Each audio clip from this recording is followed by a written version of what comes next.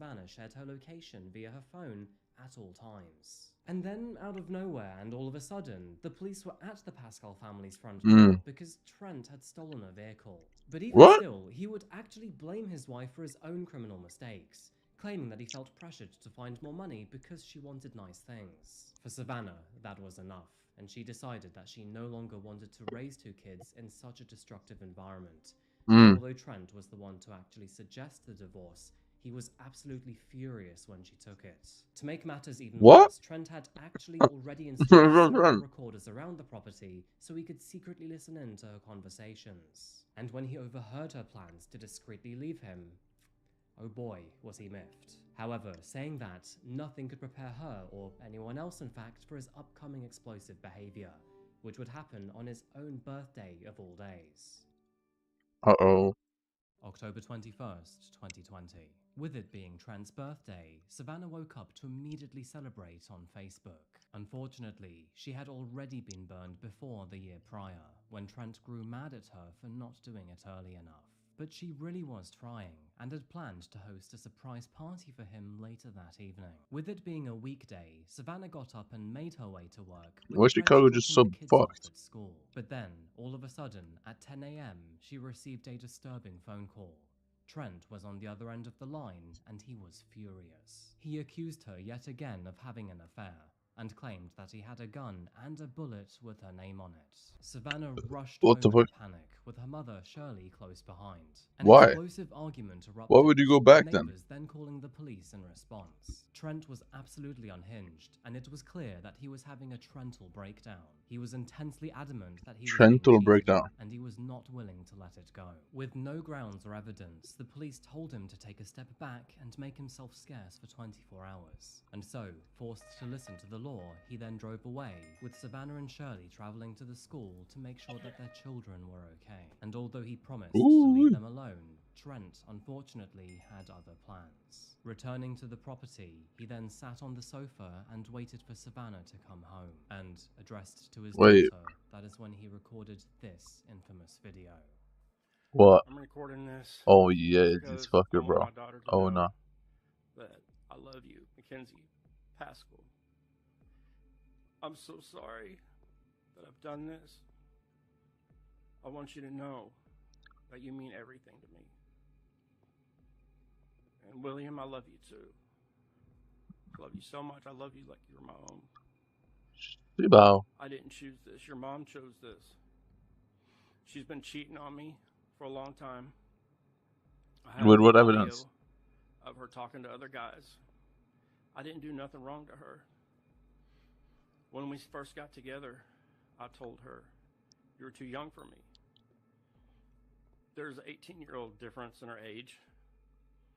And I knew she was too young. But I didn't, she's been playing me for a fool. I told her not to mess with me, not to mess with my emotions. Don't play with me.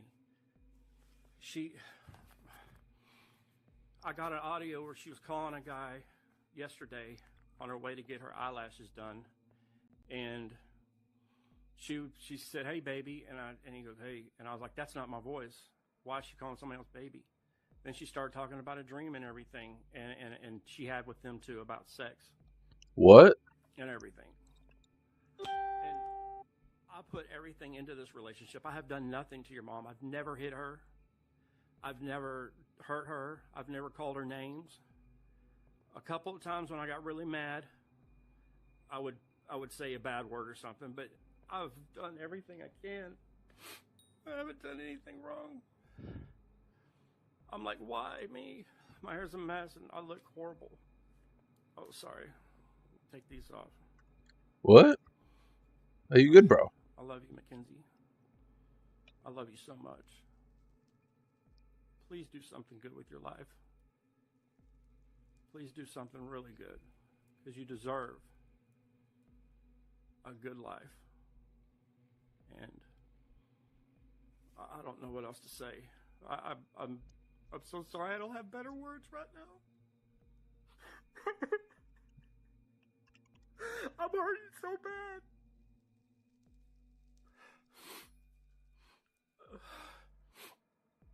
I don't know what else to do anymore.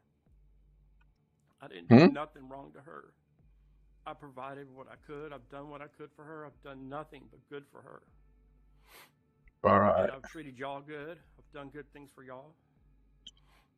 And I just...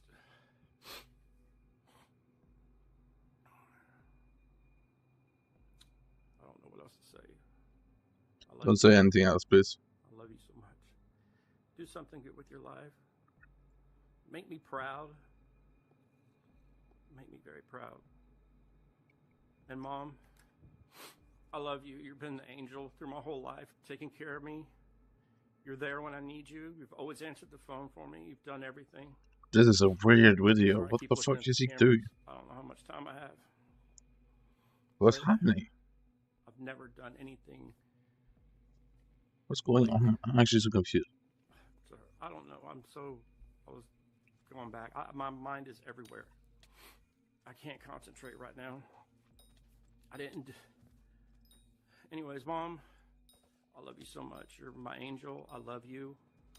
You mean everything to me. And Dad, you've done a lot for me too. And you've taken care of me. You raised me good. You've done whatever Okay. you could. Thank you. I appreciate that. I love you so much. You love me like your own. I'm so confused. What's the point of this video? What is he gonna do?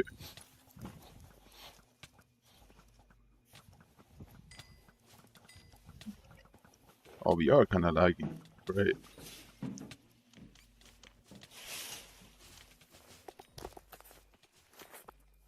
As you can see, Trent Pascal recorded this video before then abruptly ending it. He spent most of his time talking about his feelings and failing to address anyone else's. It is worth noting here that his tears appeared to be fake, and he even spoke of his appearance, as if anyone would find him attractive with or without those glasses.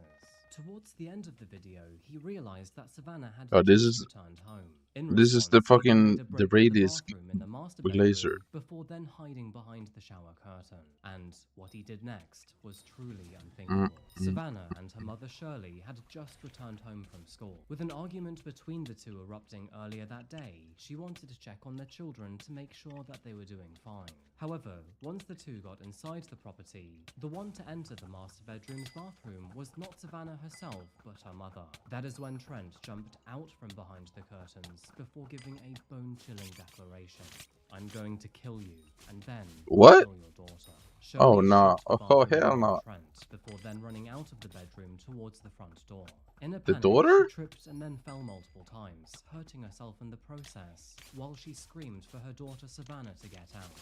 And although Trent did intend to kill Savannah's mother, he thankfully missed with every shot. But tragically, Let's go. Savannah would not be so lucky. With Let's her not being go. the primary target, Trent Bro. managed to find her and then take multiple shots at his wife.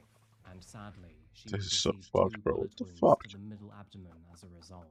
If Trent's horrible Why? actions were not enough already, he then So he decided had to no take things evidence one that step further. she was No cheating? later than a few seconds after murdering Savannah, he then stepped outside of the house to call her aunt, Sharon. She picked up the phone to hear him say, "Sharon, this is Trent. I just killed Savannah. I remember picking the gun up and then shooting her." However, it would be her children who would face the Wait, harshest what? of realities, because in He an called instant, his... not Oh only my... would they lose Oh their no, this mother, guy's a demon. but also their An father actual in a demon. different way. But as to where Trent actually went, nobody knew at the time, for he was now on the run. Police officers immediately responded to the scene after hearing reports of a shooting. Savannah was noted to have bled profusely while paramedics rushed to save her life. And sadly, despite being hurried to Is the it not main possible to medical add nether stars to center, the tracker? she was then The later tracker? pronounced dead. And, of course, that is when officers found his video online, visible for the entire world to see. Meanwhile, Trent travelled to Houston to This try guy's to avoid the actually police. just fucking And although disgusting. he's told a friend that he needed to lay low for a while, he didn't precisely say why. However, after the police found Trent's vehicle in a car park, they decided to lay low and wait for him instead. And once he returned to his vehicle, of course they intercepted him and then tried to arrest him. But Trent, he was not willing to go down quietly, and so, of course, after realizing that the police were onto him, he pulled out his firearm to try to initiate a shootout. and that is precisely what he got. As a result, he was shot once in the stomach, where he would then fortunately or unfortunately, depending on which way you see it, make a full recovery. But that was not actually his plan. In fact, while he was underground and still Wait, bleeding, what? he would even tell the officers that they did a terrible job, and that furthermore, he wished that he was killed. But sadly, this is not where our story ends today. In fact, it gets far more Wait, frustrating. what? You see, despite facing charges of murder, assault, evasion, and possession, Trent was then bailed out of prison by his own parents. And of course, this meant that, at least until his upcoming trial, he could continue to live life as a relatively free man. Now, all of this money would come out of his own family's bank account, which cost them a whopping $550,000. But they would get that money back as long as he went to trial. And sadly, here comes a myriad of legal Bug screw-ups abuse, and alright. massive mistakes. Due to his ankle being swollen when it was fitted, Trent could then take this ankle monitor off as and when he pleased. And believe me, this would allegedly happen very often. In fact, data later Wait, revealed what? that his ankle monitor would remain at home on its charger for more than 90% of the time. This meant that he Oh, was shit. no longer confined to his parents' home, and unknown to the police, he would often slip out undetected and even post about his trips on social media. Now, What? the police were What an actually idiot. often made aware of this, as Savannah's family were left gobsmacked that his daughter's killer was out in the sun while he was supposed to be behind bars, or Yeah, why? at least confined to the walls of his family home. So, here we have a callous murderer who is not only breaking the rules, but also being arrogant and smug enough to post about it all across Why social Abby media. from I would contact? like to say Abby I'm fan is so good. surprised, but unfortunately, I don't think any of us are. On April the 21st, 2020, which was 6 months after murdering his wife, Trent would once again do the unthinkable. After slipping his What ankle now? monitor off, he then travelled downtown to a local car dealership. Without being asked for any ID, he then convinced the salesman to help him take a test drive. And once the two were out on the road together, well, it was in that moment that Trent then brandished a knife and told the salesman to get out of the car. Huh? Then he made a run for it. And This guy's a just like demon. that, he disappeared. What? Is he a missing man? Now, you may have expected a high-speed car chase after this, but that's not what Trent actually received. In fact, he kind of hit the jackpot for a while. Deep in the countryside of Missouri, he decided to become a nomad. Living in his RV with a new partner, he and his girlfriend, Katherine Johnson, lived the slow life, drinking beers, counting stars, and exploring caves and waterfalls. Hi, Unc. Under the name of Trevor Stevenson, he But completely fooled he everyone changed his he met. name? Posing as a loving but divorced father who found his child living as a nomad, this facade and double life would last him 8 long months. 8 months of freedom and happiness that his wife would never receive again. It is also worth mentioning Why that Trent are had you gonna do betrayed his mining? family.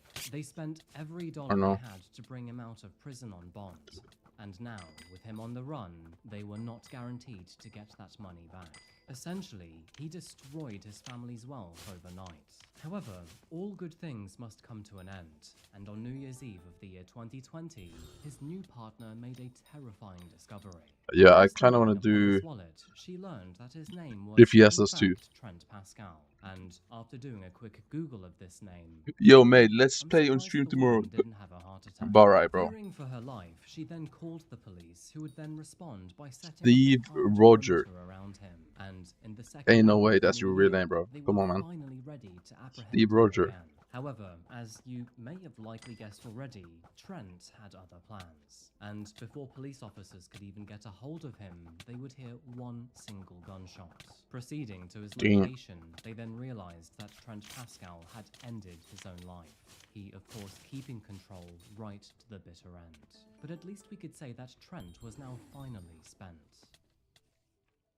Unfortunately, with Trent ending his own life, Savannah and her family would not receive the Wait, justice they does deserved everyone not cost 100 mil from. anymore? However, at least those New Year's fireworks now have some sort of Wait, legal is weight. everyone not Now, 100 mil what I anymore? personally found interesting, at least in this part of the story, was Katherine Johnson's position. To begin with, she lived with Trent for several months after the murder, and all she knew him by was a kind, sweet, and caring man who always looked after her. In fact, she had no idea that he was even capable of being violent. It was only after she found his ID by What's even the accident point of that a she more realized expensive it was Abbey a phone? This full-blown literally makes no cover-up. sense. Naturally, this left her extraordinarily confused, and she would even go on to feel responsible for his death because he would end his life after she turned him in. And unfortunately, Katherine Johnson would pass away not even 1 year later. And although it is confirmed that she is dead, nobody actually knows the cause of her death, but many do assume that she ended up taking her own life through the guilt. Trent leaves behind a long list of victims, from his children to his wife and her family, right through to his No, it's not fine, Abbyphone. What the fuck, bro? And pain to many. But, of course, the primary victim here is Savannah. Savannah's friends have described her as a kind-hearted, compassionate, graceful, and my profit is alright, but I wish it was kind of higher, to be honest. To talk to, joyful, inclusive, sweet, friendly, full of love, and a ray of sunshine. The pride of her life was in her children, William and Mackenzie, who now must grow I'm not gonna lie, yeah, I do wish so. She was active in their schoolwork and their extracurricular activities. Damn, bro. A devoted mother who always put her children's needs first. It is sad that she began her career in funeral service only 1 year She beautiful too, bro. Why you do that, bro? Just the people she worked with. She was so excited to be actively building her career, and something that she had aspired to do for many years throughout her adult life. It's so stupid. Used her compassion, caring, and kind heart to help those mourning the loss of their loved ones. She truly believed that God had. Yo, she's so beautiful, and he got killed. She got killed by a 50-year-old husband. I don't know why she was with a 50-year-old, but yeah. Savannah enjoyed quality time with her children, playing card and board games, working jigsaw puzzles, baking, and spending time with friends and family at the beach. Why is this guy buying a good Abbyphone? He's just stupid. She continues to serve others even in death, as an organ and a tissue donor. In light of Trent's death, Savannah's mother finally spoke out for tighter restrictions, to ask for a system not only more robust, but also more fair to the victims. Did I want him to be held responsible for his actions? Did I want to look him in the eye and for him to face me again with what he had done? Yes. Am I sorry that he no longer walks on this earth? No. We will continue to honor our daughter's memory by fighting for bond reform and bringing light to a justice system that not only failed us and her children, but so many other victims. I think there needs to be stricter monitoring. A speed dial. On the Never heard of that in my life.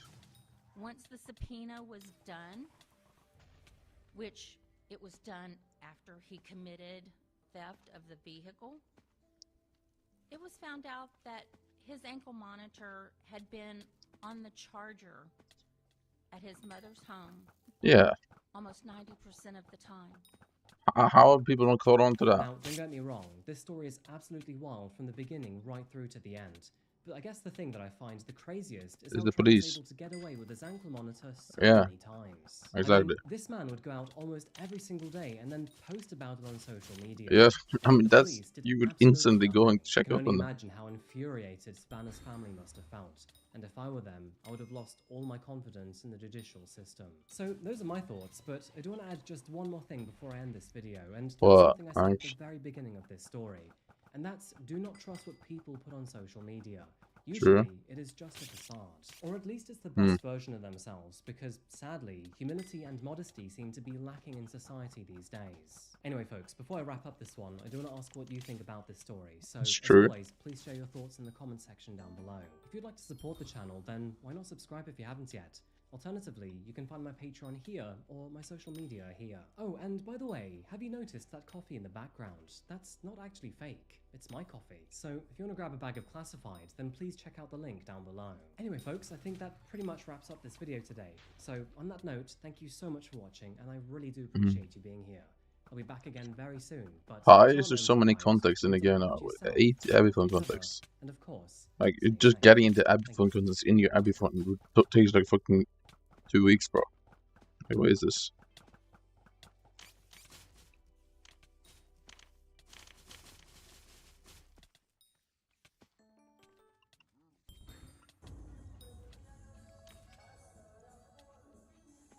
Hey, you get turned. What? Did you?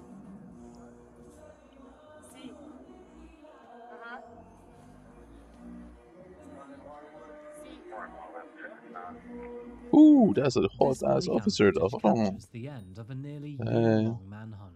One that was sparked by the brutal, senseless killing of a woman who never saw it coming. What? It's important to note here that this was not just a murder. It was the beginning of a 4,000-kilometer trail of fear, violence, and bloodshed, and the final act 4,000? of a long spree of awful crimes. In fact, this rampage would ignite political firestorms, stir age-old debates, and even push AI technology into action, all in a desperate attempt to protect the public from predators just like Hi, whore. Good morning, good afternoon, or good evening, folks, and welcome back to Coffee House Crime. Is that your name? My name is Adrian, and today we're looking at the story of Rachel Morin, a case that spans 2 countries What's that? and taps into almost every type of evidence that ass, you bro. can think Come of. on, man. I'm talking about surveillance footage, DNA profiling, public appeals, and even dramatic body cam footage. As you can probably guess, I just got there's a lot debated. to unpack I here. got debated. So, on that note, please grab yourself a coffee and let's caffeinate while we investigate. I'm totally getting this die, by the way. Rachel Morin. I know I'm getting it.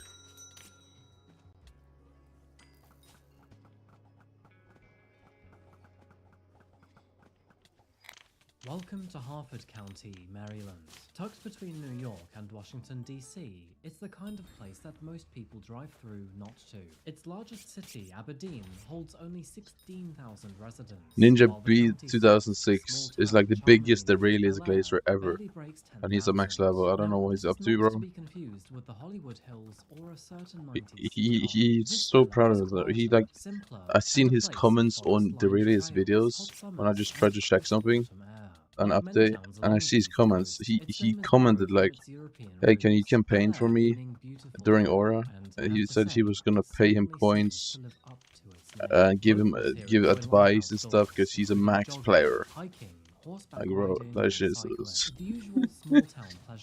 I cringe so hard, bro. Well, although it does happen, it does seem to be rare here, and statistically speaking, it's safer than most of the towns its size. However, in August of 2023, that peace was shattered because one woman's jog through those tranquil woods would set off a trail of horror which would stretch thousands of kilometers. And through this storm, it would turn Bel Air into the epicenter of a manhunt that would grip the entire nation for multiple months.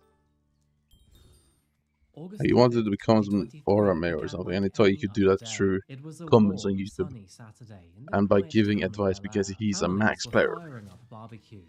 Bro, there's no Aura, bro. Locals were heading to the nearby trails to soak in the last light of the summer. And one of them doing that was 37-year-old Rachel Morin. You see, hey, mommy. Rachel was a fitness enthusiast, yo, that's some fake titties though, but hey, mommy. Above all else, a happy mother. That's some fake lips too, but hey, mommy. She had told her boyfriend, Richard Tobin, that she was heading out for a jog. That's a fake nose too. Hey, mommy. Heritage Trail. A scenic stretch that is beloved by all of its locals. Beforehand, she had planned to stop by Target to grab some groceries, before placing them back in the car, and then hit the trail from the William Street entrance. It was still rather early, only 6 p.m., and the sun was high, with the air still warm. Does she have a fake ass too? No reason to think that this outing would be anything out of the unusual. However, that is exactly what she got, and as the hours passed by, that sense of normalcy began to fade.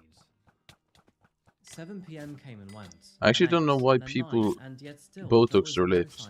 Like, who actually thinks big lips is cute or hot? Richard was quite understandably grown. Like, it just looks goofy. So, at 11:23 p.m., he made the decision to call the police and report Rachel as missing. Now, of course, for any disappearance, those first 24 hours are absolutely essential. However, it is quite common for police to take their time when it comes to an adult. That's usually because police recognize free will, and when an adult vanishes, well, it's usually because they want to. And in Rachel Morin's case, there were no obvious signs of foul play. From an outside perspective, this may be enough of a reason to hit pause, but Richard knew better. Pause. Rachel, and to him, this was wildly out of character. Just like Morgs. So, before we go any further here, we must first ask and answer the obvious questions. Who was Rachel Morin? What was going on in her life? And did she have any reason to leave? And, well, the answer to that last question was a resounding no.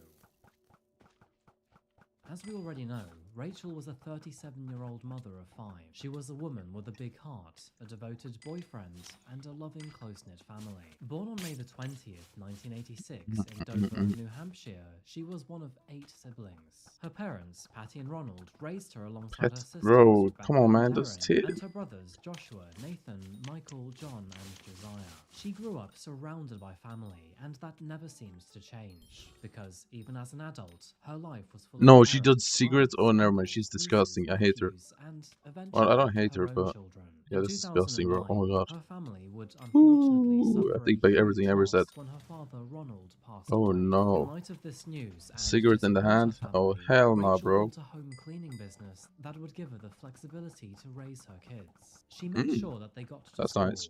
felt well loved, and never lacked the attention they deserved. And of course, being part of such a large and supportive family certainly helped.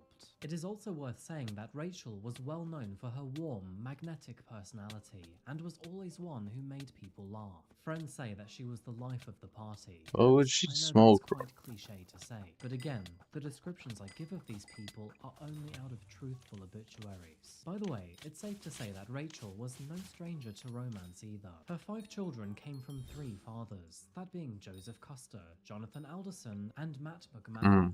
And while those relationships were not without complications, all 3 Is it fathers Ashray? remained active in their kids' lives. It was just before summer of 2023 that Rachel began a new relationship with 27-year-old Richard Tobin.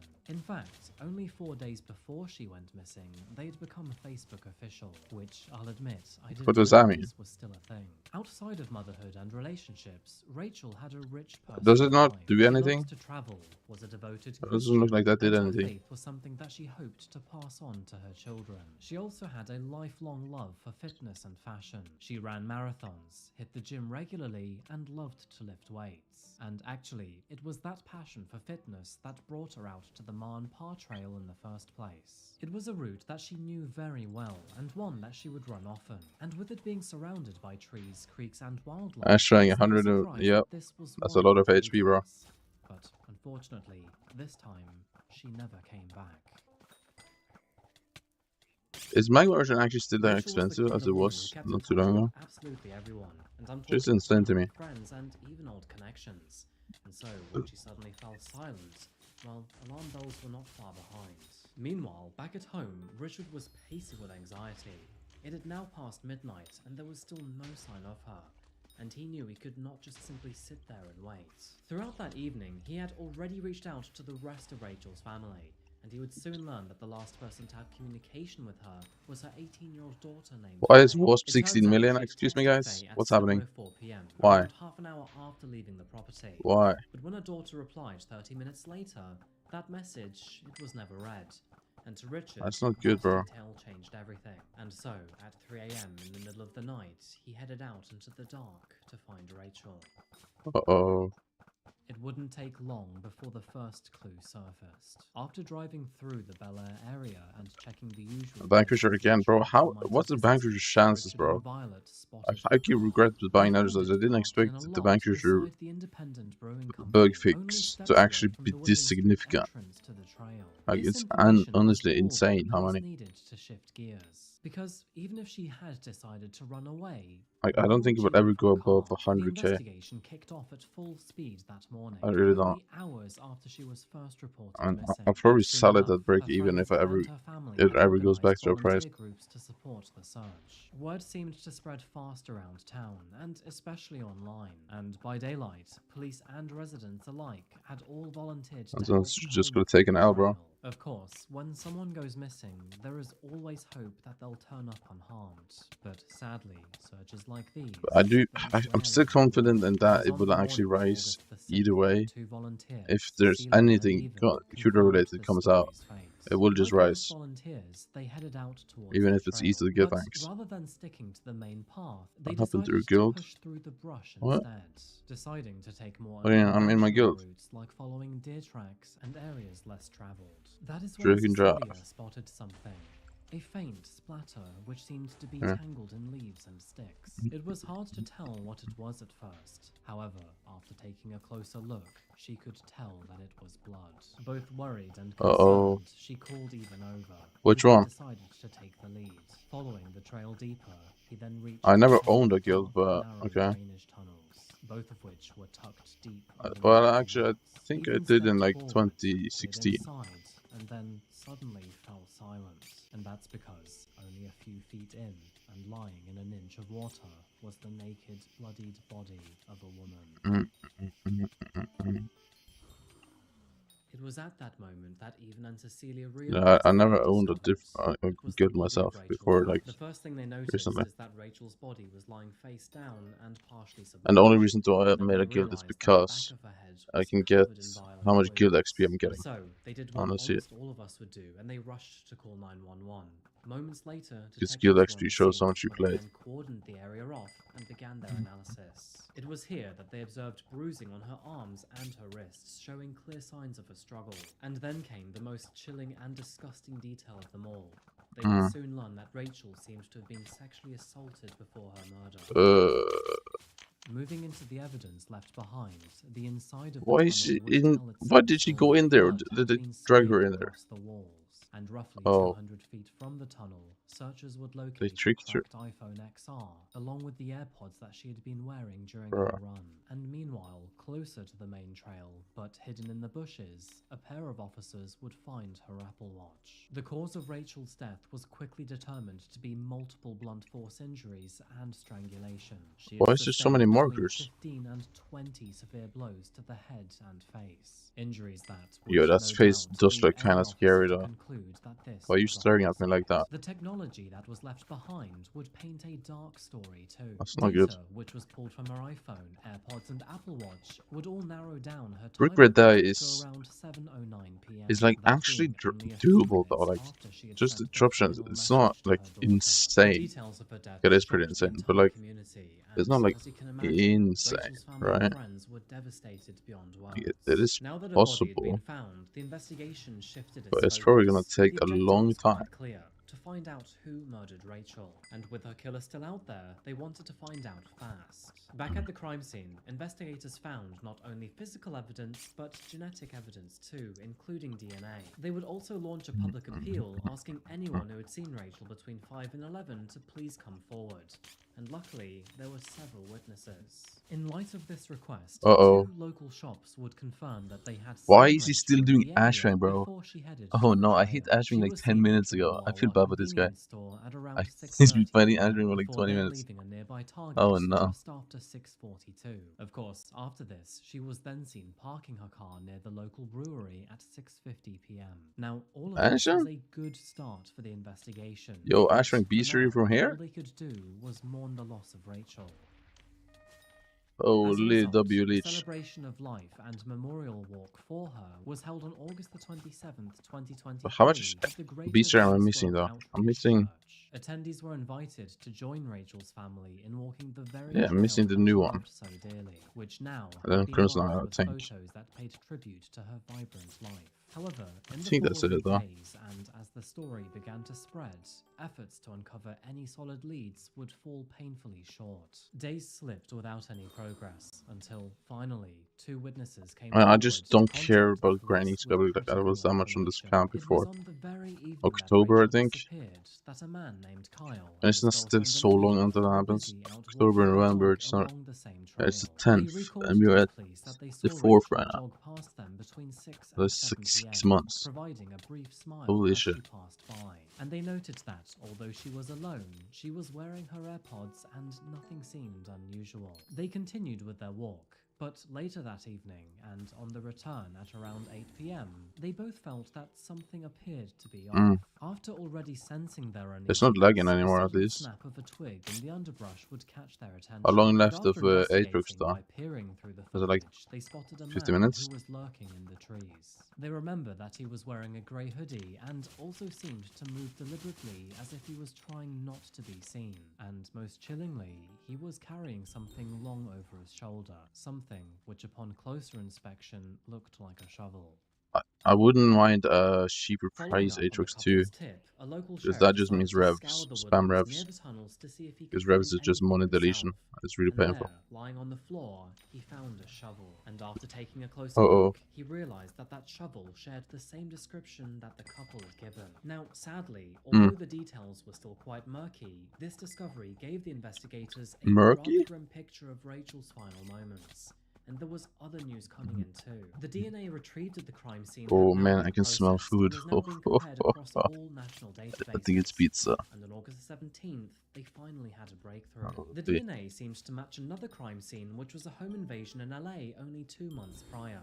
And although they didn't Hey, have a Bolu face or a name to go with it, Meister. it was at least a lead.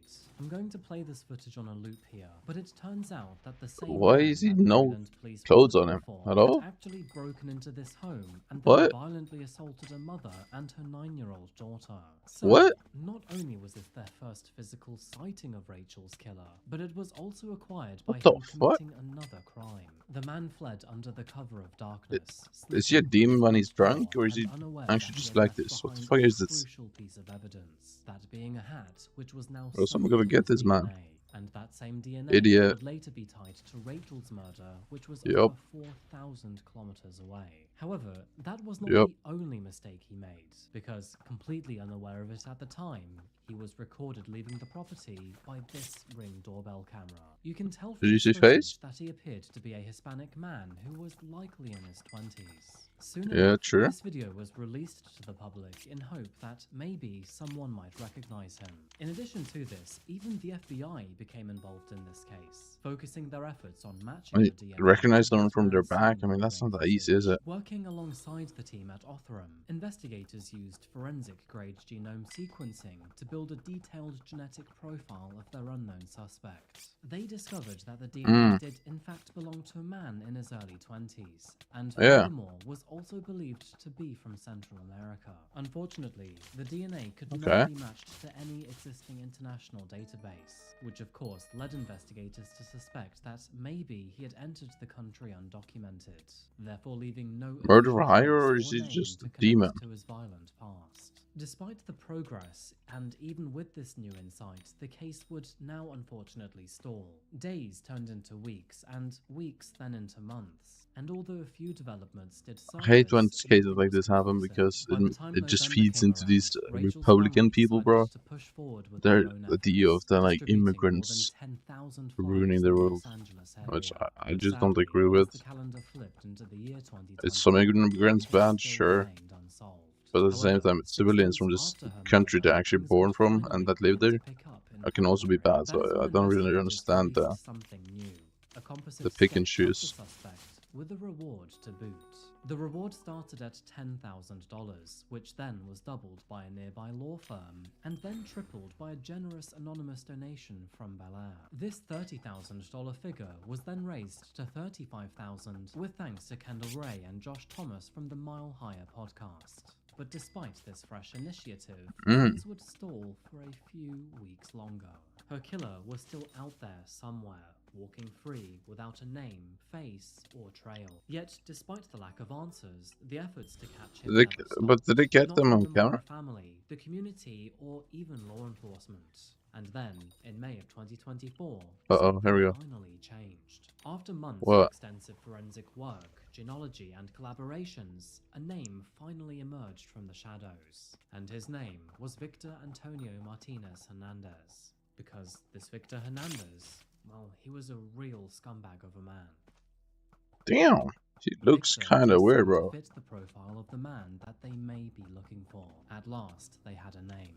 However, as for his whereabouts, nobody was sure. With his But how do criminal they trail know it's beginning him? with a brutal home invasion in Los Angeles and How ending do they with know it's Rachel's him? murder, Because he Victor did was 2 crimes in already the a same wanted city, man. right? And then just Investigators left theorized that maybe the country? Victor felt untouchable after crossing the US border because he didn't have any paperwork. With no traceable footprint, the man became dangerously bold, and so he broke into a home in LA, sexually assaulted a woman, and then vanished into the woods. From there, he would I hope he make his way dies. I hope across he the gets shot. country, where he eventually found But Rachel. I think Now, I saw at the thankfully, start of the although video, he Victor didn't get shot, himself sadly. remained elusive, his ties to the US were not entirely invisible. It turns out that Victor had in fact been staying with his family in Maryland up to December of 2023, spanning up to 4 months after Rachel's murder. However, quite curiously, in early May of 2024, he walked out of that family home, never to return. There was no explanation or goodbye.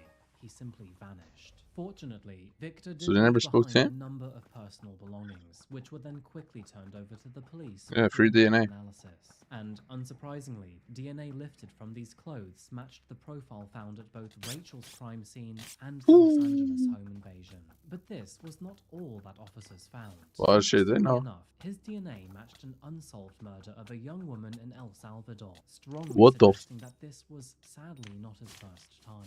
Oh With my this god, ever-growing what is wrong with this guy? evidence, law enforcement now had what Armed they and needed to dangerous? issue a Yes. nationwide warrant for his arrest. And of course, it would have to be nationwide because Victor had already proven to them that he was a drifter, someone who is impossible to pin down in one What's wrong with this guy? for very long. Imagine That living was such a long until life June of just to become 2024, like a killer. when the Like, Harford what's County wrong with you? Sheriff's Office received a tip from Tulsa, Oklahoma. And you go and It assault turns out someone that their sexually? suspect was now believed to be There's some random you don't even and know? on June the 14th, What is and this? with the help of cell phone data, the FBI tracked him down to a bar near 21st and Garnet. At 11:28 p.m., officers moved in on the bar named Los Dos Amigos. The police quickly surrounded the building, giving Victor no chance to slip away. As you can see here, the entire operation was captured on the What do you mean officer's by body get cam. credits? Inside, Police Victor order- sat casually at the bar, drink in hand, as if it were just another Friday night. But thankfully, Yeah, that it's would be your his last last Friday sip night. of freedom. After being approached by the Yes, sir. officers and exchanging a few words of conversation, Thank you. Victor was then calmly So he's escorted double outside murder before and police sexual arrested. assault? Yeah, throw the book at him, bro. Throw the book at this fucker. I'm amazed that he's not like trying to run. He knows he's quick, right? Is he stupid? Is he stupid, bro? Everyone should know that he's fried. When he was asked to produce ID, he did manage to provide a fake name. However, he slipped up by admitting that he was from El Salvador. Uh-oh. Any ID? No? ¿Cómo se llama? Juan Carlos. ¿Ah? Juan Carlos. Juan Carlos. Ah. ¿Nombre? Juan Carlos. El Salvador?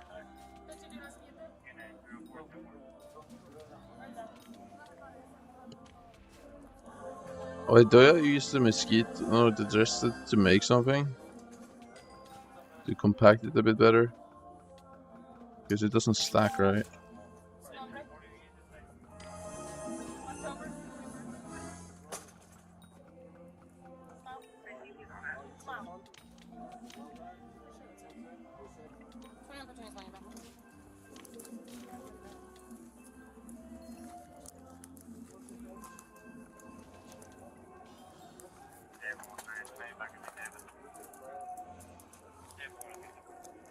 There we go. What's your real name? And after a few more pointed questions, I know there was, his though. identity unraveled. W. Officers Lee. snapped several photos to mark his long-awaited capture, leading to excellent There we go. shots like this one. Is there actually no bad drops from Spider? I mean, that is so much fun.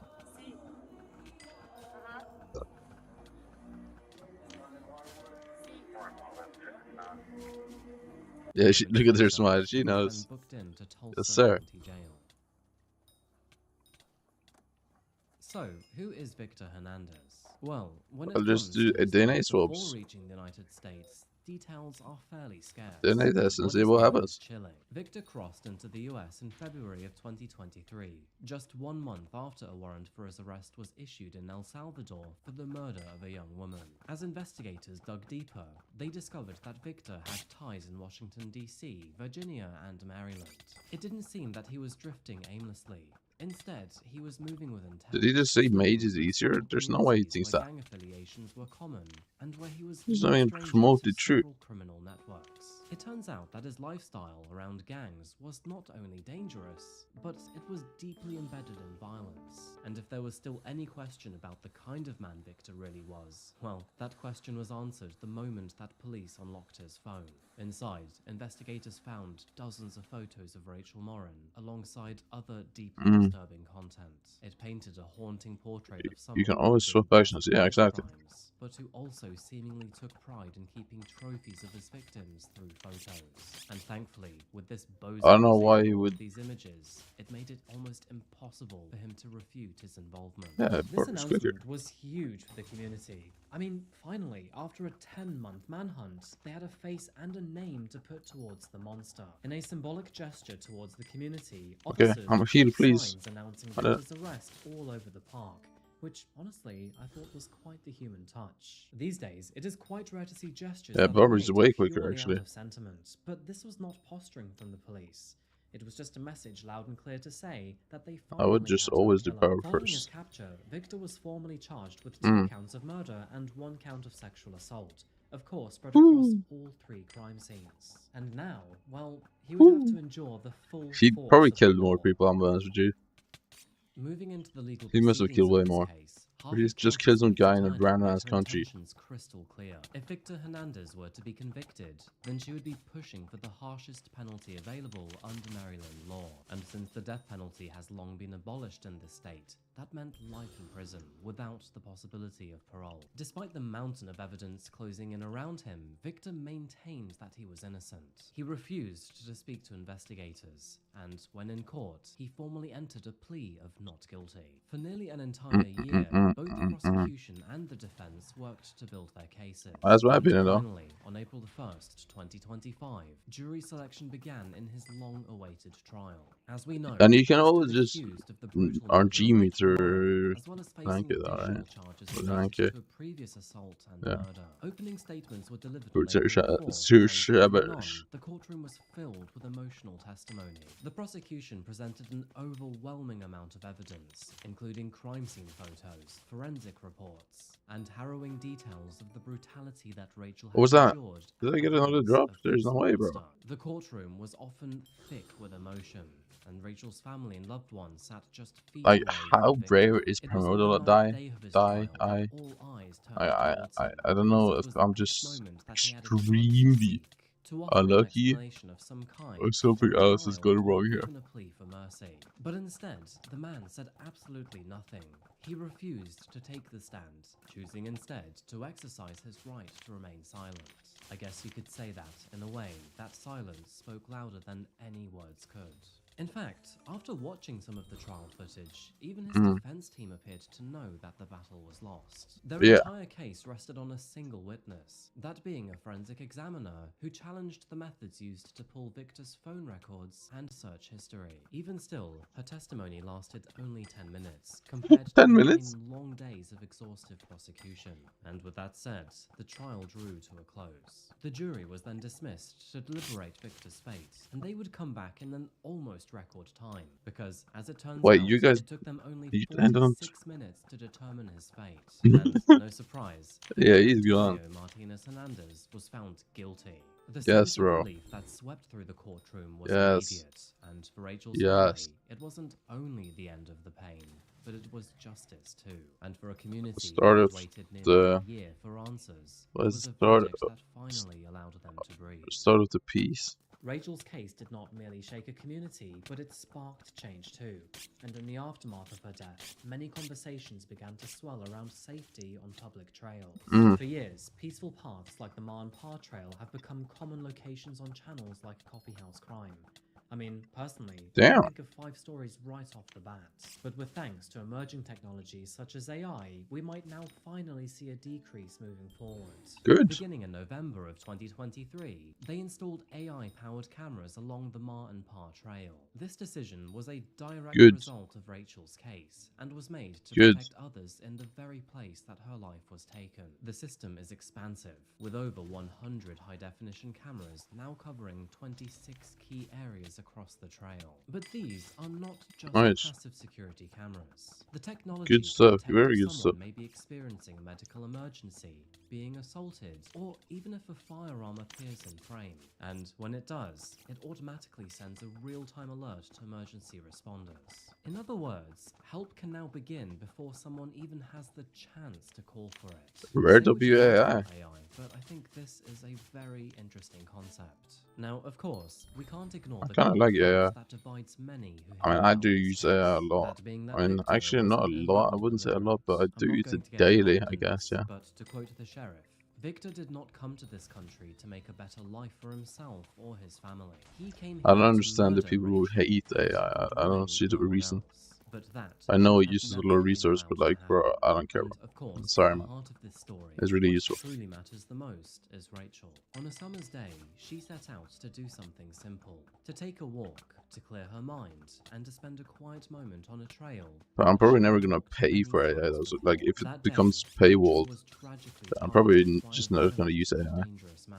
And in a senseless act of brutality, the Unless it's like really affordable. family remembers her as adventurous, Because I'm not trying to full of waste life. money. A woman who radiated warmth, shared joy effortlessly, and carried a spirit. Which AI services Every room she entered. is no longer Rachel had wait? a rare gift. She made Someone people told me feel about seen, ChatGPT. valued, You and can loved. pay there now. Although her life Is that was true? tragically cut short, her I legacy lives I on just in used the hearts of Gemini, all those who whatever knew her. it's called. She deserved so much more, and although she is gone, she will never be forgotten. And that brings us to the end of Rachel Moran's story, a case that not only shook the local community, but also sparked change. And with that said, thank you so much for watching today, folks. I really do appreciate you being here. Before you go, though, I'd love to know what you think about this one, because, of course, there is a lot to say. Really sad So, case. no I mean, doubt, I don't there know is what going else to to be a tell. lot of discussion around politics, so with that in mind, please do keep your cool. But I'd love to know what you think Oh, about they're gonna Victor talk and about how yes, he sir. managed to get here in the first place. I would also like to know what you think about the use of AI here. Do you think that this new camera technology is good, or do you feel like your privacy is being breached? If you found this case compelling or insightful, then please do consider subscribing if you haven't yet. If you want to support the channel, go to my Patreon here, or simply follow me on social media. I don't know. Thank you again for watching. I think it's folks. I'll better see you again just very for the shortly, world like in I did this general week. Until that moment that arrives, when you're take care of out in the yourselves, public, you and are of course, filmed, each other, and stay curious. than Thank you. not being Goodbye. filmed. I just believe that.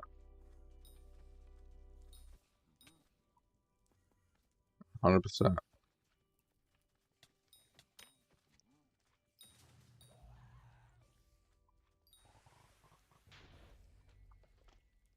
I don't know.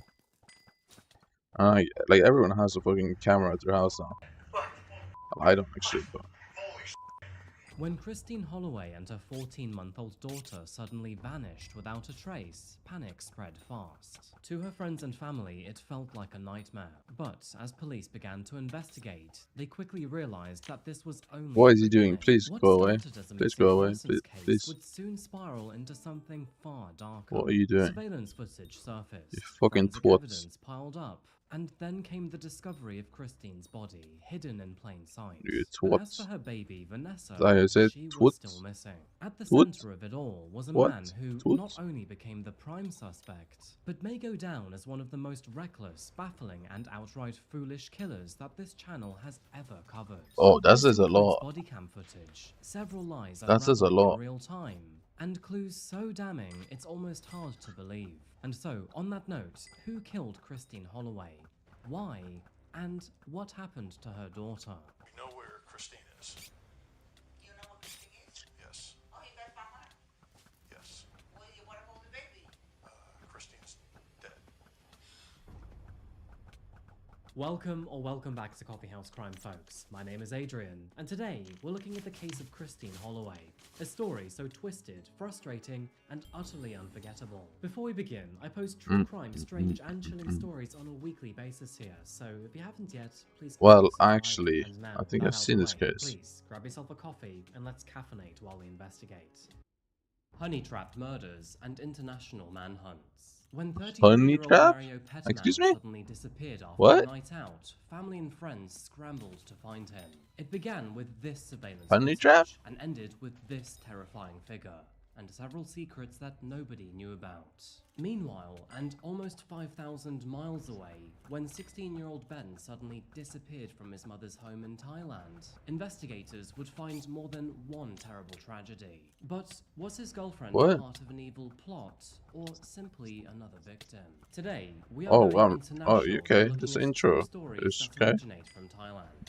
Stories that involve the United Kingdom, Australia, and America. Good morning, good afternoon, or good evening, folks, and welcome back to Coffee House Crime. This lobby is laggy though. And today, we're doing something a little bit different by looking at two stories in one video. Now, both of these stories What I are will very do recent, when and I get can food, I'll pretty much do a guarantee gear that guess you've again not heard for of eating. either of them. But for those who want to know, Surely I'm gonna the do good, first video is here, right? and the second one here. Surely. By the way, if you want to see more dark stories and true crime, then please make Surely sure I'm you're gonna do good. subscribed. Thank you. Alright, and now that said, please pull up a seat and grab yourself a coffee. Let's begin with the case of Mario Petmang. Okay. Mario Petmang? G'day folks, and welcome to Sydney. I Now, kind of want to this find out place, how you once put again, needs no introduction. Google Maps With on Sydney Harbour no Bridge, English Bondi Beach, on and the GeoGuessr, because world-famous for me Sydney it's Opera House, Norwegian and I hate no it. wonder why this place is recognized as one of the world's most iconic cities. Now, personally, I would love to hike through the Blue Mountains, which can be found west of the city, and give me a few months, and I'm sure I will too. Our first case today takes us about 10 miles west of Sydney's CBD to the suburbs of Sydney Olympic Park. Formerly known as Homebush Bay, Sydney Olympic Park was renamed for, well, I've been here in GeoGuessr, bro. Which, for those of you who don't remember, took place in Sydney at the turn of the new millennia. With so many sports facilities, it is no surprise to learn that the population is relatively small I heard of that. due to the lack of housing available. Only 5,000 people live here, and even fewer when you go back to 2018 when this case occurred. Most of those found in Olympic Park are merely passing through it, with the A3 and M4 serving as major arteries to the city's western suburbs. And it was along the banks of the A3, also known as Homebush Bay Drive, that one of those passing by came across a horrific discovery. At around 10:30 p.m. That's crazy. on How are June you actually at 2018, 2026? So a like, mechanical failure which required him to pull over. yeah, After 2000 pulling into the emergency years. lane of the A3 nearby Centennial Park, the driver noticed a foul smell lingering in the air, and after following his nose to the foliage nearby, he came across a terrible sight. A body was wrapped in what appeared to be a mattress protector, but what really gave it away was a pair of feet poking out from the plastic sheet. And judging by the smell, they had been there for quite a while. No thanks. Officers were immediately called to the crime scene, and the emergency lane and surrounding park were sectioned off for examination. Good. However, as with most cases, identification would take some time. Police have revealed more details about the body found dumped beside home. So it happened in Australia? We now know that it belongs to a man and was So it's not found Thailand? wrapped I'm in confused. material. It was a broken down truck driver who made the discovery at about 10:30 So it's not Thailand? last night. It was in damp and dark bushland. Police were quickly on the scene and had to move the body immediately to the Glebe morgue to try to preserve some of that evidence. It's now undergoing an autopsy, and it's hoped that will help detectives identify the man who didn't have any belongings on him nor any ID. Until Australia then, is though, beautiful police though, need the public's help to fill in but the yeah, gaps. there is a lot of animals there, I've been told. The assistance of the public to identify Seems a bit this scary. individual and how he came to be on the side of the road at Homebush. The body was found beside Homebush Bay Drive, one of Western Sydney's busiest roads. So police want drivers to check their dash cams from last night and over the past few days. Also, if anyone has concerns about a missing loved one, they're urged to contact Crime Stoppers.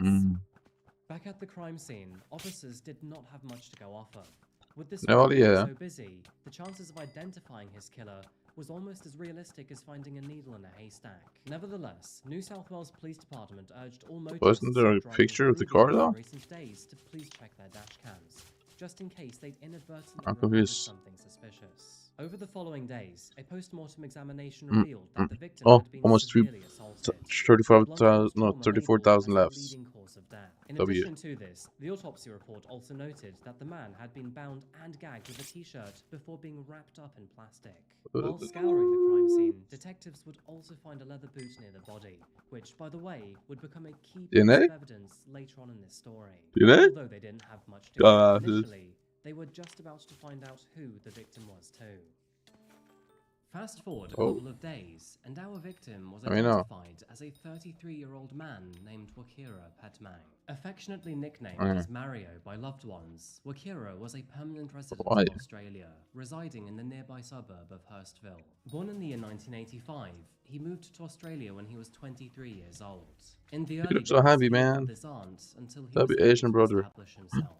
But Rupert? before moving to Australia, What? he obtained a bachelor's degree while he lived with his mother, Vipada, in Guess I just need to live with that. After working at a spa, he eventually moved on to work at a Starbucks as a manager during the daytime, and occasionally at a Thai restaurant in the evenings. By the time that this story takes place, Mario had fully established himself in Australia. Not only was he married to his wife, named Rajira, but he also had countless friends through the many jobs and hobbies around Sydney. At the time of his death, he had lived in Australia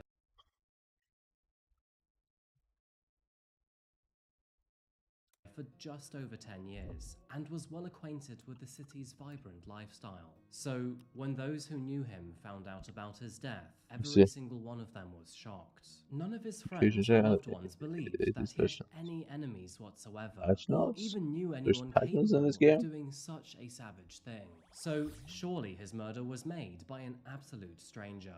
Sure, let's see. Well, it turns out that Mario was actually a very mysterious man.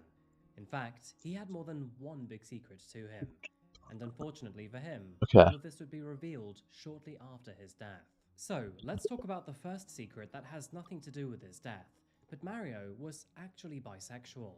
You see, despite having a wife and supposedly being happily married, he also had a boyfriend in the city, one that his wife had no idea about. According to multiple sources, his boyfriend was actually just down the road, and the two of them would routinely meet up whenever he had free time. But the other secret of his was far more dangerous. Trust me, Mario guys. considered Look. himself to be somewhat of a small-time drug dealer, and he would routinely sell methamphetamine on the streets to help fund his lifestyle. Now, his wife and his family had American no idea boys? about any of these two big secrets, and so you can likely imagine the shock they must have Maple? felt when they found out what he was doing in his spare time.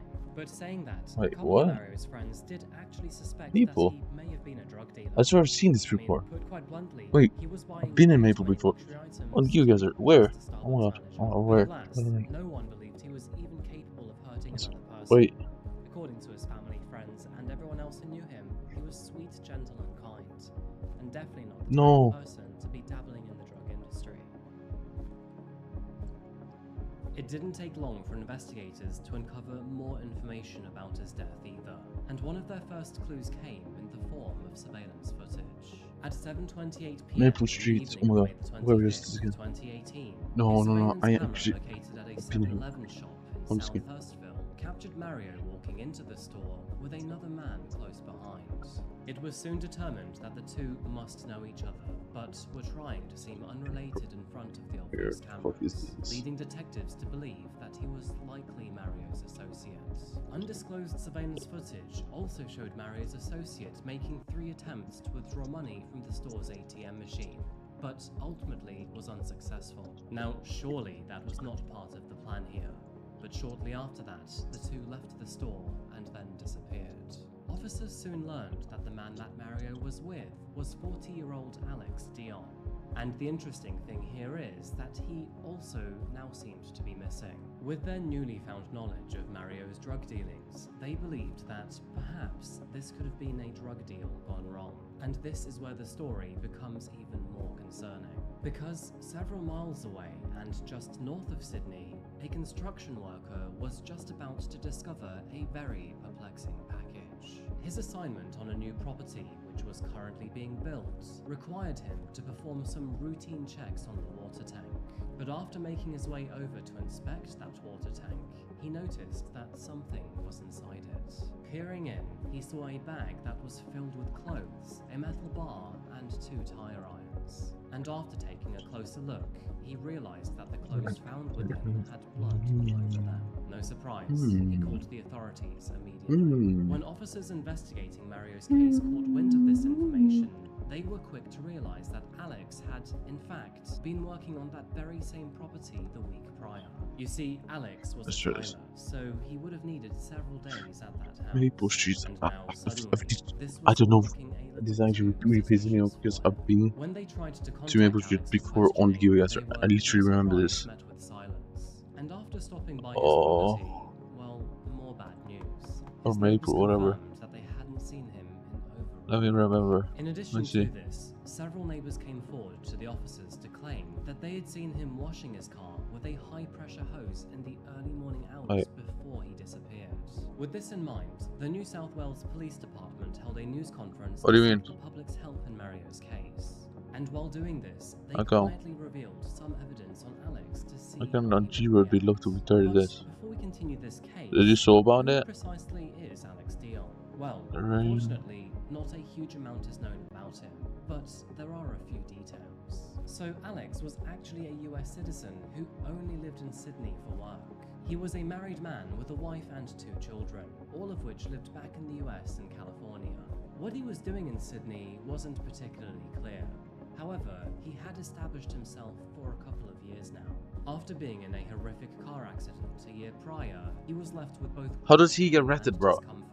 And so, Hasn't he as a already been result, arrested he once turned to before? methamphetamine to help cope with that pain. It was already known that he had connections with another drug dealer who, in that time, had been arrested. Did he actually fall for So the it's likely Terraria? that Oh Alex no, then no, went no, over no, to no, no, no, Mario no, to find no, no, some no, help. no, no, no.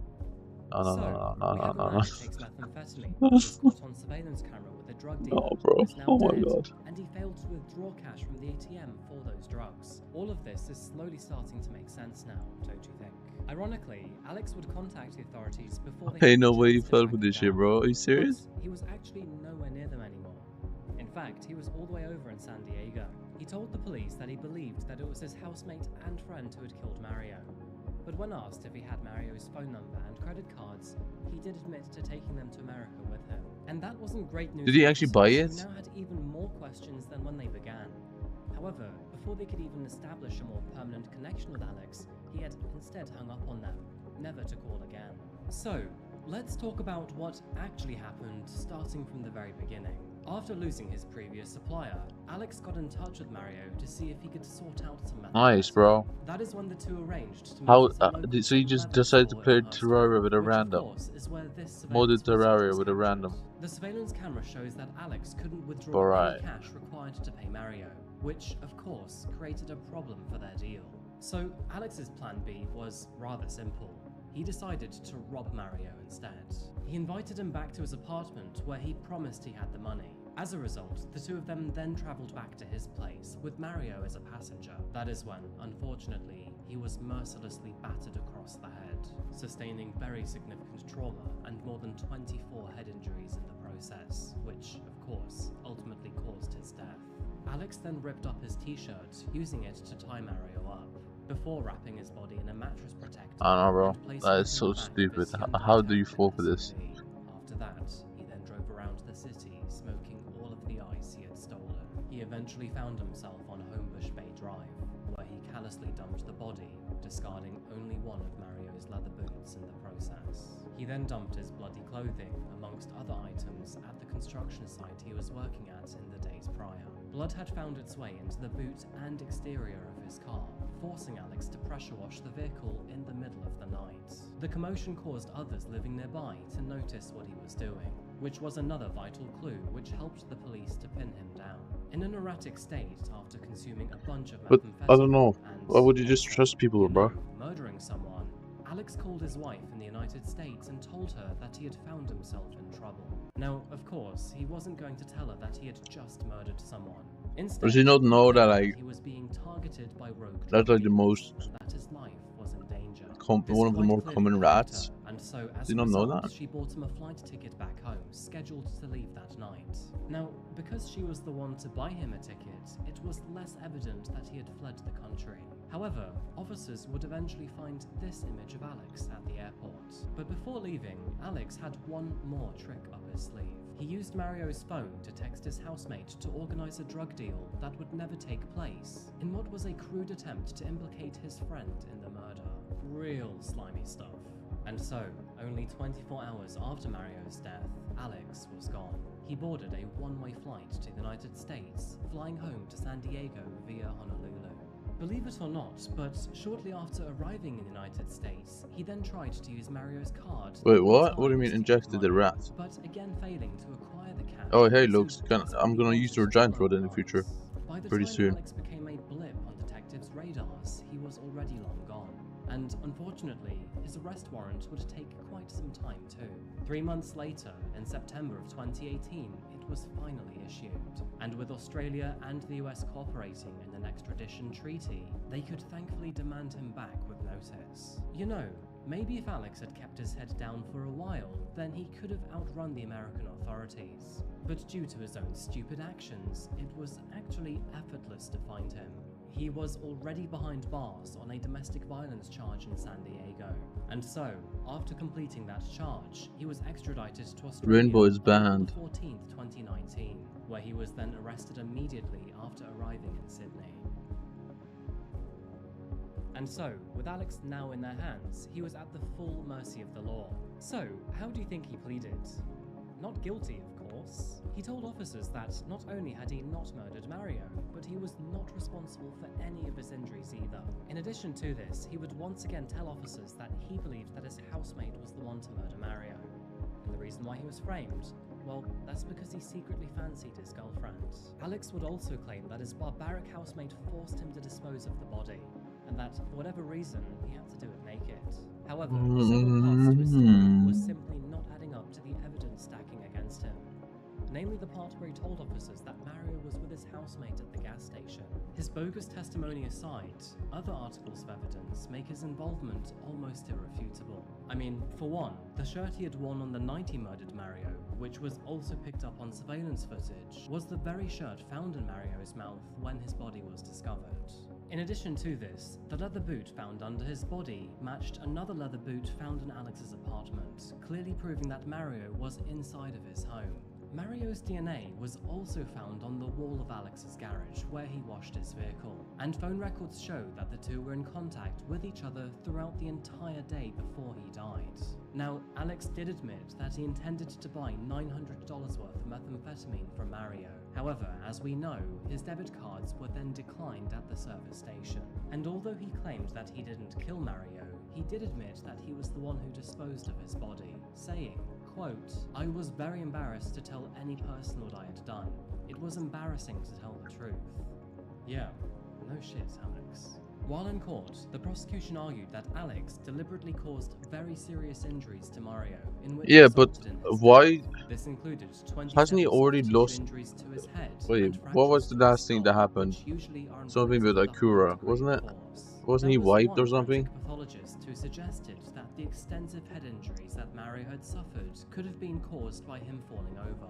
However, other pathologists rebuffed these claims, saying that this would require Mario to fall onto a raised object, and then stand up, and then fall down several more times to injure different parts of his head. They also argued that there was no evidence to suggest the injuries were caused in self-defense, or that Alex had help from any other parties. In the end, the jury found him guilty of the murder of Mario Pedmang. He was therefore sentenced to 25 years in jail, with a non-parole period of 18 years and 9 months. This means that, with time served, Alex will be eligible for parole in September of 2043, which sounds like a very long time away if you ask me. During his sentencing, the judge said, Mr. Pedmang was dumped in a sad and pitiful resting place in a contemptuous manner, with about as much respect as would be afforded by a piece of rubbish. One constant in all of the descriptions of Wachira Pedmang was that he was a peaceful and non-violent person. From the time So he Ninja realized that had he'd from been lauded went from for having parking stuff the to underground car park having until nothing. he lost consciousness, Nice. he would have been terrified. And he Maybe admits he at the shouldn't have sentencing accounted to hearing begin are with. insufficient to demonstrate remorse. And so, with all said and done, Alex is now behind bars, where he will stay for the next couple of decades. Meanwhile, Mario is gone and will never have the opportunity to experience life again. His aunt told the Supreme Court that she regrets bringing her nephew to Australia, while his mother said she knows in her heart that he was a good person and that he always treated his parents with gratitude. She further said that she is tortured by her only son's horrific death and struggles to understand why it happened. In her own words, she said, "I miss my son so much. Nowadays, I live as if I can only breathe to survive. I'm like a dead person while still alive." His wife said that, while loving Mario may not have been the easiest task in the world sometimes, she loves him now and forever. You know, stories like this always come with some form of mild internal conflict. I mean, I feel terrible for Mario, as all of us should. He never deserved to die. But this is one of the many reasons why you should not stick your nose in drugs. Unfortunately, some addicts will murder for supply. And Mario, he had it. I do really hope that his family and friends are recovering from this terrible story. And now, with that said, it's time to move on to the next one. Our next case takes us to the same country in which Mario was born. And of course, I'm talking about Thailand. But unfortunately, the ending to this is just as tragic. So the information around this story is a little more limited to what we normally cover here in Coffee House Crime, hence why this is a much shorter story. But the information available will absolutely terrify you. And so, without further ado, please Where are we, grab bro? yourself another coffee. This is the case of Waramet Toyota.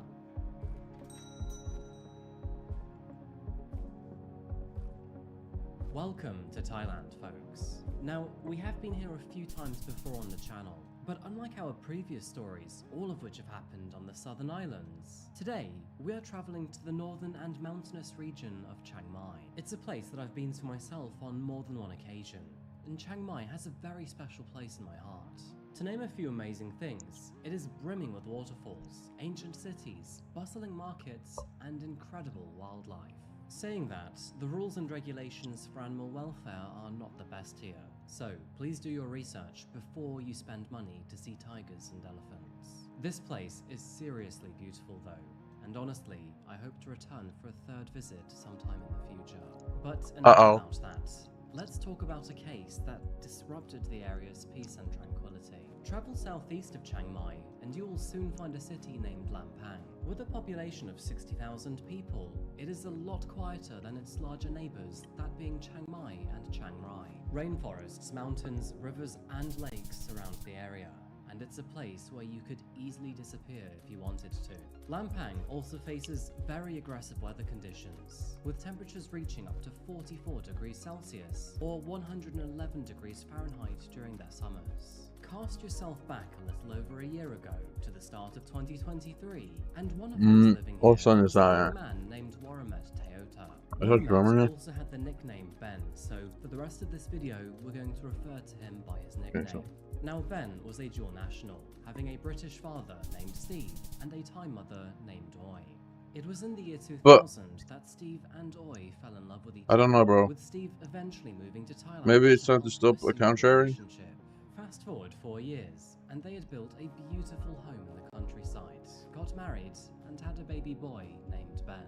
Ben would often stand out among his friends as a toddler with thanks to his blonde hair. He was a cheeky boy who loved football and could speak both Thai and English. Now, unfortunately, the two would eventually divorce, leaving Ben right in the middle. He would ultimately remain with his mother in Lampang, while his father made the rather difficult decision to return to England. But regardless, Steve would visit his son quite often. He recognized the quality of his Thailand with his mother and the friends he had made. Now, Ben was 16 years old at the time that this case took place, but despite his age, he was already quite the character. It is clear through the many photos and videos of him online that he highly valued off-road biking. In fact, it looks like he was really into the sport. As a proud rider and member of the Sop Pratt Motorcycle Club, he would go on to win several motocross trophies and hoped to, one day, open up his own motorbike repair garage. And through other photos, it seems that he was also quite the plant enthusiast and loved his puppy. But there was a dodgy side to Ben too. Unknown to his parents, he was actually buying and selling drugs in the area. In fact, he was actually quite vocal about it too, as you can see through his many translated Facebook posts. Which, if you ask me, is quite a bold move, to say the least. But Ben was very well loved, with many friends, 2 families, a bunch of motorbike fans, and even 2 girlfriends. He was never alone. He was known to be bright, vocal, and very expressive, the kind of guy that would never be quiet. So, you can probably imagine when, on May the 6th, 2023, family and friends were very concerned when he suddenly fell silent. Now, to begin with, nobody knew where Ben had gone. But after a while, Ben's mother realized that her scooter was missing from the garage, so she assumed he must have taken it somewhere. So, with that in mind, she contacted many of his friends. But after realizing that nobody knew where the polls is like, I know it's country specific, these polls. After contacting I don't remember which country, bro. Officers were quick to find this surveillance I don't know if it footage. was Mexico. Now, the concerning Maybe. clue here is that he was with one of his girlfriends named Chaya Kamsa, who had the nickname Ping Pong. They drove together on a road they would usually take to see her grandfather, who lived just outside of the city. After a little digging around and asking questions, the Thai police soon confirmed that they had spent time. Yeah, I need to use your giant road, by the way. Dropping off his other girlfriend, Pause. Yam. That sounds crazy. Yam told the officers Okay, this is that also Ben country and Ping Pong had specific. planned I to don't know meet a where man though. in the forest, But though she didn't this has know to be what country for. specific. Now, she assumed it probably I've never seen this in my had something fucking to do life. with drugs, but she herself wasn't certain. But this was all the officers needed to go down a new rabbit hole, and that is when they found this surveillance footage. A small glimpse of his scooter traveling into the darkness at 7:18 p.m. So Yam was telling the truth. They seemed to be heading out of town for something. This information was highly troubling to officers. Ben and Ping Pong, who were both 16 years old, had left the city in the middle of the night to potentially What's carry it? out Oh, where a was drug that? run, and now both of them were missing. Sadly, it wouldn't take long for their worries to turn into absolute devastation, because only one day later, on May the 7th, Ben's body was found in a grove along a twisting country lane less Whoa. than 4 miles away from the village. Hmm? It became clear that he had sustained severe injuries resembling blunt force trauma across his head, with many cuts across his face. Okay, so And white plate as in you can front. see from this video, Okay, so his wait, mother what country is that? arrived soon after the discovery. White plate in front, Officers had yellow on the reported back, that the and it's a teenager's phone European and cash flag were on the missing sign. from his shoulder bag and suggested I don't that think he the may UK have has a been European They flag believe he was killed elsewhere and then left on the in car. woods, as there were no signs of struggle when I his don't think it's body was Amsterdam because they have found. two. Thai media reported that Ben's body was found by a garbage collector who was at work on the Sunday morning. I don't think He it's was that. found with his back against a tree, wearing a black Actually, look at this t-shirt sign. and jeans. Could it be France? I don't This think terrible France is that discovery though. was gut-wrenching and painful for all of But those like the who road knew markings does Ben, kind with of his look like mother it. at the center of all of it, and his father, who was situated back here in the UK, now Qual è il faced centro family delle all usirie across the world. para faccia? No surprise. Yo, he you have to turned be his French, bro. focus to Thailand. Whenever a child disappears, most parents are faced with the terrible anxiety of never seeing them again. Now, statistically, most of them will return unscathed. However, in Ben's Emergency? case, it was the worst possible outcome.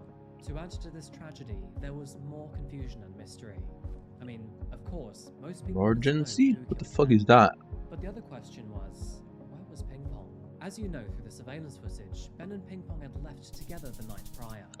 But now only one of them had been found, and the motorbike was still missing. But before officers could answer any of those questions themselves, they suddenly received an unexpected breakthrough. Uh-oh. After Uh-oh. catching wind that a man was seen driving a motorcycle without a license, El Mirador. merely hours after Ben disappeared, What the fuck is officers that? decided to hone in to see if they could find What out the fuck am I any looking more at? information. And that is when an anonymous person came forward to point out that the man, who was named Chaiwat Bungarin, had actually driven his black Honda motorcycle to his relative's property that night.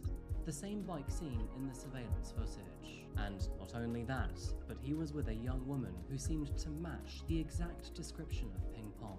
And so, after learning about this information, officers swiftly decided to inspect the property. Lo and behold, they found the bike abandoned behind a cowshed. This was enough for officers to pull Chaiwat in for questioning, and by the evening of May the 9th, he was reined in to his local police station. Now, Chaiwat Bungarin was already known to officers, but for all of the wrong reasons. Putting a slew of minor crimes aside, he was also recently released from prison after serving time for multiple sex crimes. So, put quite bluntly, there is nothing good about this 44-year-old thug. In fact, his only redeeming quality came from his own confession, and sadly, he did admit to murdering Ben. It turns out that Ping Pong and Ben were allegedly drug runners for Chaiwat, who would supply them with drugs to then sell on to other customers. Well, according to the older man, Ben had apparently stolen from him, and when he found out, he became absolutely enraged. Now, El Mirador. to the story, and I actually don't know where this is. sources, some people even believe that Ping Pong had lured Ben to Chaiwat in some sort of honey trap situation. But it is quite difficult to know if this is true or not. Oh, I mean, Ping Pong had been es nuestra. I mean, this is Spanish, obviously, but it being Spanish doesn't really tell me where it is. The entirely gross and messy situation, it is believed that Chaiwat and Ping Pong were frequently having sex. Now, obviously, 15 and 44 are not two numbers you should put Yo, that together. car is sharp. So, Chaiwat would also Oh, admit that has to be after Talik. meeting Ben and Ping Pong, he did in fact murder him with a large wooden Green. pole, claiming that it was a drug deal Green. gone wrong. But he would also claim that he did Unless- not touch Ping Pong, because apparently she fled while he was being beaten to death.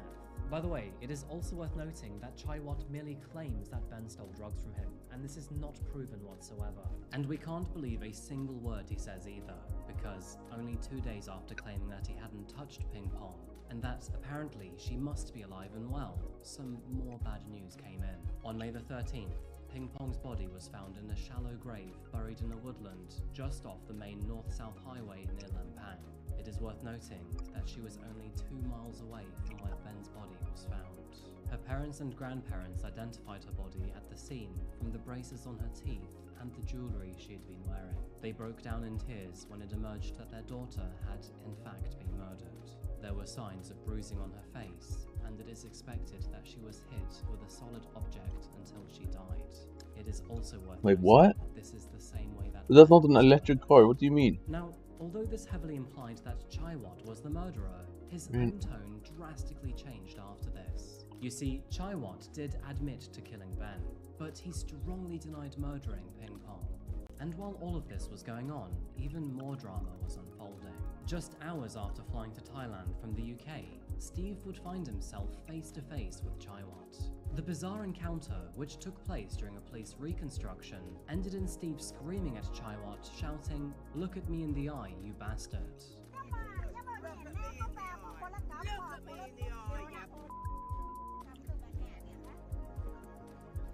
In fact, there was plenty of time for him to say many things to his son's murderer, and you can see here just how mad he and the others were. Uh-oh.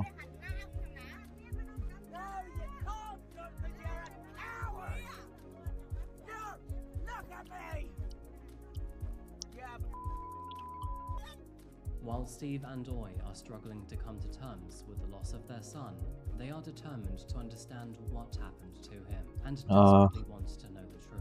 As of the date of what country do I think this is? Chaiwat has not yet been tried for either of the murders, but if you ask me, it is quite obvious what will come of it. There will be many key witnesses and articles of evidence against him, and one of those testifying will be the local garbage collector who has already shared how he found Ben while he was out collecting bottles. As said before, the leading theory by Thai investigators is that Ben had become caught up in a drug deal, and that sadly he was lured to his death in the forest. If Chaiwat is convicted of murdering Ben, then he will be given a life sentence behind bars. However, if he is convicted of killing 2 children, that including Ping Pong, then he will be executed. So this is probably why he admits to murdering Ben, but consistently denies to murdering Ping Pong. Interesting side note here, but Thai authorities conduct executions via firing squad. To be honest, it is probably cheaper than the more modern injection approach. When being asked about the murder and speaking to Thai and British media, I'm kind of curious what country this could be. The Vietnam? Either he will die of old age in prison, No. be killed there, or be executed.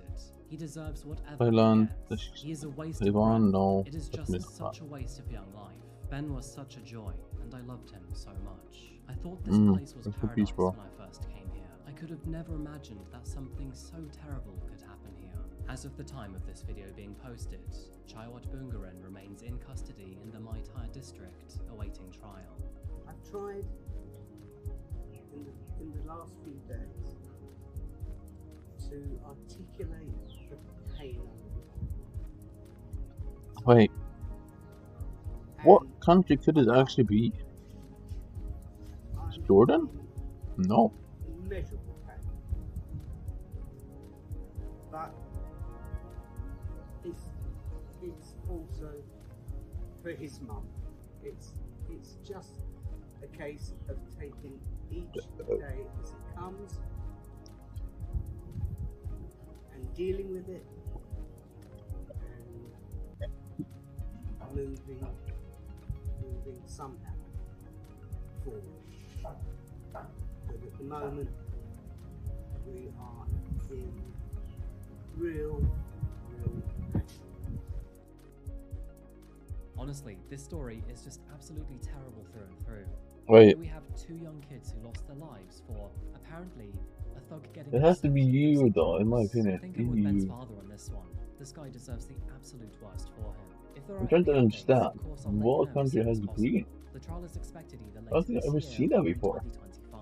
And yeah, for now that's the end of the case. Is that like folks. exotic? Therefore, the end of the video. Before I go though, I've got a couple questions for you. I mean, here. it could The first be. one is, do you think that Alex received the time he deserved for murdering Mario? And Oh. secondly, what do you think should happen to Could Chimons? be As usual, a please thing, leave it in yeah. the comment section down below. No. Thank you so much for making it this far in this video. I really do appreciate you being here.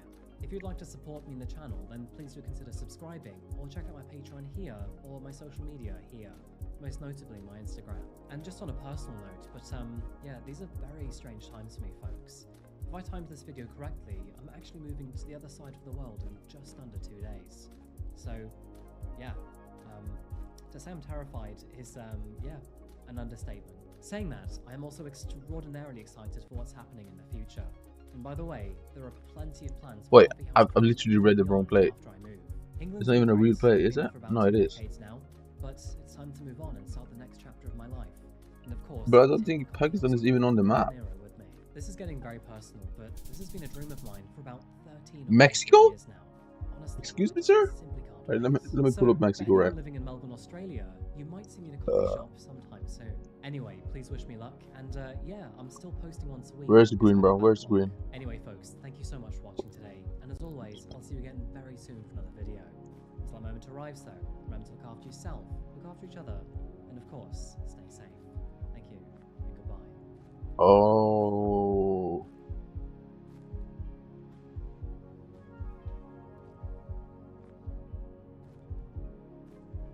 Maybe. Oh, hey, I'd see you there. We begin with the mass shooting at a July 4th parade in a Chicago suburb. What? Breaking through no matter what. A person of interest is in custody after an hours-long manhunt. You're always on my mind. Oh, He it's lived here Greece. with his mother up until the shooting, when it was abruptly abandoned. This is Robert Crimo, also known as a Wake rapper. On the surface, Yes, sir. he was a small-time artist from Illinois. He held a quiet presence in person and had a small following online. But between the years of 2019 and 2022, The poll tells me behind the literally screen, nothing. something within him was Is this just slowly starting to unravel. somewhere in? Now, if you look close enough, his videos Wait, that actually were tells me already nothing. unsettling, and his lyrics, There's nothing to they go were off here. laced with subtle cues of Or maybe there. violence. So, in theory, A the red bollard? flags and warning signs What is were that? already Is that a kind of bollard? there, but over time, his online world Wait, that is grew really darker, telling. more What? I don't know what that is chaotic, though. and even more disturbing. And on July Ah, 11th, if only I knew what that 2022, is. that being Independence Day, he unfortunately finally acted.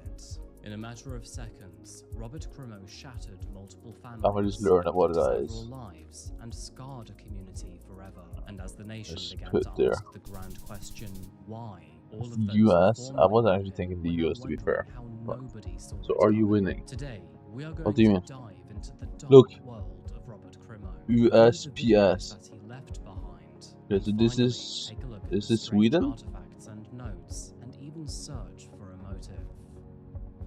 Sweden? Welcome or welcome back to think. Coffee House Crime, folks. Welcome to the first video in our new studio, and welcome to 2026. My name is Adrian, and today we're looking at the case of Robert Crimo. Now, I have to be real with you here. It is actually quite rare for a case to get under my skin like this one. We've got red flags, unsettling behavior, and a bizarre trail of Blue internet Ridge breadcrumbs sanitation. that feels more like a Blue twisted Ridge. puzzle than a story. So, This one of the looks most interesting aspects sanitation. about Does that this mean game like is they're that there seems to cleaning be many cleaning masks houses behind and his stuff? personality. For example, you've got the quiet boy, the troubled Like an teen, outside the power edgy outlet. rapper, and the online troll. But behind each of these faces lies an even darker undercurrent. With that said, folks, I think you're going to need a strong coffee for this story. So with that said, please grab yourself a brew, get Cheddar comfortable, cheese? and let's Oh wow, caffeinate that while we doesn't tell me well. investigate. This is the case. Dead end. Why is there a dead end? Oh man. What is he doing though? Welcome He's to holding a Highland weapon. Park, folks. Just a short ride north of Chicago and found right beside the waters of Lake Michigan. Holding a It's weapon. a charming town that is found in a beautiful part of He's America. literally holding a weapon and I'm Quietly, kinda the streets scared. meander between rows of What the heritage brick fuck is homes, this? and here, What? coffee shops do seem to Where's be the a dime road? a dozen, perfect for all those Oh, cold shit. mornings over winter. And when summertime hits, well, you're met with I know it's beautiful America, bro. scenery. Come on, bro. I'm And I not truly stupid. mean that because But when the sun is I'm trying to out, think it's Illinois like is absolutely breathtaking. As for Highland Park Ridge. itself, it isn't merely just an important something. part of Chicago's North Shore, but is a place I don't where really 4th know of where July this is will a be though. special tradition that is stitched into the town's identity. Independence Day is Okay, a what the huge fuck day is here, this? and you will see that every year. Its Central Avenue will burst into life with And why red do painted Americans just balloons. feel the You need get to have their flag experience out the all the full time? shebang here, Why do with always see matching American lights, flags? cotton Like why? candy, and neighbors Like sharing there's no good way you're food this across proud. the street. It's the kind of morning that feels comfortable, familiar, and safe. Now, unfortunately, with COVID happening over 2020 and then 2021, the grand event was sadly cancelled. But by the time that 2022 came around, everybody was ready to restart this great tradition with a Like look, bro. and the weather seemed Double to up agree American here flag. too, Like what are you because doing, at bro? one point, the sky What are was you clear doing, bro? without a single cloud in sight. But here's the thing. Then this Duh. happened. Terror on the streets of Chicago as a gunman opens fire during a parade. We begin with the I mass could shooting drive at a to. July 4th parade. Well, yeah, in a everyone could Chicago drive to this. suburb. What do you mean? Tragically, all of this happened while Highland Park's parade was in Are you full trying to say it's swing. New York? Not only was a band from the local synagogue playing across the road, but kids were chasing after candy, and parents were in the middle of dinner on lawn chairs. And that is when the sound of several distinct gunshots rang out. In fact, you can even see in some recordings that, while some people did realize that something was happening, Oh, New York. running away, there were other people who were still blissfully ignorant of the danger behind them. But as the gunshots continued, and then people started to fall to the ground, that is when the music I don't think it's fully America, stopped actually. and screams started to Yeah, it might be erupt. America. In a mere matter of moments, Yeah, it's maybe panic America. unfolded across Central Avenue. Families scattered, parents shielded And their I children. still hear and this. Wait a sec. Uh-oh. What was that?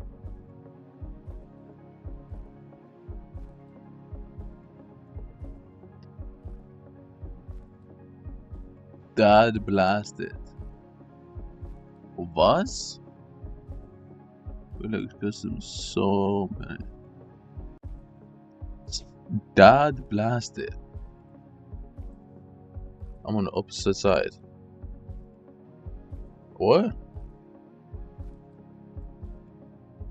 Where in New York are you?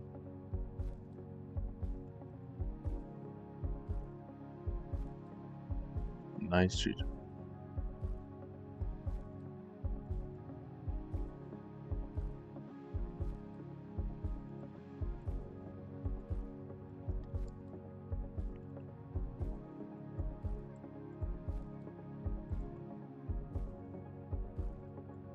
Oh my, what's this?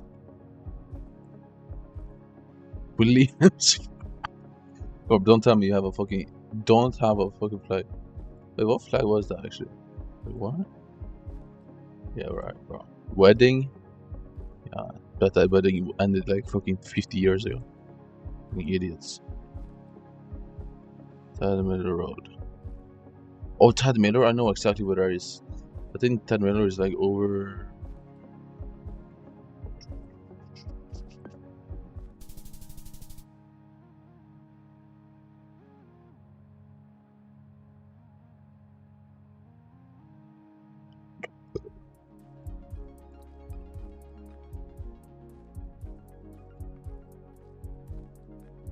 No, you were not right.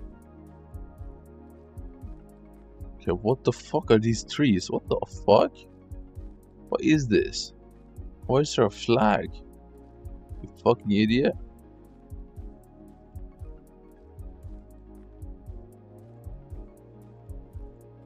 Oh, I think I see. No, I don't see. I actually don't see. Is this America again? You might think I'm crazy, but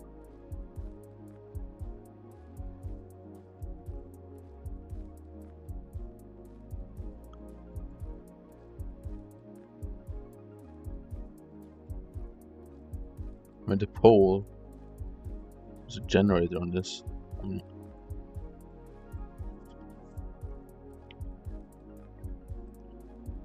I still think it's America again, though.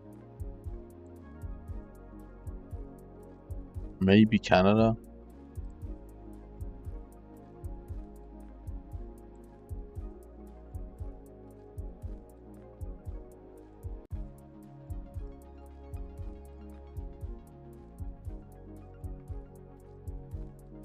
Okay, it's not America.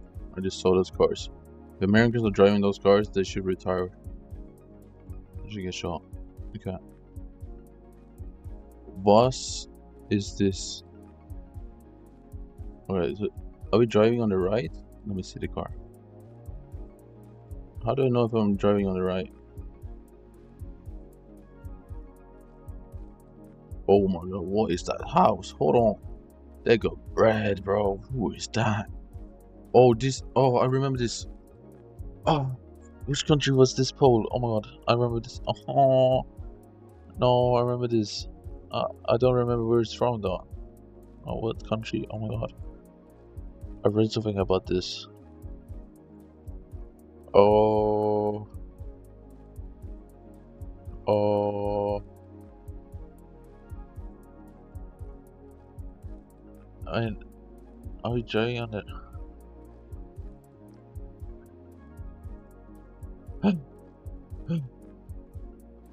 So are we driving on the right or the left? So we're driving on the left. Okay, so it's Japan, right?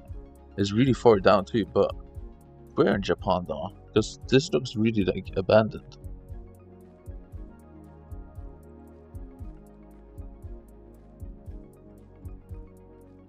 This is...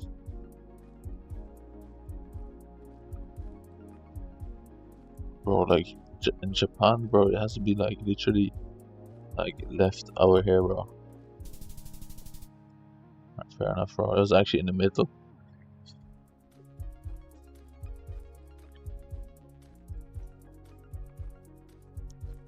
Voss,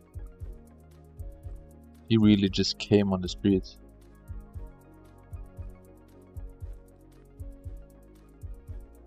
Oh my god, we're literally in the desert right now. We're in the hood. Please let me see the sign. Zona Urbana. Zona Urbana. Okay, that sounds... Is that Finnish? No, it's not. I don't think it is. Is this Russia? Let me look at the car. It's not Russia. It's mentioning some stupid letters anyway. It's cool. Look. Trust me. Boot. Okay. Chile, Chico. Ah.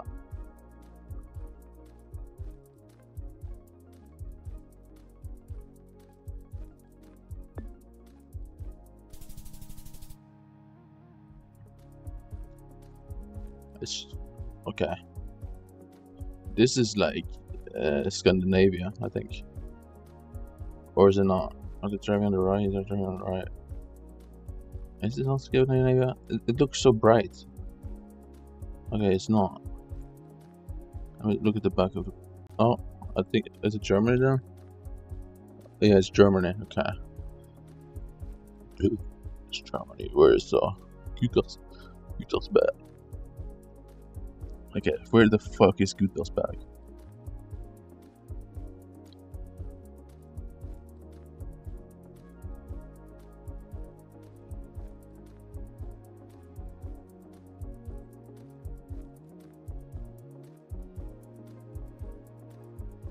Trust me, I'm gonna actually find it. Look. You believe me?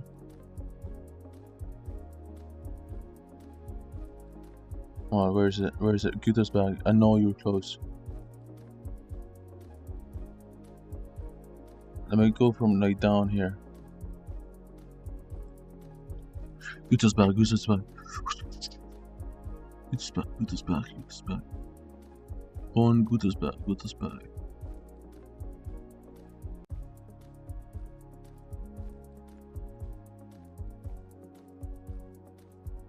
Guthel's bag. Guthel's bag.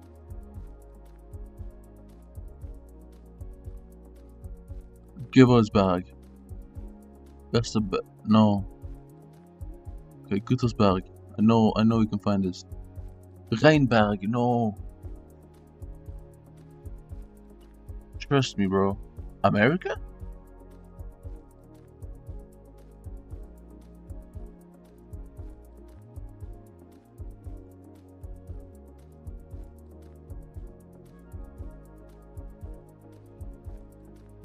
Guttenberg, come on.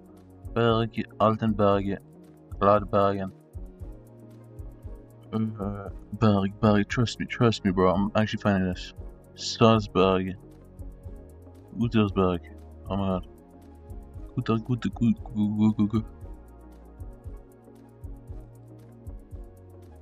Burg. No.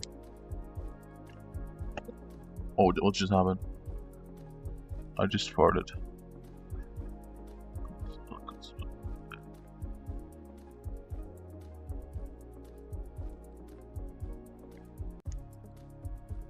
Trust me, it has to be her, bro. Gutenberg.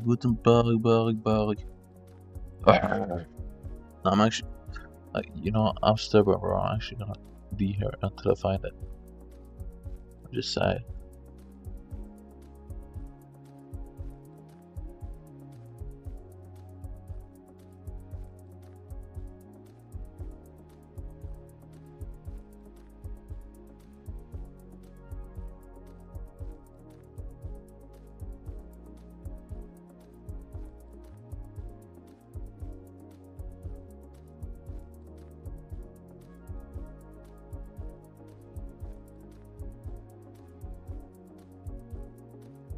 Ascheberg.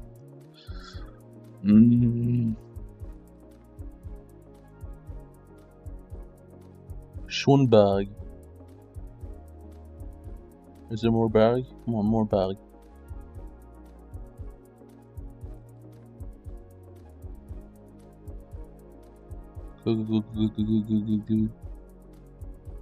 Good. Come on. I should probably look more around Hamburg.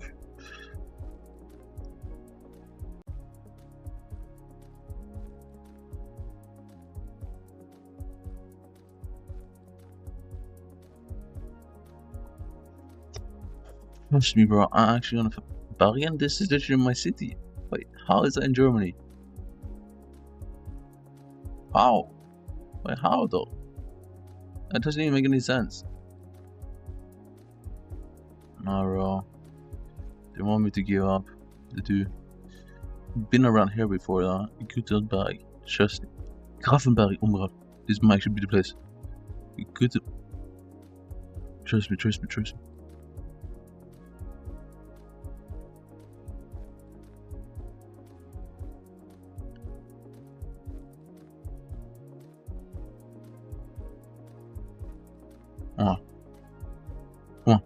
on. Berg, I just need to see more Berg.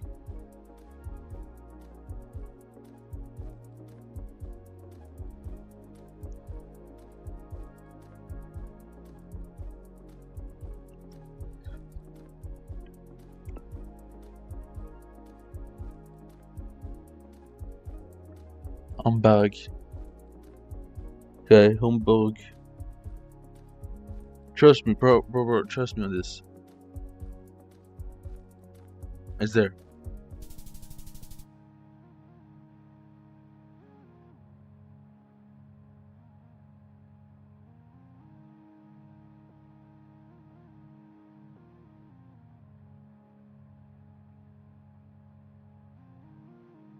Oh wait, actually I had to zoom in that much. Oh, okay. This is Kenya, right? This means Kenya. Wait, is this South? Was this Kenya or South Africa? I think this is South Africa. No, is it? No.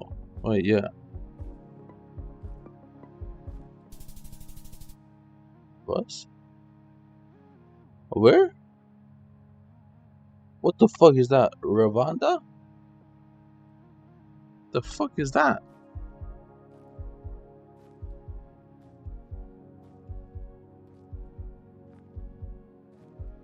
What the fuck is Rwanda? This is last yeah, chair, bro. Trust. Casa Saulos. Okay, so this is definitely Spain. Is it? No, that might be Mexico.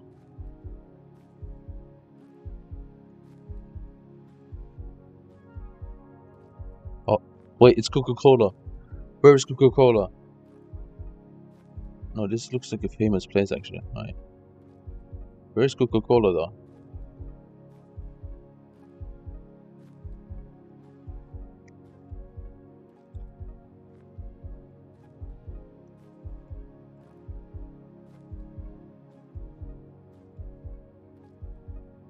$1 million? RS. Does that mean rupees? That means rupees, right? Oh, is that actually Jesus? Wait, is that Trump? Yo, Trump. Trump Church.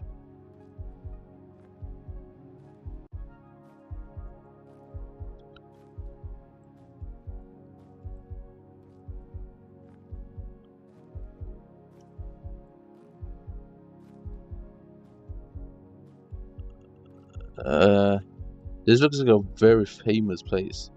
I just can't really see any Alliance Kaya. I think it's Spain though, right? What flag is that actually? Never mind. What flag is that? Is that Costa Rica? I don't think Costa Rica is in this. Yeah. That's Chile? I think that's Chile. Is that?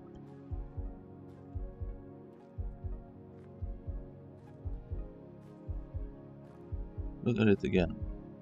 Dude, it's not America. Is it or is it the middle one, Brazil?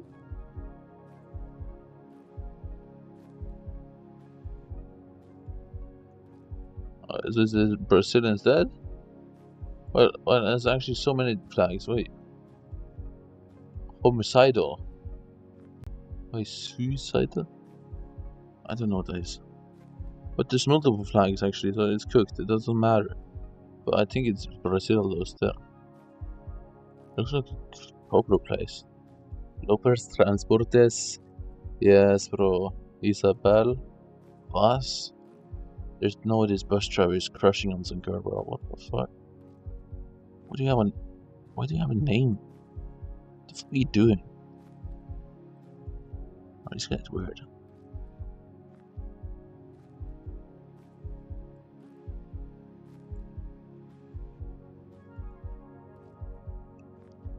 I mean, it has to be Brazil. And I actually think it's a popular place in Brazil. Is it possible to go into the middle here? Is it not possible? But this looks like a kind of a popular place. How could I get in there? I just felt like that would be a popular place, you know? Oh, there's drama. Americano? Oh, it's America.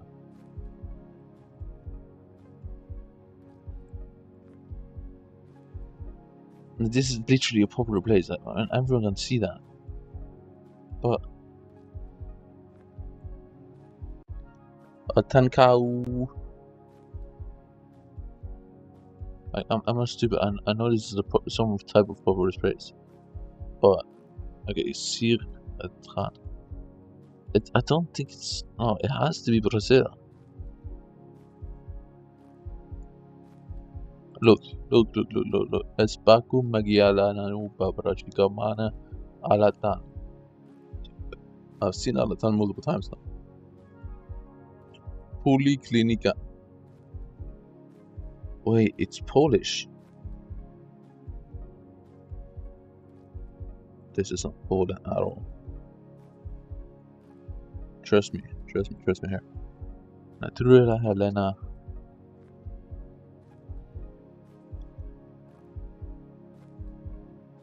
Contabila de. Yeah, right.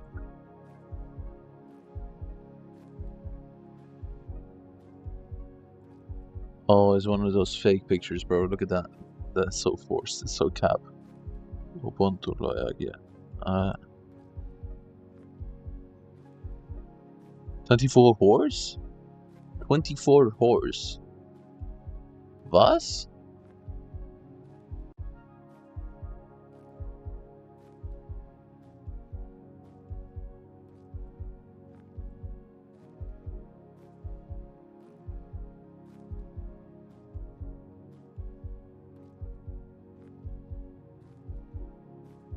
I just don't know. It has to be Brazilianos. But this is like the nicest place they own, bro. There isn't a nicer place than this in that country, I think. Or not. Hey, baby. But isn't that literally rupees? Am I stupid? Is that not rupees?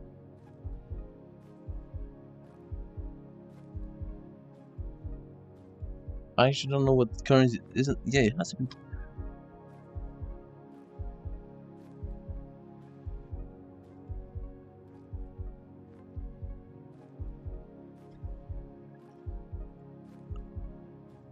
Oh my, they own Coca-Cola. But how do they own Coca-Cola? Isn't that shit? What are you doing? Felicia? What's happening? What's happening here? Hold on. What's going on? Bro, we are literally instigating this. What is this? What are you doing? Is that Kendrick?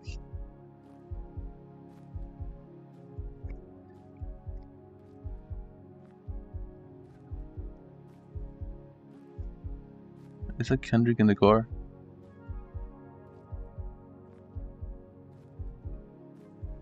Look. I think so. He's black. Alright. Let me see. Okay.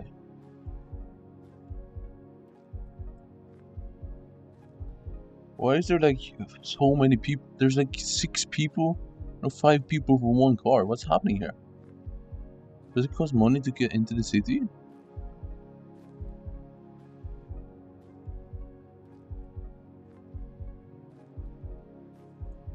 Leo Jasu. I mean, that Sao Jawa.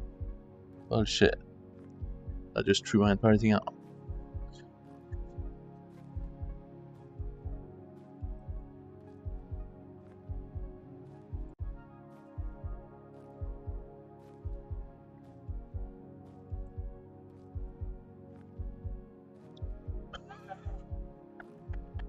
What the fuck are you doing? What is happening in this country, bro? He's really looking at the card too. He's so fascinated. Wow, man.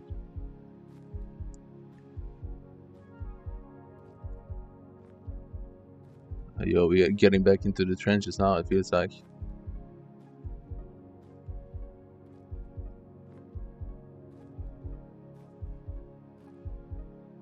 Of course, there has been literally zero mention of the country yet.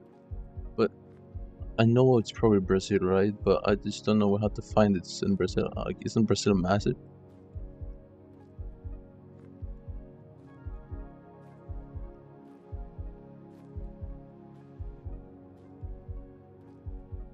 Wait, the Amargusa. I've seen this multiple times.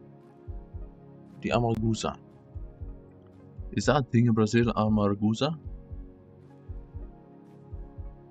Sao Paulo, though. San Jose. But isn't that where we were? Hold on. Isn't this where we were? Amargusa. No, I don't think it is. No, I don't think it is. I just said it on the thing, though. San Jose. Sao Paulo, no.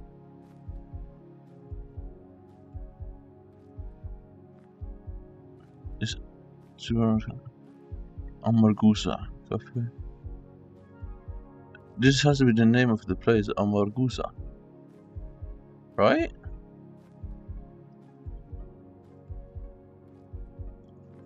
It is. Do you want to answer?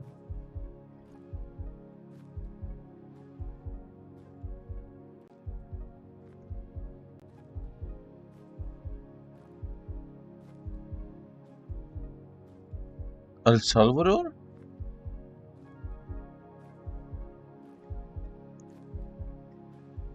El Salvador?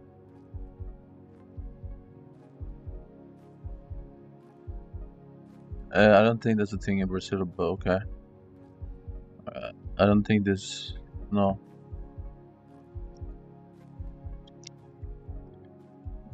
I don't think this is a real thing.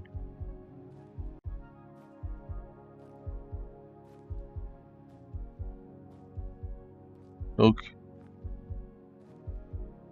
Yeah, it's not here.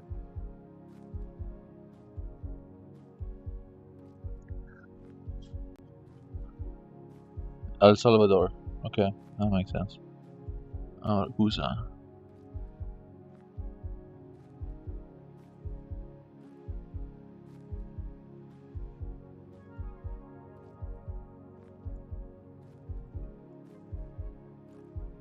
I think I found it. Amargusa.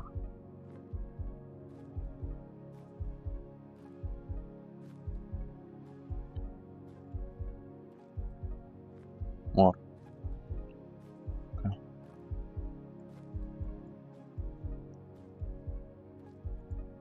Where did we spawn? We spawned here, right? Okay, look. Look. Where is this park? Santa Rita. This is the park, right? Park the Brewery. This is probably the park. Right? And then what's not the facility?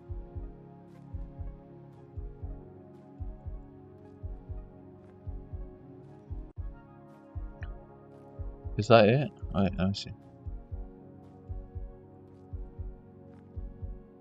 What? Get back there, bitch. Moto taxi. Alright, bro. What the fuck is a moto taxi? Vrienden Dr. Luisa tror jag.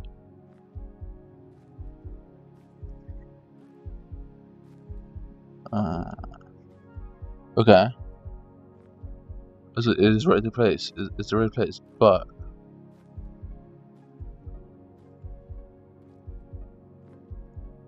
look, spawn here, right? So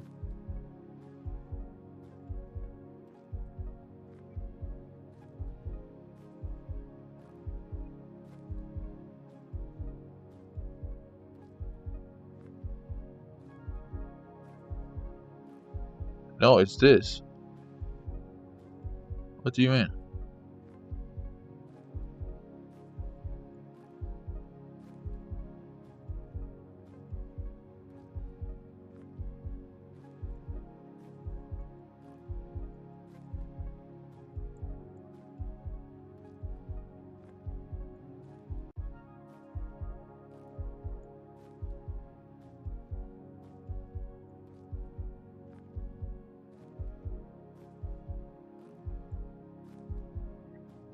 No.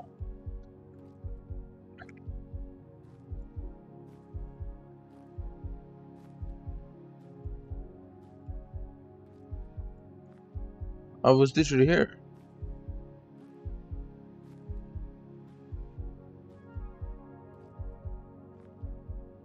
No, it's not. You're lying to me. You're lying to me. You're lying to me. You're lying to me because look, this is Avenue Dr. Luis Centre. This is this way. Right? I'm pretty sure. Romanto Jr.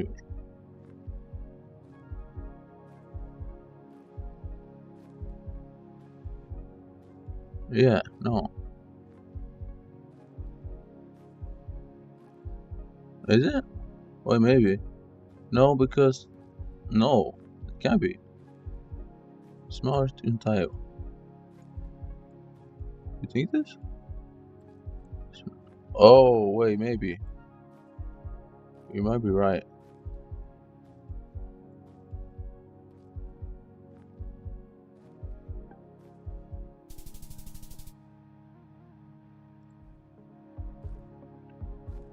Well, this is easy 5k.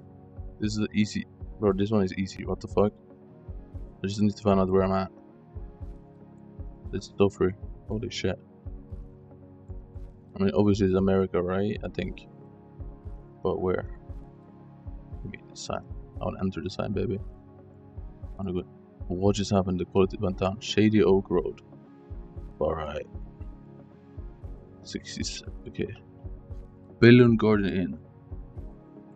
Alright.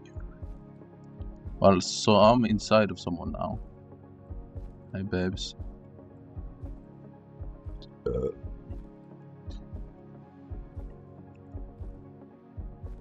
Alright, this should be very easy to find. For this, I just need some signs.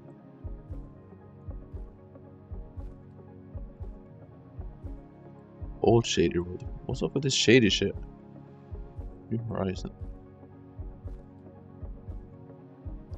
What's up with all this Shady Oak, Shady...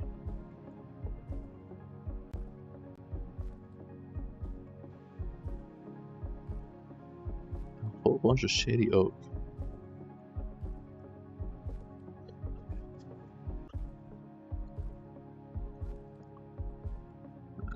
Indian cuisine. Wait.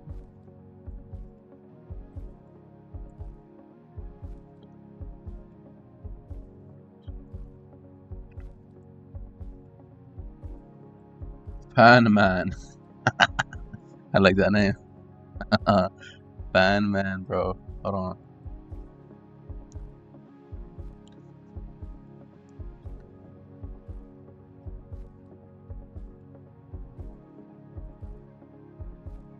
Jimmy Cooks. PJ. Spawn at the Wellness Center. Googie Bros. Okay, bro. What the fuck is this? Spawn nuts. Hooligans Pub and Grub. What the fuck? Okay, can I get some better stuff? JCT. 62. Wait, what? Is it not here? Wait, no. Wait, 60. What is it? No, it's not. It's not America?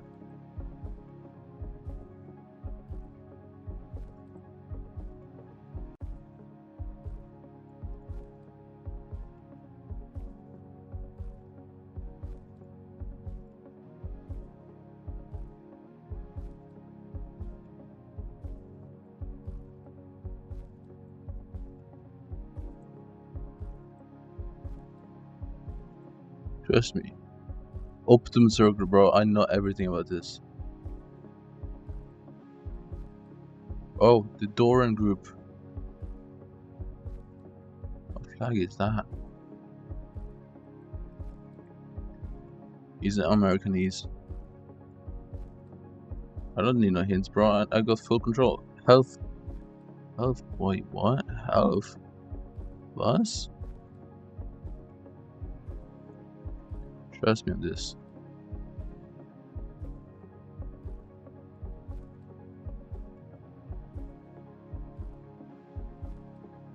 Bully 2. Oh wait, it's the building. Yo, it's the building. But Optum, this has to be some big thing. Who is Optum?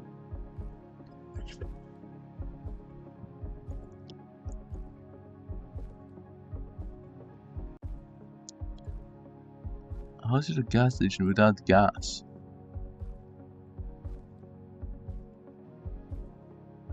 There is no gas, or is there? Oh, there is. There's a drive-thru for Starbucks. Are we serious, guys? Why is there Starbucks drive-thru? What the fuck?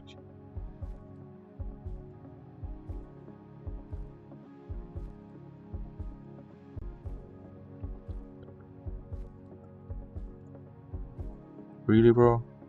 I mean, Optimus seems like a massive thing, bro. What is this Optimus shit? What is this? Is this their headquarters, bro? Like, this entire shit is theirs. Like, what the fuck?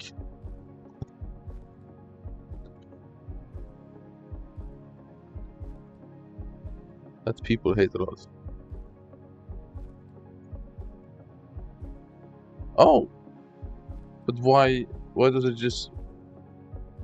Why it's a healthcare company? What did they do here? If they hate it, I mean, I can tell it's towards the left side of the US. I mean, I can tell. But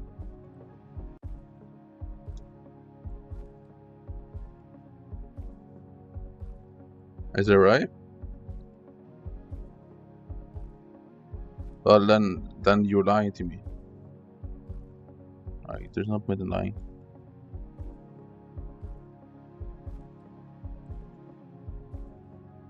Like, look, 62. I know the street, but like, it says 62. With it looks so weird. Minnesota, I know, right? It's Minnesota, right? But it looks so weird. Why does it look so weird? Why does the 62 look so weird? It can't be right. Why does the 62 look so weird?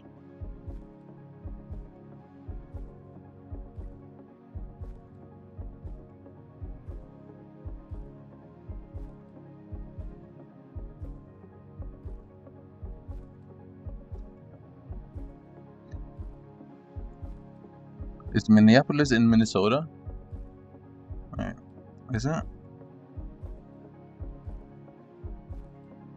Yeah.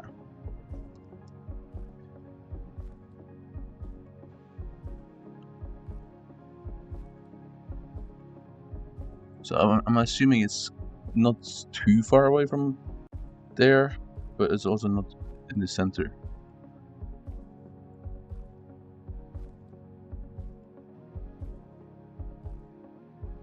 What was it? Oakwood, right? No, what did it say? There was something crazy about the Starbucks. It literally had the name, bro. Wasn't it? They're so proud of this place.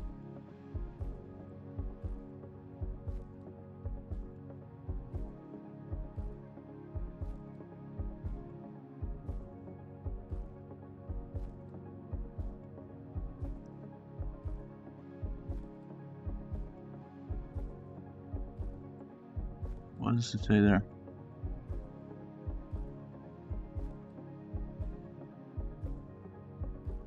$61. But why is it 61 like that? I don't understand. What? Why is it 61 like that? Why does it look like that? 494.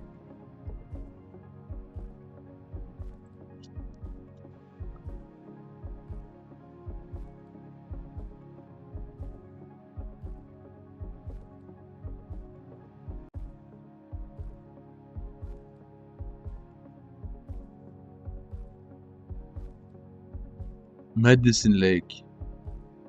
Bus?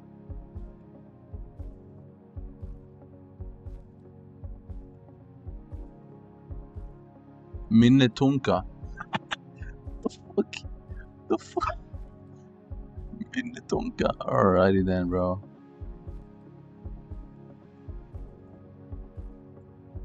Is it nearby Medicine Lake? There's no way.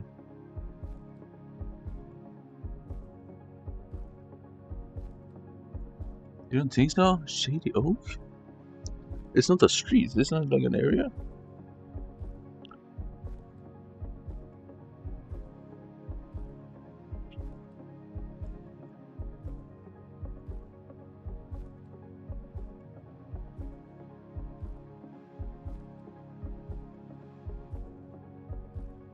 Is it nearby Medicine Lake?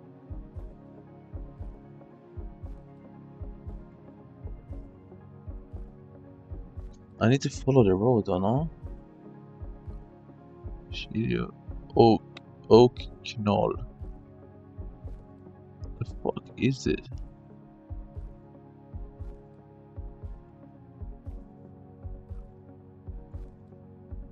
Medical health plans. What is that? Medical health plans.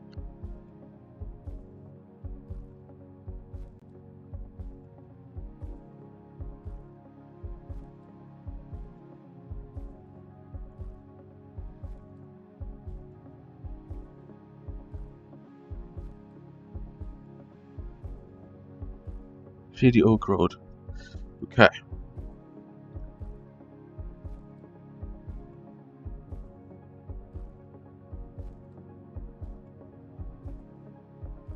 But it's not Shady Oak Road though.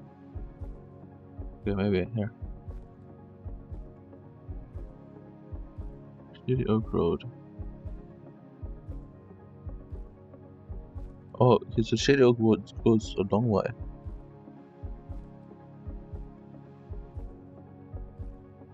Oh, it goes a long way. Hello? Shady Oak Beach.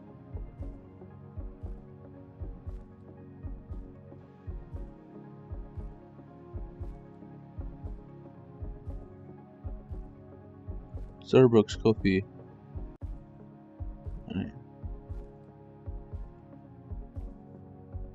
Isn't Optum massive? Yeah.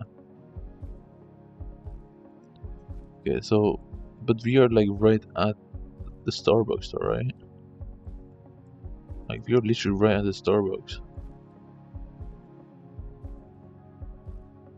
Are we here? If we go there.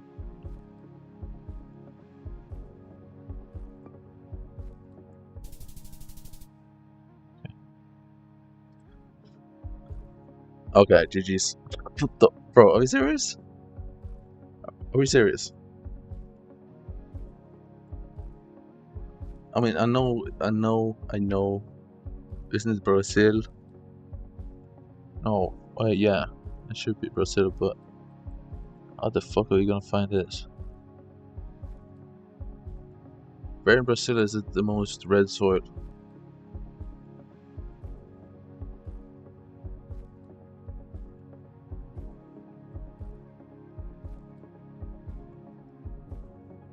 Why does it go so slowly?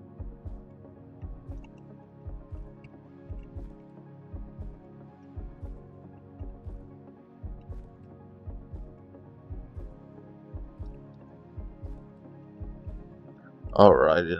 What the fuck? So, is this permanent?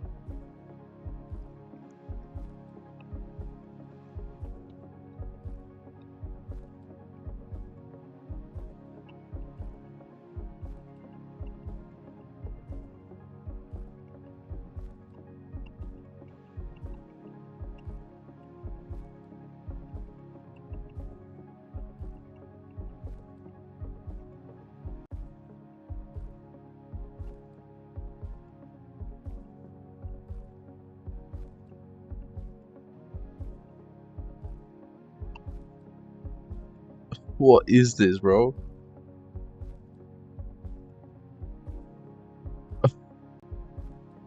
There's nothing.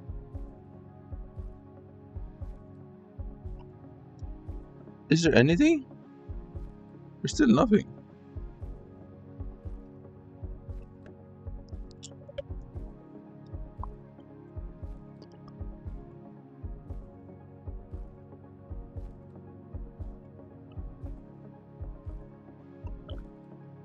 Let me do this.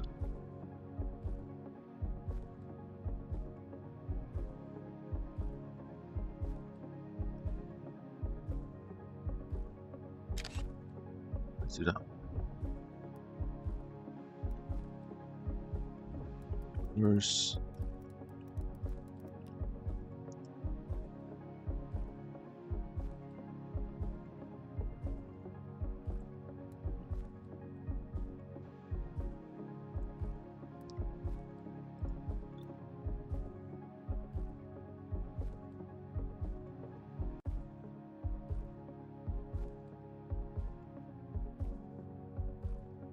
I can't see the car.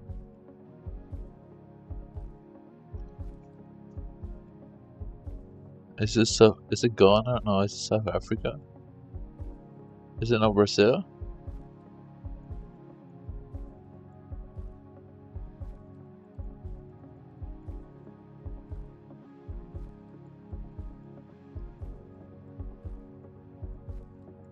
It's northwest.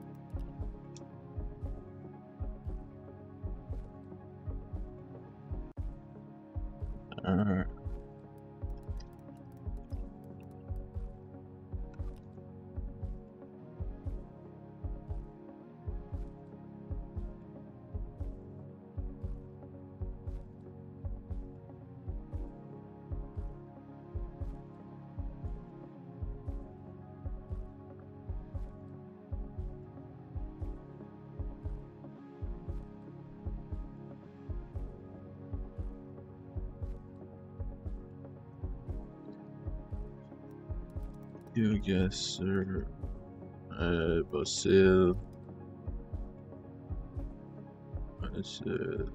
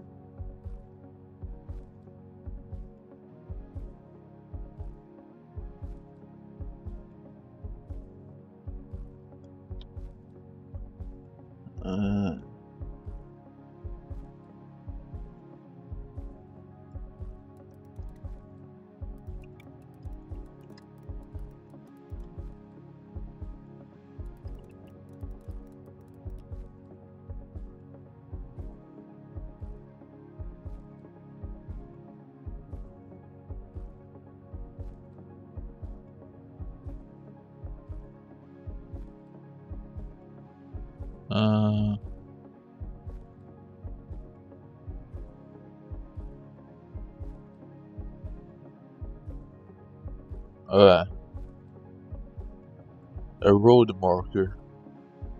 He needs a road marker. Please, AI. You gotta go this way. I think. Did we go this way earlier? I don't think so. I don't think we did. Oh. Oh. What's that? What's that? What's that? What's that? What? Are you telling me all I got was that? Really, bro? Reduce speed? Really, bro?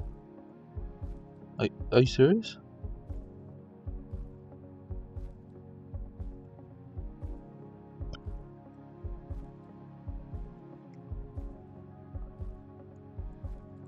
$60 this way, so that means This has to be closer to the civilization. Surely, right? So you're getting closer to something, right? What? What's that? Hey! There's people! Well, there's stuff happening. Oh, there's stuff actually happening. Okay.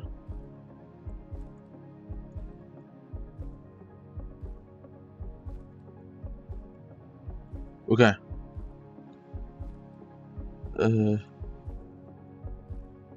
Is this place here? Has to be.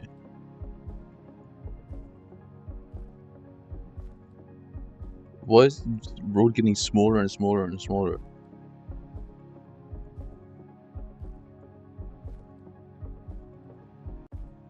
I thought we still had no trees left.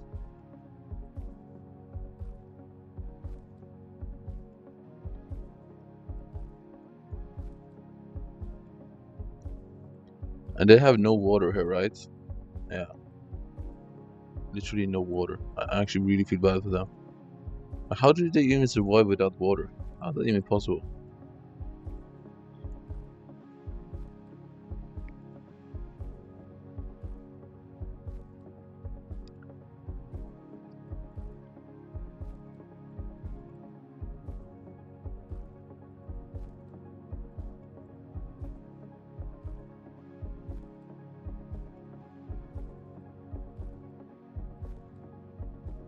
What's happening, bro? Oh, this is actually so fucked. There's no way. Like, how does the GeoGuessr Pros guess this spot? How did you seen the same GeoGuessr one before? The round? Have you not seen the Pro GeoGuessr things? It's fucking insane to me. They literally narrow it down in like a minute to exactly where it is.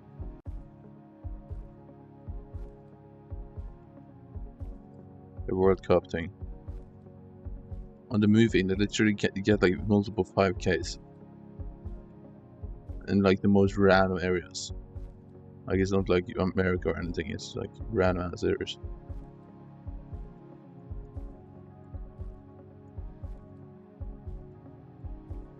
Like they would probably get a 5K error.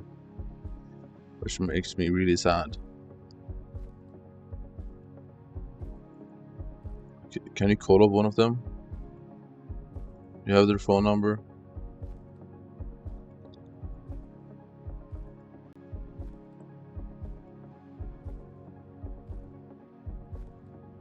Debre or Radu?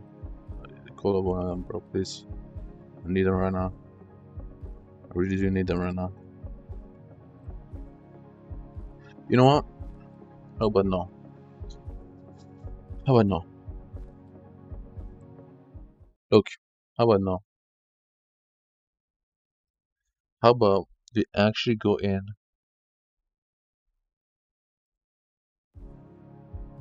How we go for this one instead? Thoughts? Rainbow? Thoughts? I have this one. I was doing this on my phone at work and I got 10K. Might be better, yeah. So I've learned something about this place. It's America and it's Phillipstown. But I don't know where Phillipstown is, so I didn't have time to finish it.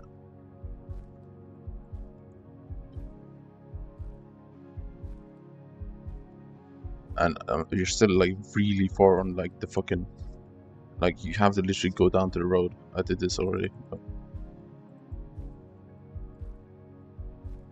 it's really annoying. We gotta get back to this spot again. But actually, I did find out where it is. It was somewhere along like New York something, Phillipstown. New Jersey, New York, but I didn't find exactly the place.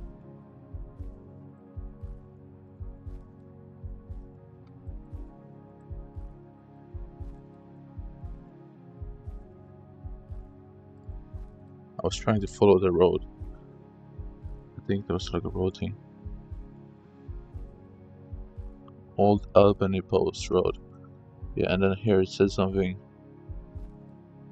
The town of Phillipstown. Honors.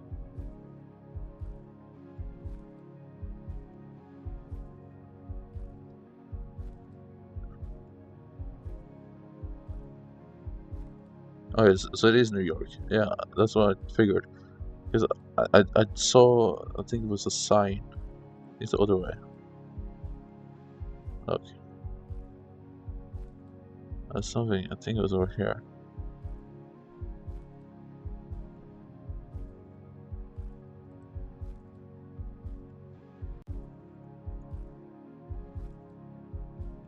There's something here. Yeah, there, right? Yeah, New York. Route 9, Cold Spring, New York.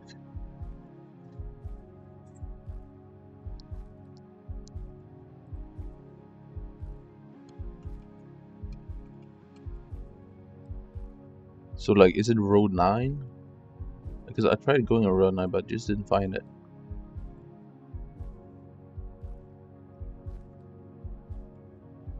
Yeah.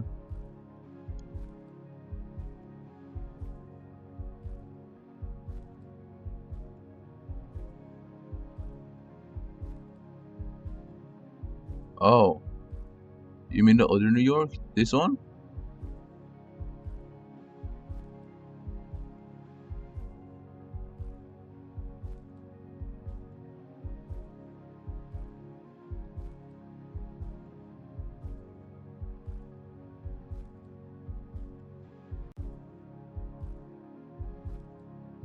Yeah, I know of this one.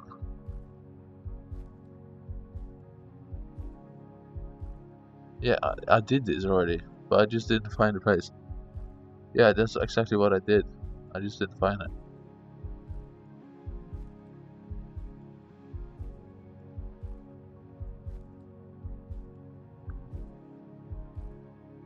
Wait, the rapper? He lives there? He has a lighthouse? Really, bro? Wait, hold on.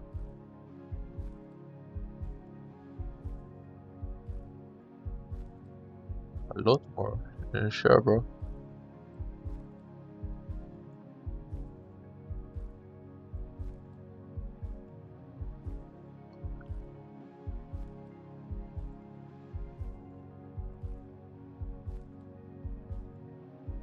Okay, so it's his lighthouse, actually?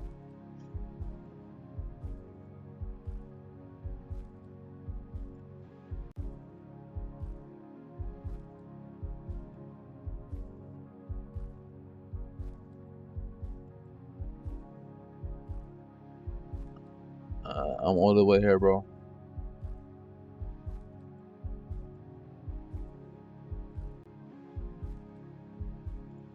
Loudonville.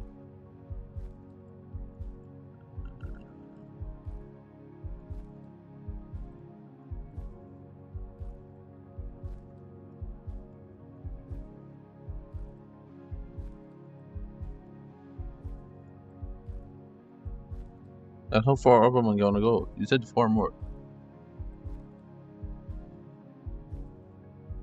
What? You said how far up? You literally said 4 up. 5?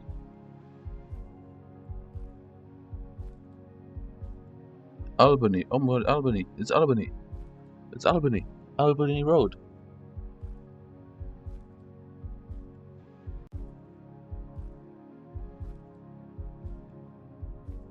Yeah, but isn't it Albany Road?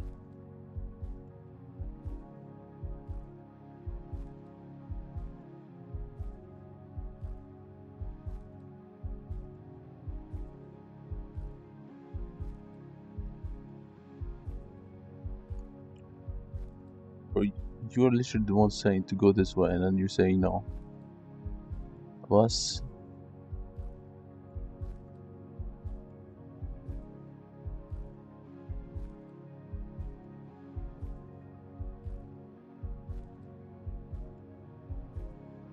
Already been on Essenville.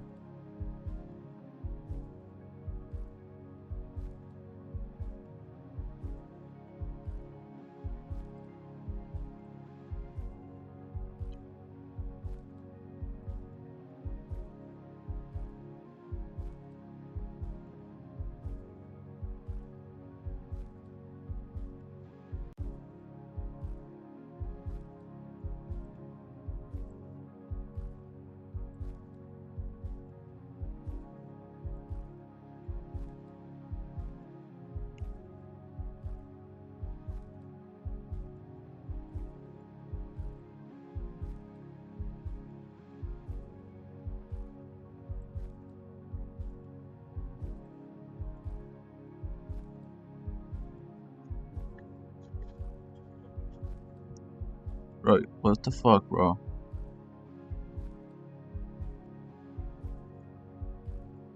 Augsonville.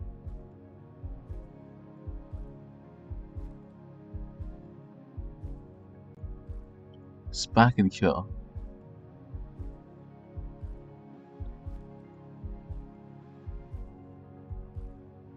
Hardcore.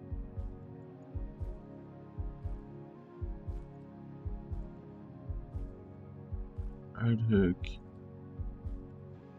Memphis. What?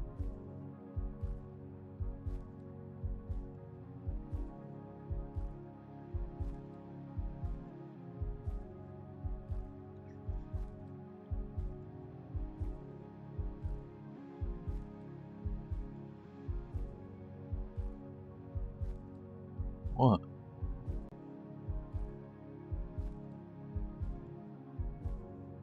Bro, you are. You have literally confused me. Orange Lake.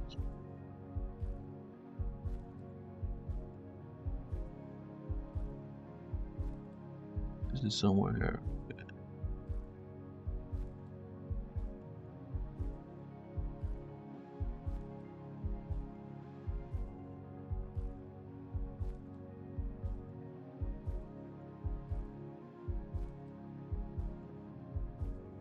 Huh?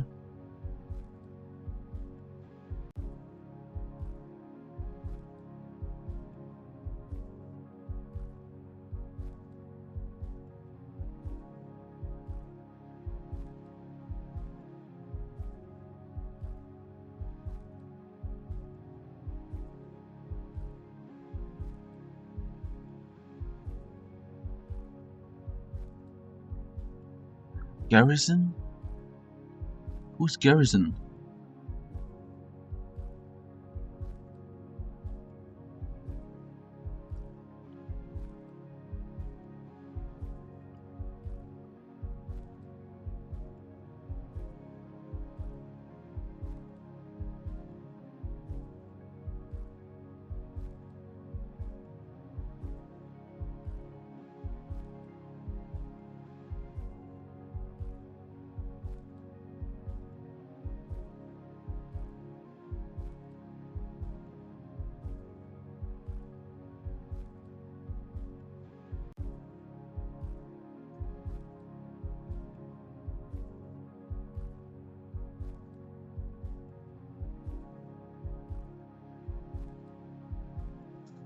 What do you mean?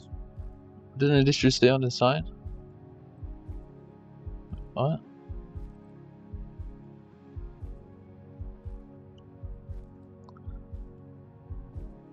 Route 9, Cold Spring, New York.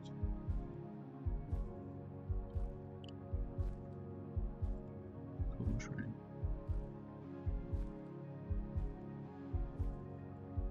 Route 9 Pizza.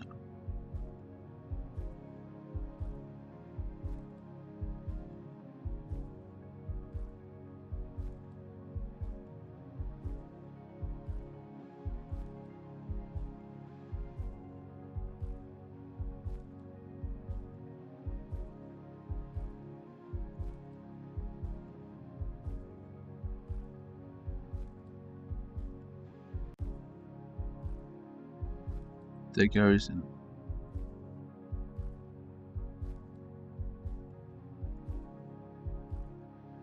Albany Post Road. Okay, so this is all.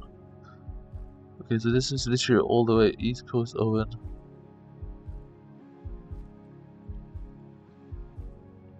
This is still Albany Road though.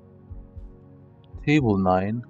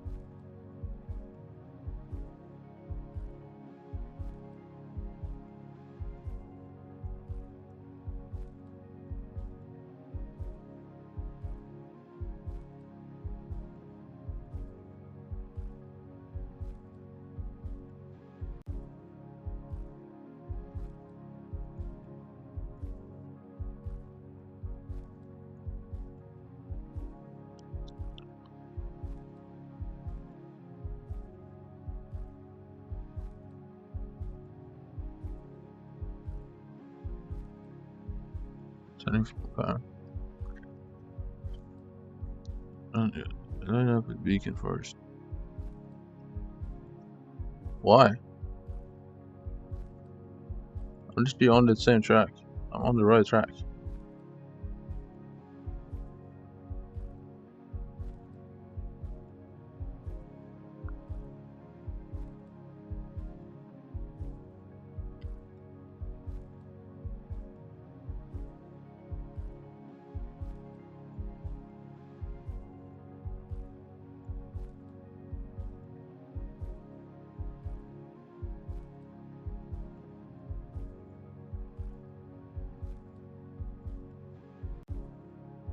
Red 9 pizza, okay.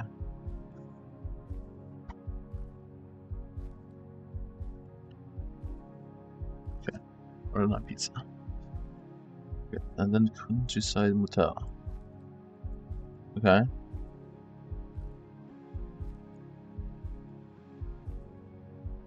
So it's up this way. Up this way, right?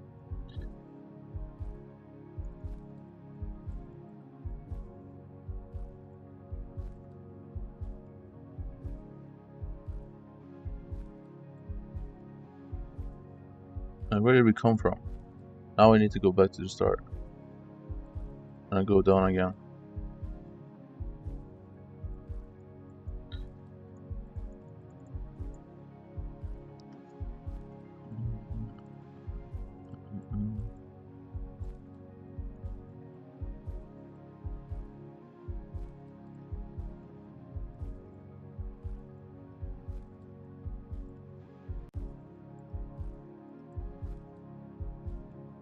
Was? Okay. So what does it say there? Esselborn Road, East Mountain North.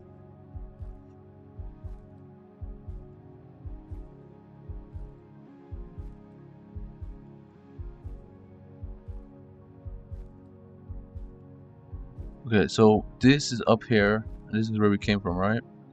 Up here. Sure.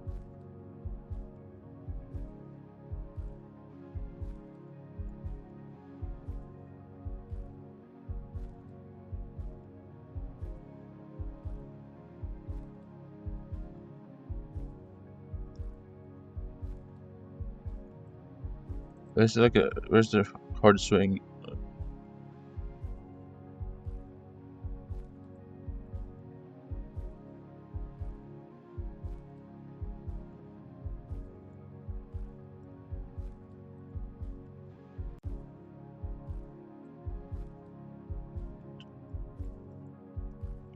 Where's that pond?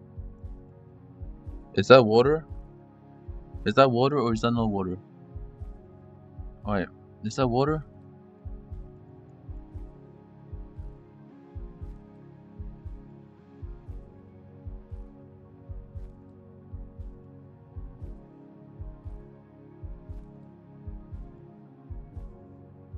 I don't know.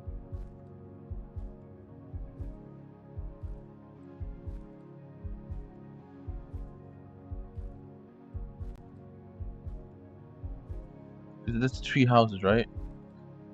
3 houses. Is it that small water that? Is it this? Should I try here? Is it this? Wait, is there another house down here? No. No, that's wrong, that's wrong. There's a house there. Okay, there's a house down. Wait, no, it is right.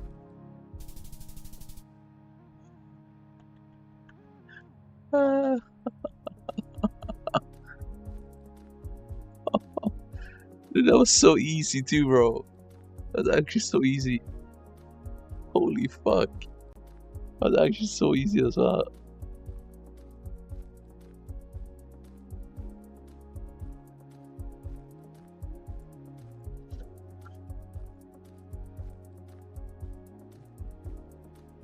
What is that flag? There's no way this is Indonesia, bro. I don't believe it. I don't believe this is Indonesia, bro. I don't believe it.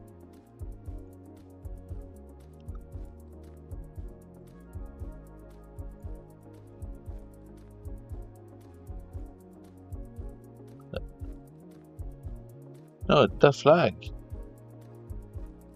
The flag, isn't that Indonesian flag? Look.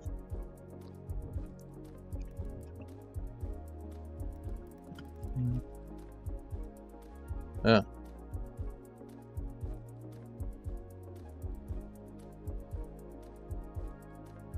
It's not Poland.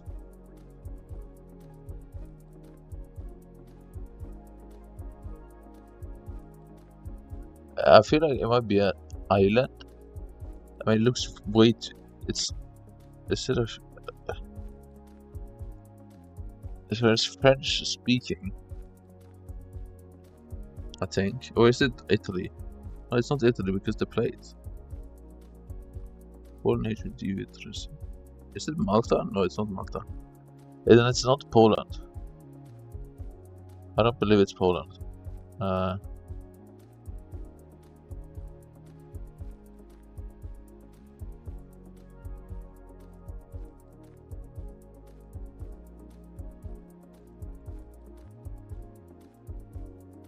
What is she doing? Is she doing a drug deal? Hey, sir. What's happening? What are you doing? I can see this guy's hand. What are you doing? I think they're dealing drugs.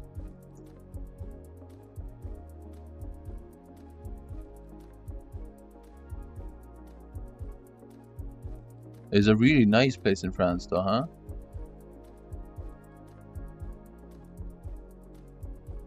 Really nice place, huh? D145.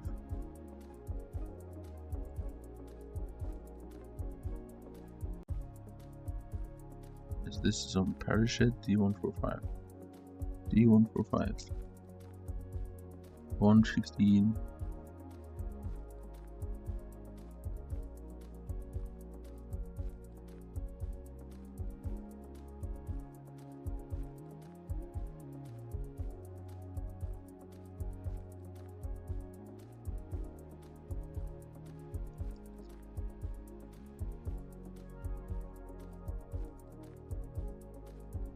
Yeah.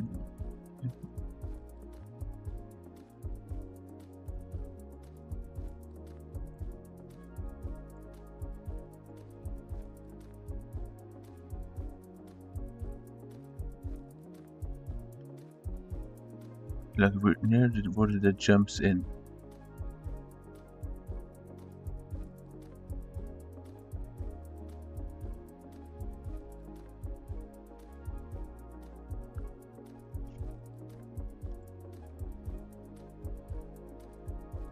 Is there water that cuts into France? What?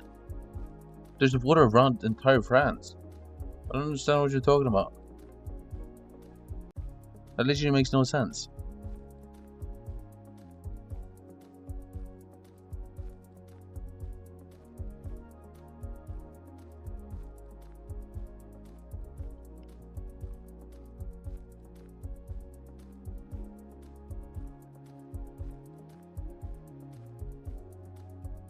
But there is no D145.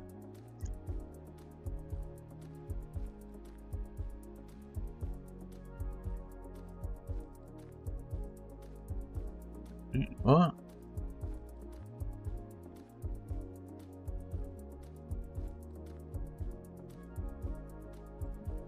It's D145.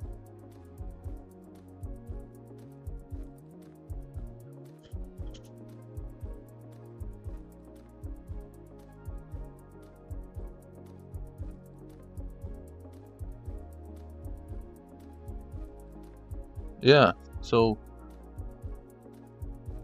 yeah.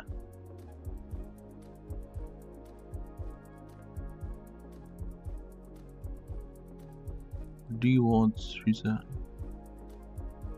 How is that? I also believe it's around this area. Oh wait. Oh, I see something.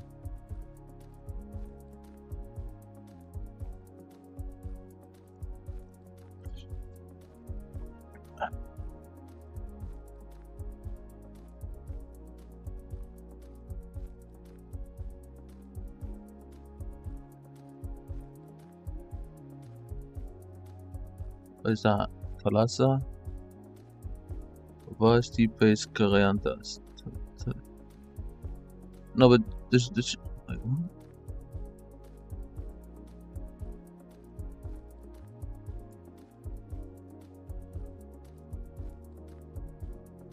So you think it's this road?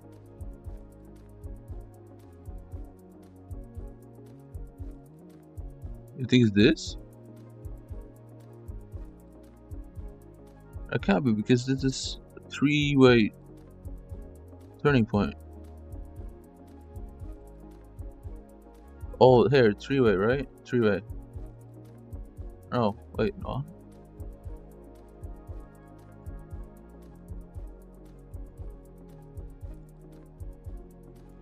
What?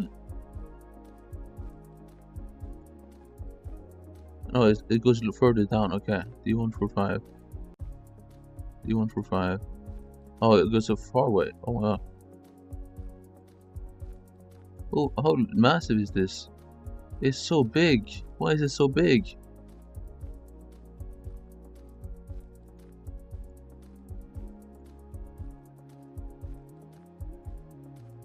Oh no. I think we're losing track now.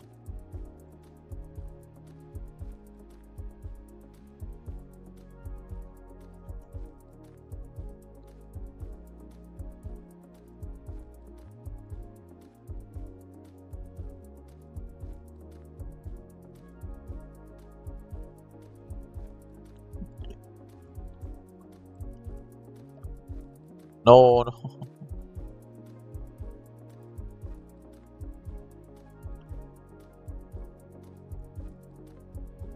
This is 3. Does that mean anything? If it's just 3 on a building?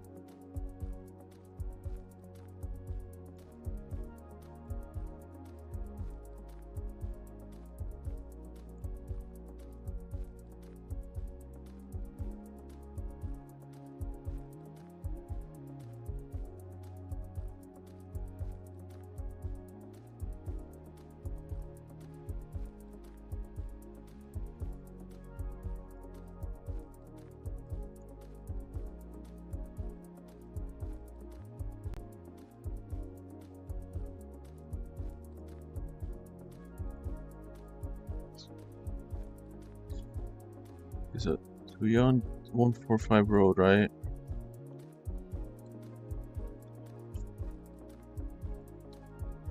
What is that? Is this? I'll just go from here probably. It's probably the easiest. Parapinishi. Okay, what is that? Pharmacia.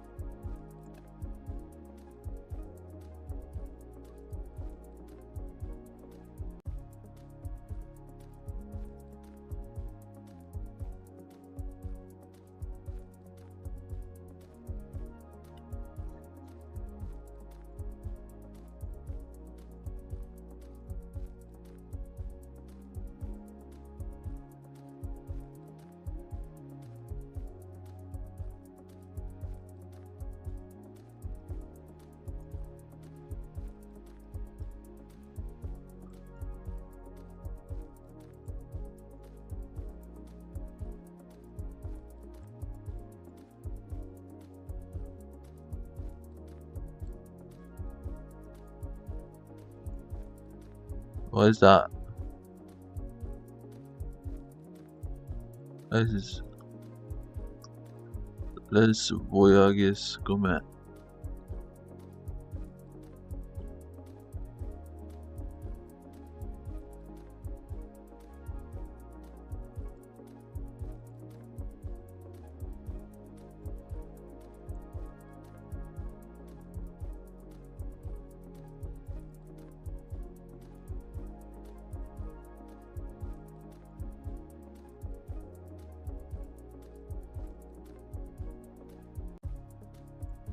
Terre Imo Areolus, Vival Mairiti Areales, Restaurantis, Bolamanchis, Lagier Thierry, Studio André, Panjamundembele.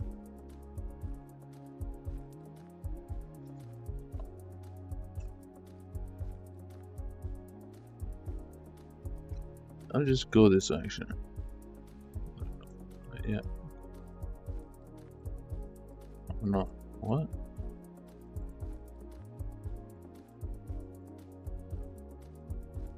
Renault.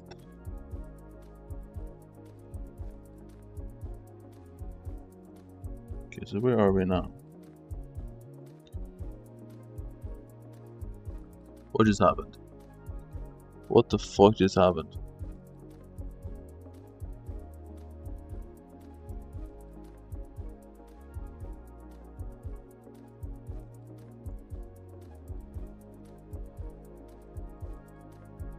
Is there literally no store here that I could just easily find?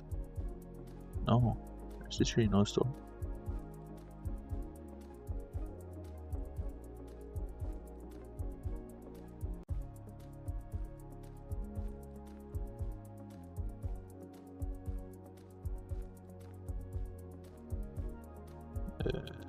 One of this.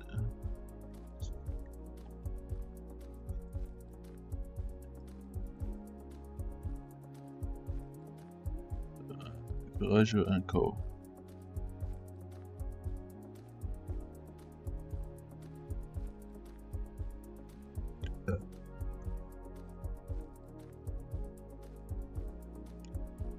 Garage and Co.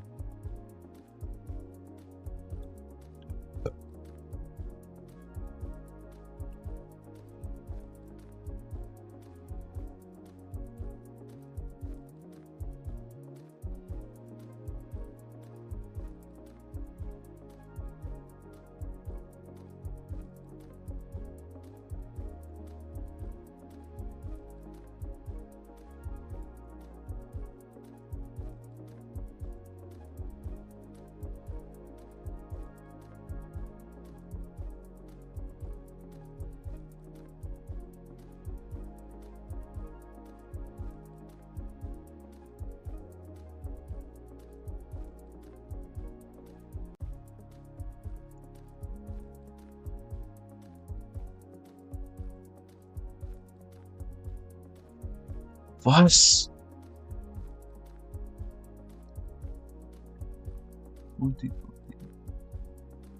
Wait.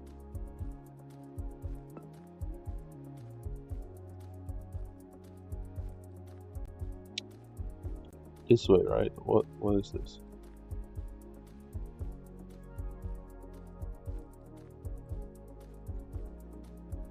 Yeah.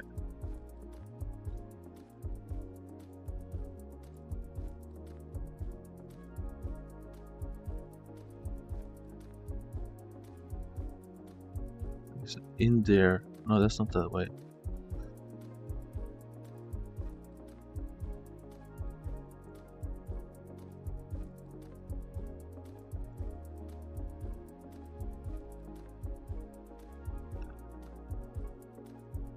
I'm so scared, bro. I think this is the place though, right? This is a parking lot. No, is it?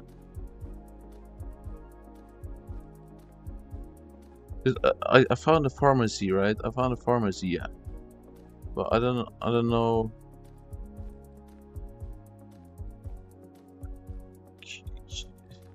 Circumstance. Because some of these locations don't exist anymore. It's kind of hard.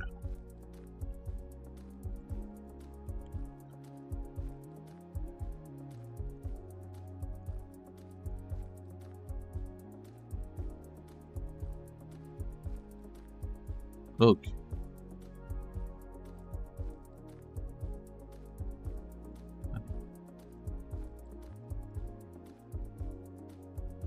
Okay, so here's this stuff, right? Okay, Credit V Public. Hold it down then. Yeah, sure, bro.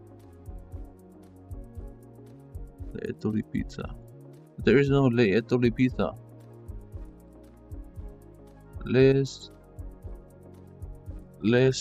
Voyages Gourmet.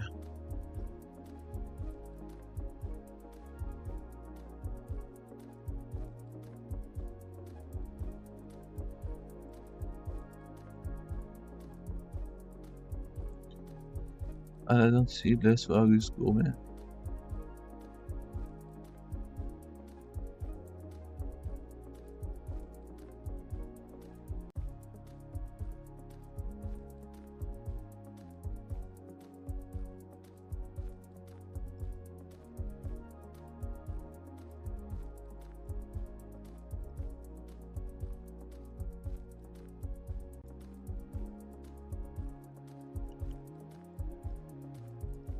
I just need to see something, a building that might still exist. That would actually be really helpful.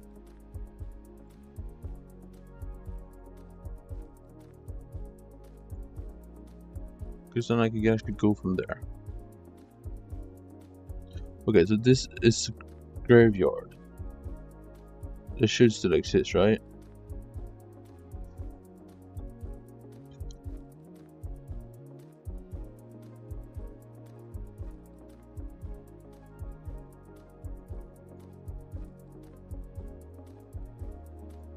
Does that mean it's a church or no?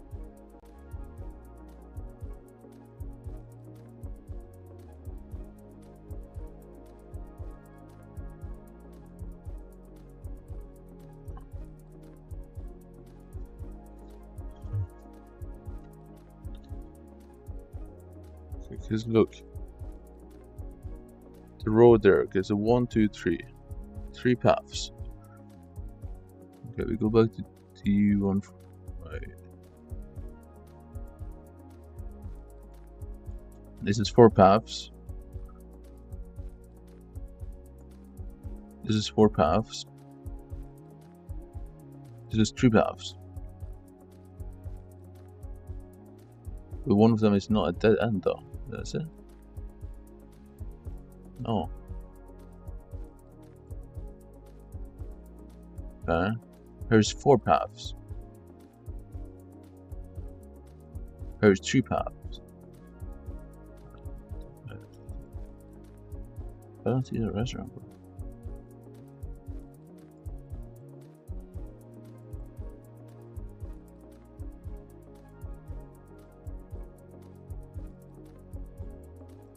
The restaurant doesn't even exist.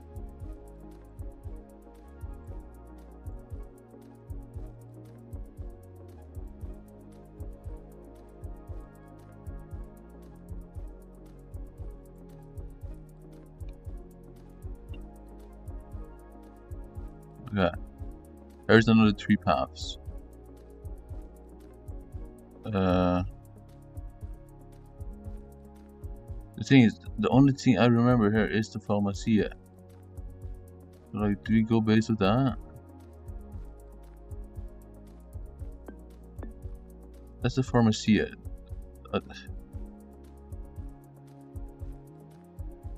And that's up here, isn't it?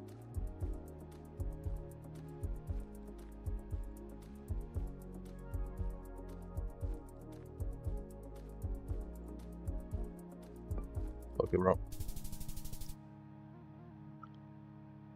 No, you did me dirty, bro. You literally sent me so.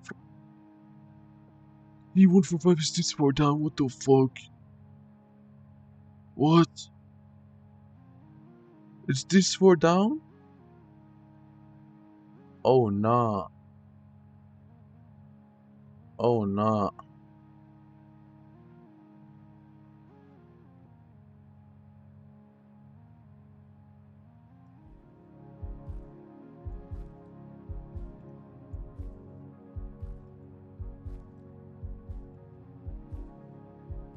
No, he did me dirty, bro. He scammed me.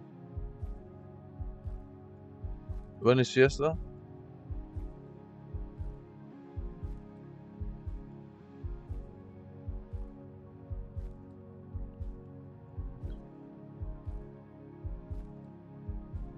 What the fuck is that?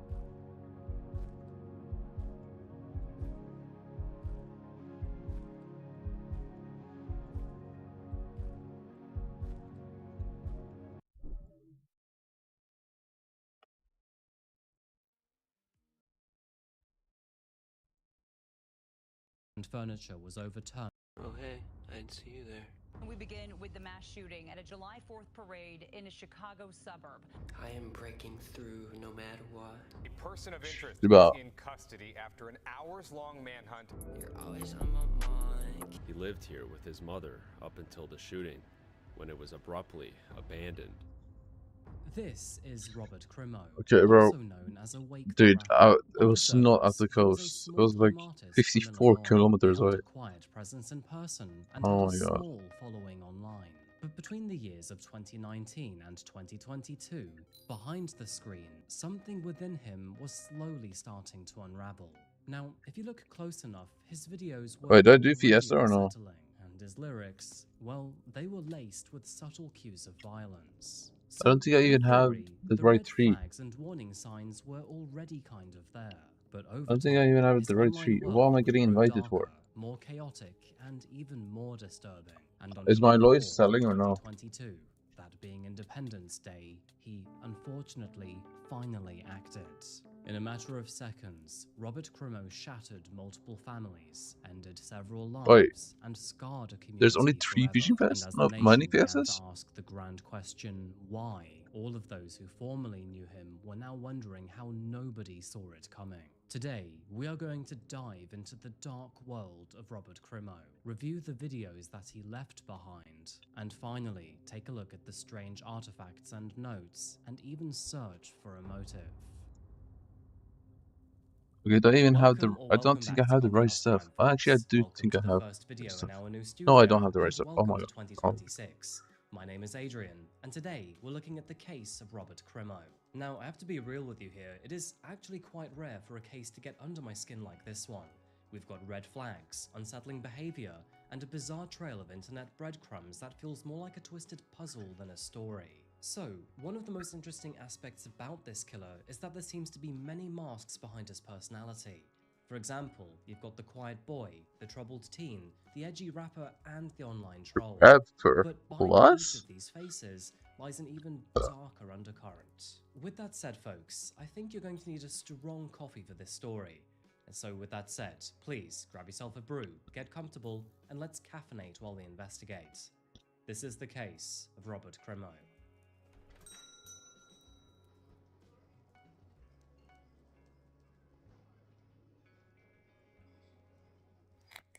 Welcome to Highland Park, folks. Just a short ride north of Chicago and found right beside the waters of Lake Michigan. It's a charming town that is found in a beautiful part of America. Quiet, leafy streets meander between rows of heritage brick homes. And here, coffee shops do seem Hi, to be Kara. a I hope you dime shut a the fuck dozen. up. Perfect for all Sorry. those cold mornings over I'm sorry. winter. And when summertime hits, well, you're met with beautiful scenery. And I truly mean that, because when the sun is out, Illinois is absolutely breathtaking. As for Highland Park itself, it isn't really just an important part of Chicago's North Shore, but is a place where the 4th of July is a special tradition that is stitched into the town's identity. Independence Day is a huge thing here, and you will see that every year. Its central avenue will burst into life with red, white, and blue. You get to experience the full shebang here, with marching bands, cotton candy, and Am I neighbors missing sharing anything good to food mine? across the street. It's the kind of morning that feels comfortable, Yes, I'm missing a familiar, lot actually. and safe. Now, unfortunately, I'm not with prepared COVID to mine at happening all over actually. 2020 Oh my God, no. and 2021, the grand event Boss, was boss, sadly boss. cancelled. But by the time that 2022 came around, everybody was ready Well, to shit, it's restart fall this now. great That's not tradition good. with a boom. And the weather seemed to agree here too, because at one point, the sky was clear without a single cloud in sight. But here's the thing, then this happened. Terror on the streets of Chicago as a What? gunman opens fire during a parade. We begin with the mass Bruh. shooting at a July 4th parade in a Chicago suburb.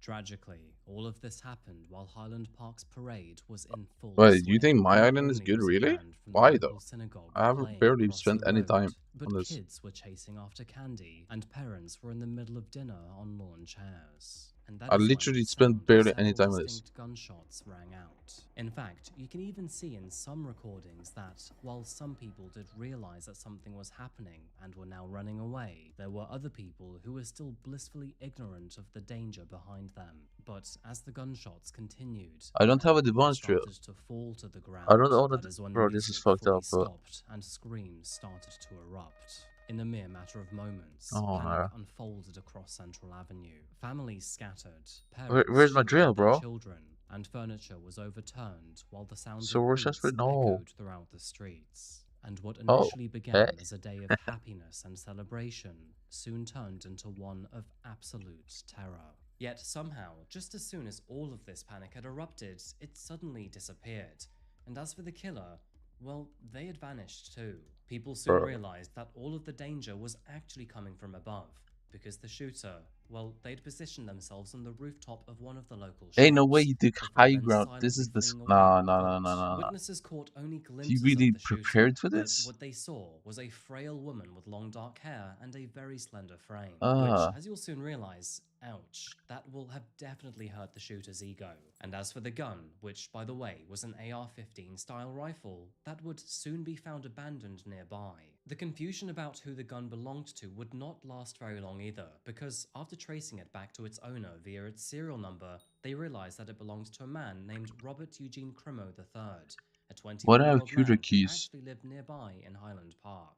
And so, alongside this surveillance image, they would then release both his name and description to the public, including a So description can of I his like car, do which was this? a 2010 Oh Honda Fit. man, And so, I think it's within lagging. minutes, Robert's face was plastered all over America, and people far and wide knew his name and his description.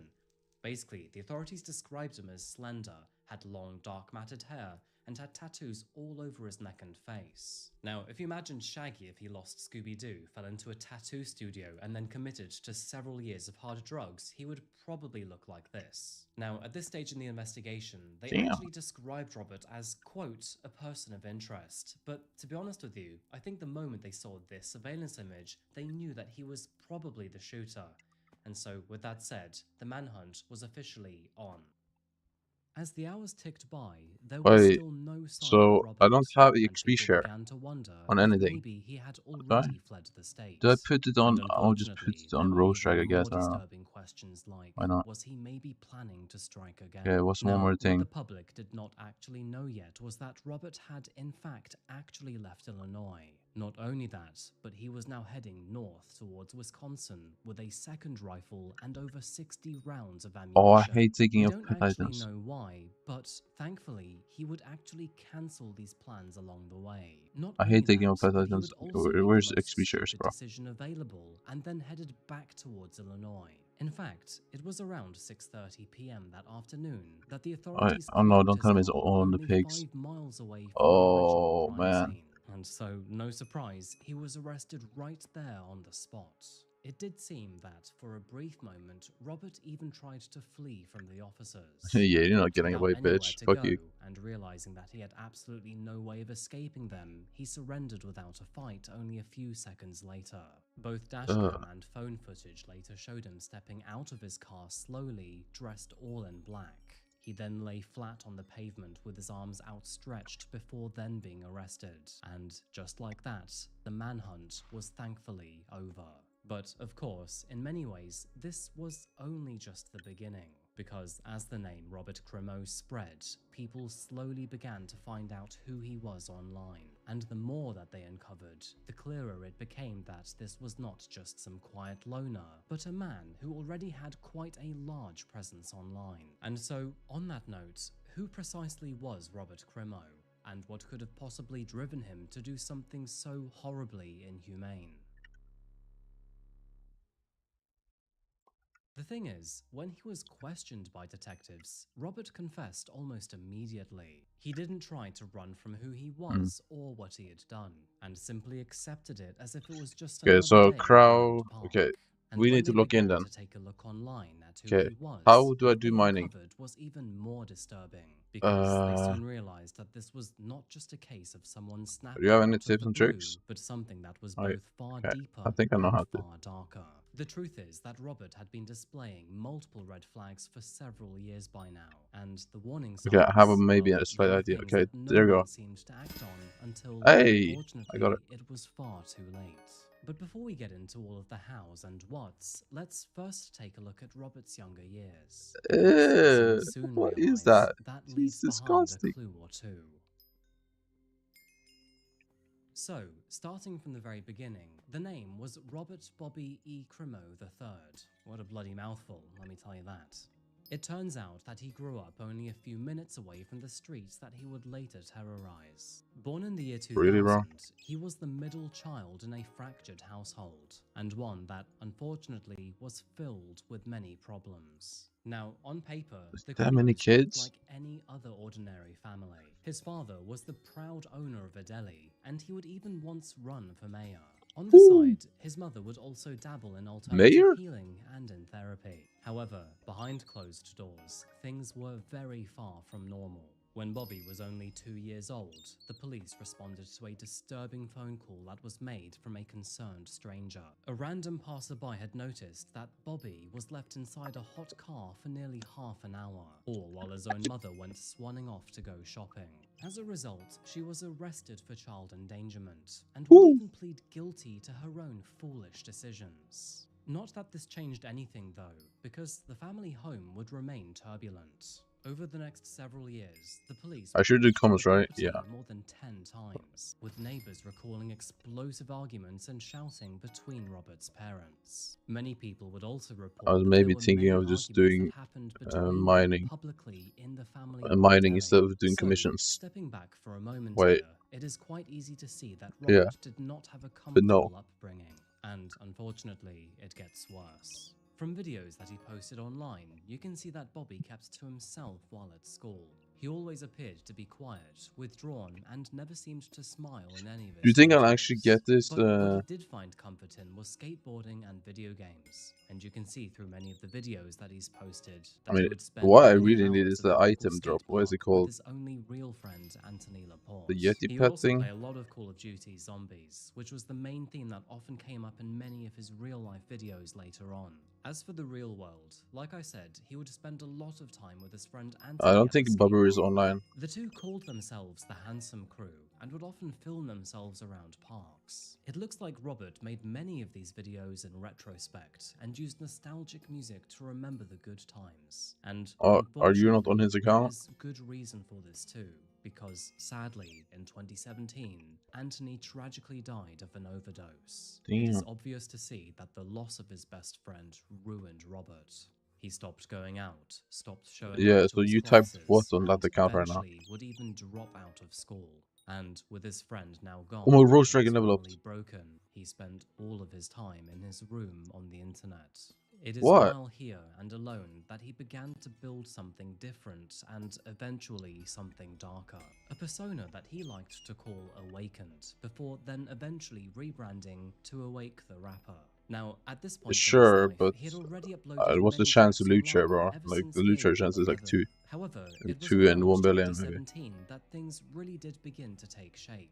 By 18, he had now become Awake the Rapper, an aspiring hip-hop artist with face tattoos, a nihilistic persona, and a growing obsession Well, with isn't he last, I violence. think? Under the new name, Robert or Awake flooded the internet with What's wrong songs, with this guy here, videos, bro? blog What is he posts, doing? his own website, and even merchandise. He scattered his new content all across multiple platforms, Alright, sure. most of which was filled with disturbing images of mass shootings, death, and self-destruction. And over time, this rhetoric grew darker. In one video named Toy Soldier, Bobby used stick figure animation to depict a man and a woman, before then panning to a man dressed like him. Wait, as a how much shooter. am I He then missing? opened fire Does that on need the crit crowd chance? before Probably. then being shot and killed by Well, that'd be a cops. big issue. And another video, which was titled Are You Awake?, was even more disturbing to watch. In this video, he spoke in a rather robotic voice. Oh, I should probably mine this, huh? What almost sounded like his final words. Rather than quote him here, I'm just gonna let you listen to him instead.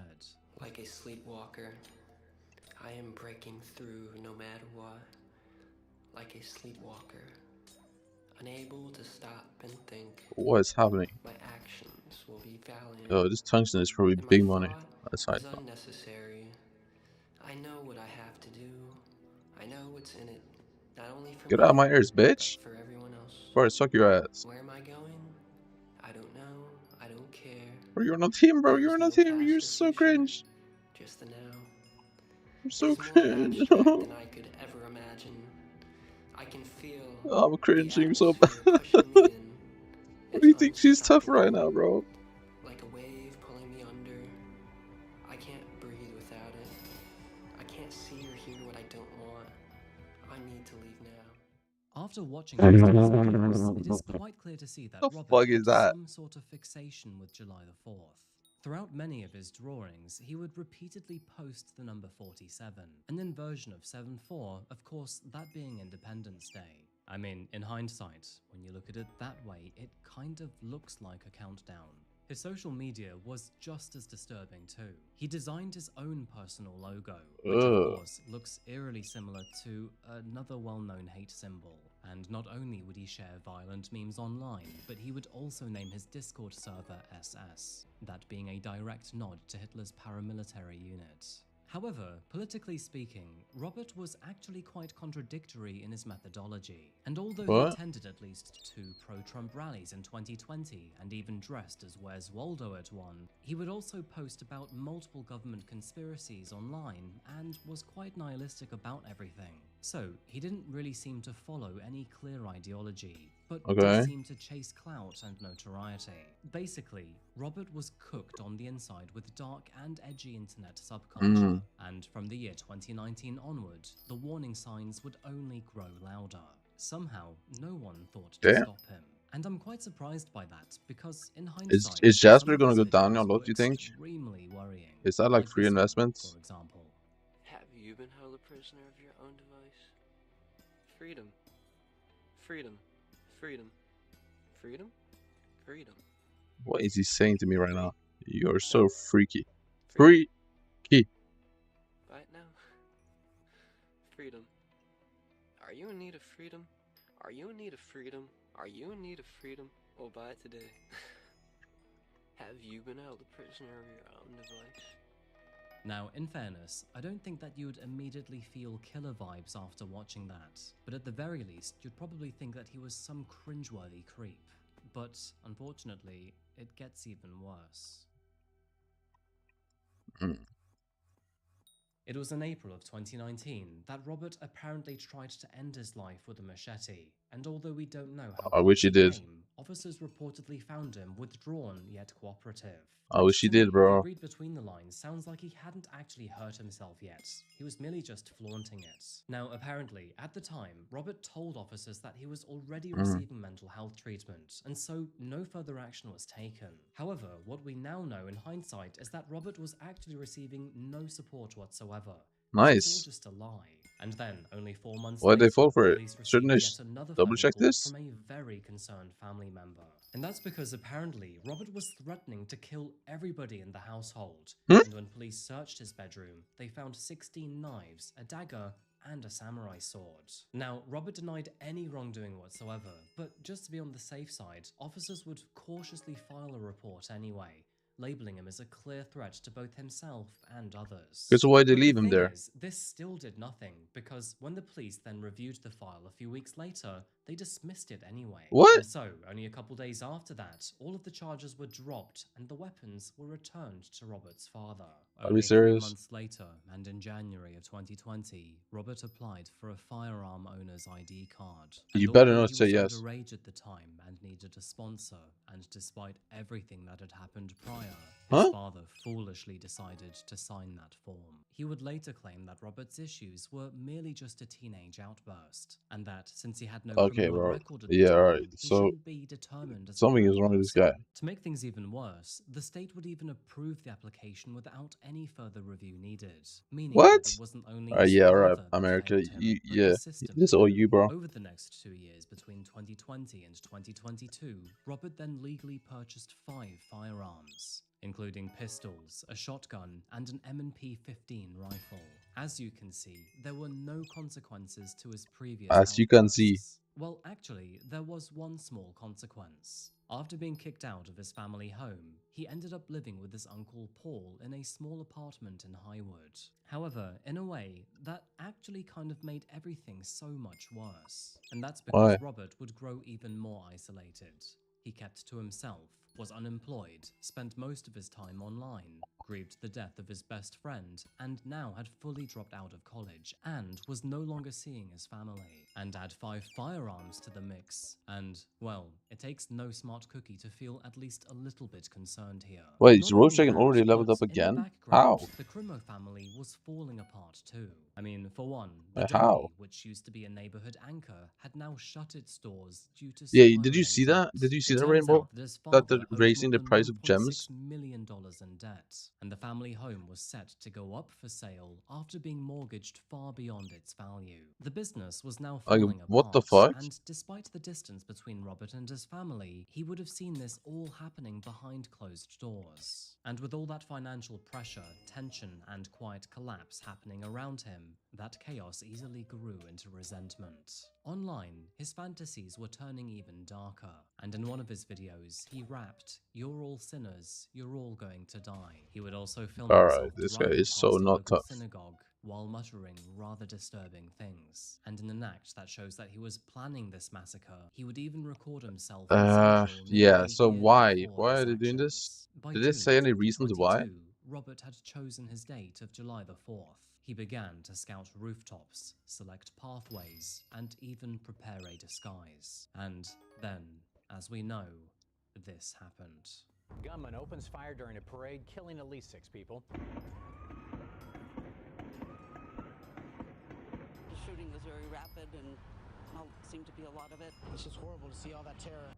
In the early morning hours of July the That's 4th, just annoying Robert if you dressed want in to women's skip account clothing, upgrades. including a wig, makeup, and long sleeves to hide his tattoos. He then walked towards downtown with his rifle wrapped inside a blanket, climbed a fire escape, set himself up on the rooftop of an outdoor outfitter, and from there, established a clear line of sight over Central Avenue. At 10:14 a.m., and as marching bands passed beneath him, Robert opened fire. Like, We've is already this covered their what solution happened of next, making more but in the money? space Because of I 9 don't think it will minutes, actually over work. 70 rounds were fired, each shot aimed into a crowd with nowhere to run and nowhere to hide. In total, 7 people were murdered that day. Kevin and Irina McCarthy were both shot while shielding their toddler son. Catherine Goldstein was murdered while standing next to her daughter, and Stephen Strauss, who was 88 years old, was there out of tradition. Meanwhile, Nicholas Toledo, who was 78 years old, was hesitant to leave his home, but after being convinced by his family to go get some fresh air, he decided to go to the parade. And Jackie Sondheim was a beloved local preschool teacher who was How merely many, out bro? to support her community.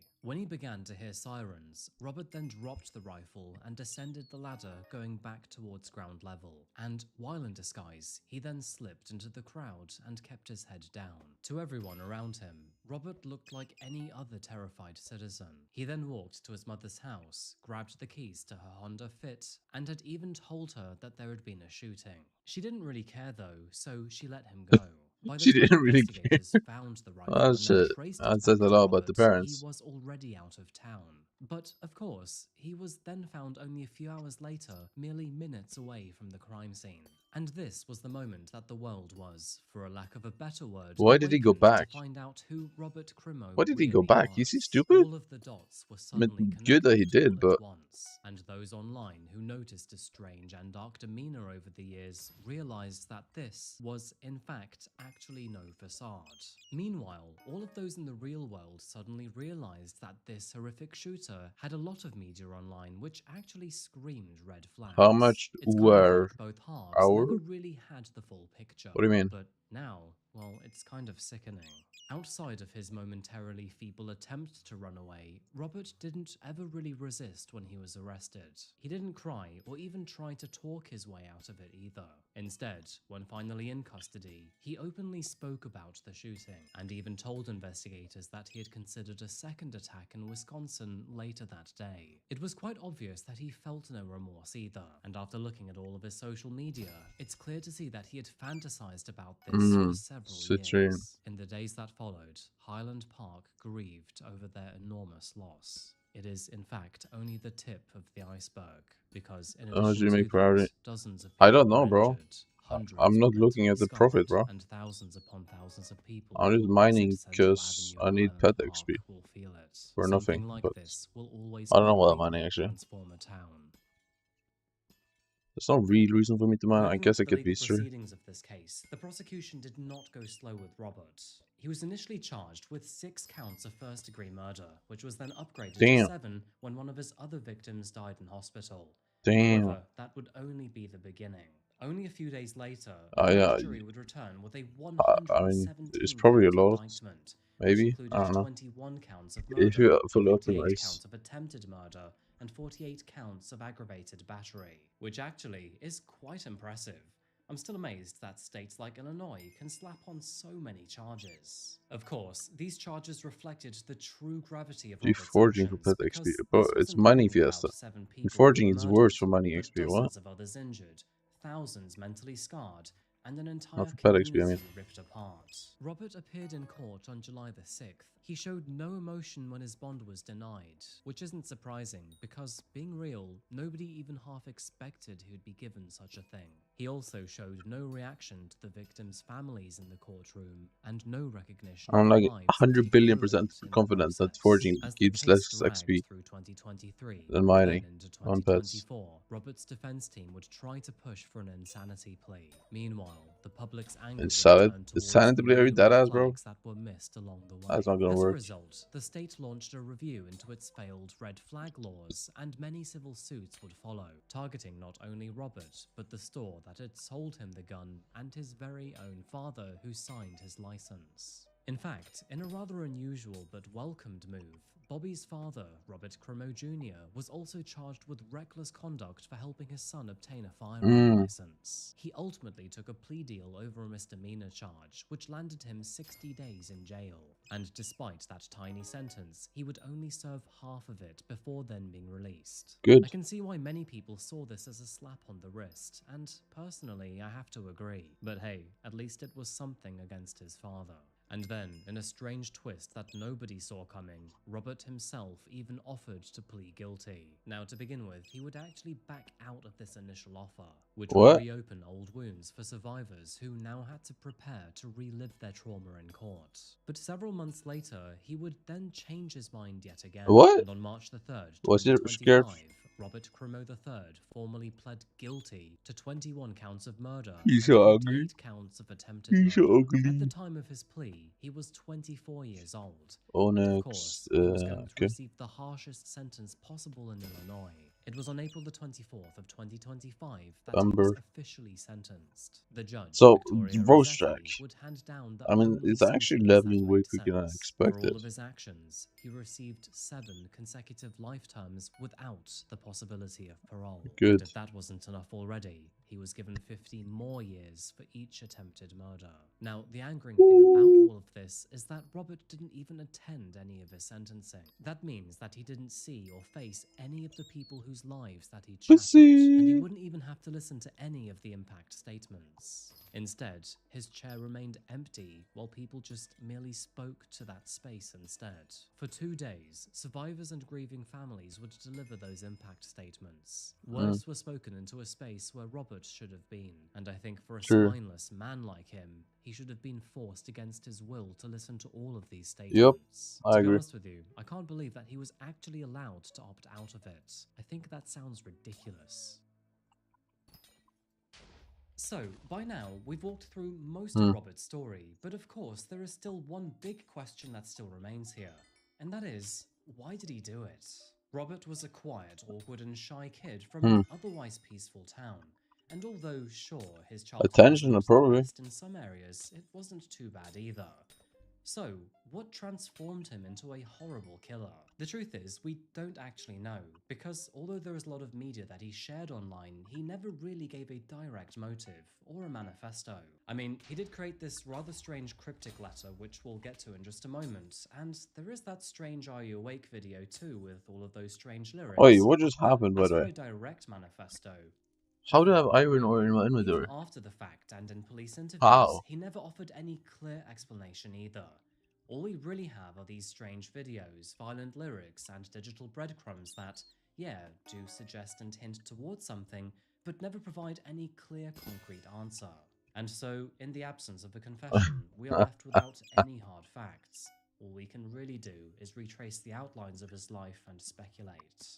Mental health struggles he's in almost certainly played a role here, and Robert's downward spiral followed an all-too-common pattern of social withdrawal, suicidal ideation, and violent fantasies. He said It all silence. seemed to begin with the death of his closest friend. He didn't say the word shut silence. down He was just emotionally, silent. And while there were police What? visits and fleeting contact with mental health services, nothing stuck. Robert Fat had Clanker no treatment 67. Who is plan, that? no consistent follow-through, and no actual support. Meanwhile, Yo, his mother that's it. posted online about spiritual healing, but not I'm actual ChatGPT. therapy, and whatever help he may have needed Is he okay? never seemed to materialize. Is In addition Babur to guy this, okay? there's the element of loneliness too. He lost the one close friend he had, dropped out of school, never seemed to recover, never formed any lasting bonds, never had a proper relationship, and then moved away from his family. Instead, he seemed to find a home in online echo chambers, where edginess and weird behavior is totally normalized, and people seem to lean into violence, which is often rewarded That's with not true, bro. And as I've already mentioned, People can he be seems to edgy have on the only internet without aesthetic being a ideological killer.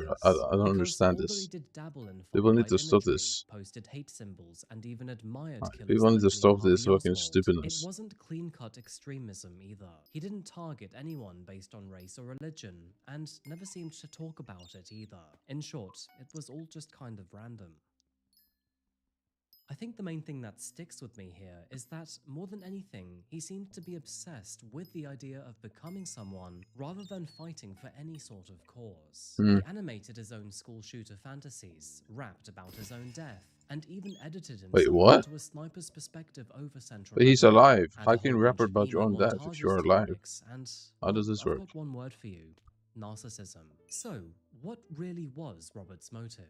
Although we can never really tell, what I would put it down to is poor mental health and Robert desperately trying to make a name for himself no matter the cost. All that we really do know is that he documented himself for multiple years before the attack, and that none of this actually seemed to be spontaneous. And so, on that note, could all of this have possibly been stopped? Well, unfortunately, the guess. answer is yes, because those warning If he didn't get the signs gun, were always there. what the fuck? The Obviously. threats, the police reports, and the violent videos online were obvious red flags. And in the end, Where's the system Littlefoots? looked the other I way love me at some every big Littlefoots. opportunity. All of the questions surrounding his motive have not disappeared either. Come on, baby. In the aftermath of this attack, Illinois tightened its laws, hoping that this will deter shooters in the future. Although, unfortunately, many national loopholes remain. There is Yeah, no this full answer Fiesta to is why this terrible for me, bro. happens, and I'm unfortunately, not locked we in at likely all. will never know.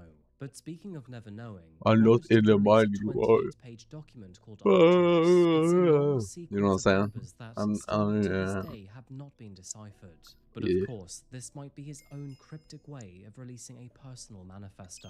By the way, while researching this one, I realized that my good friend Diatrib covered this case a little over a year ago. And it seems that, after sharing Arcturus with his followers, one of them actually managed to crack page 1. I'll be leaving a screenshot of it right here for you to read. Oh, and just another shout out to Diatrib here. If you'd like another in-depth perspective of this case, then please do check him out. The guy works so hard on his videos and deserves the recognition.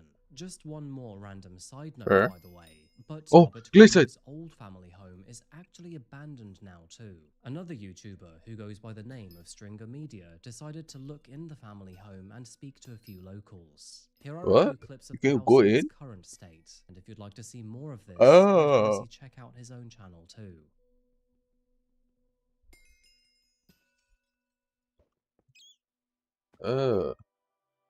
Anyway, folks, I think I've covered all of the important parts today, so I'm going to wrap this one up here. But I'll finish by saying that this case leaves behind an entire graveyard of what-ifs. The truth is, we may never actually know Robert's motives. All we're really left with are a whole bunch of red flags, and a troubled mind that caused a lot of pain for, well, nothing, really. Now, to be honest with you, I don't like giving killers a platform. Can you unless tell it's at me their how own much an alloy expense. is on Auction Also, I'd House? like to remind you that Robert Crimo is a very poor excuse of a human. And for whatever bravado that he thinks he might have, just remember that he is nothing but a cringeworthy narcissist who thinks that disgust equals attention. And I hope you're enjoying prison, emo Shaggy. Anyway, folks, that really is it for me today. Thank you so much for watching. And as Emo always, Shaggy, I'll see you alright, again bro. very shortly for another video. If you found this case interesting, then please do remember to subscribe. It really does help the channel out. Otherwise, if you want to follow me on social media, just go to Coffee House Crime on Facebook or Instagram. And yeah, I think that's pretty much it today. Until I see you again, remember to look after yourselves, look after each other, and of course, stay safe and stay curious. Thank you. Stay curious.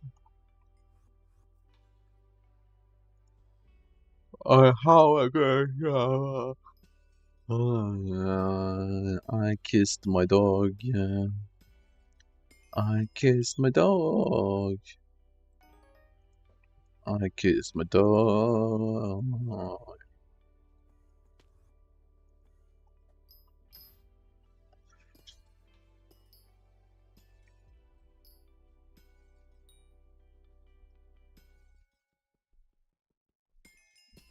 I'm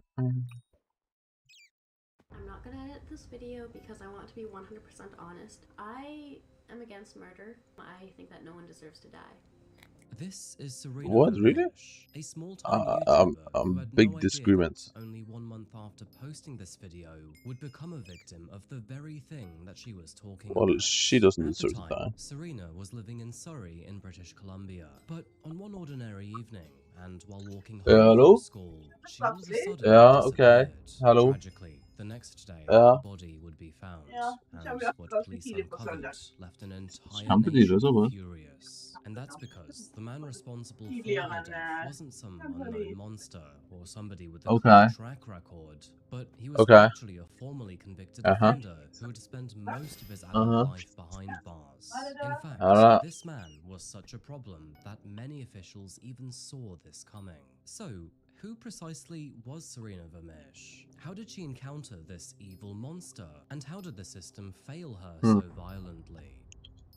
Oh, tell me, bro. Welcome back to Coffee House Crime, folks. My name is Adrian, and today we're traveling to Canada to look at a story that's still Canada? haunts officers to this day. Now, this has to be one of the Canada? saddest stories that I've covered here, because there was nothing that Serena could have done. Meanwhile, her You know who this guy killer, is? well, Probably. he gave the authorities plenty of warning. By the way, I post videos here weekly, so if that does sound like your kind of thing, then please do consider subscribing. It really does help the channel out. And now with all of that said, please grab yourself a coffee, get comfortable, and let's caffeinate while we investigate. This is the case of Serena Vermeersch. Why does she sound so Canadian? Just the name.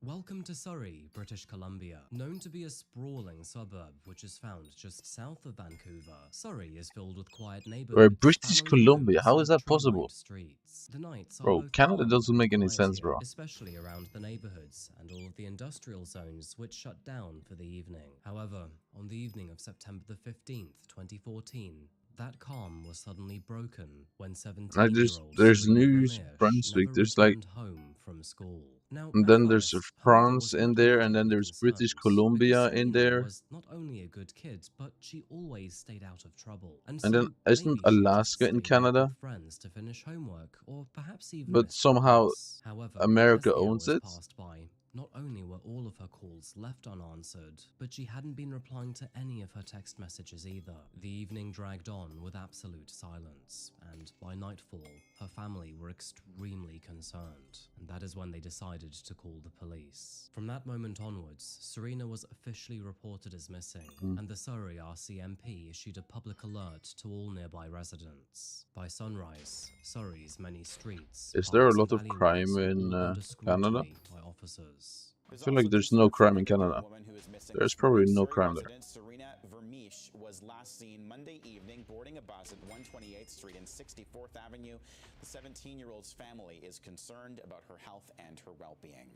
By now, detectives had learned that Serena was last seen around 8:10 p.m. boarding a bus near 64th Avenue and 128th Street. Is there more crime in America? That she would take home before But then isn't walking Canada the rest basically of the just a journey. country They with also literally noted that there was nothing only unusual like about her land plans, and no that places? Serena was simply heading home. Of course, the Like problem is I've that she never seen actually Canada made on it there, GeoGuessr, bro. which means that And every time I somewhere zoom in along that somewhere, familiar journey, something terrible must have like happened. there's just so much land, but like As the hours slipped there's by, no everyone who knew houses, bro. Serena Where's grew the more houses? concerned and more anxious.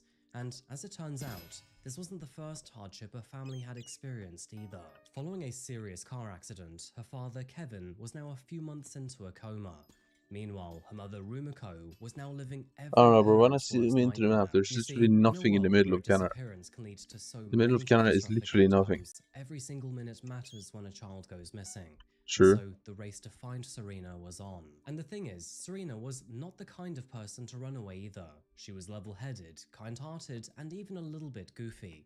In fact, she had her own YouTube channel where she liked to be her authentic self. And now, for a bright young girl who loved to talk so much, she was all of a sudden silent. And so, before we travel down this rather dark path, let's first take a look at who Serena actually was. Yeah, but like, okay, so how many Before people any live in the this big happened, cities Serena was of those just 41 like million? any other teen. She was Tell me. creative. She loved to express Something is wrong herself with on her Canada, bro. YouTube channel and was studying at Sullivan Heights Secondary Like, School. Canada has She so also much loved land. music, There has to be hanging out with possibilities to make friends, money and here. posting videos online. At the time, she was running a small YouTube channel under the name of I Run a Kitty, where she uploaded Like, vlogs for has so fun and much. spoke about whatever crossed her mind. Looking back, there is quite a lot of down-to-earth content on this channel, which clearly was made back in the day when YouTube was all Isn't that about Drake? the normal person.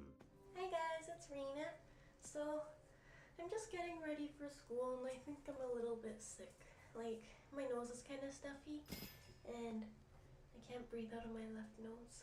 Okay. But, yeah, so I just thought I'd make a little Makes sense, video. makes sense. I'm actually standing in the bathroom because the lighting in my room is really bad.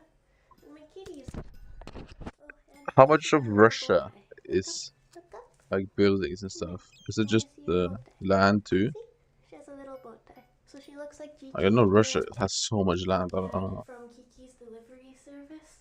From a hobbies perspective, Serena was into Pokemon, Spider-Man, Magic the Gathering, GTA, and cats. She truly was a real homebody in all of the right ways. But yeah, Her videos so were quite isn't there a nostalgic to lot of watch, resources actually, in probably Canada because they that remind me of a could be simpler used? time when I too Because was a isn't there teenager, so and much you have unused titles land? like "Oh hi guys" and other phrases that only made sense back then in 2014. With only 100 subscribers in her It's pocket, achievement. Oh Serena my was god. not necessarily chasing fame. Yeah, bro. She just Canada. liked Yeah, to create Canada makes no videos, sense. to connect with like-minded people, and to make others smile. Her friends described her as warm, funny, and kind, and the sort of person who could light up a classroom. Just to point it out, guys, I know, very common phrase there. They are not my words. Inside the family, Serena was her mother's pride and joy. She was reliable, thoughtful, and was never one to cause trouble or disappear without a word. And of course, that is why, when she didn't come home that Monday night, that everyone panicked. Yeah, like, I'm completely against I also murder, feel like GeoGuessr but, makes because, I mean, certain things okay, a look lot of way murderers, smarter a than lot it of them, actually like, is. hardly, Am I if tripping? any, have ever said they killed someone just because they think it's the right thing to do. They always had a reason, whether it be like drugs or someone owed them money but never gave it back, or gangs, or all that stuff. They didn't do it because they A thought lot of it was it the right isn't thing to taken do. due to First Nations law. Most of them. What do you mean? I haven't What is heard that? of any murderer that said they thought it was the right thing to do by killing someone. Tragically, on the Tuesday, that being September the 16th of 2014, the search for Serena took an awful turn. Around 24 hours after she had vanished, a search party were busy combing through the industrial area of East Newton, and as one of the searchers peered into a secluded patch of brush, which could be found just off the railway tracks along 146th Street, We should let 66th in Avenue, all the they Israelis unfortunately came across a into Canada harrowing and see what discovery. happens. It was the body of a young girl, and visual identification was enough to know that this was Serena. Police have now identified a body found in Surrey. RCMP confirmed 17-year-old Serena Vermersch was found dead at the City Works yard on 66th Avenue She was last seen boarding a bus Monday night at 128th Street and 64th Avenue. Her death is suspicious, with an autopsy happening today.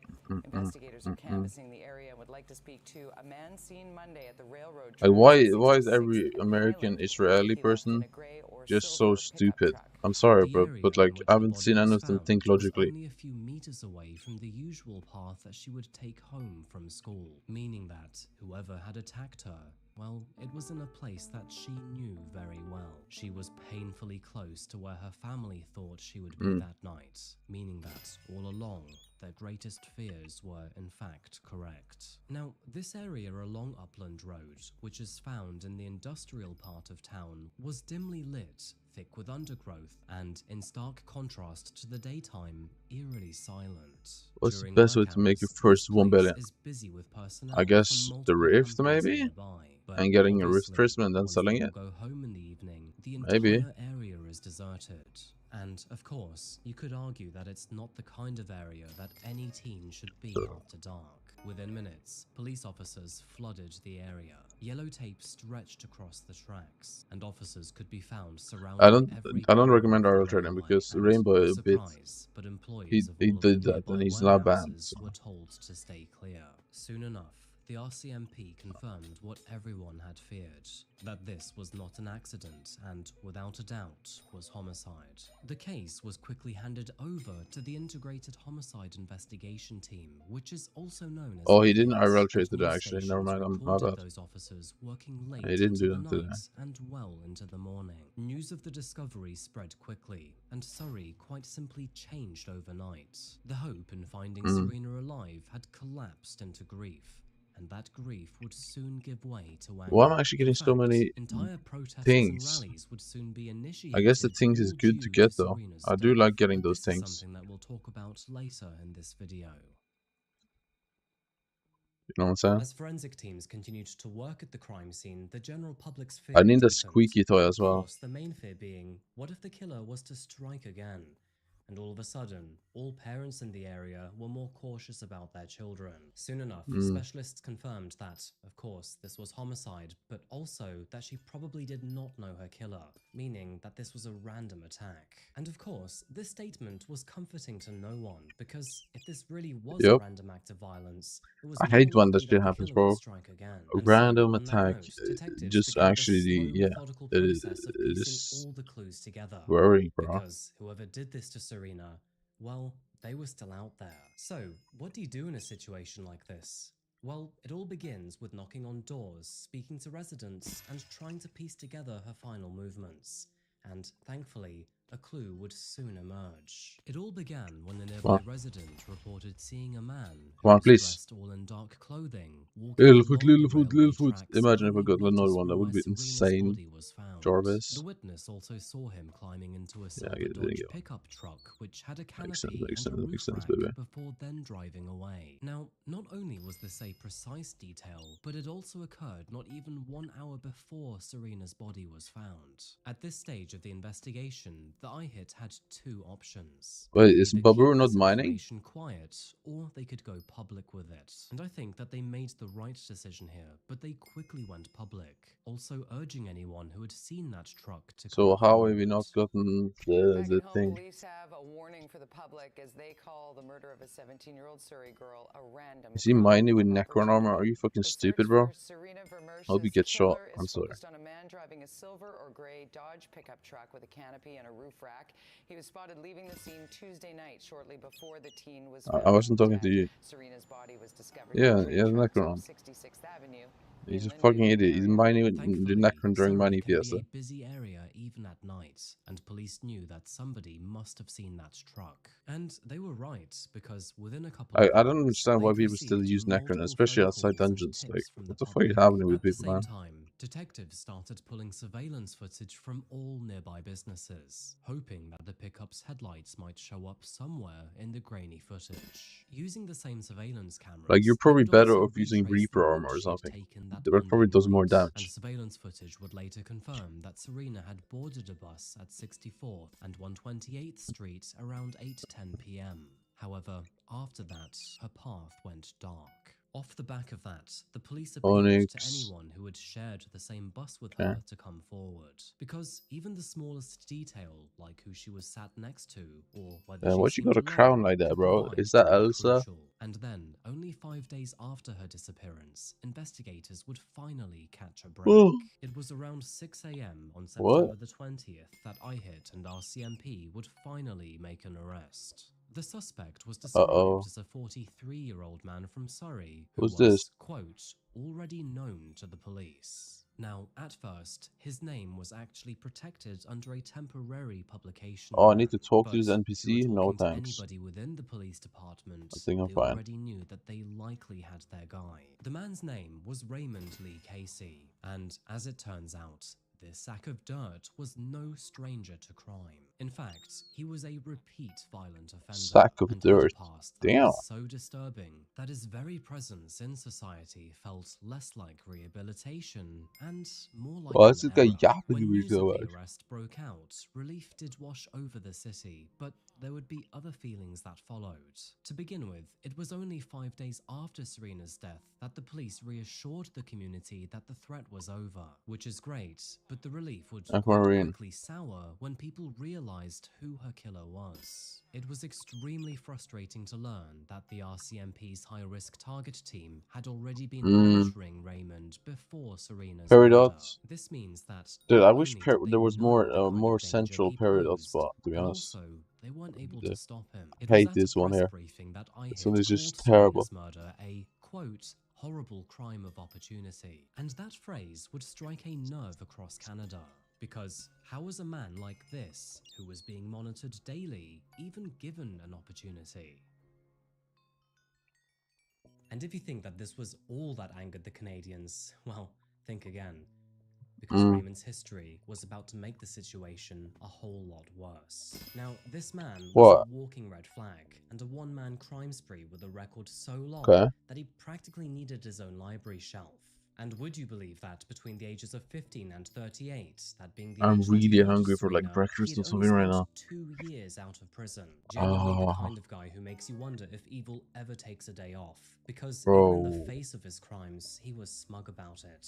Raymond's criminal history stretches as far back as his teenage years. First jailed at the age of 15, he then spent most of his life behind bars, and for good reason too. In the year of 1991, and at the age of 19, Raymond broke into a museum just after working hours, before then going on Where's to my tab? sexually Not a assault scoreboard. one of the workers It literally at goes knife away point. every hour. He then Is that like forced a her into his this car, took her to an something I ATM have to machine, deal with? forced her to withdraw money, Yeah. and then tied her to a tree in the woods Yeah. before leaving her for dead. It turns out that the only reason What she the had fuck are you survived doing? that Why did you night mine is everything, because bro? nearby farmers had heard her scream. And then only a Oh, few now days literally after need to that, walk the Raymond entire then different robbed way. another woman at knife point, pushing her 2-year-old daughter towards traffic in the process. What? For those crimes alone, Raymond was sentenced to 22 years in prison, which, as it turns out, is one of the longest terms possible at that time. And the crazy thing is, as he was led out of court, he then looked back towards his victims and said,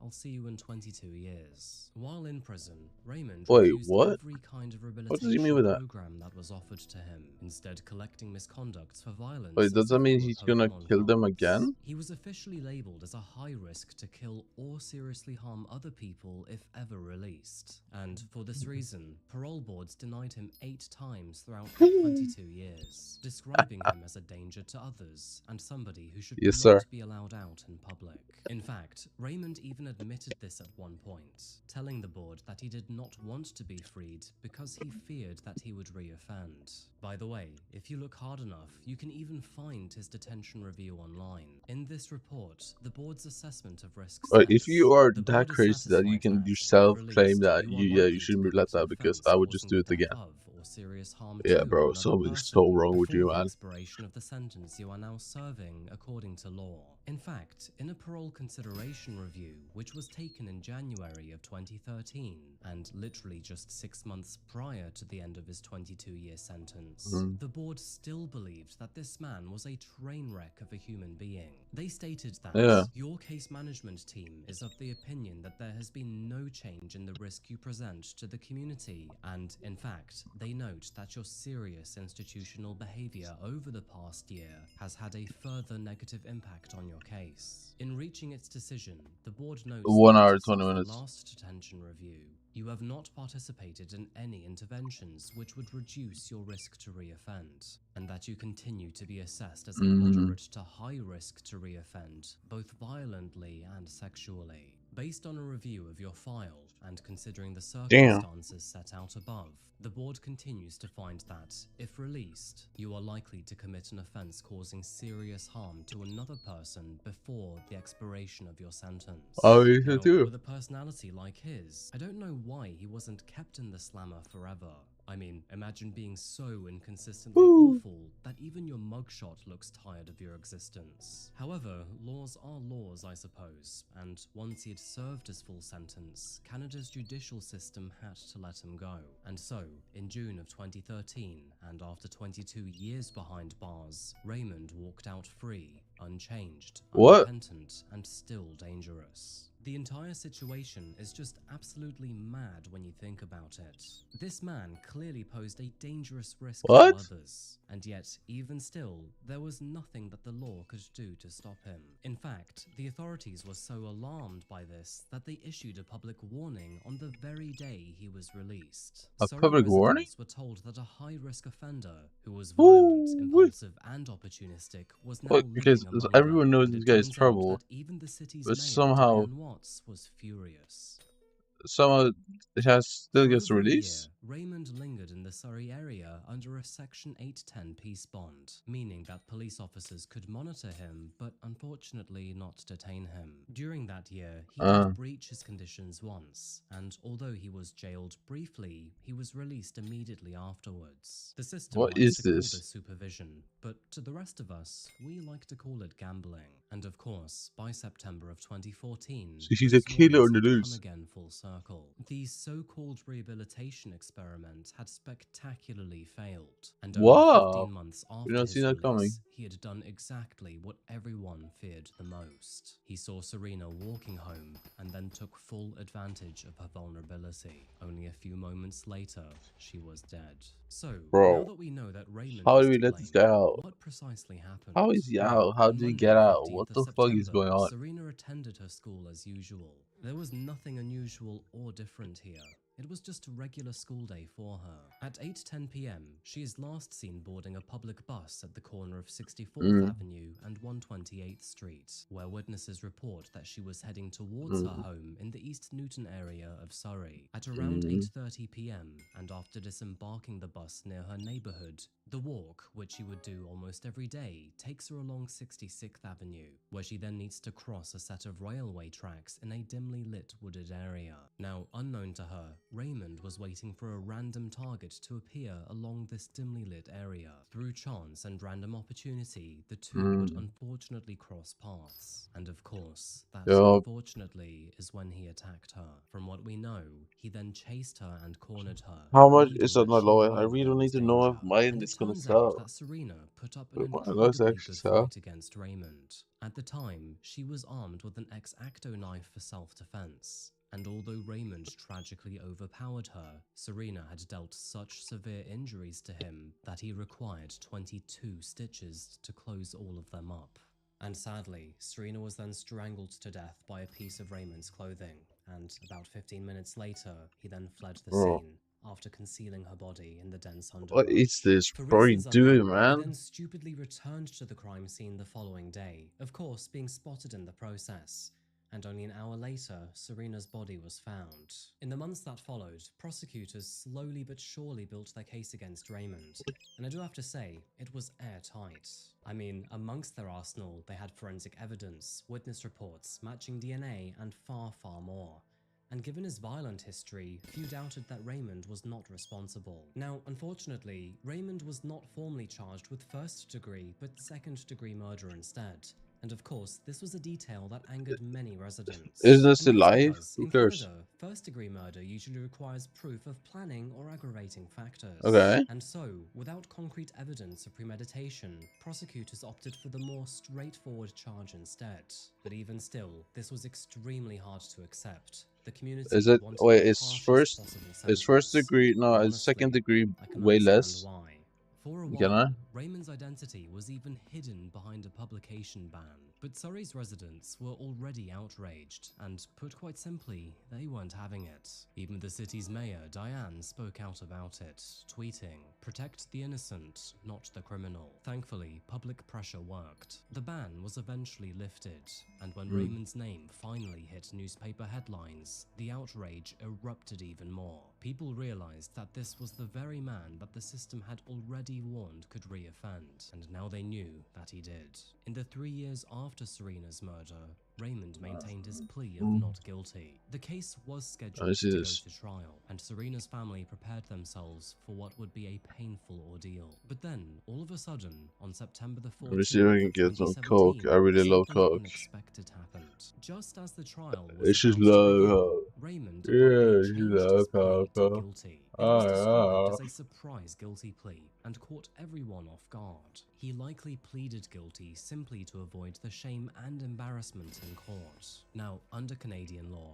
secondary-degree murder carries an automatic life sentence. The only question that was left behind was for the judge to determine how long Raymond would wait until being eligible for parole, which can range from 10 to 25 years under the current system. Now, personally, I really don't think he received enough time here, because in the end, he was sentenced to life in prison with no chance of parole for only 17 years. Not 20, Damn. 22, or 25, but only 17. And so, although it means that Raymond will be in his 60s before he can even apply for parole, I do genuinely not understand why he wasn't given the maximum sentence. And for Serena's family, there was I mean, no bro, true relief he either, doesn't understand over the how hollow comfort how of nice they partial are in Norway. justice. They initially said that Like, there bro, would be no closure let's until see. sentencing, but even then, it was clear that the closure that they were looking for was something that this Okay. kind of loss would simply never bring.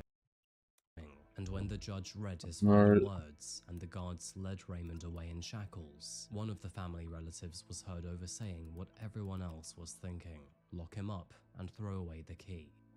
In a New Westminster courtroom, 43-year-old Raymond Casey pleaded guilty to second-degree murder. He was charged with killing 17-year-old Serena Vermeesh from Surrey. Her body was found near a set of railroad tracks in the East Newton neighborhood in 2014. Surrey RCMP said her death was a crime of opportunity and described it as a random attack. And so, with that said, the case of Serena Vermeesh was, at least in a legal sense, closed.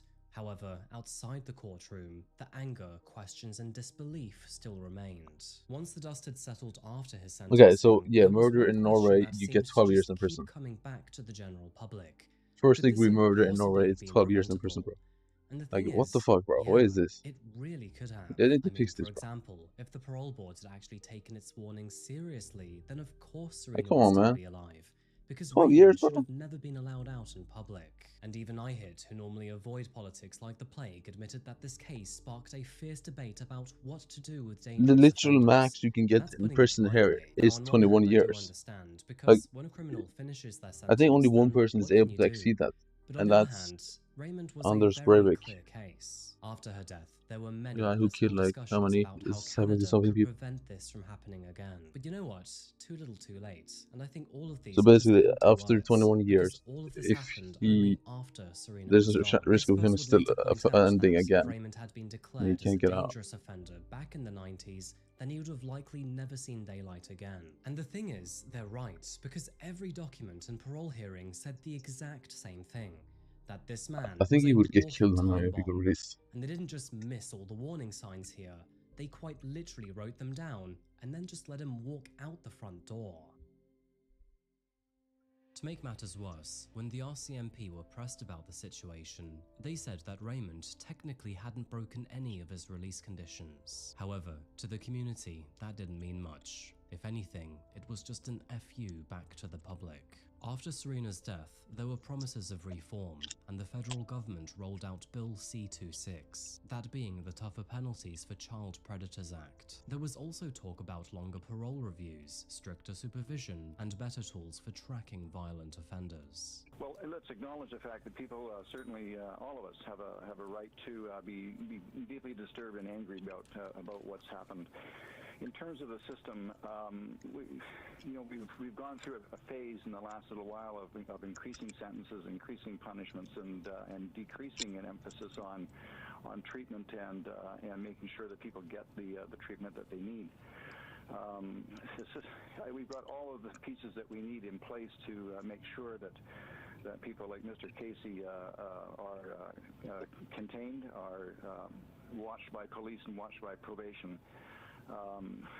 We need to question what happened with him in terms of treatment and assessment while he was inside. This is a very rare set of circumstances, a very rare combination of features, an offender with this kind of record and this kind of correctional history. Most people who come out of prison aren't walking time bombs, as this man who is alleged to have committed this crime appears to be.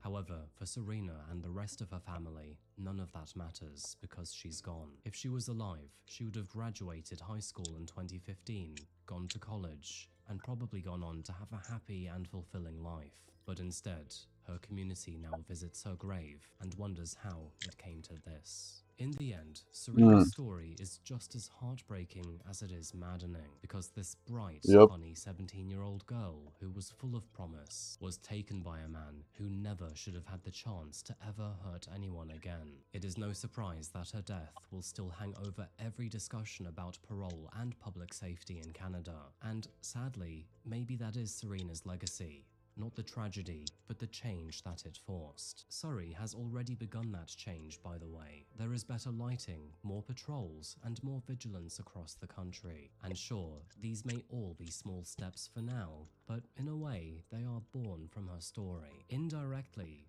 her death may have saved other lives in the process. That is something that we will never know.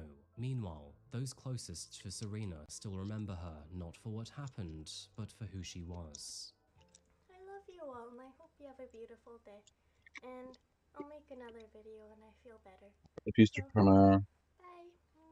Bye. Have a good day, and don't forget to smile. If Serena's family hadn't suffered enough already, her father, who, of course, was already in a coma at the time that she died, would also pass away 2 months later. I honestly can't imagine what her family must have gone through in the months and years after. And this is a reminder of how fragile life can be, even when we try our hardest. What really bothers me here is that, at the time of making this video, Raymond could possibly be walking the streets of Canada again in only 6 years' time. Which, considering all of the crimes he's committed, just completely baffles me. I mean, to be honest with you, I think this monster should quite literally rot in prison. Anyway, those are my thoughts, but out of curiosity, what are yours? As always, folks, please share your own opinions in the comments section down below. And I think that'll do it for now, folks, but as always, thank you so much for watching today, and I'll see you again very shortly for another video. Until that moment arrives though, remember to look after each other, and of course, stay curious. Thank you. And goodbye. So he's eligible for parole soon? Like how? What the fuck is wrong? No rate in Canada, bro. What's up with us, bro?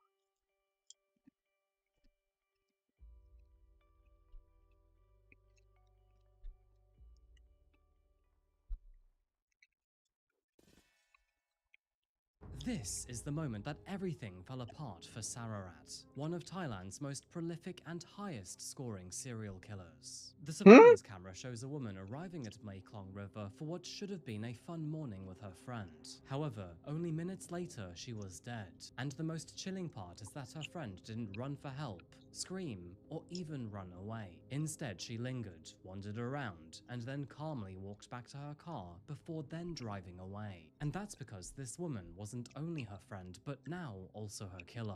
And this surveillance camera is the thing that would finally expose the wolf in sheep's clothing. Sarah Swithaporn, who is also known as Am, would go on to become one of the most disturbing serial killers in Thailand's modern history. And over the course of 8 ferocious years, she is believed to be linked to at least 14 murders, all driven by a motive that is so simple that it almost doesn't make sense. So, who precisely is Sarah Swithaporn? Who were all her victims? And what precisely was going on in this sick woman's head?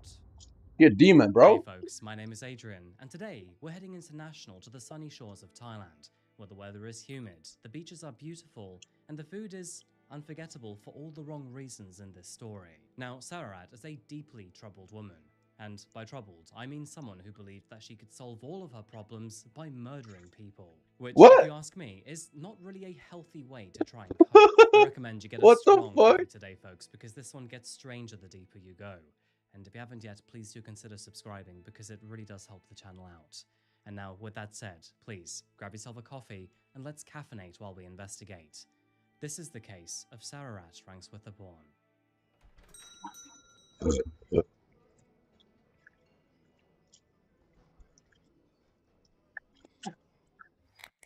Sawadee-krap, folks, and welcome back to Thailand. Now, it's been a while since we visited this part of the world, and as always, I do wish it was under slightly less murderous circumstances. But apparently, that is not how this channel works, and every time I ask the boss if I could perhaps open a tourism channel instead, well, he tells me to quit dreaming and get straight back to work. Thailand is known for all of the right things, usually. You have gorgeous beaches, warm waters, incredible food, rich history, and more temples than your legs could ever physically handle. The people here are lovely too. I mean, it is called the Land of Smiles for a reason. However, as we've seen before on this channel, every single place we go seems to have an underworld to it. And as for Thailand, well, this one goes deep. Because while most headlines and news reports here focus on crimes involving tourists, it just so happens that far less attention is paid to those stories that seem to unfold within its locals. You know, not the ones that seem to stop people from committing to all those all-included trips to Koh Samui. And this case is one of the most disturbing stories that this country has ever seen.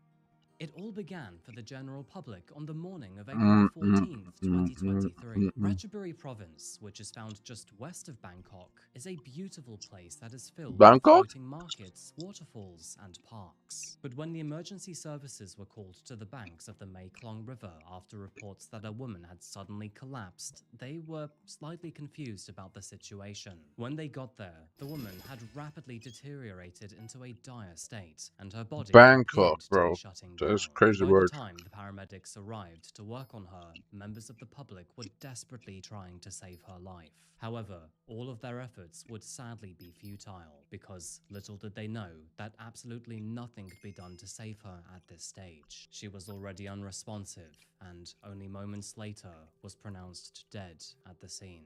Now, at first, it did look like some kind of tragic medical emergency, or maybe even a freak accident, or a sudden collapse. But there was something that was quite odd and strange about this situation, which didn't seem to sit right. Not only did she appear to be both young and healthy, but in the hours leading up to her death, she also appeared to be absolutely fine to head out that morning. And obviously, most people in their early 30s don't usually drop dead like that. Yes. So, who was this woman, and what precisely happened to her? Well, this was the first issue that police faced, because they realized that they had no way of identifying who she was or where she came from, because this woman had no form of identity on her. No mobile phone, no handbag, or no purse with ID. Which is quite strange, because who doesn't carry their phone around with them now? You know, I feel like a lot has to be said about technology these days, because unfortunately, we are enslaved to these things. They can be amazing though, like when you have a medical emergency, or you just simply want to look up a strange symptom. Healthcare is a big deal to all of us, and while most of those weird symptoms do go on to end up being nothing, it is a good thing to have a doctor that you can find. Suck dog, suck dog, suck dog. But booking an appointment or even finding a doctor can sometimes be overwhelming, long, or just outright frustrating. Which is why I would like to tell you about this video's paid partner, ZocDoc, because they take the frustration away from you.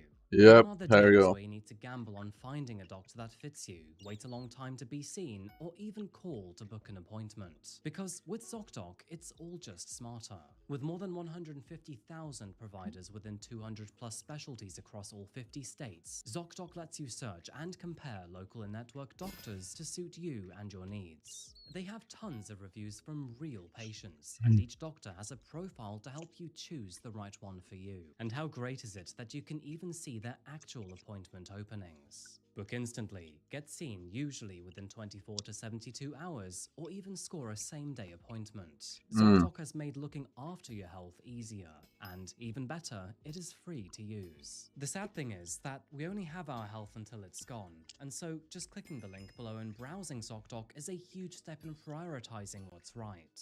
So if you're looking to improve your health starting today, then just go to ZocDoc.com/copyhousecrime or click the link down below. Thank you, ZocDoc. Now let's get straight back to this video. Back to our story today. The main issue that police officers had is they had no real way of identifying who she was. And so what do you do in a situation like that? The sad truth is that a lot of cases can actually hang in this limbo from as little as a day, right the way through until forever, basically. Thankfully, in this case, police would receive a breakthrough later that very same day when a report came in from a woman named Tongpin.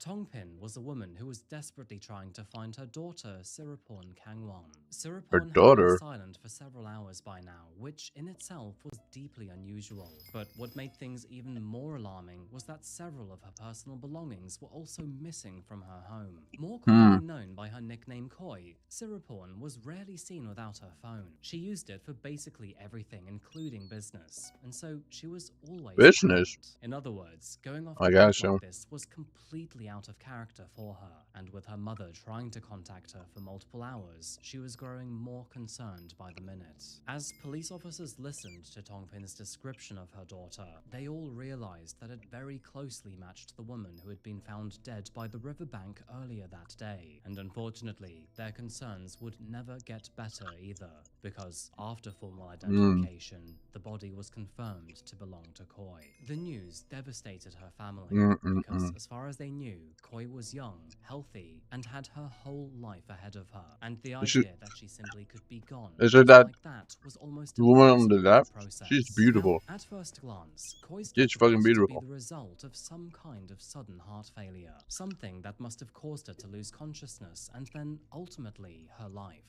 But the more that the authorities looked at her and the circumstances surrounding her, the less convinced they actually became. And so, in an effort to determine what precisely happened to Koi, they decided to order an autopsy on her body. And what it revealed would not only change their opinion immediately, but also the direction of the case entirely. It was during those toxicology tests that investigators discovered something extraordinarily unusual. That Koi actually seemed to have traces of cyanide in her blood. You probably know this already, but for those that don't, cyanide is a highly toxic chemical that prevents the body's cell from absorbing and using oxygen properly, causing symptoms such as headaches, dizziness, a rapid heart rate, convulsions, and eventually respiratory failure. Cyanide acts extremely fast too, and at a certain dose, if treatment isn't administered immediately or at least within a few minutes, death will absolutely follow very quickly. So, the question was not whether Koi had died naturally or through other means,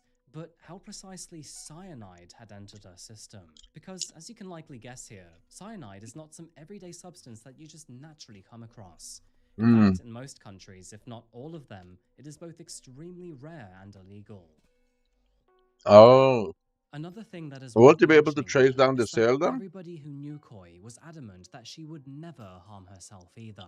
I mean, not only was she happy and in the middle of making her own plans, but nobody around her saw that there were any signs of struggle. And so, with that said, surely someone else was to blame. You see, Koi was only 32 years old when she died.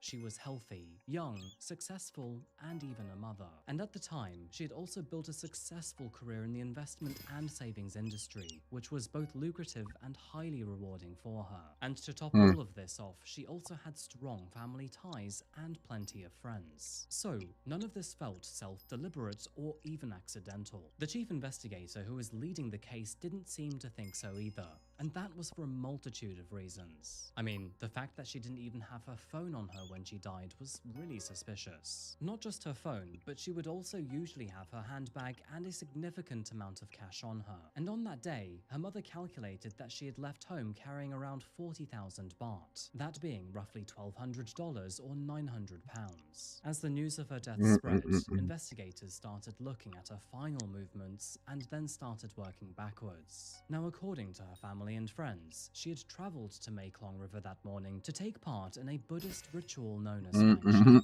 The ritual Oh, it's not involves wrong. releasing fish back into the wild It's as an act not of wrong. compassion, something that is meant to give good karma and also honor living things. Which, of course, in the context of this video, makes what happened to her both darkly ironic and horribly cruel, because not long after arriving at the riverbank, that is when she suddenly collapsed. Using the local surveillance cameras, investigators were then able to establish exactly when and how she had arrived there. And when they reviewed that footage, they did notice something rather important that you'll want to know about. Because as it turns out, Koi was not actually in her own car that day, of course meaning that she also wasn't alone. After the car pulled up, Koi stepped out from the passenger seat and then headed towards the riverbank. And then, seconds later, from the driver's seat, another woman stepped out and followed. But then the footage seems to take a very strange turn. While Koi continues to walk towards the river to the right, the other woman does the exact opposite and walks to the left. Rather than following beside her, she wanders off across the road with no obvious purpose. And then, after wandering around and hanging about cautiously, she then appears to look back down towards the river where her friend is. And it only gets stranger from here, because this random woman can then be seen drifting back towards her car, before then retrieving something and then following the same route that Koi had taken down to the riverbank. But the thing is, moments later, that woman then appears again. This time it appears that she is moving with far more urgency. And then after walking away from the river, she then gets back into the car and drives off. When police began to speak to other witnesses at the scene, they would all confirm that there did seem to be another person with Koi, and also that the two knew each other. But the strange thing is, this friend of hers would not hang around. Instead, she called for backup or for support, and when other people arrived, she then strangely disappeared. Which of course, when looking at the surveillance footage, would help explain why she had briefly travelled down towards that riverbank before then getting in the car and disappearing. But naturally, it would raise a few rather obvious questions here. Who this woman was, how she knew Koi, and why she was with her that morning, and of course, most importantly, why leave at all if a friend then suddenly dropped dead in front of her? Well, as it turns out, and That's with a good people point. seeing the surveillance footage for themselves, Koi's family already had a strong suspicion about who this mystery woman might be. And her Really? name was Sararat Rangsawithaporn. What kind of name is that? Excuse me, sir?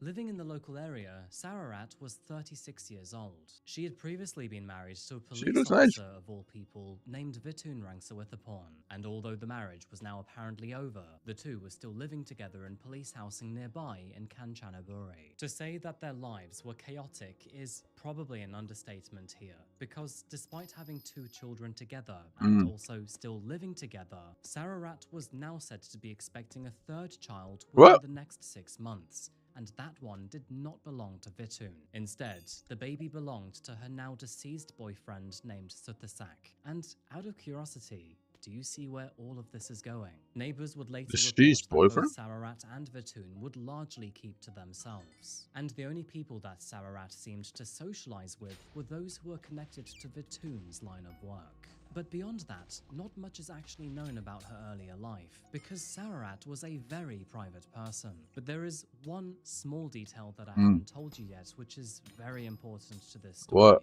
but it just so turns out that Sararat had been hiding a serious gambling addiction, and all of those old evil cards had dragged her into a very deep hole. Online gambling had ruined her for several years now, and to feed that habit, Yes, she sir. would basically borrow money from just about anyone that she could. This included friends, relatives, and even her husband's Spin, baby, colleagues. spin, Now, spin, spin, baby, Coy had spin. already built a very successful career in finance, and according to her family, she'd even lent money to Sararat in the past on numerous occasions. So, you can probably see where this is going, but there was also one other glaring issue here, and that was when Coy was found dead by the riverbank.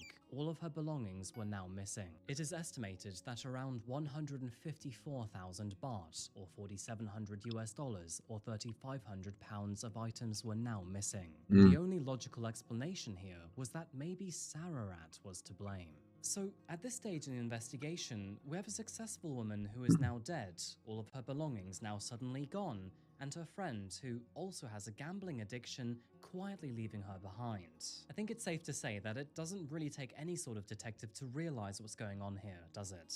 It was around this time that Coy's death and Sararat's potential involvement started to make headlines, not just locally, but quite literally all across Thailand. And then, that is when something completely unexpected I'm so happened. confused how iron People is. were calling in from all over the country to claim that they had known family members or friends that had spent time with Sararat before then suddenly passing away. Which, What? of course, was huge concern to police officers, because it seemed that this was not just a one-off occurrence. And if Sararat really was responsible for Coy's death, she may actually be responsible for multiple. And with the details of all the stories seeming to relate and even corroborate with one another, it suddenly looked like all of a sudden police didn't have some random murder on their hands, but quite literally one of their largest ever serial killers. Woo! She a demon, bro. And It she has appeared that kids, there was and a she's very pregnant. distinct pattern here. Wait, Sararat what? would take a loan from a friend, acquaintance, or anyone who trusted her. She would then fall into debt from gambling, owe them money, and then panic at her own stupidity. And unfortunately, her response to that panic was to poison them, quietly watch them die, and then take whatever else she could from them before then moving on to her next victim. And What? again, because cyanide is actually so hard to detect in the body, all of her This is victims so were stupid. suspected of simply dying from natural causes, and nobody was none the wiser. But when officers realized the pattern was there, it was actually hard not to see it. They would also realize another pattern, that the cyanide was likely given via food, water, coffee, herbs, cough medicine, or even diet pills, which basically means that Sararat was almost as creative as Aaron Patterson. The number of victims being discussed here wasn't small either, by the way. It was astounding, actually. The authorities would eventually link at Oh my least god. 15 alleged poisonings Holy to Sararat, shit. and out of all of them, only one person would survive. On the note of that survivor, 36-year-old Kantama Prasad had loaned Sararat around 250,000 baht, which translated for you is roughly 7,300 US dollars or 5,900 pounds. It was immediately after sharing a dinner with Sararat that Kantama suddenly vomited, fainted, and then was rushed to hospital. Doctors actually claim that it was a miracle that she survived. The really crazy thing is that all of these deaths stretched as far back as the year 2015, meaning that Sararat was in action for around 8 years in total. Not only that, but she had And also is it all struck to across gamble? at least 8 provinces, which is roughly 10% of the entire country. Investigators would later admit that some of these investigations, including Coy's, had sadly been handled carelessly. The truth is that in a place like Thailand, where forensic resources are quite limited, officers do sadly reach conclusions far too quickly or primitively, meaning that, rather than being stopped in her tracks, Sararat had been getting away with multiple murders for several years. They would also find out that 2 of her victims were policewomen. One of them was her boyfriend at the time, who of course she was now pregnant with, and the rest were either friends or mere acquaintances. In other words, none of her victims were actually strangers, but instead people she knew who actually trusted her. And as for the motive, I think we all know what it is by now, and it's disgustingly petty. Detectives It makes no realized that sense. Sararat was in severe debt from gambling, and she thought that the only way she could get out of that was to take money from people before murdering them. It is also reported that at one stage she was losing up to 1 million baht per day through gambling, that being roughly $31,000 or 23,000 pounds. And while the main detectives on this case were busy blowing their mind over the details, other officers found something quite interesting. Surprisingly, they'd actually managed to find most of Koi's missing items, which were all basically found in a pawn shop under Sararat's name. And so, with that said, they finally had enough, and by the end of the day, police officers arrested Sararat for everything that they feared. When officers searched her home, because they now legally had permission to do so, things only got worse for her, because amongst the rubbish, they found a bottle of cyanide. And forensic teams examining her internet search history also found that she had in fact purchased and researched cyanide online. Despite this mountain of evidence that was now slowly building up against her, Sararat still decided to deny everything. She instead claimed that not only had she not used cyanide on her, but she hadn't even seen her that day. So, I guess she had no idea that they already had her on camera. To make matters worse, Sararat would also refuse to answer any further questions. And the truth is, officers still could not prove that Sararat had driven the car that morning. You're dead. Because it did not belong to her. And so, with little funds remaining, they did something quite daring and decided to post a photo of the car on social media. Lucky for them, that risk would actually pay off, because not long after, dozens of people had identified and even located the vehicle, and it all circled back to a very interesting address, because the car was traced to a house that belonged to a policewoman who was formerly connected to Sararat's ex-husband. When they eventually found the car, forensic teams then found traces of cyanide all over the seats, as well as receipts used at the pawn shop addressed in Sararat's name. All of this was finally enough for police. In total, Sararat was now left facing 13 additional murder trials, along with roughly 80 other offenses, including premeditated murder, attempted murder, robbery, food tampering, and forgery. The sheer size of this investigation You are dead, bitch. how I enormous think the case had become, Thailand has because definitely, over the right? next Yeah. few months, You dead, police bitch. had interviewed more than 900 people Dead, and bitch. examined well over 26,000 documents. They also went after her ex-husband, Vitoon, because although they were now technically divorced, investigators came to believe that he was far more than just a mere bystander. He was accused of helping Sararat conceal evidence connected to Koi's killing, and even had links to the death of her former boyfriend, Suthasak.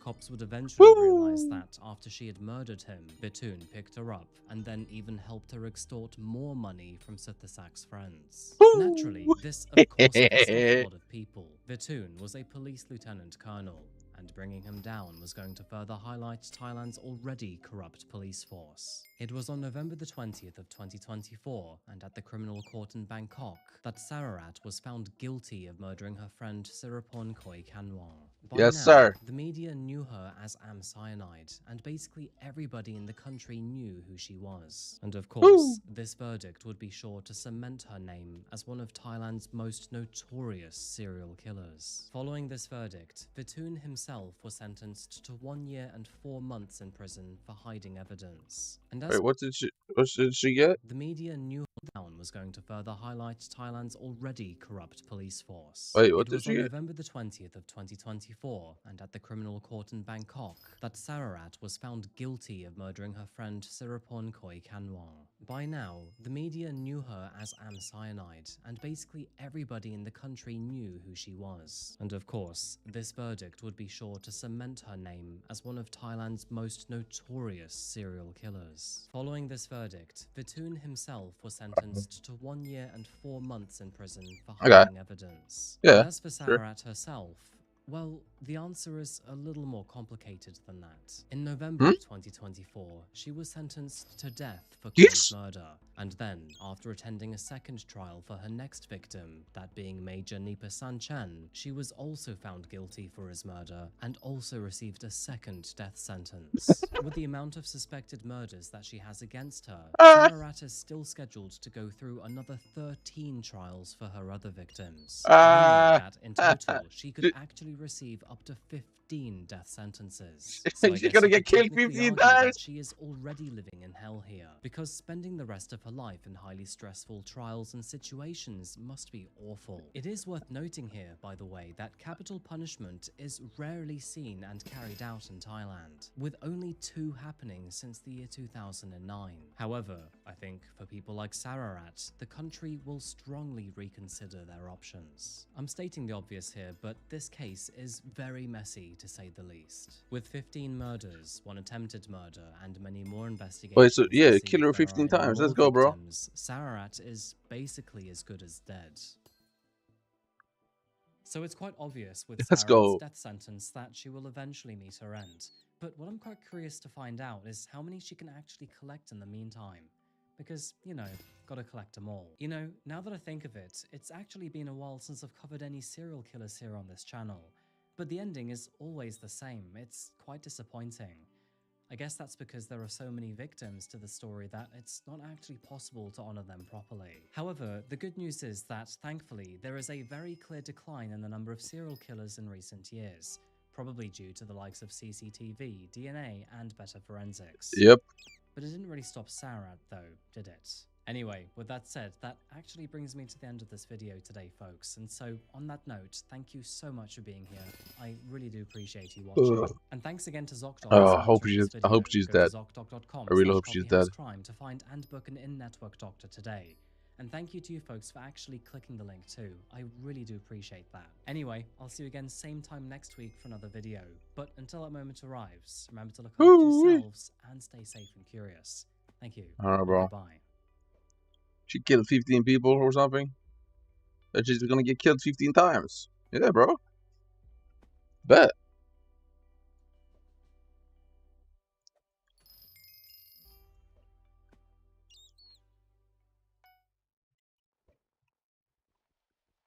David, weird.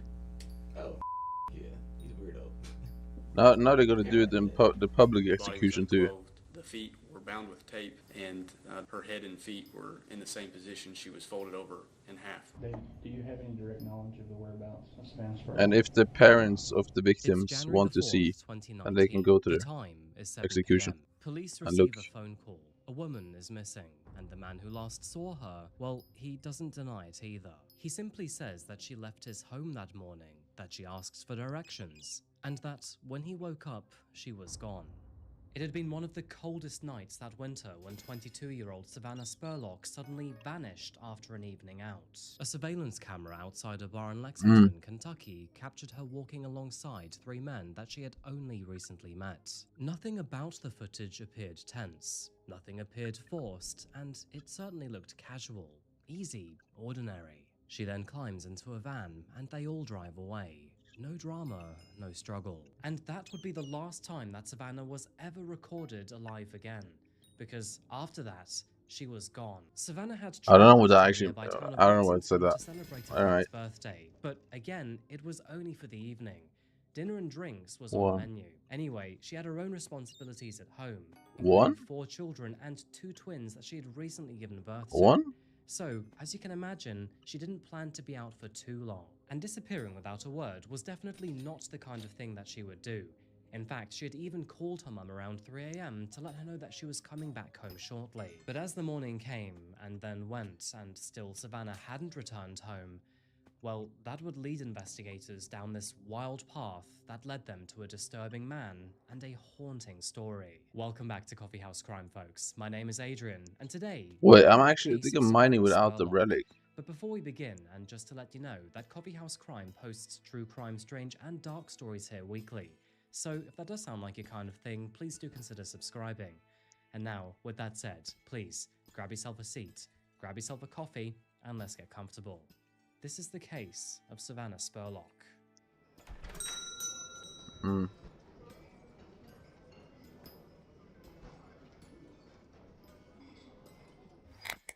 It was between sunset of January the 3rd and sunrise of January the 4th, 2019, that something terrible happened to Savannah. It was on that evening that she travelled to the city to celebrate a friend's birthday. and between her and her mates, they walked between bars Mates. and shared drinks over chatter. Witnesses would later describe Savannah as relaxed and in good spirits, with no visible signs of distress. And everything up until that point in time looked completely normal. However, their night would not quite exactly go to plan. Unfortunately, one of her friends had to leave early due to an early shift at work the following morning. This eventually I left really do need Savannah one more with only relic, I one think. other mate. And Should I make it? That's fine. But can I make it? Sadly, Savannah and her remaining friend would also get into a little bit Did of I an make it? argument, Maybe I which did would make it. eventually end in her friend storming out of the bar I already and did leaving make it. Savannah Never mind. all alone. Savannah was now all by herself in Lexington, so what was she supposed to do?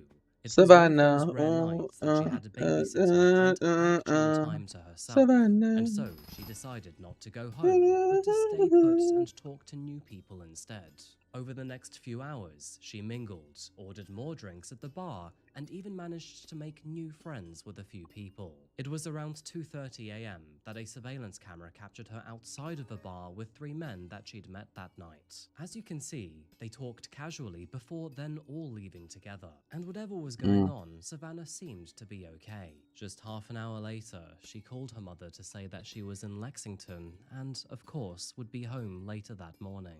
Nice. Sadly, although she didn't know it at the time, that would never happen. And after that Why? call, her phone activity fell silent.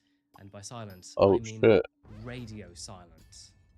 She got When tip. Savannah went missing, her family initially tried to rationalize it. I mean, Lexington is not a huge place to be in, and is generally considered safe. So perhaps her phone had died, or maybe she was just sleeping on a friend's couch. But as those hours dragged Sleeping on on with a no friend's contact, couch. Why those would you ever do excuses that? did start to fall apart. If I'm honest with you, If I could the sleep family at never home thought or that at there my would be friend's couch, any I think reason I'm for gonna her sleep not at home. to return home that night anyway. Is that about She it? was the responsible mother of 4 children, and so at 7 p.m. that evening, they decided to contact the police. As police began their investigation and eventually found this footage, they realized that her final moments accounted for were not only with 3 strangers, but also that she eventually reached one of their homes. Of course, this created a lot of alarm and concern for her safety, and sadly, it does actually get worse. Does smell Because detector this not work? disappearance would not be I don't solved know in anymore. 24 hours, but take months to figure out. And of course, throughout all of that time,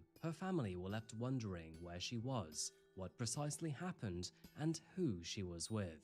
So, to add some background here, at the time of her disappearance, Savannah was a 22-year-old mother living nearby in Richmond, Kentucky. She had 4 young children, including 22? twin boys who were born only weeks before she disappeared. And, of course, that Damn. context changed everything about how investigators viewed her disappearance. Born on February the 5th, 1996, she 22 graduated with from Madison 4 Central kids? High Like, School what in the fuck is happening 2014, here? before then attending Eastern Kentucky University. She She just also doesn't. worked I guess throughout the the restaurant husband doesn't like a industry and rubber, loved to do and she doesn't like a lifeguarding. rubber either, I Friends guess. described her as warm, social, and grounded. And although she did like to go out drinking occasionally, Whoever it was she be quite fucking rare now just she had 4 children. The thing can't is, keep it the in. night out in Lexington was meant to be a brief birthday celebration, and not the Hangover Part 3. So, with all of that in mind, where did Savannah go, and what happened that night? So, at this stage in the investigation, we have to remember that detectives may have had a lot of questions, but not really any answers. They had surveillance footage, which had 3 unknown men and an unknown vehicle, and they also had a phone call with an unknown location, but none of those things actually tied together. And the problem is that although they could likely track who she was with that evening, there was actually no evidence that she was in any sort of trouble. True. They could only speculate, and of course, you have to respect one's privacy. In fact, she actually sounded fine on the phone, and remember, that was at 3 a.m. Now, I know what you're probably 3 thinking, and I a.m. have to say that I agree with you. The fact that Savannah had left her 4 children at home that night with a babysitter made her leaving voluntarily very unlikely. But this was one of the avenues that investigators had to consider. Her family really didn't think so, though. So, in those first few days, and while police were doing their own investigations, they rounded up the local community to go searching for her. And let me tell you, they turned up in numbers. Really? search parties formed across Richmond and all of its surrounding counties, while volunteers scanned roads, wooded areas, and open fields, all hoping for any trace that might indicate where she had gone after leaving Lexington. However, the longer those searches continued Why is he without using that? results, the more Nah, concerning she just that the looks stupid. I'm situation sorry, became. bro, but And that is the dumbest shit I've ever unfortunately, seen. that is exactly what happened, because weeks passed without any breakthrough. And not only did her phone and social media remain inactive, but there were also no sightings of her. The community did help out with something, however, because by now, detectives had learned who those 3 men were in the surveillance footage. Oh. They would also find out who this truck belonged to, and that was a man named David Sparks. And so, once David and the other 2 men That's were every time. eventually identified, officers decided to take the chance to interview them. Combining all of their statements together, they discovered that Savannah, David, and the other 2 men had all driven from Lexington to a rural home in Girard County, which is roughly Why? 40 miles south from the bar. And this was quite interesting to learn, because Savannah did not actually live in the same direction. So, Exactly. what was she doing there, and why? Now, even to Was this she day, cheating? police have never actually released the names of the other 2 men involved. However, they did release their interviews, and, well, let's just say that what they told the officers was not very comforting. If he hurt that girl, yeah, would he tell you? Yeah, I feel like he eventually would. Have you asked him that yet? Yeah, I asked him. He's been adamant that he don't know nothing. That's why I asked him, like, bro, you need to be 100% like on point, because this is with us all. Like I told him at the end of the day, bro, like we left at your house, bro. You know what I'm saying? Me and left. So whatever happened after that, you need to go ahead and man the up and say what need to be said. David, weird. Oh, yeah, he's a weirdo. Everybody know that. I mean, he's got unorthodox like thinking. I mean, certain things he do is just like different than others. So, according to the statements made by all 3 men, Savannah stayed at David's house that night while the other 2 returned home. And according to David, who we'll talk more about in a minute, Savannah left very early that morning. Apparently, she asked for directions, and by the time he woke up, she was gone. But the strange thing here is that there were actually no confirmed sightings of Savannah that morning. But I thought Not she from had a locals husband. who were on the roads, and not from any surveillance cameras either. So, there are 2 Why things is she that out here? detectives could Was do she out here, there really. cheating? They could either take A David's word gangbang? at face value and leave him alone, or they could take a closer look at him and his property. And what do you think they decided? Well, apparently, David did not do very well at first impressions, and so they decided to dig deeper. As a result, they obtained search warrants for not only his property, but even his parents' farm, which was actually only just down the road. And so, armed with cadaver dogs and search teams, police arrived not only at David's home, but the Sparks family farm. Almost everything was turned upside down. The buildings, gardens, boundaries, and even strawberry patches were all investigated. But unfortunately, nothing was found. Police and search dogs are back here around the area of Fall Lick Road, where authorities executed a search warrant last week. The property where I am is right off of Perkins Lane, not even a half a mile from that other location. Cajun Coast Search and Rescue is out here with highly trained dogs in tracking, trail, and water searches. One of the dogs can detect a scent 87 feet deep. This morning, dogs searched some wooded areas. It's clear that there is something here that has caught these authorities' attention. Now, why are they here? This area is tied to one of the men captured on surveillance video with Savannah Spurlock the night she disappeared. What's He is up, the babe? white guy seen walking The in front of Savannah. proposing guy. His Yeah. parents were told What? own the property on Fall Something Lick wrong with him, Road sure. that was searched What do you mean? a week ago last Tuesday. In the meantime, detectives took this opportunity to interview David yet again, but he was insistent that he was not involved whatsoever. I mean, he at least hoped that she was okay and that eventually she would be found. So thanks for that, David. Dave, do you have any direct knowledge of the whereabouts of Savannah? What is it on the picture? Is it the playtime? She wasn't there, my door was unlocked, and she was gone. Has it crossed your mind that she may not be alive? That has crossed my mind, but I hope hope she's alright. Despite this brief moment of hope between David's interview and the search warrants, nothing was actually found. And unfortunately, Okay, as I the should probably days put after smelting touch turned back into on because weeks it didn't and work then to take it off. months, many searches continued without any discoveries whatsoever. It was a very Just strange look at moment it, bro. for Savannah's It's risky family, to click an because Imgur link, although bro. she was still officially listed as missing and not confirmed dead, a lot of that hope had now turned into doubt, and her name lingered over Richmond and Lexington like some sort of unresolved ghost. Where is Savannah Spurlock? The missing mother vanished over a month ago, just days after giving birth to twins.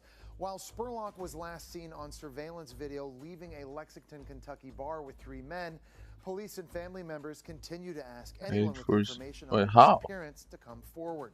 In the months that followed, this case dragged on with little to no new information, and aside from a scrap of red fabric found in the countryside, Is he still forging? similar to that of the dress Savannah had worn the night she disappeared, investigators were left with more questions than answers. And then, 6 months after she had vanished, and in July of 2019, all of a sudden, everything changed. And no surprise, that Wait, does change he was have a made job? back on the Sparks family farm. With the natural flow of the seasons and summer finally coming up, the land starts to heat up. Things that were once cool underground now tend to respire a little more, and that is when David's parents had started to notice a strong and foul smell coming from their land. And apparently, it wasn't subtle either. It was the I don't kind of know. smell that only really Probably some points in bug. one No, direction. probably something with It a was mod. decay and death. Someone And just so, changed his knowing level. full well that this could sink their son, but with ever-growing suspicion, they decided to contact the authorities. Forensic officers returned to the property and began to search yet again, this time focusing on the strawberry patch where the odor was strongest. It was actually a place that investigators had already dug before, and a place that they thought they had already cleared. However, this time, the ground revealed all of its secrets, because soon enough, they uncovered a shallow grave. Inside, they found human remains, and sadly, they would eventually be identified as Savannah Spurlock. Of course, this discovery immediately shattered any possibility that maybe one day she would be found alive. Instead, it suggested something far The mother of darker, 4 and kids? the one thing that everybody was fearing, that she had been murdered, and then her body later moved and concealed on that farm. Breaking overnight, Kentucky State Police have made an arrest after finding human remains at a property in Garrard County. I'm so confused though because what she's a mom of 4 kids. Why is she out? Why is she out there messing with 3 random guys? A home in Garrard County all night after Do receiving you a tip aim Wednesday for 4? evening. Troopers say the discovery was made on the property of a potential suspect's family member. Heart-wrenching news as state police have announced that the human remains What? found on the property of Fall Lick Road have been identified as that of 23-year-old Savannah Spurlock. State police, Garrett County Police, and the FBI spent several hours at the home of David Sparks' parents on Fall Lick Road yesterday, focusing their investigation on property behind the house. For what? We watched as investigators collected evidence bags and a box from the property. And this isn't the first time police had searched this home. They had dogs search the property in February, but nothing came of that search.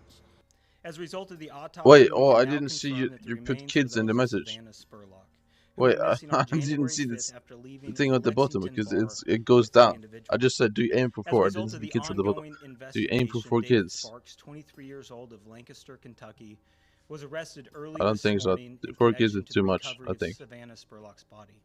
And unfortunately, folks, it gets a little bit worse. Like, because if after doing it's some more twins, digging, they if realized that one Savannah's body set had of the actually 2 of been the kids buried is with something twins, then else. it's fine.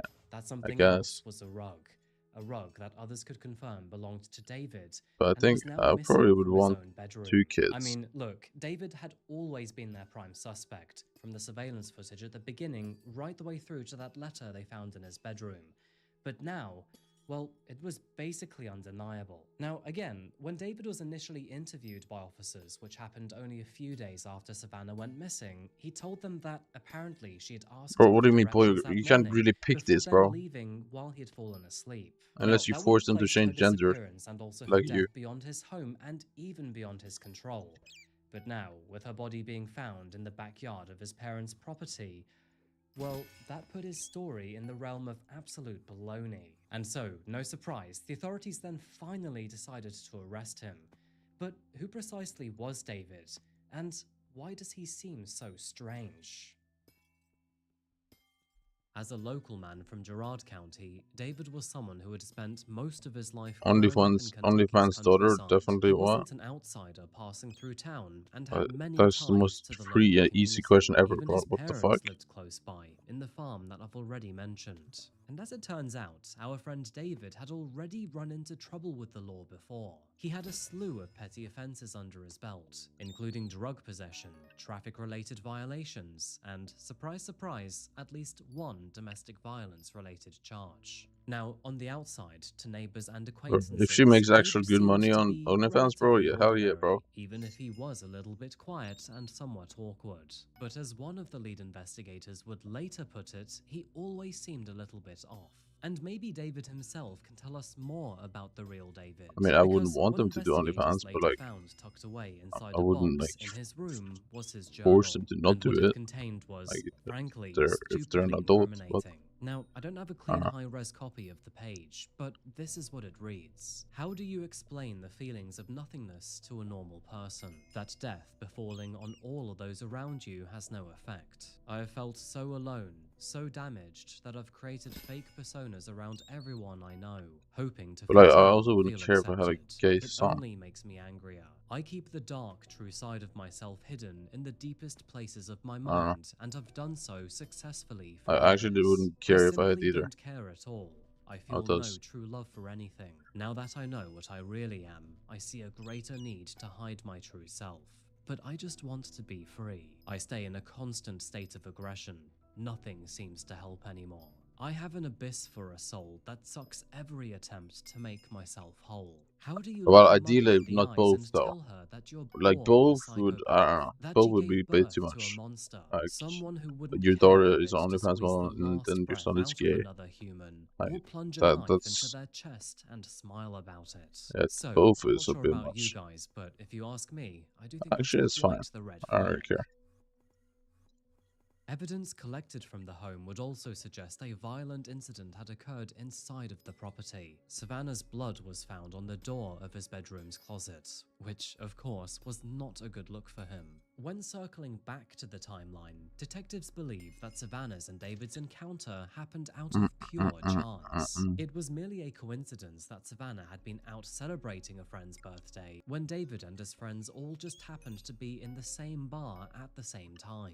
Now, we don't know when, but at some point, Trust during me, the evening, I'm Savannah getting Get a began Floof talking today to somehow. these three guys. In the next Exactly couple of how minutes the here. conversation started is not I'm yet getting clear, floofy. but a surveillance camera would later show them standing outside of the bar, speaking casually before then leaving as a group. Here it is. From the footage and other witness Trust, accounts, trust. Savannah Look, appeared look, to be look, look, both look, look. relaxed and engaged, suggesting that she viewed the situation as a What's normal that? extension of a night Did I get out, anything? rather than a risky decision. I don't There think I was got no anything, bro. tension or obvious hesitation either. However, some people have suggested that her facial expression seen on one of the surveillance images does suggest discomfort, though honestly, it could just be that she was cold. At around 3 a.m., she then called her mother from David's Sure. home, and at the time, she sounded completely fine. It is very likely that Savannah just wanted to extend her night, have a drink in a more comfortable atmosphere, and maybe even get to know David a little better. And from the outside, it does look like she trusted him enough to go back to his property. Investigators were never able to reconstruct But I every don't moment understand this inside because David's home that night, if I remember but the evidence correctly, left behind does give us a vague idea. she For had, reasons unknown, their she time has, together must have gone south. or she had That is when David decided to a murder her boyfriend. in cold blood in his very And own home. so she went And in an out effort and to hide cheated her body, he then decided to move on her into his parents' boyfriend, property who without she their has 4 knowledge. kids And by unfortunately, at age because her 22, remains were discovered more than and 6 she ends up months getting after killed she by that disappeared, guy they she were wanted in to an date with. advanced state of decomposition, meaning that examiners could not conclusively Is that what I'm establish the hearing? precise Like, bro, mechanism of there's, death.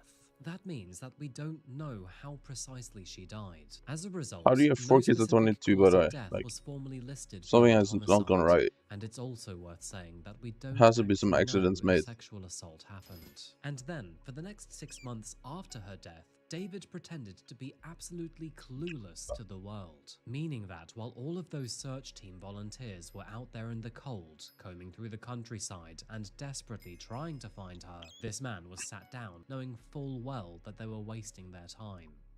Mm. Were you present when her body was unearthed? I was. Tell His Honor what you saw. Your Honor, I observed, with the assistance of the FBI Special or Evidence Response Team, the body was exhumed from a clandestine grave. That body was Did they buff concealed XP share, within bro? multiple black trash bags. The body was unclothed. The feet were bound with tape, and the body was in an unnatural position. And by that I mean her head and feet were in the same position. She was folded over in half. Okay. Did you find anything lying next to her body, against her body? I did. What did you find? It was what I would describe as an accent rug, rectangular in shape, grayish in color. Okay. Did Mr. Sparks, in any interviews he's had with the Richmond police or yourself, ever say, "Wait a minute, I remember she had a little... Okay, I understand, blood in my bedroom"? That makes more sense then.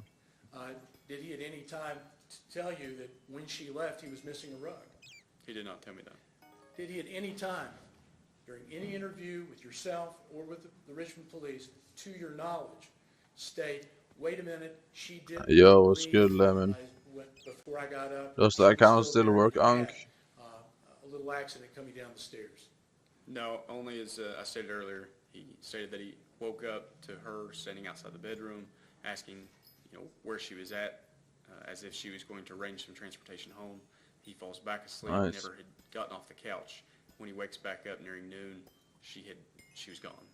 And so, moving to the legal proceedings of this case, after Savannah's body had been discovered and all of the evidence collected, prosecutors were now finally ready to take David to trial. However, I got a that good would question. Do I use it? unfortunately never actually Yes. happen, because before this case could even reach yes, it, why not? David decided to plead guilty to murder. Now, of course, this would actually save Savannah's family the grief of hearing about her murder in excruciating detail. But in contrast, it would also mean that David would never actually have to divulge any information about that night. And he still hasn't to this day, actually.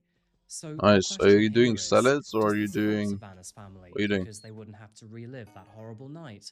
Or does it actually hinder them because What they have does a no God idea potion do? what Well, actually happened? it gives you God Regardless, in effects, bro. December of It's fucking... 2020, You David was basically like sentenced God. to You 50 years in prison for when you drink murder, God potion, with you an basically additional become 5 Trump, years bro. for abusing a corpse and tampering Straight up with physical Jesus. evidence. He is now spending his time behind bars That's at how the strong it is. Southeast State Correctional Complex and will be eligible for parole in the year 2039. And legally speaking, that really is the Yes, end bro. of it. But of course, the You come like absence of any Trump, bro. trial leaves us Isn't with Trump many Jesus? questions still unanswered. Many questions like, why did David murder Savannah? Was it sexual?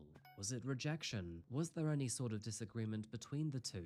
And how did Savannah react? Did she fight Bro, he back? posted And a picture of how? himself being And Jesus, how so I did she think he's die? Jesus. I hate to say it, but this was a very ambiguous ending, and all that we know is that Well, Savannah's nobody likes Trump, let's be disappearance, honest. which led to months of anxiety People who like and Trump hundreds of are people people who searching like for her, terrorism. all ended in So, the I don't know. worst way imaginable, and all while her killer sat with his feet up only a few miles away.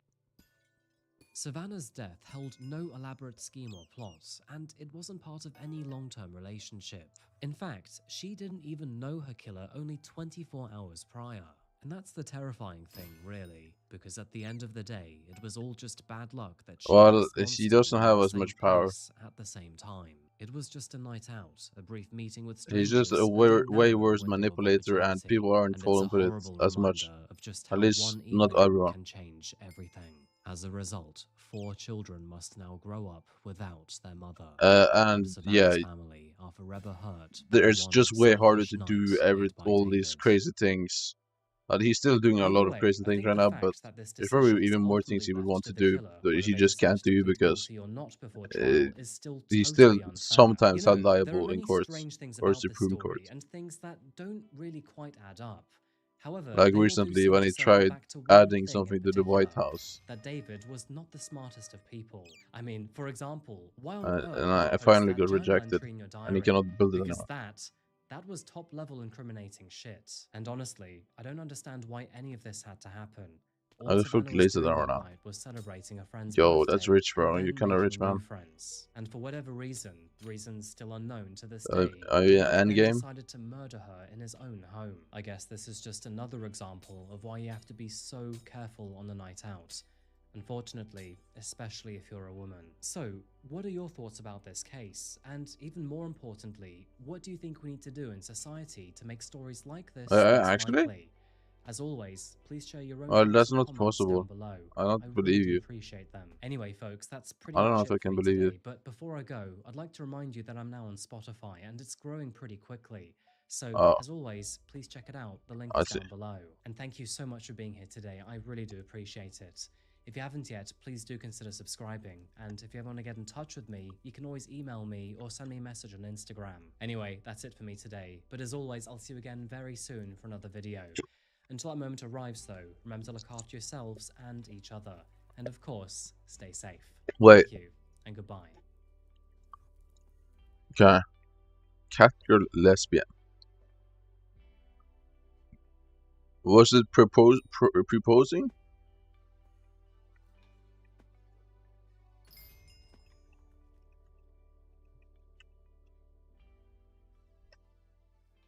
Wait, how is he this level? Okay, so he's actually this level in PV as well. Seemed to be good at it. What did he too. do? And when Kristen and James later welcomed their daughter Jaylee to the family, it finally felt complete. Moving forward, the Brocks became a familiar part of their community, with thanks to attending Carrollton's Catalyst Church nearby. While James was the natural joker What did he of the actually group, do? Kristen was both bubbly, warm, and nurturing. And from local news reports, it looks like that their children were well liked by neighbors and the community too. So, as you can see, on the surface, the Nolans looked like a happy, faith-driven family from the Deep South.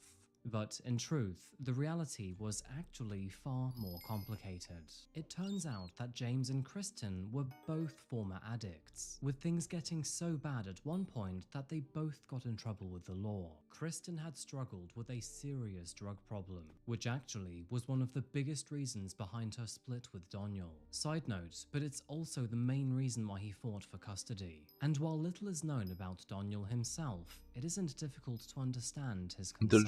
He believed that Kristen's drug use posed a real risk to both Sarah and Donnie's upbringing, and it turns out that court documents would also reveal that James Brock battled with the very same demons. However, this was not the same story that the Patrick family shared. They claimed that their renewed faith and their bond with each other had become a new way of turning the page. They were determined to put those dark days behind them, and at least on the surface, it certainly looked like it. But the thing is that Daniel was not actually convinced himself, and he believed that Kristen and James were putting on this facade simply to try to keep social services away. He was quite terrified actually, because his version of reality was very different, and he believed that his children were frequently exposed to both meth and weed in the family home. And when his son Donnie showed up with a mark on his body and claimed that James had hit him with a belt, well, that was the breaking point for him. No surprise, he went to social services that very same day and demanded that they revisit their custody rulings. It was only 2 days before Christmas in 2019 that he filed an emergency motion. Okay, In so this they document, need he to... claimed that not only did both of his children look neglected, but they were also behind on medical and dental care. And the thing is that he was not the only one who was sounding the alarm, because even his daughter, Sarah, who was only 11 years old at the time, wrote in her own statement that she would prefer to live with her father. Sarah would also later tell her teacher that she was actually afraid to go home. Worried for her safety, the police then became involved, and she would tell them the exact same 84% thing. negative In fact, damage. she would even describe to them Don't the touch her, drug you put it on packaging the that she'd equipment. found around the house, and even the smell of meth. I mean, doing drugs as a parent is bad enough, but doing them in front of your own kids is a whole new level of neglect and cruelty. Sarah quite obviously knew that something was wrong, but her younger brother and sister were far too young to understand, especially Jaylee. So, in a way, it was kind of up to her to sound the alarm to teachers. Okay, so so it really shouldn't be he's that way. that level Nobody else was because going to he do has it. too Well, much unfortunately, the forest courts did not whispers, so grant it goes Daniel in full negative. custody, but his The forest emergency goes filing in did seem negative, to win him some and when it time. goes in That negatives, you being lose XP sentimental because custody of 4 days you over go Christmas. below And as 0. more of their You history just came lose to XP from light, powder. things only seemed to look worse for Kristen and James. It was in this moment And he has that so much social powder that he goes services minus discovered 8,000 that levels. James already had a record. They learned that he was arrested in 2017 for meth possession and then sentenced to probation, where he then violated it a year later with a string of other charges, including shoplifting, stolen property, weed possession, and obstructing an officer. That little crime spree would earn him even more probation and jail time. And obviously, it was hardly the picture of a dependable stepfather. The evidence against Kristen and James was clearly stacking up, and by October of 2020, the courts had finally changed their arrangements. From that point onwards, both Sarah and Donnie would live with So their didn't you father do during a game weekdays update only and for only him, see Kristen unless on he certain somehow can weekends. keep that? And I guess it that wasn't is a full lot of aura custody, though. but for Daniel, it was a big step in the right direction. That being, in his mind, giving his children a safer and more stable home. However, the custody fight was not the end of their issues, because in December of 2022, tragedy struck Kristen and James yet again, but in a very different way. Sadly, You can James had double jump? What suddenly do you mean? suffered a massive heart attack, and doctors What do you also mean? realized that he was now in advanced heart failure. They also claimed that if he didn't have surgery immediately, he wouldn't survive. Now, thankfully, he would survive, but that was only after surgeons installed a left ventricular assist device, which is basically a mechanical pump that helps pump blood through the body. Double Now, you jump? don't have to trust me with this, but all of this ties back into the investigation. No. The long story short is that James's pump had a monitor that he would carry around with him at all times of the Do you have day. If tarantula boots, anything was bro? out of rhythm with his heart, it would play an extremely loud alarm. And let's just say that those preventative measures are extremely foolproof. Now, despite all of their past struggles, by early 2023, things did genuinely appear to be improving for both Christian and James. I mean, even the once bitter relationship between Hold in Christian and space, bro. Daniel What do you had mean? now seemed to mellow out. What are you Believe talking it or about? not, but all three parents were even seen together at some of the kids' events, sitting down in the same room without any issue and even chatting casually. So, with everything going so well for the family, what happened on the night that two of them were murdered? On the surface, Christian and James didn't seem to have any enemies whatsoever, at least not in recent years. I don't So, hold in unless space, bro. some I ghost don't know from what their you're talking childhood about. past came back That to does not haunt work, bro. them, then it was kind of hard to imagine anyone wanting to wish them harm. But behind the polished family image, cracks were slowly Oh, forming. For okay. example, maybe Kristen and That makes more James were sense. now each other's worst enemies. It is known that around a year before their wedding in 2022, things did take a dark turn when James actually petitioned the court for a protective order against his very own fiancée. James claimed that he feared for his and his daughter's safety. It was during one explosive argument that apparently Kristen got into the family car with Jaylee and Donnie still inside, and then tried to Well, how run do you him have over glazed while armor he on was it stood in the after bar. 8 hours? He also Wouldn't you claimed be that further? apparently Kristen had been hitting him regularly, destroying property, and even threatening to kill him. He also suspected that she had swapped hard drugs for prescription abuse. However, here is the strange part. James would later decide to drop every allegation. Damn. And so, the protective order against his fiancée never went through, and within months, they went ahead and even married in December of 2023. So, did Kristen change for the better, or did James just simply bury it all for the sake of the family? Even Yep, more curious, the latter, did probably. this have anything to do with their deaths, or is it simply just another tragic backstory? Well, what we do know based off of the bullet trajectories is that neither of the two are responsible. The evidence proved that neither Christian or James turned the gun on themselves and then each other, which of course means that somebody else is responsible. Who But just who killed the parents? and why? Unfortunately, Yeah. the crime scene offered no answers either. There was no DNA, no fingerprints, no sign of forced entry. Why? And both of their exes Why would were you kill accounted your for that parents? night. So, What? with nothing pointing to an outsider, officers were now forced to turn their gaze inwards to the only other people in the home. I can't believe we're talking about kids here, but Donnie was with his father that night, which of course meant there was only two other people. There was young Jaylee and 16-year-old Sarah. And when investigators looked closer, they realized that Sarah's story did not seem to add up. Uh-oh. Oh, really? As She days did this? turned into weeks with no arrest whatsoever, You did this the to your community parents, rallied together who are around literally these three carrying you in children. life. However, things were Everything you happening in have the is because of your background, and parents. in public, especially And you're with, gonna kill well, them? no, the true crime community, people started I to just, look this doesn't closer even into make the any case, and let's sense. just say that things were not quite adding up for Sarah. Like many other children her age, Sarah was chronically online, and basically had profiles absolutely everywhere. She was on Instagram, on Facebook, but her favorite platform by far was TikTok. And let's just say that in the weeks TikTok? following her parents' murders, she would begin to post a lot of things on that platform. Now, to be fair to her, there is no rulebook with how to process grief. We all do that very differently, and I can imagine that losing your parents this suddenly would be absolutely awful. However, Sure. given the circumstances, some of Sarah's online activity would be classed as weird to most people, and it wasn't What long did you before do? viewers and even some members of her own family started to raise questions. Now, What'd she before we do? look at TikTok, let's rewind to her first Facebook post. Since Okay. Sarah's phone had been taken by police as evidence, she actually logged into her dad's account to write this message only 4 days after the murders. In this post, she described being woken up by her sister screaming and then discovering her parents after they had been shot. She also claimed that some of the details in the news were not actually accurate, 'Cause although it's she so didn't annoying. specify which How? parts. She also wrote that she was praying for the person I who like had killed her Lincolns. parents and thanked her church for keeping her family in their prayers. A few weeks later, a funeral service was held at Catalyst Church. Sarah stood before hundreds of people with a eulogy, with the entire moment being captured on video. We can't always choose the music the life plays for us, but you can choose how we dance to it.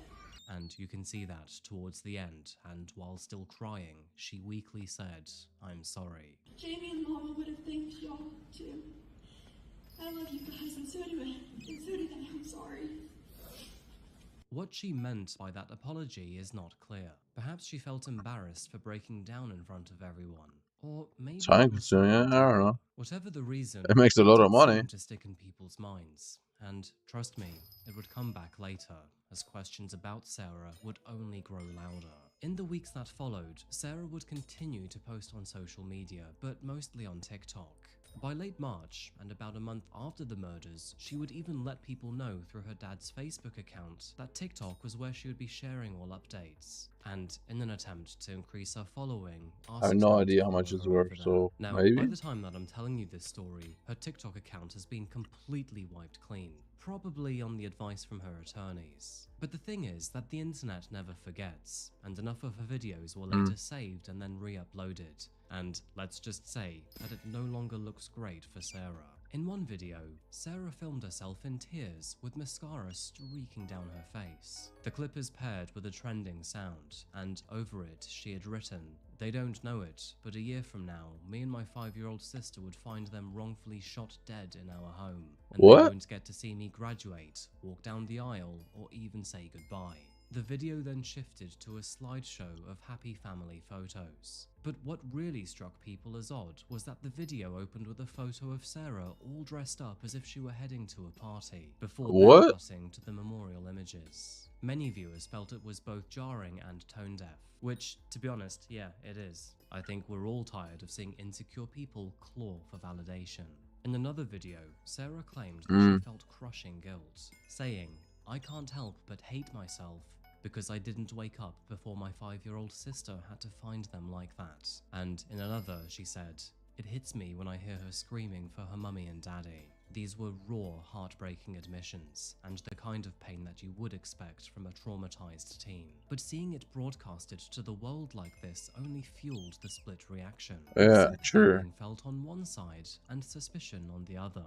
But Sarah This was is not just really weird. posting on her account either, because Like your by parents June of die, and the first thing you do 2025, is make a and only a TikTok few and months say, after the "Oh, murders, guys, I she cannot had call even my mom." contacted a TikTok true What? crime creator named Allegedly apparently, specifically asking them to cover her parents' case. And this is where it gets even more suspicious, because Sarah would describe her parents' murders as, quote, "a big hit." and even offered, quote, insider intel. Now, the creator did end up making a video about the case, and Sarah was seen interacting in the comments. Again, this would fuel a whole bunch of mixed reactions, because some would see this as her trying to keep the case in the spotlight, but others believed that this now basically crossed into spectacle. The fuck? Either way, Sarah's social media left many people divided.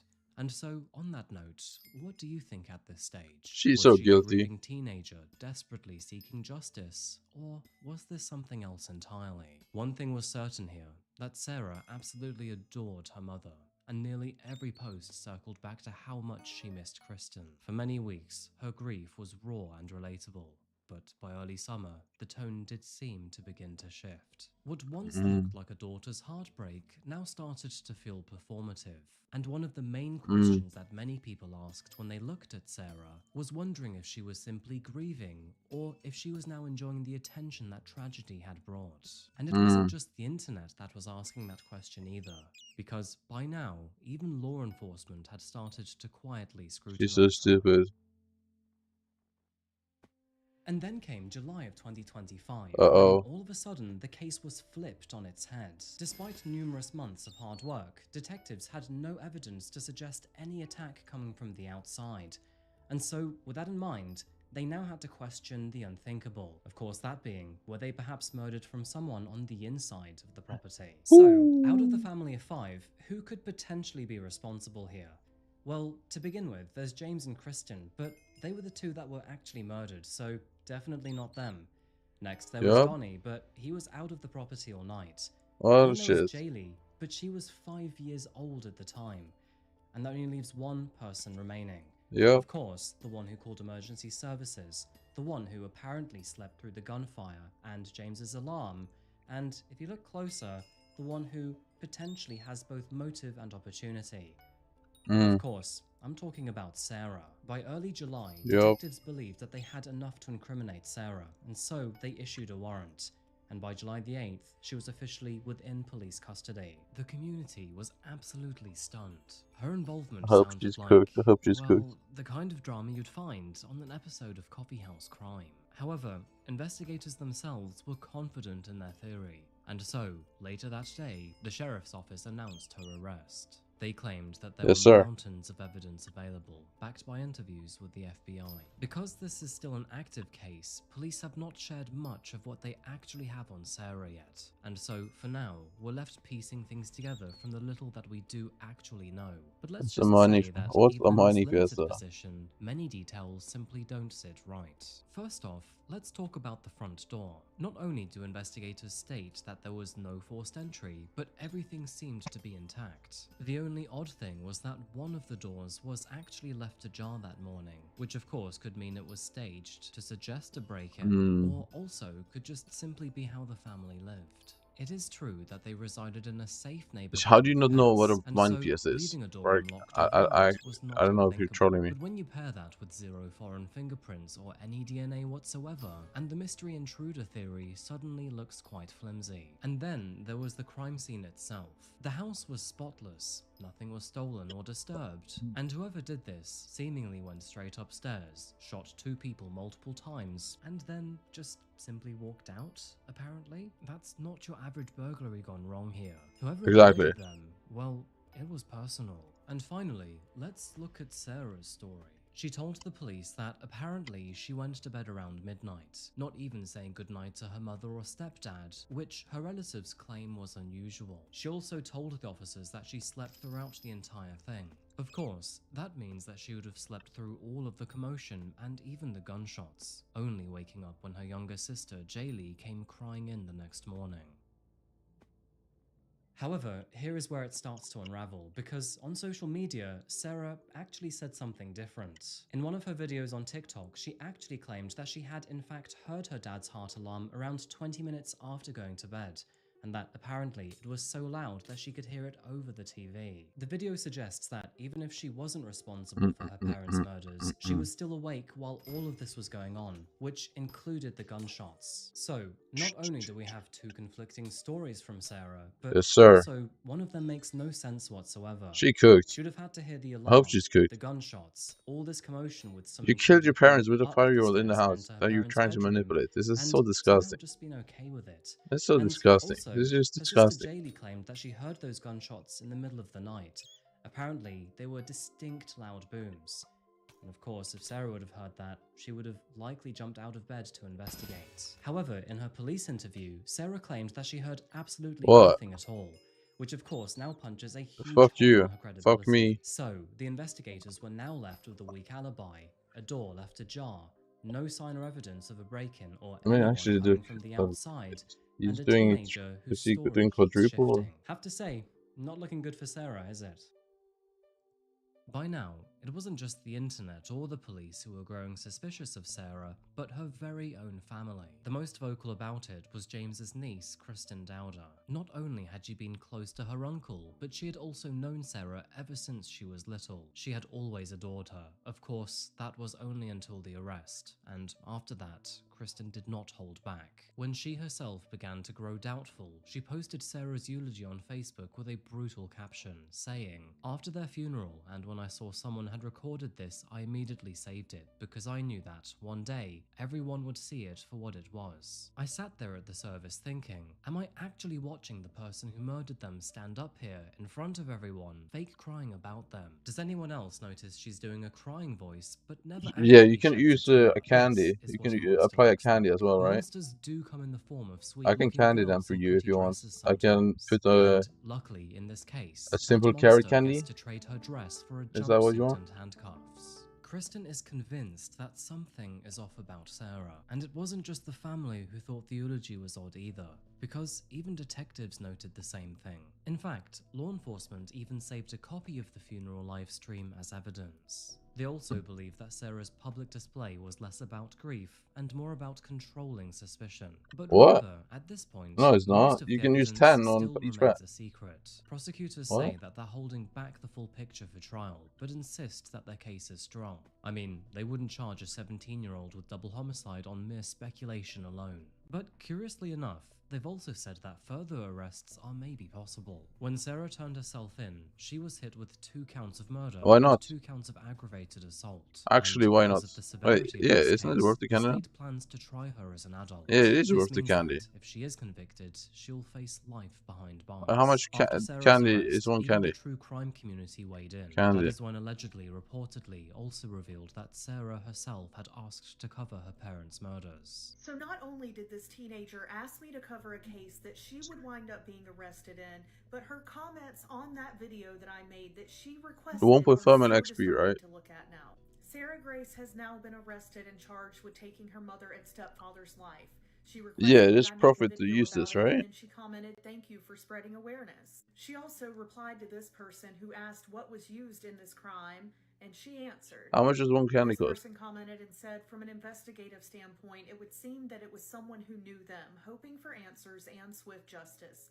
Sarah Grace, Yeah, the it's worth it. daughter and stepdaughter of these victims who has now been arrested, said most Well, yeah, you definitely actually should was candy since them, they to be knew the honest. house. It was clear that TikTok had become Sarah's outlet If you want for to level grief, them quicker, I but guess. whether But that it grief doesn't was really real matter. or It's up to you. staged, that's still up for debate. Her quick jump onto trending sounds and dramatic posts had left many wondering if she was actually chasing sympathy or simply chasing views. What do you mean? However, Nobody while most cares of the about candy, internet bro. has turned their back on Sarah, What do she you still mean? does have G-Drags several and loyal Roche literally supporters. sells candy Of for the course, same the biggest price. one being her own father, Daniel, who claims that she is absolutely innocent. As of the time making this video, he still hosts fundraisers, posts interviews, and basically says the same thing over and over again, that Sarah is a sweet and gentle and Yes. kind-hearted girl, and there is no way that she could be responsible for all of this. I Not literally, surprised, I given the literally state his leveled up world is in, but there candy is even a G-Drags, Facebook right? group that seeks to defend G-Drag I'm Sarah, leveling on which, all at of the this guns. point It's in candy time, because has it's more already profit. gained over 1,000 members. Fuck. Even still, alongside that support, even Anyway, it's darker fine. rumors are circulating online. Several of her friends on TikTok claim that Sarah had previously been hospitalized for mental health reasons, though so far none of them have been confirmed. And let's be honest here, literally nothing anything on TikTok can be taken seriously. Despite her apparent involvement, no real motive has emerged so far. For now, Sarah is sitting in jail. Her bond hearing was on August the 19th of this year, where she asked to be released and live with her father until trial. But thankfully, that motion was denied.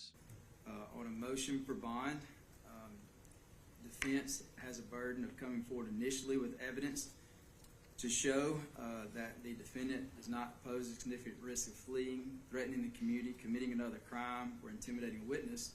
And then it is the state has the burden of persuasion in convincing this court that the defendant is not entitled to pretrial release.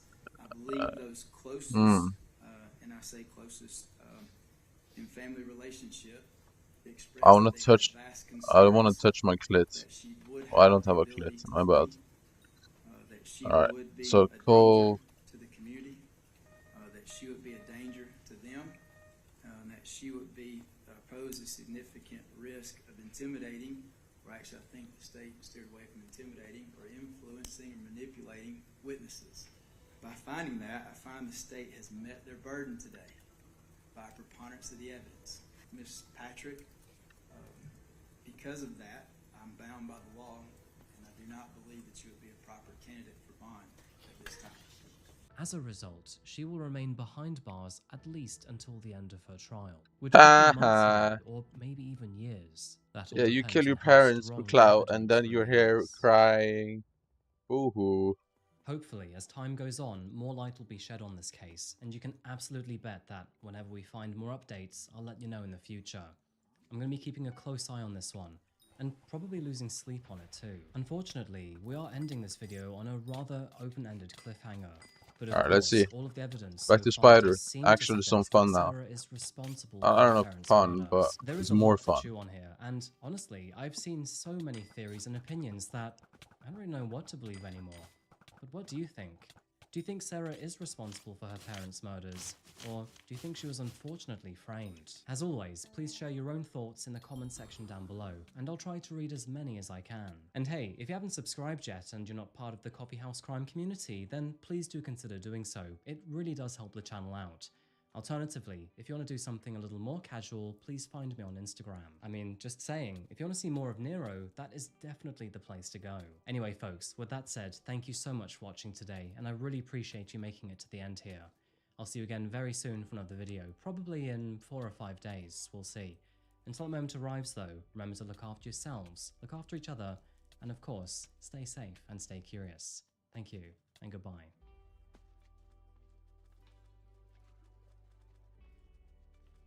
But he's not gonna use silverfish? Well, he has no plan on using silverfish when doing comms? Oh man. I get it though. It's way less money. I get it. Valencia County 911, where's your emergency? I just wanted to call you, tell you that third. Sheriff's office, anybody inside make express zone? So is there 4 people dead? Yeah. Okay, how many bosses do I need now? So I went from 34k bosses away to 42,000. Okay, listen. Okay, guys. I'm still pretty close, alright? Diego Leyva called 911 shortly after 3 AM.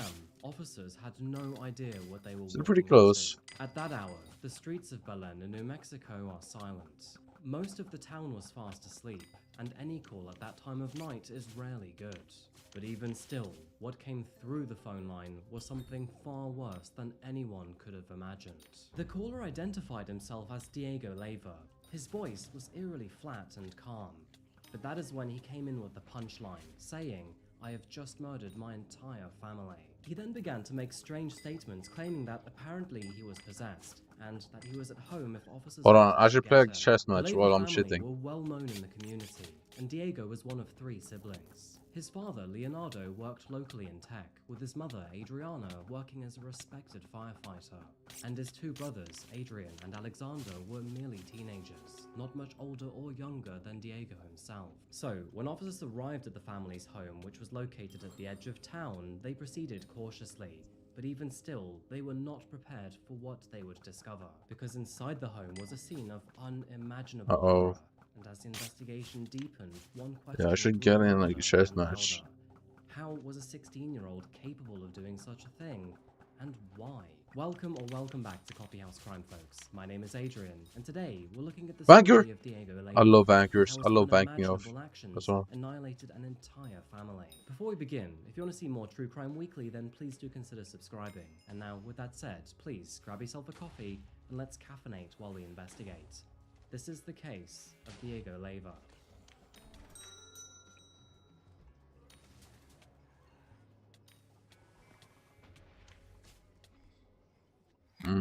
Today's case takes us to a small and dusty town which is found right in the heart of New Mexico. I'm talking about Belen, which is home to just over 7,000 people and is found sitting quietly south of Albuquerque. And I really want to go to Brunei. As you can probably tell, not much happens out here. Belen is the kind of place I'm that sure feels life on yeah, I the know. edge of the desert, with I'm little not more stupid. than I a know. river and long stretches of highway keeping it connected to the rest of the world. The nearby mountains do offer spectacular views, but on the flip side, the desert is also scattered with old and abandoned bomb shelters, which is a little creepy, but kind of cool all the same, right? If fast food and beer is your kind of thing, then you'll be It's more right. like, I don't know If how you're much, looking for more out of more life, like, then maybe this isn't the place for you. However, mine for is some 2.5 people, they bill. did seem to want to call this home. And for the Leyva Bencomo family, it was everything. 35-year-old Adriana Bencomo, It's also not known as that long Andy, lived at here all. with her 42-year-old Are you fucking husband, stupid? Leonardo Leyva. And together, they raised 3 children, that being 16-year-old Diego, 14-year-old Alexandra, and another 16-year-old named Adrian. Despite there being only That's 2 like years 2.5 between the months 3 if of I them, were to they all do it attended from different zero. schools, with Diego attending Belen High School, Alexandra But like, I'm not Belen doing it Middle, after and 3 Adrian the acts. School of Then Dreams I'm taking a Academy break. in nearby Los Like, Lunas. what? Home videos taken by Leonardo show how devoted he was to his family. Both he and Adriana created a loving environment for their children, taking them on holidays, out to climbing gyms, over to virtual shooting ranges, and even go-kart tracks. They quite evidently Why are you loved laughing, their bro? children. Shut the fuck up, They really bitch. did try to make them feel special. But the affection didn't stop there, because as you can see through dozens and dozens of I pictures really of want the my two, giant rod Leonardo back and though. Adriana were deeply in love with each other. And I have to say, it is very cute I to wouldn't see mind the having that two if turn my into arena life. comes. Together, the family of 5 lived southeast of Belen, with Leonardo's father, that being the children's grandfather, who stayed in a separate building on the property. And together, the combined family of 6 ran a tight ship that seemed What to is be on her lip? inseparable. Is that Now, cum? speaking of the property, it was located in a place called Camilo Escondido.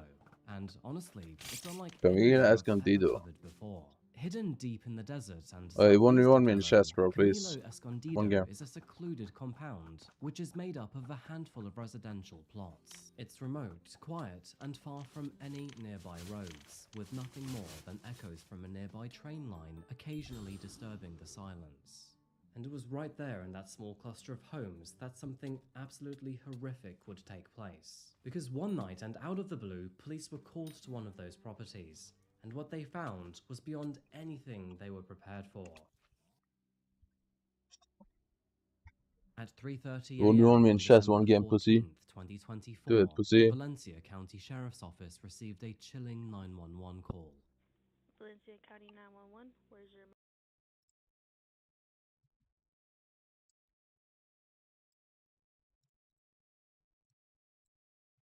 emergency? Yeah, pussy.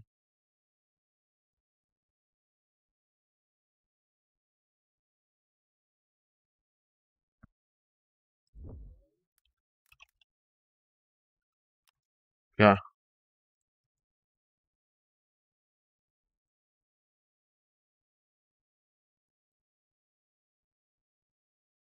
What just happened?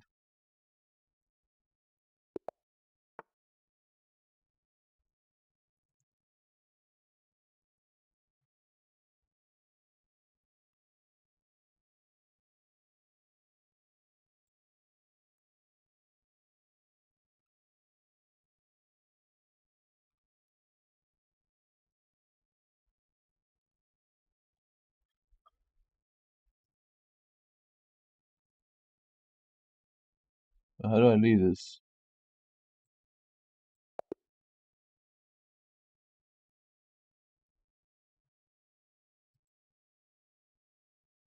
Your friend. Hey, homie, I can share your stream on a kick call. Yeah, right, bro. Okay. Let's see this.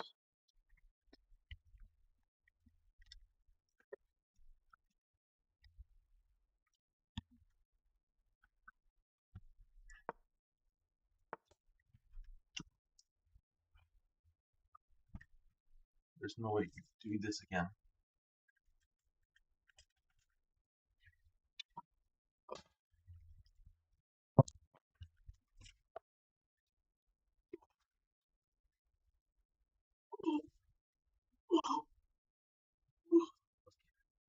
Let's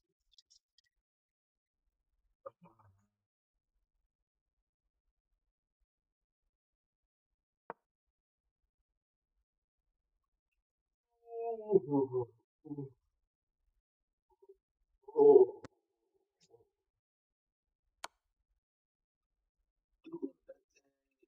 the tank, doing it, tank again.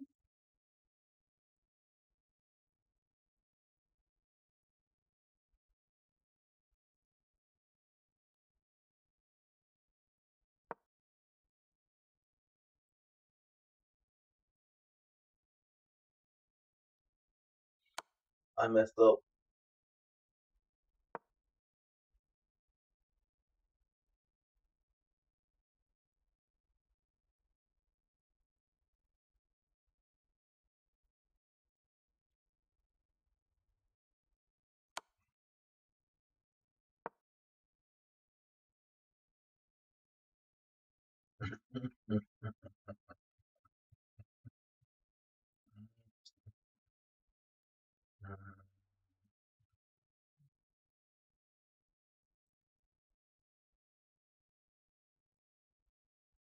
Wait, it's made in one, isn't it? Oh no. You missed it. You missed it. Oh my god. Oh my god. Oh my god. Oh my god. Oh my god. Oh my god. Oh my god. Oh my god. Oh my god. Oh my god. Yes.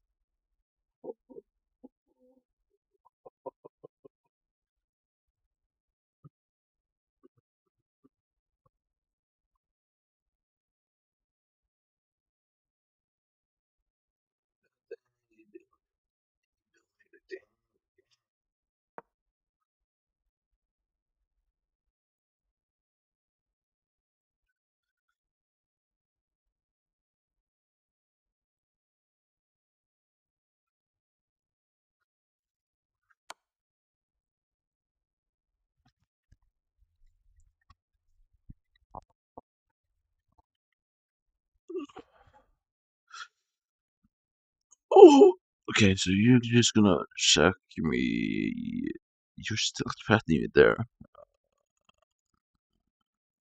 Ooh. Ooh. Mm.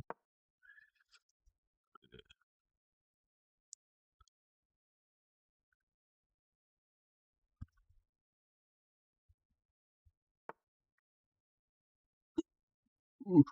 Ooh. Wait, no. Oh my god, I didn't even see that.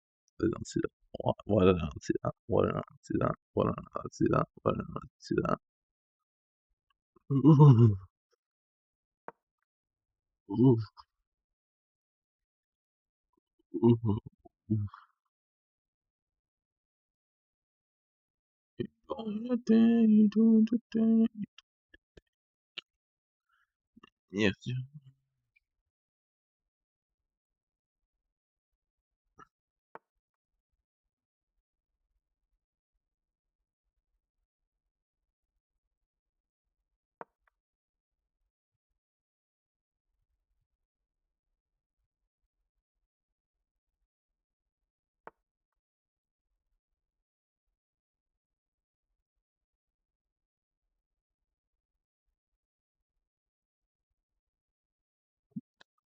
Okay,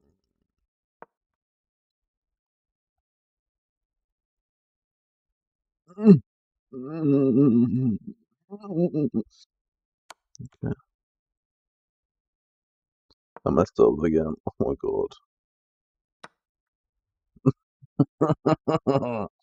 I'm making so many mistakes. Oh,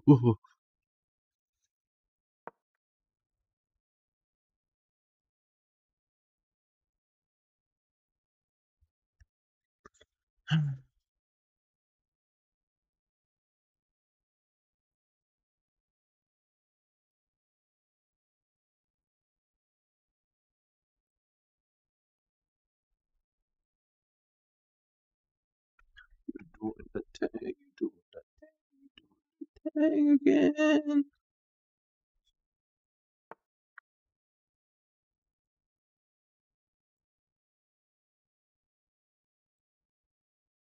Oh my days, you're really trusting me here, huh? You're really trusting me here, huh, aren't you?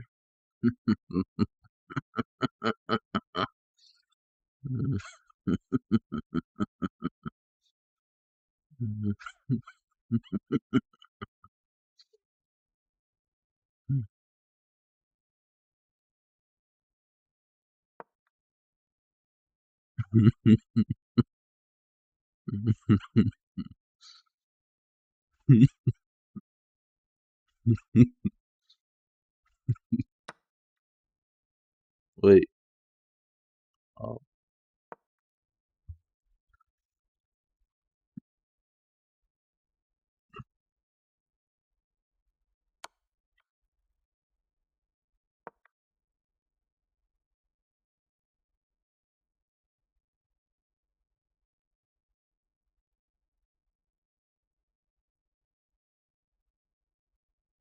I'm kind of confused if you don't take this.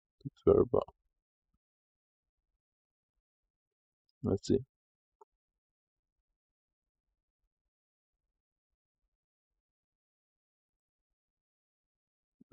Mm-hmm.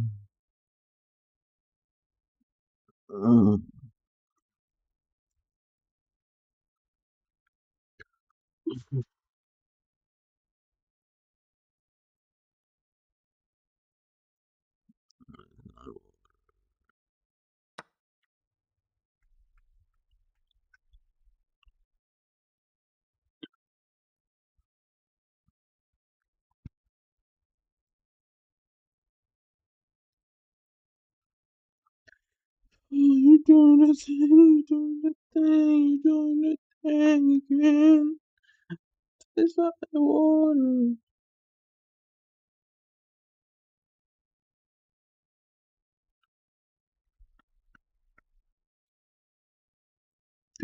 You're doing the thing, you're doing that thing, you're doing that thing again. Yeah.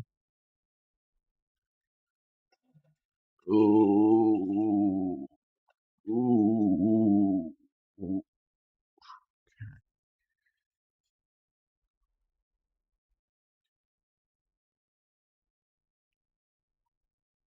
Mm, mm, mm,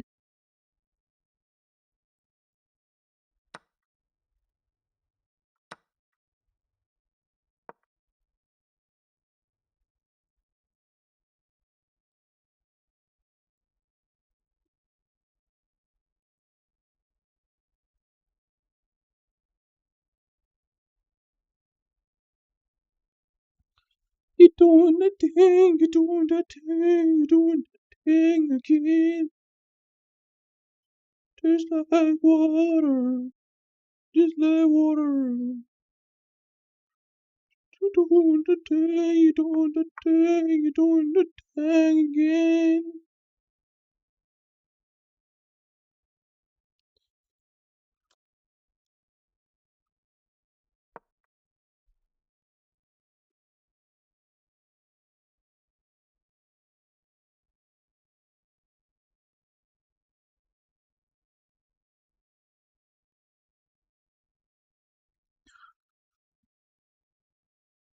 Ooh.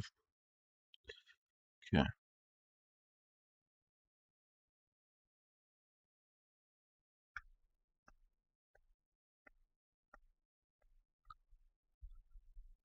You're doing that thing, you're doing that thing again.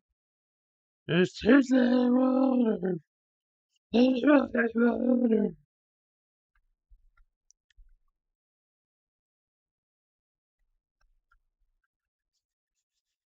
Ooh.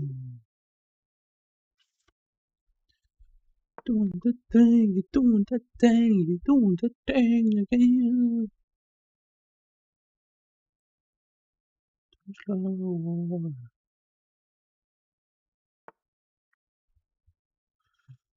Ooh, you're doing that thing, you're doing that thing, you're doing that thing again.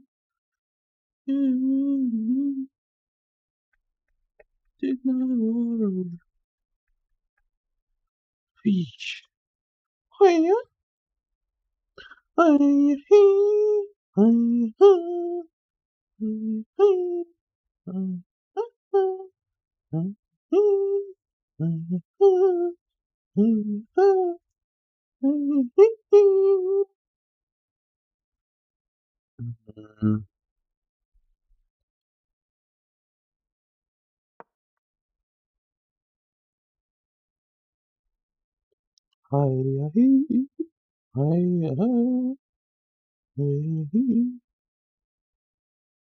Hierarchy. Hierarchy. Hierarchy. Ooh. Ooh. Ooh. Ooh.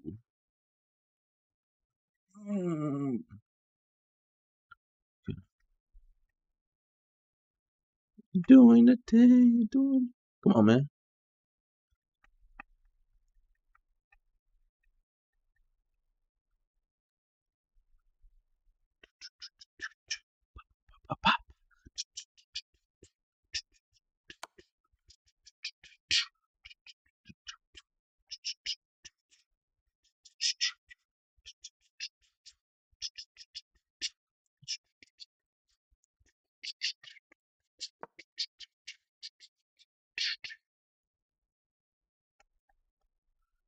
And then like water, straight up water. You're doing the thing, you're doing the thing, you're doing the thing again.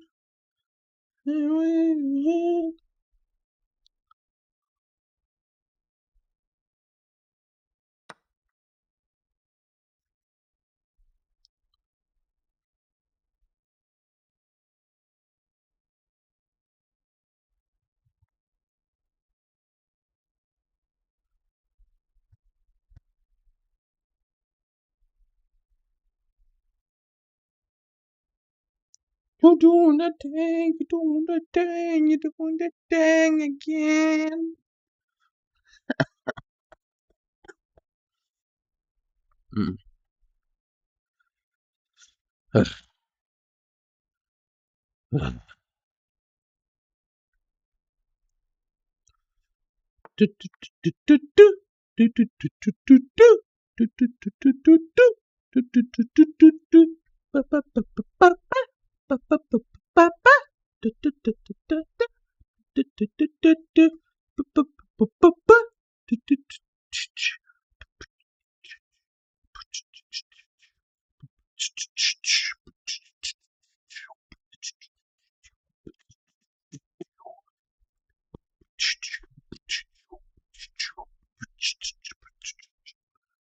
Alright.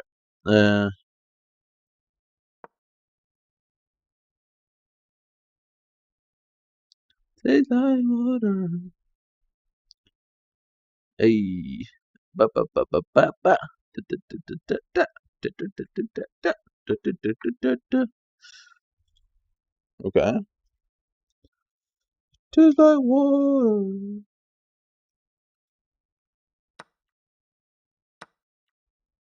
Oh, thank you. Thank you very much. Thank you very much, sir. I think you messed up there.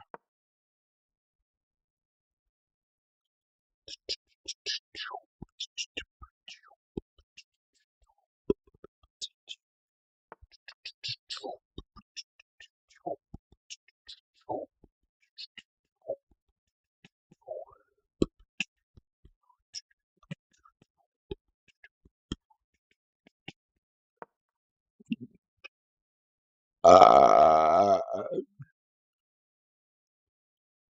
Tastes like water. No more water. Yeah. Yeah. Skibbity, skibbity, skibbity. Skibbity, skibbity, skibbity. Skibbity, skibbity, skibbity. Skibbity, skibbity, skibbity. Skibbity, skibbity, skibbity. Skibbity, skibbity, skibbity. Skibbity, skibbity, skibbity. Skibbity, skibbity, skibbity.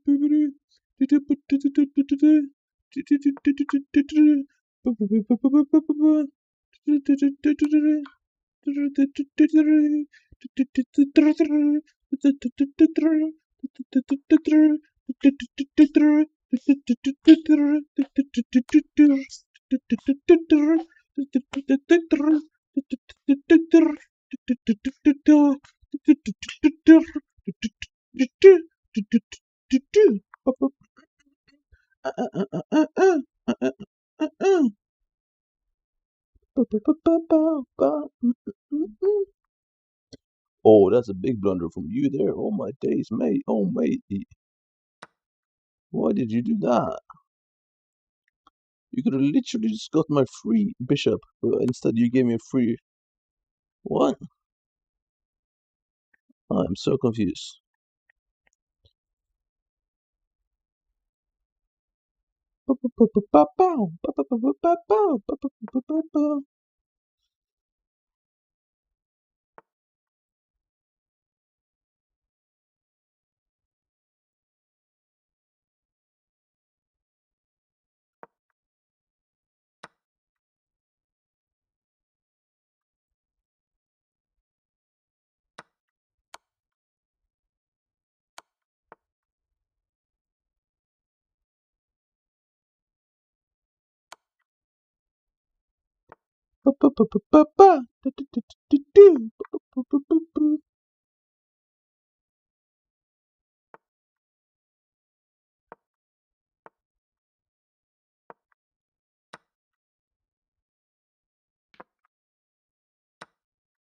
Oh, I didn't see that.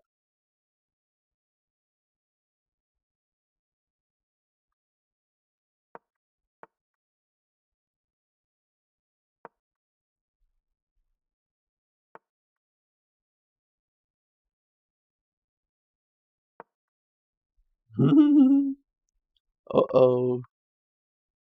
Uh-oh. I'll just leave with one card. It's fine.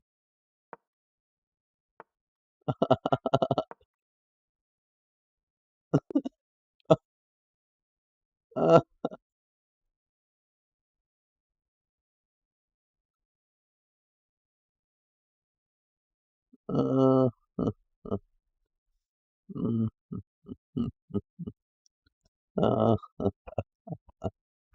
uh, I think I did like 500 others. That was really fun.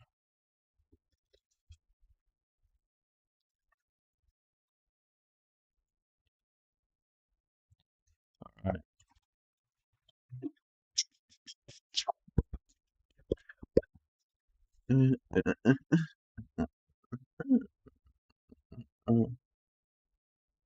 right.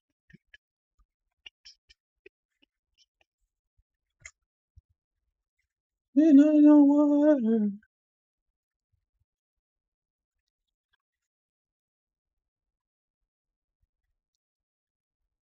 Oh yeah. Man, don't play with me, cause I'm from the hood.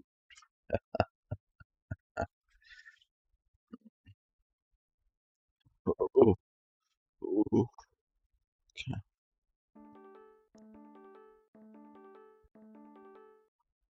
Oh, oh, oh, oh, yeah. Oh, yeah. Pa, pa,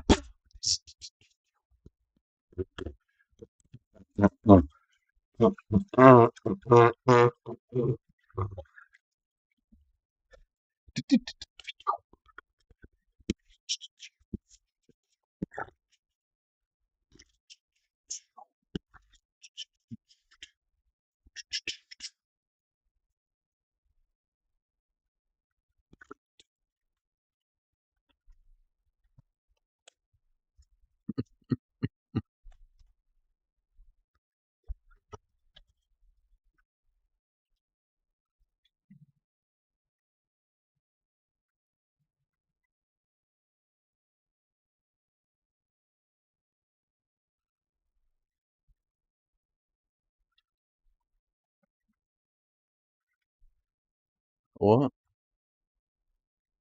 What happened?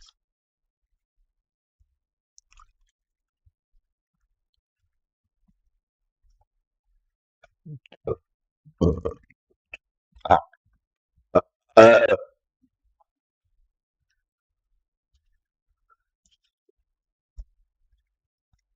ba, ba, ba, da, da, da, da, da, da, ba, ba, ba, da, da, woo, woo, wee, woo,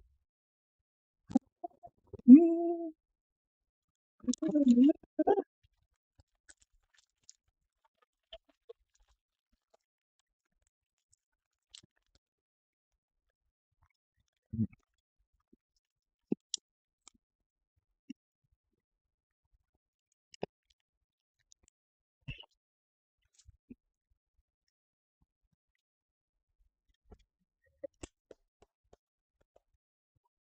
Mm, mm, mm.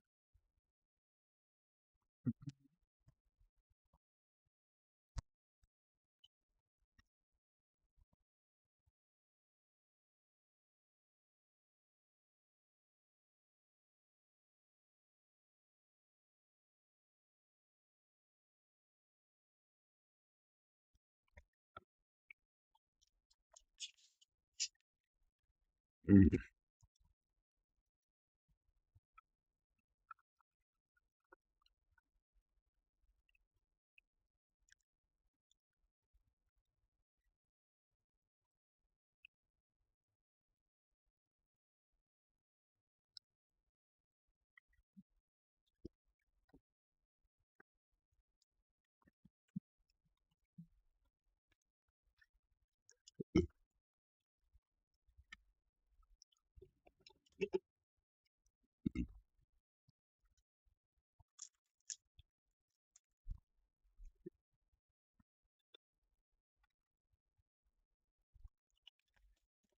Ah. Woo.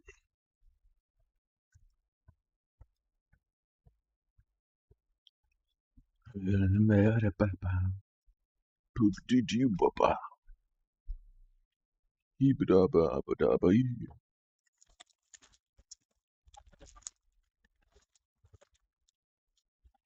Who won the match?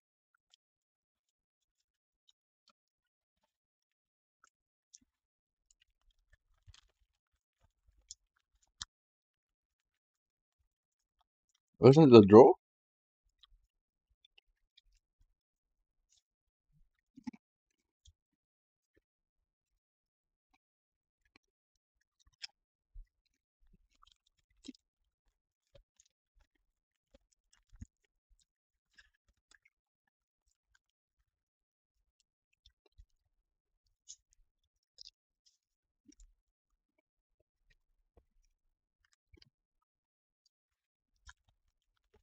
Mm.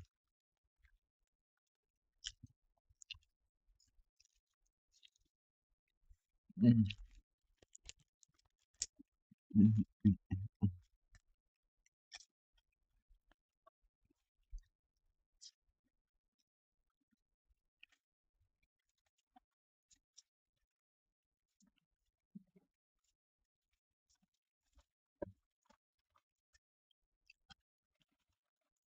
Ah, what are all these noises?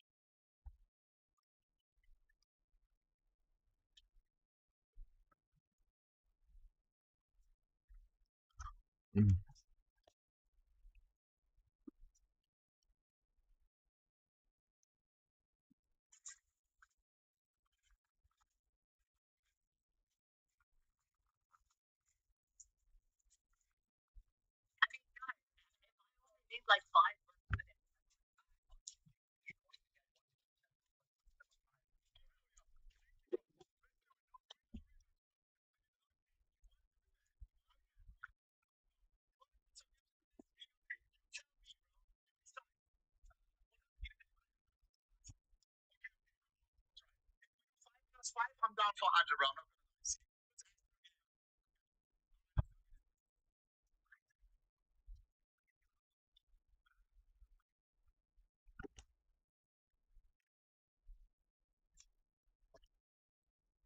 Uh, yeah. That was an easy win for me, but what do you do to me?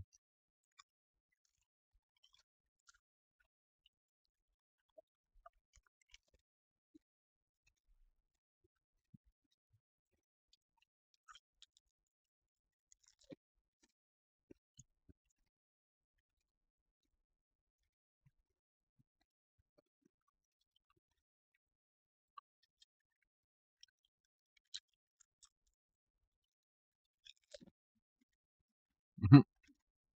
Mhm.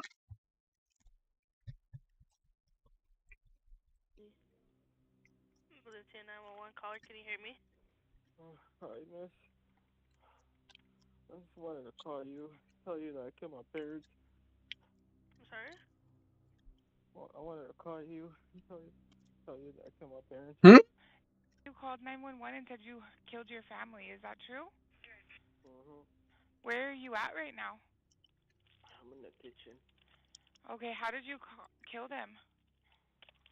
with a pistol. Where are they at? They're laying in the ground dead. They're laying in the ground. Yeah. Who did you kill? 30-minute ones? Killed What my the fuck? parents. Your parents and who else? I'm here with you. Just talk to me, okay? My whole family. Your mom and dad? Yeah. Who else? My brothers. How Huh? many brothers do you have? 2. Okay. When did this happen? It just happened. How long ago? Like 5 minutes ago? 3 minutes ago? Like 10 minutes ago. How am I You don't getting so know. many subs? What's happening? I'll do it. Who are you talking to? I'm here. Who are you talking to? I'm not talking to no one. It's just my parents' dad. Who is that in the background? I think that's my dad. What is he doing? He's gargling. He's gargling. Yeah. What the fuck? Are you willing to help him right now? No. So is there 4 people dead? Yes. What made you do this? I don't know. Something bad spirit possessed me. You said something what? Something bad possessed me. Has this happened to you before where you've wanted to kill somebody? No. Are you willing to step outside and talk to No, my what? Who deputies is when sub? they get No, there? am I live? No. No, no, it's not from my stream. Where's your? Are you holding your bird?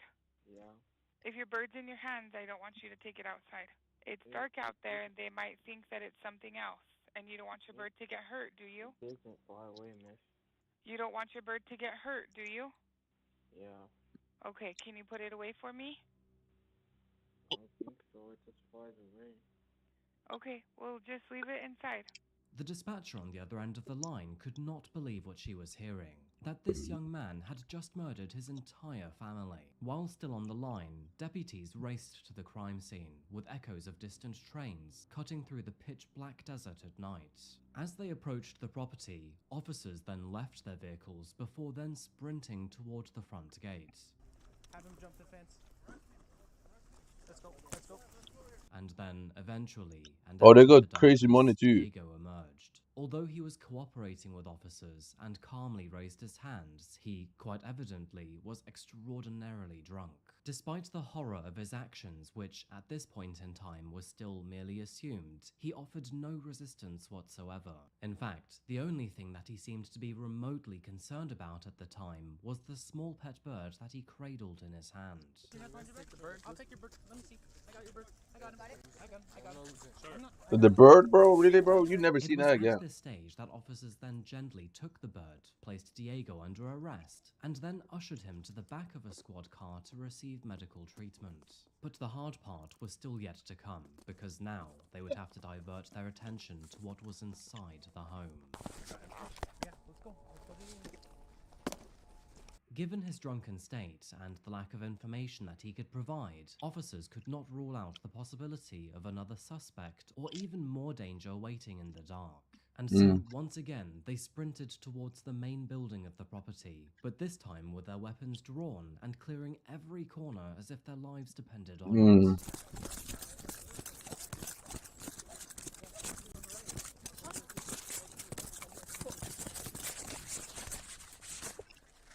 As you can see from the satellite image, the property was huge, comprising of a main house, a You don't have that? 2 large sheds, several trucks, and a few scattered outbuildings. There was a lot of ground to cover here, and they would begin with the family's main home.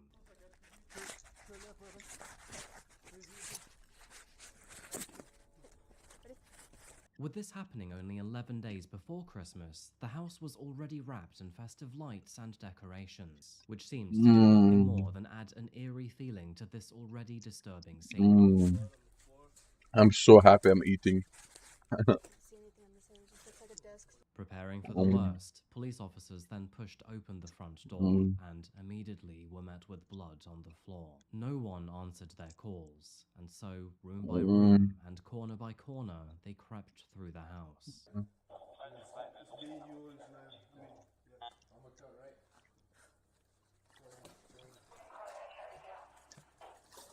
Why do you not have one mining explore? You're like trash. And then, in the hallway, that is where they found them, each murdered by a single gunshot to the head.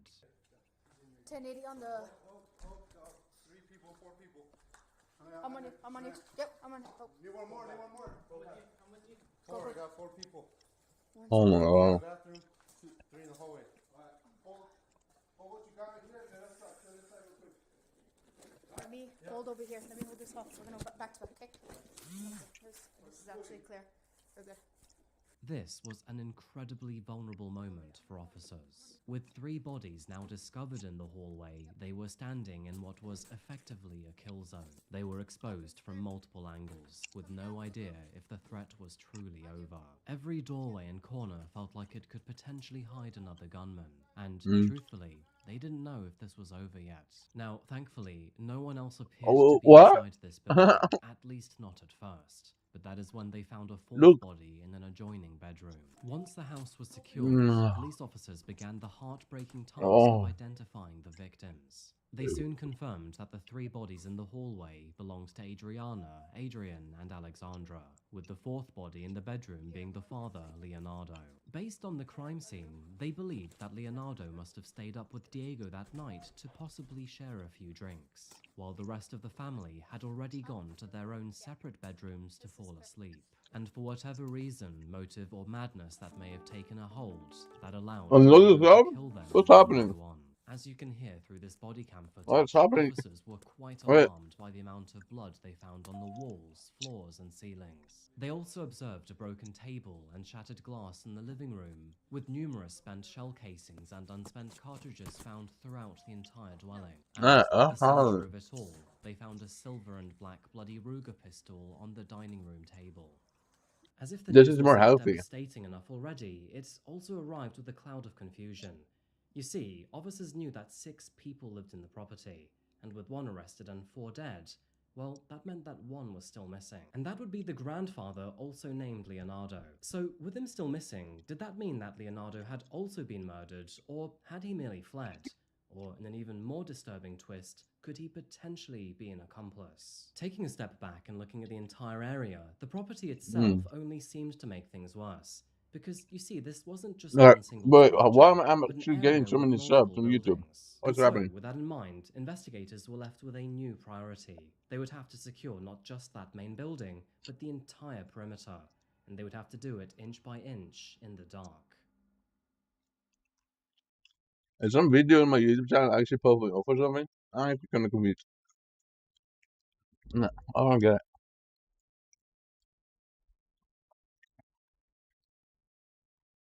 I don't know. I don't think so.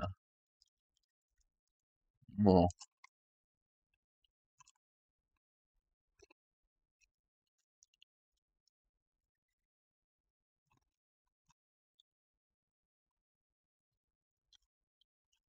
I don't think so.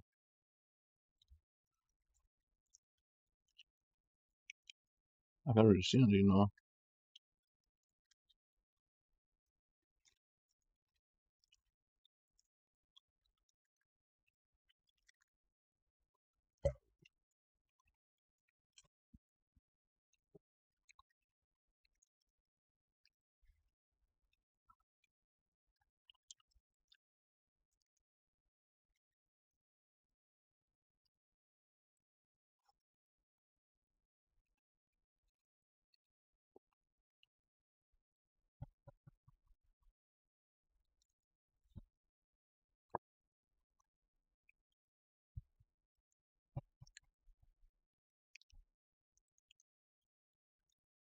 Mm. Mm.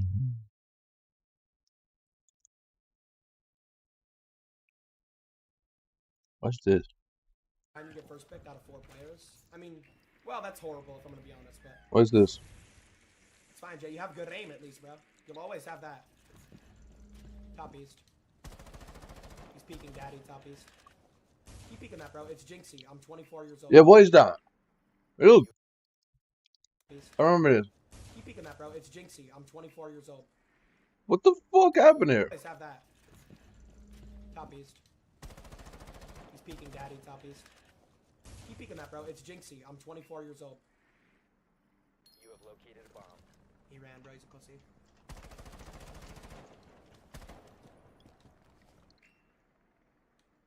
Reloading ammo. Wait, what? That's the most one-sided angle ever. I just shot. We are following major breaking news tonight. Singer David has been arrested in connection to the murder of 14-year-old Celeste Rivas, according to the LAPD. This is a case that stretches back more than 2 years to when she was last seen alive. Her decomposed body found in the trunk of David's Tesla late last year. We're on the case presented by Law and Crime. I'm Chris Stewart. Wait, hold on. David got arrested? Why? All right, let's get to this breaking news coming in right now from Los Angeles. A bombshell announcement by the LAPD. I want you to take a look right here. This is the post that was put out by the public information officer with the Los Angeles Police Department on social media announcing the singer, known as David, had been arrested by homicide detectives in LA, quote, for the murder of Celeste Rivas. Now, David, his real name is David Burke. He is now being held without bond, and he hasn't been charged as of yet. The LAPD says that his case will be presented to the DA on Monday for filing consideration. We're going to go over the process here in just a moment. This is a case They've been that has building a taken case, huh? months to get to this point. I know so many of you have been following this, and now it seems like the next step, a major step, is still something that's going to take some time before we learn a lot of information about this case. And we'll be talking to former federal prosecutor Nima Rahmani about that here in just a moment. But as we focus now on this announcement, it may feel like a long time coming because David was announced as a suspect in November of 2025. Now, before we get into what will happen next, I do want to get you up to speed on this case because it is one that has been going on in some ways months, in other ways years.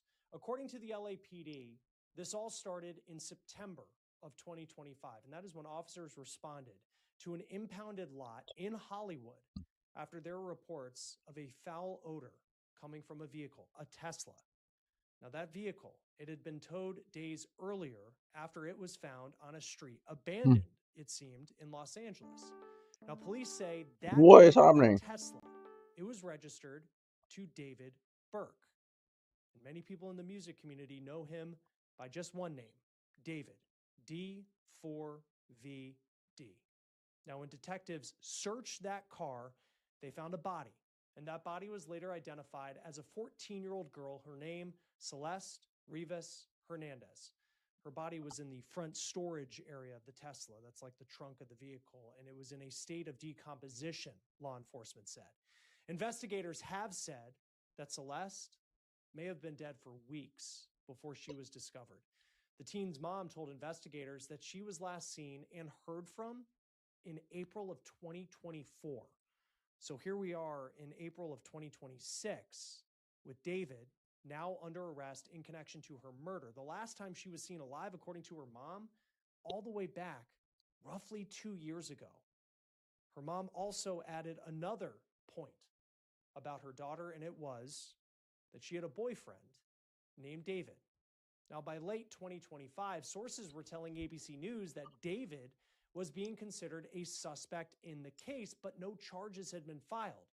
Yet behind the scenes, a grand jury had been hearing evidence in the case, including Burke's reported travel to the Santa Barbara area of California during the spring of 2025 and a search of the Hollywood Hills property where he was reportedly staying, and reports of a high heat burn cage found at that location. Then we go to January of this year, 2026. David's alleged close friend, a man named Neo Langston, was arrested in Montana for failing to appear as a witness in a Los Angeles grand jury investigation. And a week after that, Langston was spotted entering a Los Angeles courthouse and reportedly testified before the grand jury. But since then, for the most part, frankly, crickets in this case. No real developments, of course, until now. Joining us now to talk about this breaking news, former federal prosecutor Nima Rahmani, president of West Coast Trial Lawyers. Always great to have you on Law and Crime. Big story out of Los Angeles tonight. Just what's your reaction? Because we have been covering this for so long about David's arrest.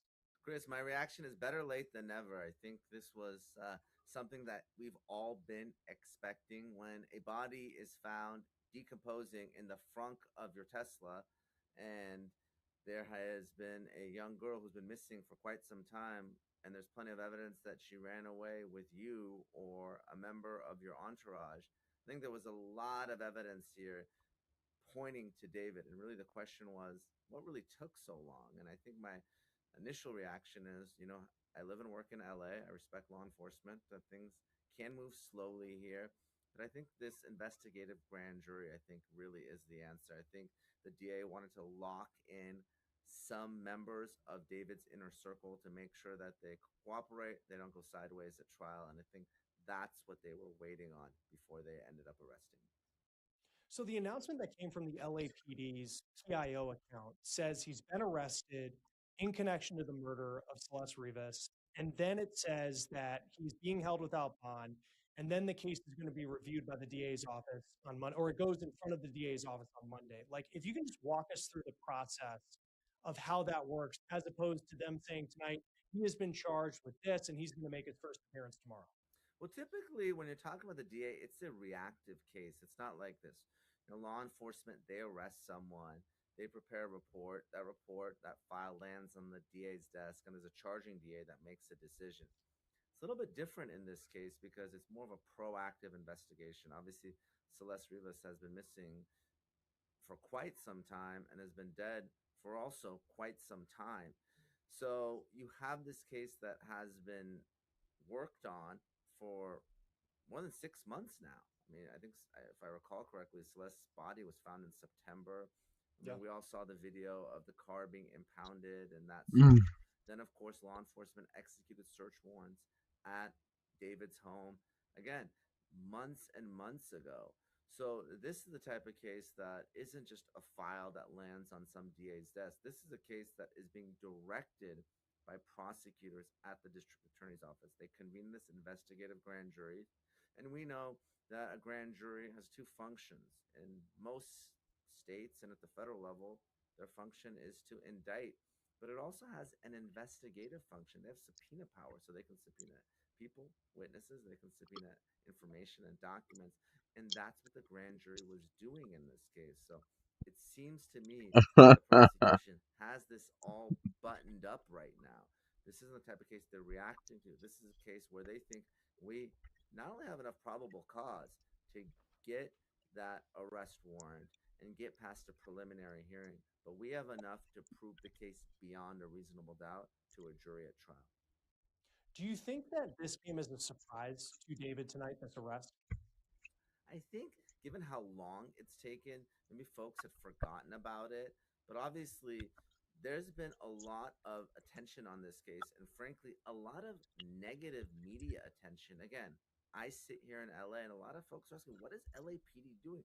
How could a young girl be missing for so long? How could her teacher give an interview saying that she ran off with someone named David? How could her body be found in the trunk of a vehicle? I mean, even if it was an accident, that in and of itself is potentially a crime. So why haven't any arrests been made? And I think really now we're going to know the answer very soon. I think the information is going to come out. We're going to have a lot more of the evidence, whether it's witness testimony, cooperators, whether it's electronic evidence, cell phones, social media. There's a lot of people watching social media, sleuths, detectives. You know, they've followed that digital footprint, right? And they've seen, pictures, images on social media, the two seemingly together. And I think all those are sort of bricks in the wall that are going to eventually be the reason that David is convicted in this case. And beyond that too, I mean, I think when you think about the LAPD, like celebrities, it's not a big deal for them in the way that it might be for other police departments across the country. When you look at the timeline, yeah, the case like certainly has these elements that we followed the developments along the way, but how much did the celebrity of David add to the timeline it took for him to be arrested in connection to this? And we'll see what they specifically accuse him of. Well, it's interesting. The celebrity factor, people think it helps. I don't necessarily think it helps being a celebrity in LA. In fact, it draws more attention to it. I mean, obviously, look, the case I kind of give the example of recently, she was just sentenced, Matthew Perry, right? He was involved in a drug-related death. He was a victim. But the fact that, the ketamine queen, Jasmine Song, killing Matthew Perry, that, and again, I'm not naive, that case was treated differently than the 2019 case when she killed someone with ketamine. So, the celebrity factor draws attention to it. The reality is we're talking about the case here on Law and Crime because it's David. And, there are many young girls that go missing, and I'm not talking about it. I'm not asked to speak about it, and it doesn't make it any different. It doesn't make it any less right. There's women that are trafficked, they're sexually abused, they're victims of violence, they're even murdered, hundreds, thousands every single day. So I think the celebrity factor probably ended up drawing more attention to it, both law enforcement and prosecution attention to the case because of who David is. Right. And even when you think of LA, I mean, we've talked about Nick Reiner recently, very different circumstances in that case. But I mean, just the amount of attention, the amount of cameras at court when he makes an appearance, it's just different than other families that have dealt with issues like that. When you look at this case going forward, I remember Neil Langston, one of David's friends, he gets arrested for not cooperating with this grand jury. What stands out to you just about the way, from at least on the outside, it seems that prosecutors have been going about this? Yeah, think about that case. If I recall correctly, here's someone who refused to testify before the grand jury, and the DA's office went out of state to get an arrest warrant to bring him back to California. I mean, that's how seriously they're taking this case, if I recall correctly. So this isn't any other case. This isn't any other runaway. This isn't any other, young girl who is the victim of violence. I mean, this case has been treated differently, as it should. Look, I wish LAPD had unlimited resources and time to go after all these cases, all these young girls. Their lives matter, and it's sad that this is unfortunately a tale that's all too common. Obviously, we don't know what happened here. We don't know if it was an accident. She was murdered intentionally.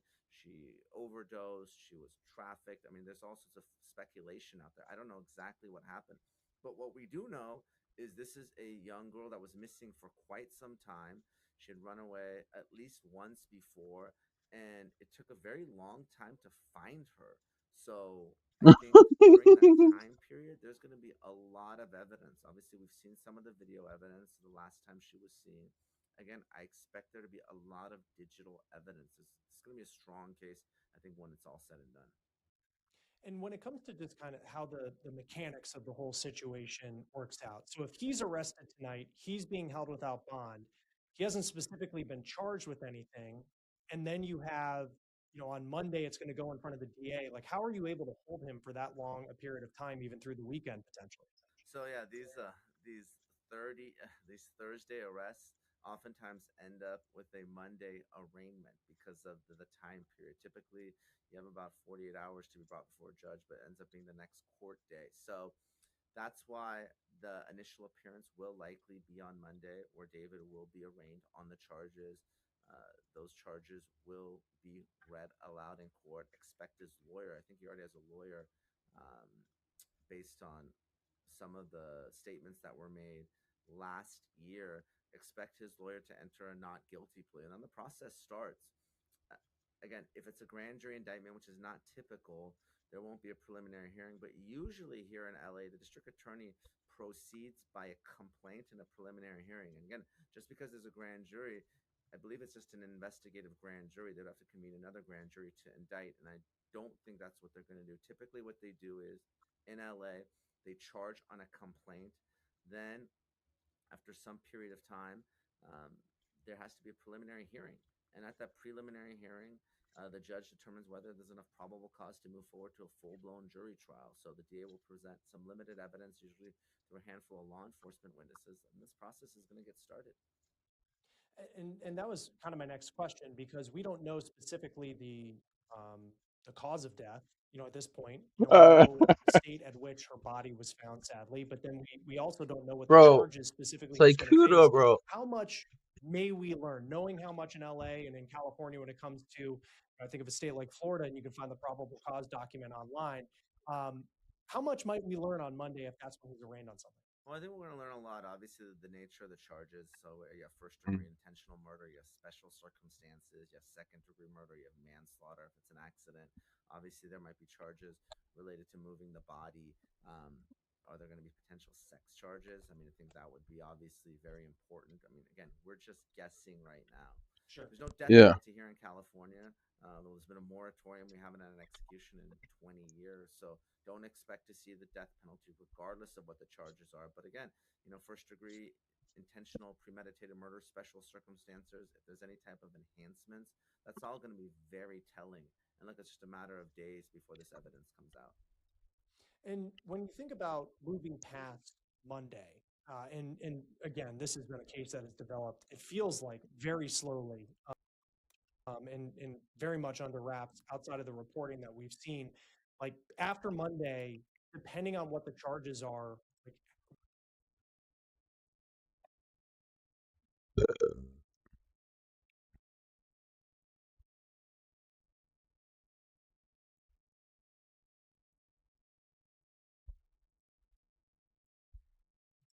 Massive day for the unemployed. Oh, does it is? Kudo finally responded, and boy oh boy is it crazy. A message from me and my girlfriend. I would like to apologize to everyone I have disappointed, most of all my girlfriend. I am so sorry I put you through so much. I never want to make these mistakes again and hurt you and the people I care about. I was unfaithful, and I own and fully admit to that. Starting to look like he's a crewmate right now. Moving on. I lied to people and told them I was single, which I know is not right. I'm sorry to all the people that I hurt by doing this. The following is not an attempt to minimize what I have done. However, I have seen false accusations that are about me that are not true. I cannot allow false accusations and such extreme labels to be placed on me. I mean, bro said sorry and straight up admitted that he was not truthful of his girlfriend status. Unk forgot to update his Facebook. Oh my gosh, we actually got a response! A message from me and my girlfriend. I would like to apologize to everyone I have disappointed. Most of all, to my girlfriend. I am so sorry. I put you through so much. This is up. This is way worse than my Chinese. I do understand that the people making these claims did it from a place of hurt, so please do not send any more hate to anybody. I just want the situation to get better and I wish them the best. What a magnanimous individual. Damn. No joke, this is how Sykkuno saved his career, okay? His original brand is dead. Like, the Ubu thing is over, bro. Okay, it was cringe anyway. He cannot drop an apology. No. That will ruin everything. All he has to do is change his profile picture to light Yagami. He lets that marinate for the next 2 weeks. People start talking like, yo, what's going on? Like, then he just fully commits to being an asshole. He just says like, yo, I'm sorry for being a dick. I'm sorry for cheating, but like, this is just who I am. Way more aura than writing an essay. This dude's right. My girlfriend and I didn't respond quickly because we were already working on our relationship and communication before this all happened. Having so much private information exposed to the public has made it incredibly difficult for us to heal together. I'll be taking a break from streaming in the internet to better myself and give us the time we need to try and improve our relationship. Thank you for reading, and I will continue to learn and grow from this experience. His experience bar, no. Neon did not realize he exposed Sykkuno for cheating yet again at Coach. That's not even him. That's some other Asian dude.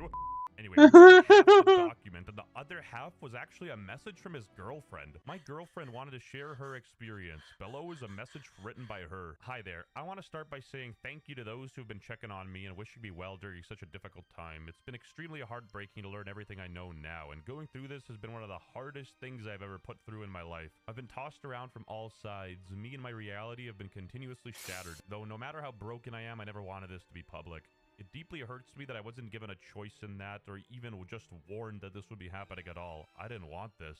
Even after the fact, I wish they would have at least checked in on me or asked me how I felt about everything, but I haven't heard anything from the people involved since this all came out. It's almost like the people who called out Sykkuno never cared about her and only cared about themselves. I understand that those involved with him have been hurt as well, but I don't believe my feelings were considered in the situation at all. This virgin said, holy rent for 2 years secured. Every unemployed motherfucker right now.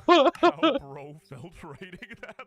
No, he's literally right, Yagami. Having my worst fears become my reality and then put on full display and used for profit for everyone to see is absolutely mortifying. Yeah, what kind of monster would do that? Unbelievable. Profit? What does that even mean? It. Become a channel member today. You get access to an unemployed Discord. We just got enough boosts to make this our channel banner, and when you join, you get this tag next to your name. Join in to help gossip about streamers, and yeah, we're closing the Discord at 200 people to make it more like close-knit. And get all merch 20% off using code Sykkuno, westjet.shop. It truly feels like a nightmare. It was already hard enough trying to work through things in private. This had just added another layer of difficulty and stress on top of everything. Bro, this is crazy. So much harder for me to cope. Prior to all of this becoming public, we were already making changes to improve our relationship, and while I could have chosen to leave, I ultimately made the decision to stay, with the hopes of repairing our relationship together. There is nothing to repair. It is over, dude. What are you holding on to? This dude is finishing in girls in LAN, and she's taking him back. You was cream pieing other women behind her back, and she's staying? Her to the relationship right now. He cheated, and she still stays? Sykkuno might be him. You might be a Sigma. I don't know, maybe they got an open relationship or something, but this don't seem normal. First voice actor to read this in a Deku voice is going triple platinum. I would like to apologize to everyone I have disappointed. Most of all, to my girlfriend. Who has loaded to multiple VTubers and still managed to keep the relationship? Low XP bar my ass. Bro is the level 99 mafia boss of cheating. Even Tectone chimed in. What happened in y'all's relationship is entirely between you all. Sykkuno, you up, you know that. Cheating is never the right thing to do. Be better, I know you can. But if your girl chose to forgive you, that's her choice and no one else's. Immediate apologies must go out from everyone who took this opportunity to make public a story that your girlfriend should have had a choice to make herself just in the pursuit of money and clicks is disgusting. Why am I still in jail, you say? Because I belong in here. My Genshin Impact baddies are of age.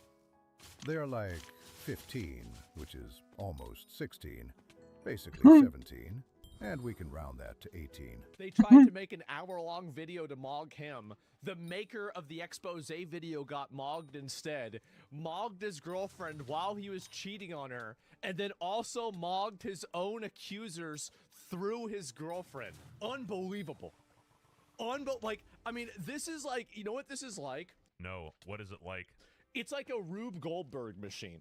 That's really the best you could do, Asmongold? Come on, man. These chicks will use a dude's cheating on them as advertisement for their pics. So wait a minute. You're telling me that one of the girls that was talking to Sykkuno just started an right before this expose? That's crazy. Jesus, if that's true, that is insanely shameless because, bruh. Dude, is he actually this sly, dirty dog? And you run game on every fucking girl in the entire community. Your girlfriend comes out and demonizes the people who made it public and says she's gonna stay with you? Matt, dude, he is the guy. I mean, it's funny and all, but don't get me wrong. Like, just because the events transpired this way, it doesn't mean he's not a piece of shit. The reason why the drama even got so bad is because people used this as an outlet to sort of project their own takes on the relationship. And, you know, everyone was speculating. Nobody knows what their relationship is like. We don't even know if the girl is real, or if she wrote this message, or if Sykkuno's the mastermind all along. But we do know he has some crazy plot armor. Is that this girl has probably been with him for 5 years, and he's not going to break up with her. And also, he probably finances and subsidizes her lifestyle. Yo, stop being a chud. Not all women are gold diggers. Only 99.9%. He's rich, and she'll always be rich. She'll never have to worry about money in her life. I'm just gonna say it how it is. If you listen to Asmongold for dating advice, it's over for you. Pack your bags, because, brother, it doesn't matter how much money you have. If somebody cheats on you, I'm pretty sure 99% of people would leave, unless they're trauma bonded, which this girl likely is. You gotta have zero self-respect to stay in a relationship like that. I think maybe when I was younger, like, I would kind of talk with the chat a lot more. Like, they expect me to still be, like, the 21-year-old version of myself, which, frankly, I'm just not. Oh, she's finally getting it. Maybe streaming when you're 30 is a bit of a loser activity. You can look at this shit all day and make YouTube videos. Dog, this cannot be Sykkuno. What am I seeing here? For legal reasons, that's a There's no way you don't have a girlfriend. What? Me? With a girlfriend? I wish. But my XP is too low. Toast and Sykkuno, basically. I'm also fucking annoyed. I'm gonna be honest, because this guy, for years, would just say shit to me like, man, Peter, I hope I find something like what you and Anita have. You're so lucky. For years, he said this shit, okay? This guy allegedly has been, like, with his partner for even longer than Anita and I have been together. He just, like, he never let on ever to me that, like, what? he was ever in a relationship. Yeah, the lying to your friends thing, that's pretty crazy. It felt like, with the way he portrayed himself, it was a little deceiving to me. And, like, this isn't even just, this is like IRL too, you know? I think Toast knew, though, deep down. 100% he's not a predator. That was overplayed, but I still wouldn't trust him with my wallet. He's like a Romanian. What is up, guys? It's Sykkuno here. Subscribe to the channel if you made it this far, because we both know you're unemployed as hell. Fortunately, we ran out of time for this video.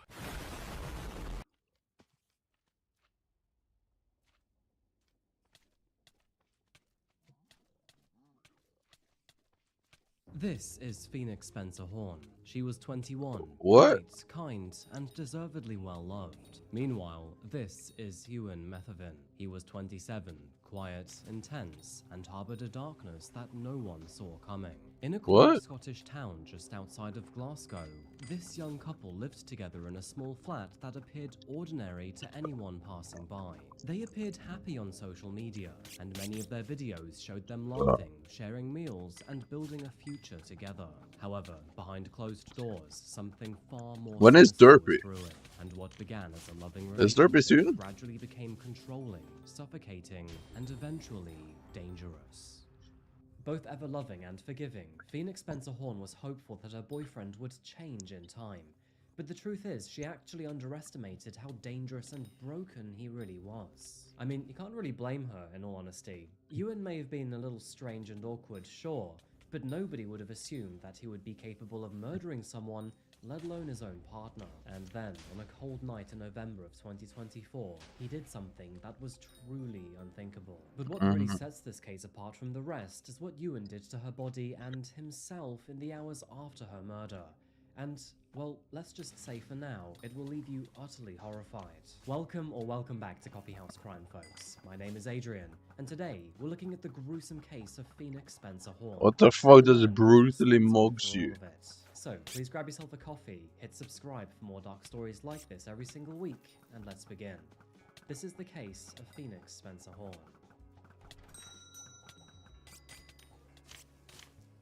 What does that mean? I don't know what that even means. I know people say mug or whatever, Today, we're heading to the north of but the UK, I don't really into the understand beautiful country of Scotland. how Now, this is although we don't relevant. visit Scotland too often on this channel, it's a place that is rich in history and atmosphere. From the rugged peaks of the Highlands to the crumbling castles that are scattered across the coastline, it's a country that is shaped by centuries of rebellion, poetry, and pride. Today, we're focusing on a quieter corner of the country, that being the town of East Kilbride. And although this town sits only 10 miles south of Greater Glasgow city centre, it very much stands on its own. East Kilbride was Scotland's first official new town, developed back in the year 1947 to ease Glasgow's post-war overcrowding. It was built as a carefully planned community, promising leafy suburbs. Yeah, I should just be XP sharing your I don't know. A model of It's just modern too good. living, designed for a better and brighter future, as they said. For many, that vision still holds true, and East Kilbride remains a family-oriented place. How much is the level of 100 Hedgehog? People, but like many towns born from idealism, it also has its own shadows. And did you know that, on a separate note to this story, it was in the year 2005 when East Kilbride was thrust into the national spotlight when police discovered the body of Vicky Hamilton, who was buried in a back garden. Her killer was actually Peter Tobin, a man who was later unmasked as one of the UK's most prolific serial murderers. On that note, let me know if you'd like to hear more about Wait, he this looks kind of traditional true crime disgusting. story. Vicky Hamilton's What case does he shook do? the town's sense of safety, and in the He decades looks that dead anyway. followed, East Kilbride saw a slow but steady rise in domestic and drug-related violence. Changes that reflect a broader shift across the country's post-industrial towns. And moving forward, it is here, on a quiet residential street named Glenlee, that 21-year-old Phoenix Spencer Horn lived with her 27-year-old partner, Ewan Mathven. Born in 2003, Phoenix was the youngest of 4 children. Her family lived in the small Scottish town of Strathaven, which can be found in South Lanarkshire. The family was close-knit, loving, and grounded, and her parents provided the kind of home where their children all flourished. Speaking of her parents, Alison and Graham raised their children with strong values, and Phoenix appeared to take all of them to heart. Because as a child, she stood out, and it wasn't just her who Phoenix. turned heads, but her spirit too. She was bright, warm, and full of quiet compassion. The kind of person who noticed when someone was struggling, and instinctively would always step in to help. While studying at Straven Academy, she became known for the same traits that shaped her at home. She was kind, I need to curious, IRL and trade had an more, I think. incredible sense of empathy. And her teachers remembered her as not only someone who worked hard, but someone who made others feel seen. After finishing school, Phoenix threw herself into work and the adult world, working at the local Straven Hotel, serving the good stuff at a cafe. And of course, I'm talking about coffee. And apparently, she made it look completely effortless. Both colleagues and managers alike respected her. And as for her customers, well, let's just say they adored her. Outside of work, Phoenix's life was both sweet but simple. She basically prioritized her family, loved music and long walks in the countryside, and posted many videos to TikTok. Basically what everyone in their 20s does nowadays. As you can see, her TikTok account was filled with many Bro, I just will never understand this. friends, golden hour selfies, and goofy snaps with her siblings. And it was during this period, while balancing her jobs, enjoying her freedom, and beginning to shape her future, that she would eventually and unfortunately meet a man named Ewan Mathven. Now, at first, he did come across as gentle and reserved, the kind of man who didn't say much in crowds, but showed a softer, more thoughtful side when behind closed doors. And I think you Americans and Aussies would probably just call that a typical British man, but even to our standards, he was reserved. At the time that this story takes place, Ewan Methven was 27 years old. Growing up in Straven, which is only a few miles away from East Kilbride, he lived there with his family and attended local schools. And moving into his adulthood, he would work as a postman for Royal Mail, a quiet, dependable job and, by many accounts, one that he apparently did well in. To those who knew him casually, Ewan came across as sociable and popular, yet a little bit shy. However, there was another side to him too. One that many people rarely saw in him. Several neighbors recalled flashes of anger beneath that charm, and a certain deadness in his stare when his expression slipped. And for those who had once scrolled through his social media, the signs were even harder to ignore, because from the age of 14 through to around 18, he posted a string of troubling messages online where his tone was violent, angry, and deeply misogynistic. In one post he wrote, "You've always got that one person you choke to smash fuck out of."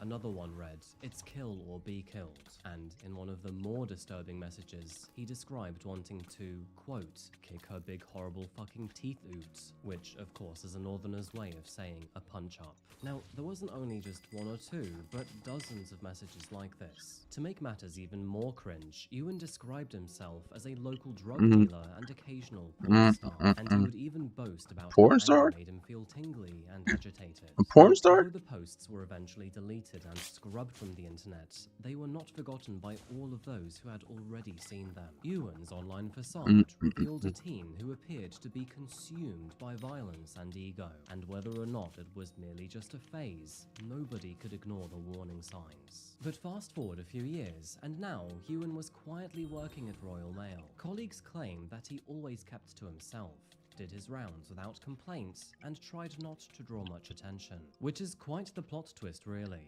from local drug dealer and occasional porn star, to part-time postie and full-time walking red flag. Anyway, it was sometime in late 2022 when he eventually met Phoenix. They apparently crossed paths at a family gathering when she was only 20 years old and he had just turned 25.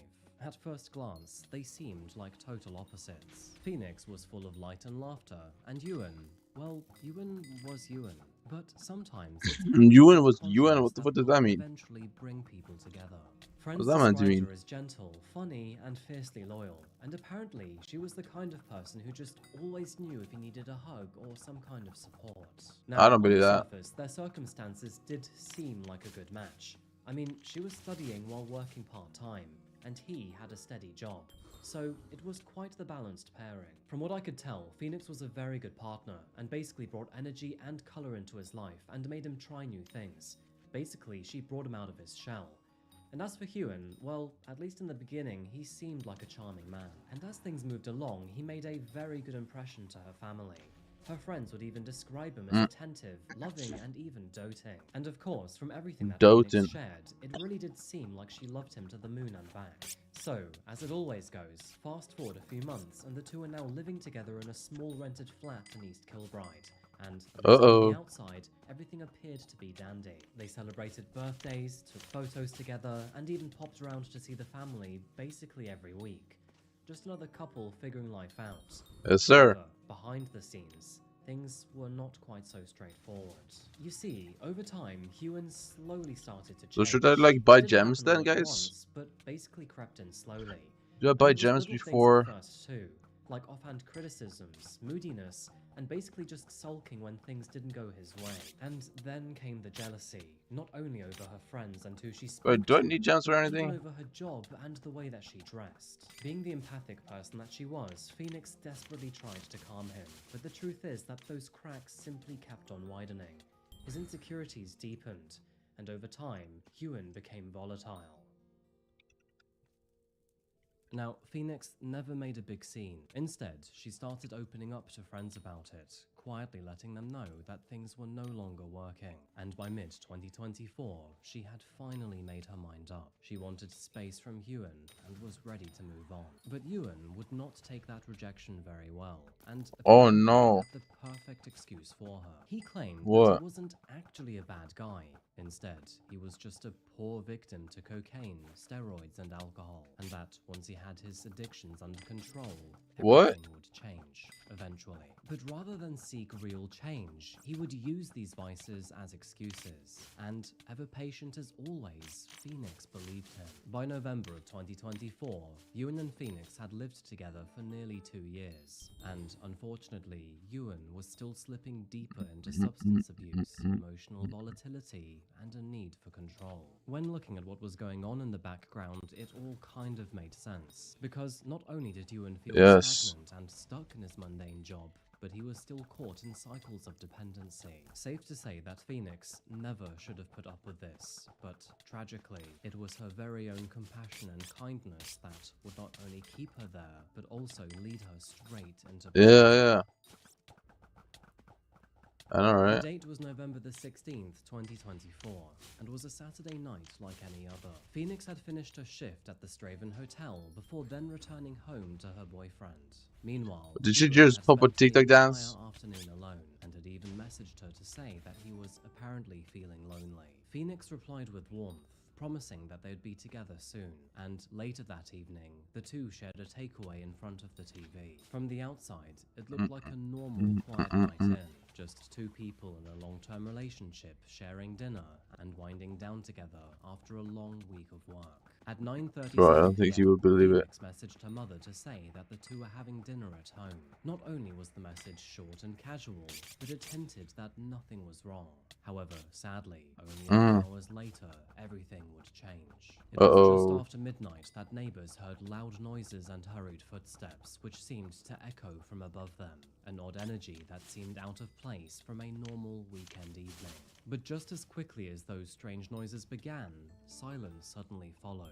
And I'm talking about silence not only from the apartment, but also from Phoenix's phone, because as the night continued, she wouldn't respond to any phone calls or text messages. The rest of the night passed undisturbed, and the flat stayed dark, and her phone stayed silent. It was only the following morning, when Phoenix still hadn't replied to her mother, that Allison started to grow cautious. She messaged her daughter to ask if she was okay, and although she did eventually receive a message back, it was short and out of character, simply saying, "Sorry." What is he mining quartz for? Ewan himself had also exchanged messages with Allison, claiming that the both of them were simply drunk that night and that her daughter was still asleep, which once again felt concerning because this was a little out of character for her. Her family were concerned, yes, but they figured that maybe she might just need some time to nurse her hangover, and so the rest of the day slid by without much more investigation. However, when she failed to turn up for her shift at work the following day, on Monday the 18th of November, that is when her family became really worried. No surprise, they contacted the authorities. What the fuck is that dance? What is that? 12 PM, just after noon, officers arrived at the flat, and although they were mostly interested in finding Phoenix, it was Ewan who answered, who appeared to be calm, collected, and eerily quiet as usual. He invited the officers in, and once they stepped inside, what they found was nothing short of horrific. The smell of copper filled the hallway, and police officers immediately spotted a naked body lying in the room, a body which had been partially covered by a tea towel. They could instantly tell that Phoenix had suffered extreme mutilation, and not only had it been severed, but it had also been placed upright beneath her left arm next to her torso. Taking a look around the property, it appeared that Ewan had tried to dismember her. 2 bloodied knives were found near her body, with a third that was also stained discovered in the bedroom. Officers noted that the scene was so brutal, intimate, and unflinchingly violent, and what the fuck? Throughout it all, what's wrong with this guy? Composed. Surprisingly, he looked like a normal guy. All of their questions with full transparency and without any resistance whatsoever. And when they asked him why he did such a thing, he bluntly said that he couldn't stay in the flat with a full body, which is why he tried to dismember her. This chilling flatness, which was spoken without any panic or remorse, left all detectives truly horrified.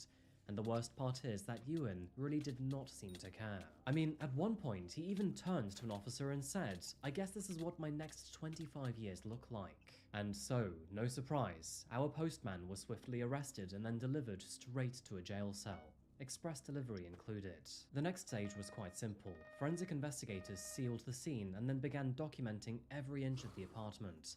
They looked at her body placement, the knife positions, and all stages of decomposition. And tragically, it turns out that Phoenix had been stabbed more than 20 times, with many of those being straight to the face. And the report would also conclude that, despite many of these stab wounds being to the face, it was a single stab to the chest which likely killed her.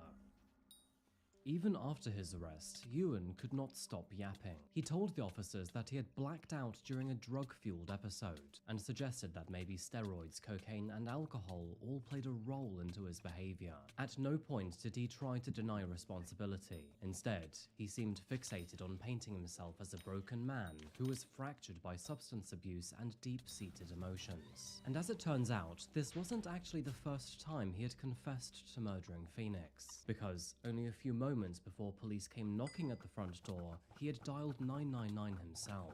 On the call, he had calmly told the operator that he had murdered his girlfriend, and when asked by the operator if he was sure that she was dead, he responded, "I know she is dead, mate. She is dead. I even tried to dismember her." So, what really happened that fateful night? Well, according to him and the forensic evidence available, it was shortly after midnight and without warning that Ewan suddenly launched himself on Phoenix. Apparently, there was no cause or commotion to any of this. He just merely wanted to kill her, and after jumping on top of her, she was strangled before then being stabbed more than 20 times. At 12:13 a.m., a neighbor who was downstairs reported hearing a loud bang, with a series of footsteps overhead then following. By then, it was already too late. Phoenix was gone. But what followed next was almost unbelievable. Now alone in the flat, Ewan placed her body in the bathtub, retrieved 3 knives from the kitchen, and then, in unimaginable horror, removed her head. By morning, the place that they had once called home was no longer... What's an umbrella, bro? The silence that followed was only interrupted by the sound of Ewan pacing the apartment. There were no cries for help, no calls to emergency services, and no screams of regret. This was now merely a flat that was soaked in horror, and a killer who was left alone with what he had done. When her family eventually grew concerned, Ewan pretended to be her, texting her mother as if nothing was wrong. Meanwhile, only a few meters away, her lifeless body lay helplessly on the floor, and over the course of that Sunday, Ewan's behavior became even more disturbing, which is kind of crazy to say, Umbrella, but seriously, it became far worse, because between 8 a.m. and 7 p.m., he used her phone to watch adult content. And I'm not talking just once or twice here, but literally more than 170 times. Over the next 10 hours, he watched hundreds of these videos, all while his girlfriend's body lay on the floor next to him. You know, I genuinely don't think that you can be more disgusting. That kind of crossover at that level of intensity is just absolutely haunting. In fact, later that day and halfway through this marathon, he would even order drugs to his flat, before then continuing this binge. Surveillance cameras around town would later record him behind the wheel of Phoenix's red Vauxhall Corsa. It was noted that he left the apartment at least once, which was most likely to find a local drug dealer and also seek ways to dispose of the evidence. Either way, it was clear that he was making calculated decisions to rid himself of her death, all while trying to binge himself on another high. Meanwhile, concern was rapidly growing within the family, and when Phoenix didn't show up for work the day after, colleagues from Straven Hotel reached out to her parents, and it was in that moment that they finally had enough. Already suspicious of the situation, Allison phoned the police, and this phone call, paired with Ewan's own call to the police to confess, would mark the end of this terrible mystery. It was clear that, up until that moment, Ewan had done everything in his power to delay his capture. From forging text messages to watching hours of pornography, right the way through to crude attempts in making it easier to move her body. And it was only when he realized that he could no longer evade the inevitable that he finally dialed 999. Ewan's arrest marked the beginning of a complex and deeply disturbing investigation, and although he had confessed at the crime scene and also during his phone call to the police, detectives still had to piece together everything that had happened. Forensic teams spent hours in that flat gathering evidence, and Phoenix's family were informed that, tragically, her body had been found. And, well, let's just say that they hadn't been the same ever since. Only 2 days later, Ewan appeared in court for the first time, where he was charged with murder and attempting to defeat the ends of justice. He made no plea and no apology and was remanded in custody, and due to The umbrella, umbrella. months that followed, gathering evidence from autopsy reports, digital forensics, witness testimonies, and detailed crime scene analysis reports. Fast forward half a year, and on June the 17th, 2025, he was finally ready to stand trial. The room was filled with reporters, onlookers, and grieving family members. Meanwhile, Ewan himself stood motionless in the dock as prosecutors laid out the charges in graphic detail. They told the court that Phoenix had been strangled, stabbed repeatedly, and then decapitated. It was also detailed that he watched porn over 170 times and blasted his way through drugs and alcohol while her dead and naked body lay merely meters away from him. With so much against him, Ewan knew that there was no chance of him walking away, and so with that in mind, he pleaded guilty to both charges. The prosecution managed to fight their corner, and they said that his actions had been driven by jealousy, possessiveness, and long-term substance abuse. However, the main thing that stood out here was how calculated he had been after the fact. They would claim that this wasn't some sort of freak madness or accident, but instead a series of cold and chilling decisions. And interestingly enough, his defense team wouldn't try to dispute the facts either.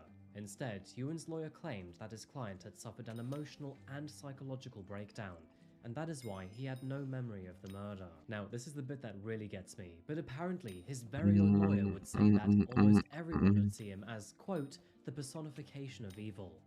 And when your own defense lawyer sees you in that way, well, let's just say you basically know you're pretty much stuffed. Even still, the court was not swayed by claims of a blackout. The evidence told a different story, and as the final arguments were laid bare, the courtroom sat in suffocating stillness. The judge had heard it all, the brutality, the aftermath, and all of the lies. With Ewan's guilty pleas accepted, all that remained was his final sentencing. And on July the 14th, 2025... 24-hour stream today? I don't think so. Maybe tomorrow. It depends. It really depends. I usually fail because, like... someone who had considered him as family. For his crimes, because, Ewan was handed a life sentence with a minimum of 23 years before even being considered for parole. The judge noted that, after the murder, he did not call for help or contact the authorities. Instead, he stayed in the flat for almost 48 hours, indulging on his many vices. This, of course, revealed a horrific lack of remorse and vengeance. In his sentencing remarks, the judge simply said, "You robbed her of..." Well, yeah, I'd need to use your giant rod if Marina or something shows up. I actually need your rod. Voice recordings, which described the pain, heartbreak, and fury left behind, and the silence that now seems to swallow all of their lives. Phoenix Spencer Horn was only 21 years old when her life was taken from her, that being in one of the most horrific ways imaginable. She was young, full of promise, and held many dreams. After her death, tributes poured in both online and in person, and a memorial bench now stands in her hometown of Straven. But what a mine! Are raised in her name for Glasgow Women's Aid. Her family and friends remember her laugh, her loyalty, and her warmth. And perhaps the hardest question that they still face is, how could someone so kind and so full of life find themselves living under the same roof as someone so dangerous? And how could these TikTok videos be so different from reality? I think another thing I want to use your rod. Often say it on this channel, but what we see on I really want to use your big rod. In fact, so many people out there tend to show their best 1% online, making it seem like it's just another day in their life. But psychologically speaking, it's actually a trap, and it makes everyone else feel like they haven't got enough. On social media, Phoenix and Ewan looked like any other young couple, smiling in photos, sharing trips, and posting the small happy moments of daily life. From the outside, their relationship seemed ordinary, but as we eventually found out, those filtered snapshots barely even told part of the story. Behind the scenes, Ewan was struggling with jealousy, insecurity, and a desperate need for control. And Phoenix, well, she was kind and tried to carry that burden quietly. And I suppose that's one of the many dangers of curating your life on social media, because then all of the lies, jealousy, and For like hatred 50, are yeah. right behind Are you those crazy? pixels. You think I would pay to use your giant rod? Like what? Phoenix's story is a devastating reminder You that still owe me serious money from the issues can always Clover be thing. hiding in plain sight. It's- That even the it's people who scammy. seem to be the happiest can actually be suffering behind closed doors. And once again, it brings me back to that very uncomfortable truth about social media. How even those carefully curated images can actually be covering up real danger. Anyway folks, I'm going to wrap up this episode here. However, before you go, I'd love to hear what you think about this one. So, as always, please share your thoughts below. And if you haven't already, please do consider hitting that subscribe button, because honestly, it really does help the channel more You than scammed me? On that How? note, I'm done for the day, so I'm Explain gonna to me head how I home, did. Probably relax the rest of the evening, and hope that you do too. I'll be back again very soon for another video. Oh, you never used Until that moment autobets? arrives, please remember to look after yourselves. How have you never others, used and be autobets? curious. And I'll see you in the next one. Thank you, folks. Goodbye.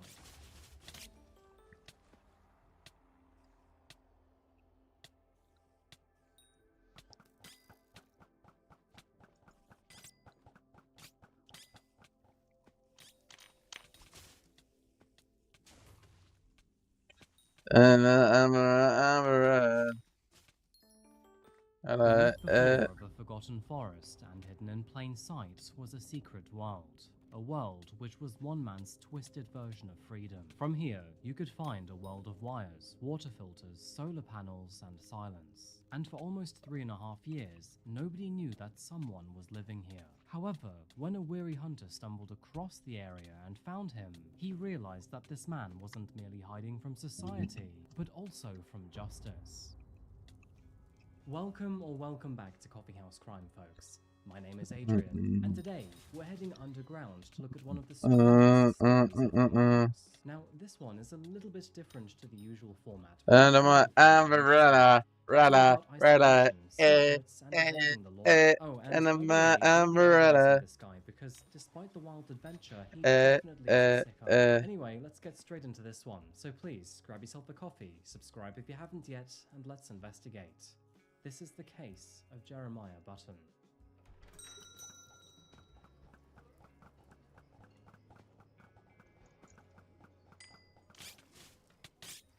Today, we begin with a strange story from Wisconsin. Going straight to the story's predator, we meet a man named Jeremiah. And although Jeremiah lived what many would call an ordinary life, it eventually wouldn't ring true. Born in April of 1975, he grew up in a small town near Warsaw. The kind of place where, at the time, you would never really lock your front doors, and where your neighbors probably knew your middle name. Now, Jeremiah was not particularly well known, but he wasn't most people. He was just that quiet and slightly odd guy who mostly kept to himself.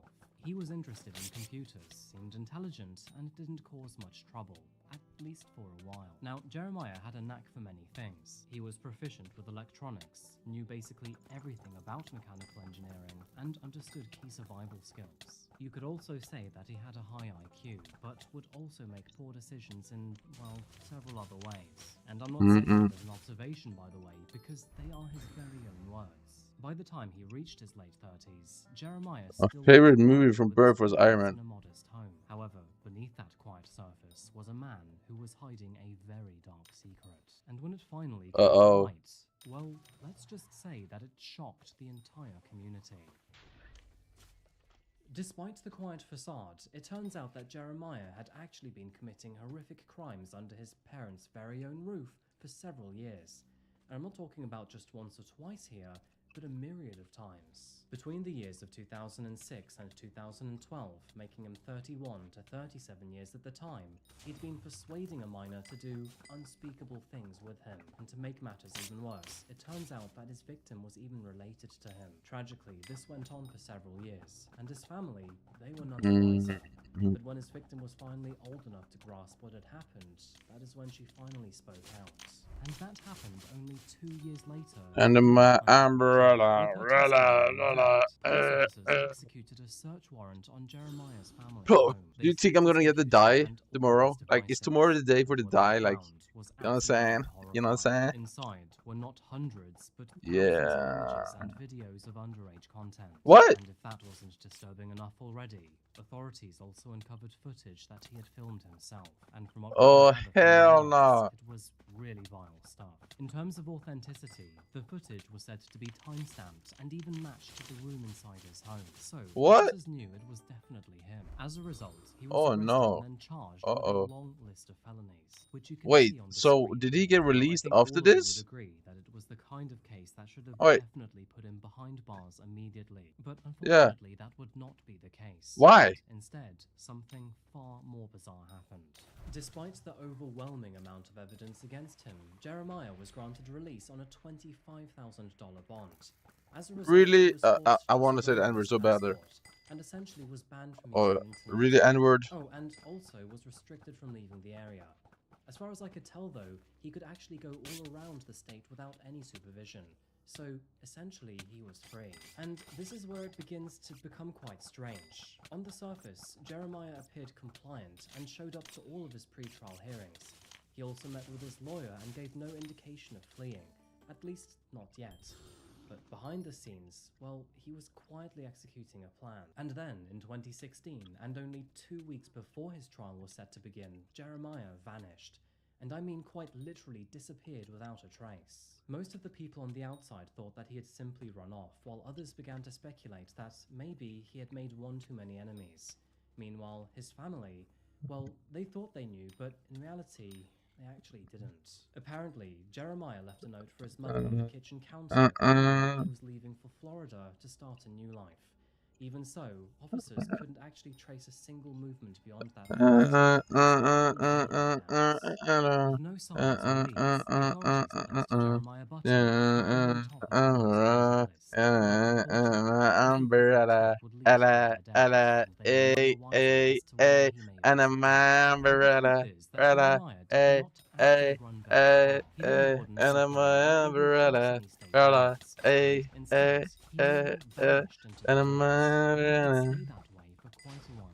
I'm actually so pricked right now. 3.5 years, not a single soul would see him again. What? Fast forward 3.5 years, and it is now August of 2019. America was enjoying yet another quiet summer. Some could even argue the last normal one that we had ever experienced. And deep in the rural woods of Wisconsin, a man named Tom Nelson was out on his usual walking route. As a very well-seasoned outdoorsman, Tom knew these forests like the back of his hand. He had hunted these trails for several years, getting to know the terrain and the people around the small town of Wrangell. For the most part, the woodlands that surround this area are peaceful. The unselfish trail that through this region offers hikers and hunters alike the chance to explore Wisconsin's natural beauty. But saying that, there was also one patch of the forest that had now been bothering Tom for several months, and there was something that he just couldn't shake out of his gut instinct. You see, a few months prior, and back in November of 2018, Tom had spotted something odd. From what he remembered, it was a bitterly cold day, and with this being Wisconsin, there was snow everywhere. As you can imagine, snow does not let much slip by unnoticed. You take a step, and there's a footprint, and you brush past a branch, and there's disturbed foliage. And, well, if you fall over, to the porn star. You've got a butt print. And for someone like Tom, who I already mentioned was a seasoned hunter, those clues were as clear as trail markers. So, when he noticed unusual tracks, that being snow being deliberately brushed away by pine branches, well, Tom knew that someone was trying to cover up their path. And of course, that led him to curious by the markings, that is when he found something unexpected. A hidden door that seemed to be built right into the hillside. At first, Tom wasn't quite sure what to make of it, but that is when he noticed a makeshift septic system nearby. And let's just say that, by his eyesight and his nose, he could tell it had definitely had some use. Both uneasy and There's a unsure guy what in there? he had just stumbled upon, Tom then left the area and tried to put it out the back of his mind. And he did even call the police to report it, but without any clear directions, they couldn't find the spot he was talking about. And so, with no answers and that mystery still gnawing away at him, Tom decided to return only a few months later, determined to uncover what exactly or who exactly was hiding in those woods. The entrance was basically invisible because apparently you could be standing 20 feet away from it and never know it was there. But eventually, Tom spotted it once again, and this time he was ready. As he approached the doorway, his hands trembled with fear and excitement. He didn't know whether he was about to step into some random abandoned shelter or actually someone's home. And what if they had a gun? Very slowly, he pushed the door open, and as the dust began to settle, he could finally see inside. And that is when he saw all of it. There was canned food, cardboard boxes, stray bugs, and a single light bulb hanging from the ceiling, still swaying gently in the air. But there was more too. And Where is this he at? is where the story becomes almost surreal, because what Tom had just stepped into wasn't merely some abandoned hideout or even a harmless camping site in the woods, but instead he had unknowingly entered the secret underground bunker of Jeremiah Button. Despite the note he had left behind for his mother claiming that he had run off to Florida, Jeremiah hadn't actually fled the state at all. He wasn't homeless, and he certainly hadn't been murdered. Instead, he had built a life for himself right here in the middle of these woods. Looking at aerial shots from above, the bunker was literally invisible, perfectly camouflaged beneath a tangle of branches, leaves, and undergrowth. In fact, he had even encouraged heavy undergrowth in the area around his bunker to make it basically inaccessible, which meant that, to anyone walking past it, the bunker looked like just another subtle rise in the forest floor. But underneath the leaves and dirt was an entirely different world. The entrance was hidden beneath a sheet of plywood and covered in forest debris. Found below was a hand-dug tunnel which was Hey man, this has been grinding. a tunnel which led into a concealed chamber only big enough to lie down and move around in. Above ground, a solar panel had been mounted high enough to catch the light above the tree line, which then provided power to a series of basic electronics. In your opinion, what should I use? Found inside were used to store that energy. An And iron. rather surprisingly, when sunlight wasn't enough, Jeremiah had wired up a stationary bike to generate extra charge, literally pedaling his way to power while staying fit. He also had a fully functional radio tuned to weather updates and local broadcasts. For hydration, water jugs were found scattered around the place, alongside a rudimentary filtration system which could then collect and clean rainwater. Shelves were lined with hundreds of canned goods, grains, and dried foods, all of which were carefully stockpiled and rationed to last him a lifetime. The entire bunker had been blanketed in tarp to help keep it dry. Candied The future. ventilation shaft brought in fresh air, which allowed They definitely Jeremiah like to stay dick. underground for long periods of Which is time. okay. However, one of the craziest details to all of this is that on one of the walls inside was a flat-screen television. Not only was this TV hooked up to the solar power, but it was also positioned so that Jeremiah could watch from his makeshift bed. It was also set up with both a DVD player and a VHS system. And to add a little bit of weirdness to the mix, many of the DVDs nearby were children's shows and cartoons. There were kettles, frying pans, axes, shovels, and buckets. Whatever you can think of, Jeremiah had it. From camouflage netting to hand-packed insulation, he thought of literally everything to help keep him comfortable. I mean, the man had even let his appearance change after all these years, growing out both his hair and his beard to help carry him into the wilderness. And like I said, the bunker was so well hidden that nobody would see it.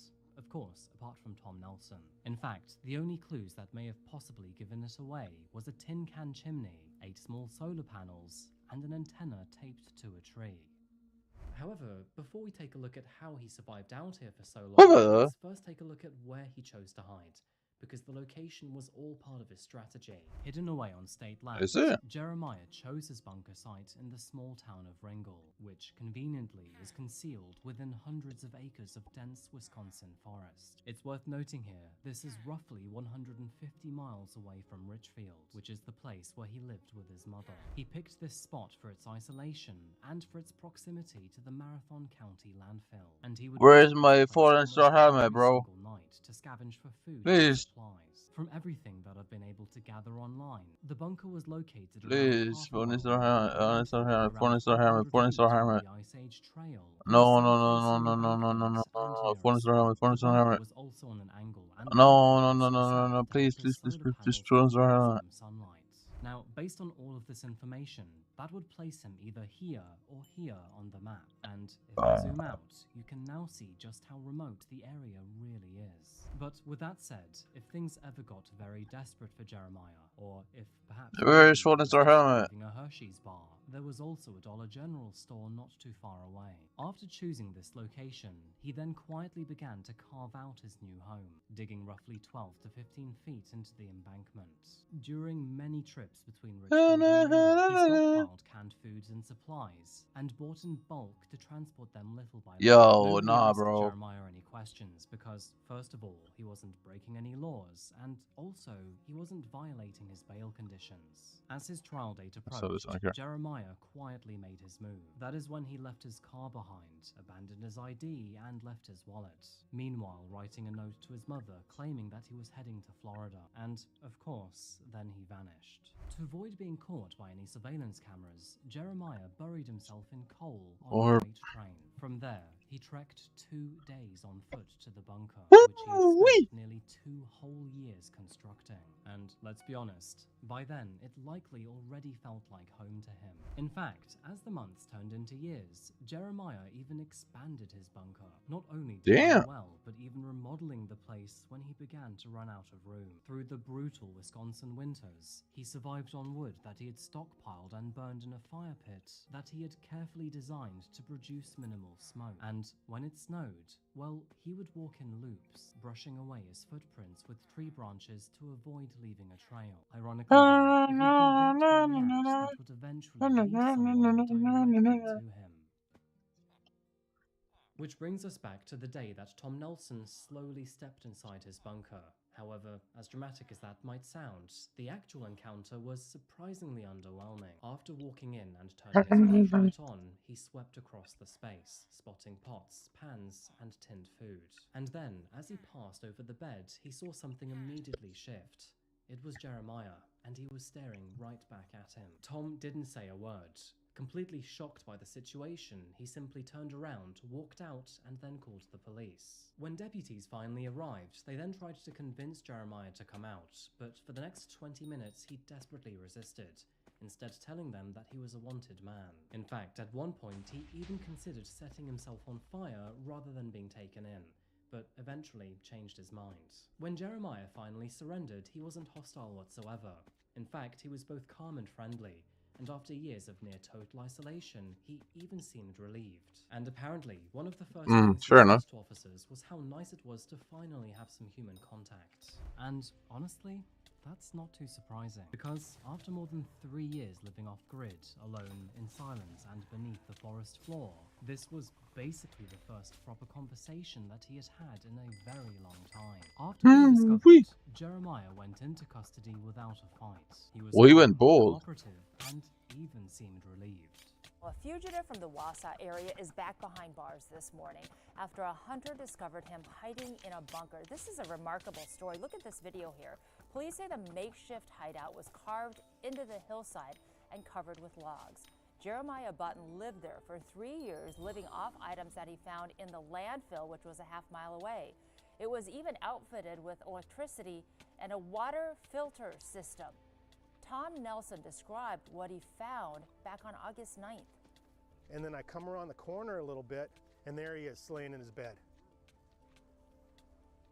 I mean, I was shaking when I went in. I was shaking when I went out.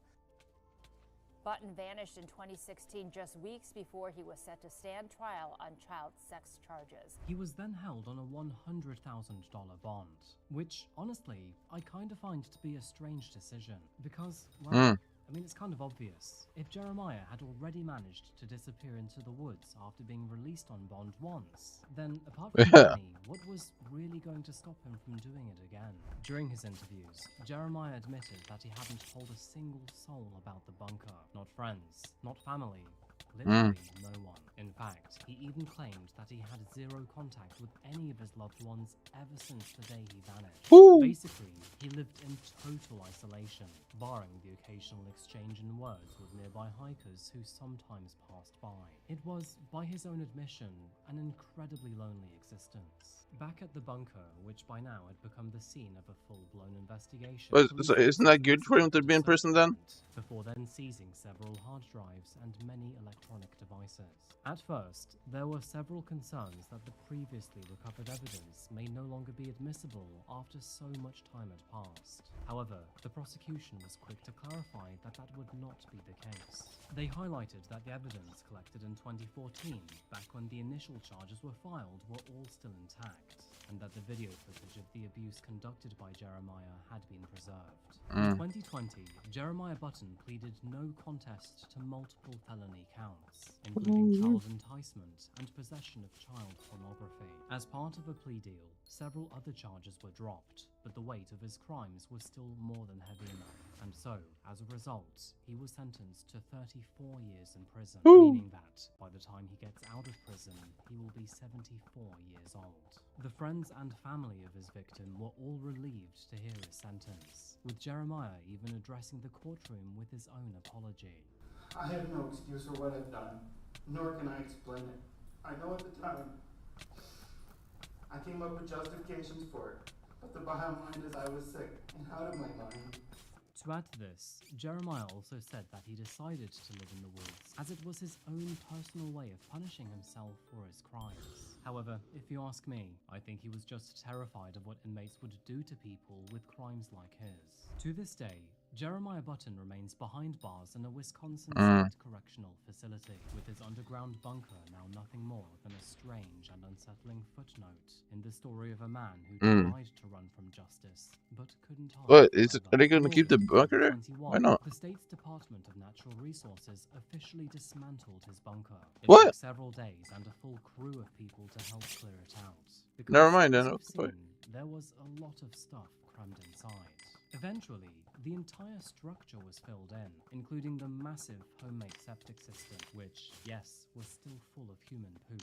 Today, all that remains is a patch of uneven ground, with no entrance, no signs, and no clues. It's just a quiet clearing in the woods, where a very strange chapter has now finally come to an end.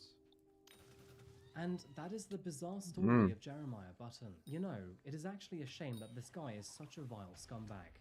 Because if his crimes had been different for, I don't know, fraud or unpaid taxes, or maybe not paying the council, then many people would actually see this man as an off-grid hero. I'm thinking like Killdozer, but the bulldozer doesn't. With crimes like this, no. there is no coming back. Yeah, facts. Anyway, I just wanted to talk about this story. Exactly, Because I find I agree. anything secret, hidden, or underground to be, well, mildly thrilling, I guess. And this one definitely ticks all those boxes. It is a very weird one for sure. Anyway, I hope you don't mind the detour from our usual stories. But as always, share your thoughts. Place water. Try to read as many comments as possible. And I know this video is slightly shorter than usual, but it's actually for very good reason. Would you believe it that I'm actually spending time away and having a couple weeks off? I haven't actually left yet, but this video is planned to be released once I return. Anyway, I'm spending time with family and honestly I can't wait, and I'm sure I'm gonna have fun. By the way, is it only me that feels really guilty leaving pets on holiday? I'm already missing Nero. Anyway, thank you so much for watching today, folks. I really do appreciate you making it this far. If this case gave you chills or made you check your basement, then please do consider subscribing. I make up to 2 videos a week here. Hey man, Anyway, it's good to see you again take a very break soon with in pets less than a too. week's time. Until that moment arrives though, remember to look after yourselves, look after each other, and of course, stay curious. Thank you, and goodbye.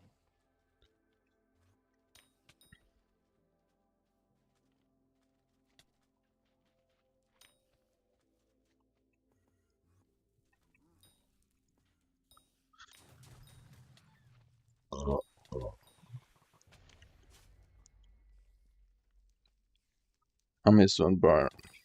Harold was a respectful man in his local community, or so everyone thought. What? But when word broke out of his terrible behavior towards 18-year-old Sarah McLynn, the Oh, news shit. was sure to turn heads. Unfortunately for Oh, Harold, baby. it was No, already no. too late. He had manipulated a vulnerable woman who, unbeknownst to him at the time, would eventually snap back in the most violent of ways. And all of a sudden, our predator had become the prey. So, who precisely is Harold Sasko?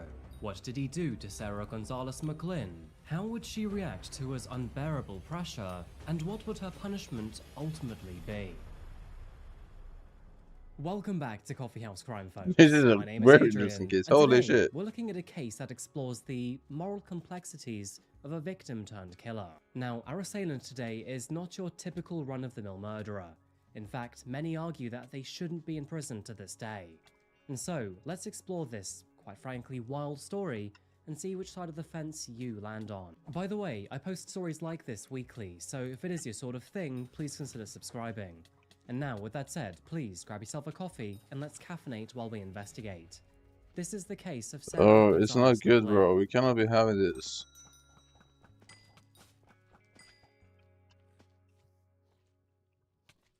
Welcome back to Kansas, folks, also known as the Sunflower State. Home to almost 3 million residents, Kansas is one of the less populated states in America. But let me tell you, behind all of that corn, there is plenty of mystery and wonder if you go looking for it.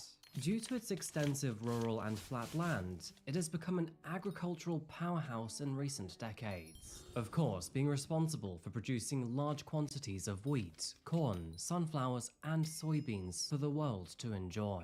It is also rather famous for its beef, which, no surprise, makes it well known for its American barbecues. Today, we're focusing on the eastern city of Lawrence near Kansas City, and here lived a 52-year-old man named Harold Sasko, better known for the rest of this video as Hal. Born on September the 11th, 1961 Wait, in how you get Titusville, wiped? Florida, he was one of 12 siblings, consisting of 8 boys and 4 girls.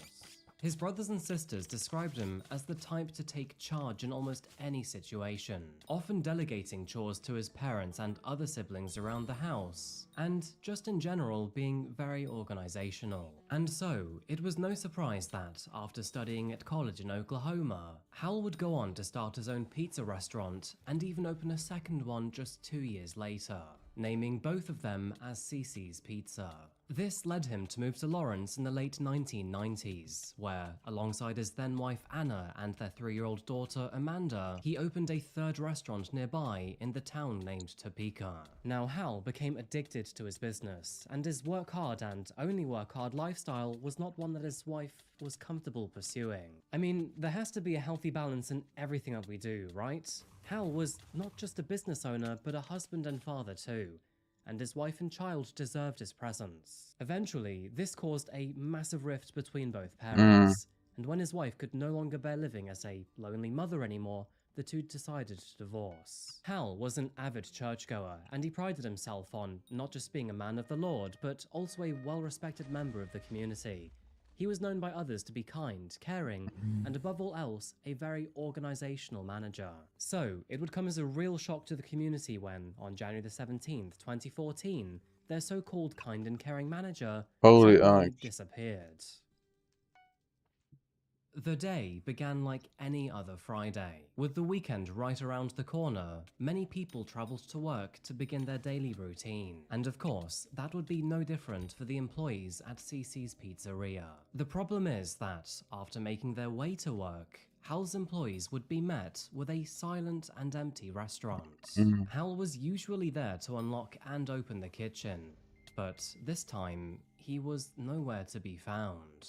Even stranger, it had been multiple days since anyone had heard from him. And so, concerned for his well-being, his employees called the police and requested a welfare check at his home on West 26th Wait, so Street. she got murked An by officer her. was dispatched to his property later on that She day, got manipulated and by him. after knocking at the front door, he Probably too care, was met with I silence. guess. Knocking on the front window of the property, he then peered inside to see if anyone was home. And that is when he saw the shape of a man lying face down on the floor. Calling for backup, authorities forced their way inside. The man on the floor was confirmed to be Hal, and furthermore, he was lying in a pool of his own blood. It became evident from the outset that he had already passed away, and from the state of his body, it looked like he'd been dead for multiple days, and that, furthermore, this was no accident. His hands were restrained behind his back, with zip ties used to keep him under control. In addition to this, his feet had also been bound, and there was one other alarming detail. Hal's neck had been cut so deep that the bone within had been shattered, and with a cut so grievous and bloody, he had no chance of surviving. All What? of this was a very violent scene for officers to deal with. To add to the commotion, officers would also find several beer bottles across the room, alongside a phone and laptop that did not belong to Hal. They would also observe that Hal's car was You get absent married from at the 20 years old. driveway. Yet, the strangest evidence left behind was the word freedom, which had been haphazardly painted on the wall. No surprise, it had been written using Hal's blood. Classic.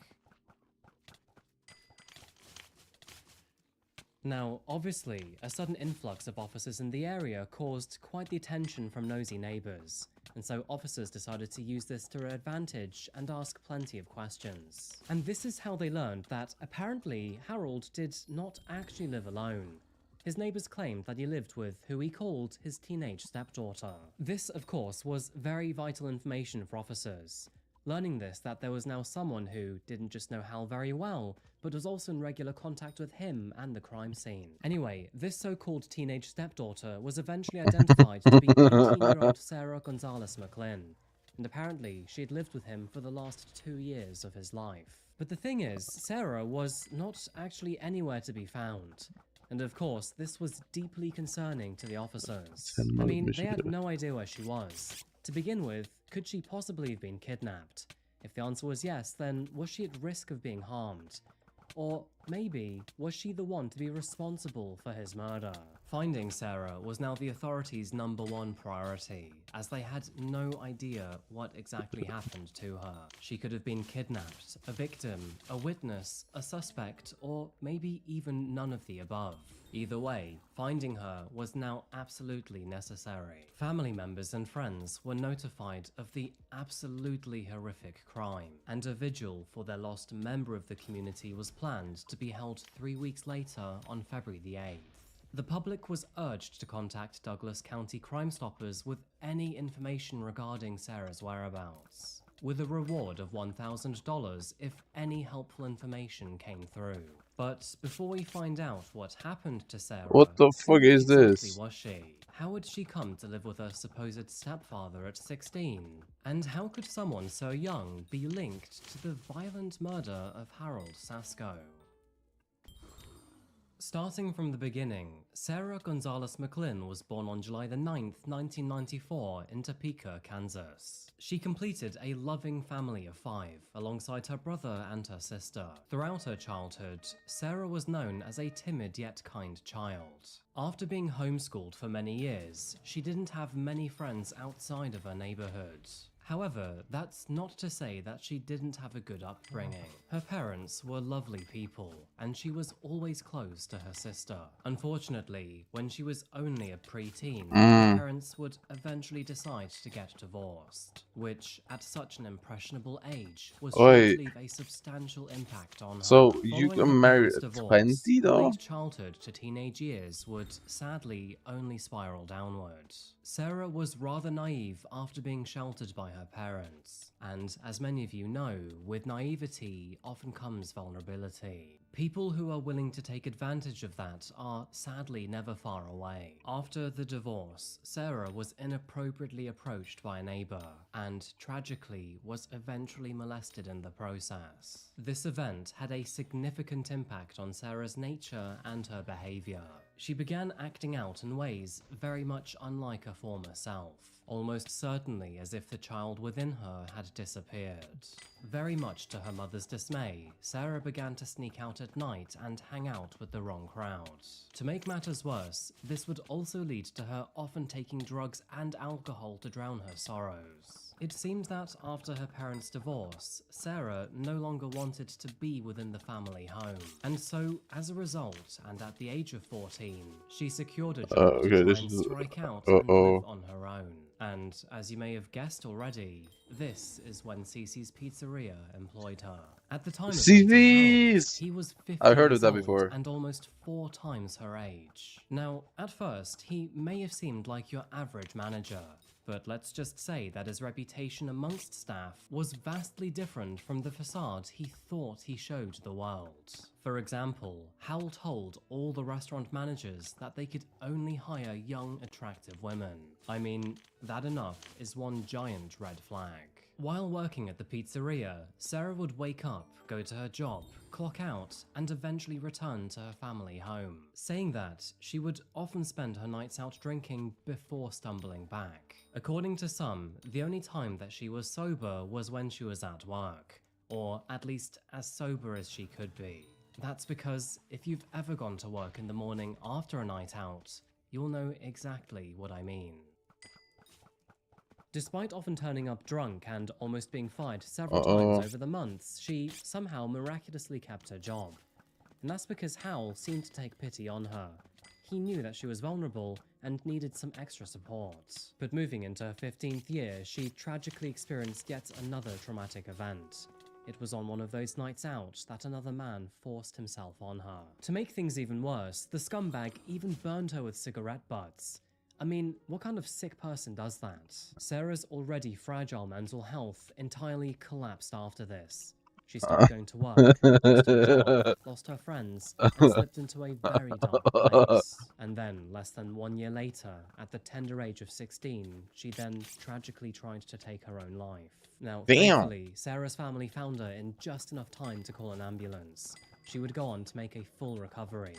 But that was only after spending 5 months in hospital for recovery. The nice thing is, after being released from the hospital, Sarah would receive support from friends close and far. However, one of those messages in particular stood out, and that was from her old boss, Hal. Following her tragic ordeal, Hal offered to be her personal life coach or even guardian of sorts. He would do things Yeah, like pick her he up, must be take her hella out for dead, food, no? Like and couple even allow himself to 10K. be a sounding board for whatever was on her mind. With no one else to turn to, Sarah would eventually lean into his support.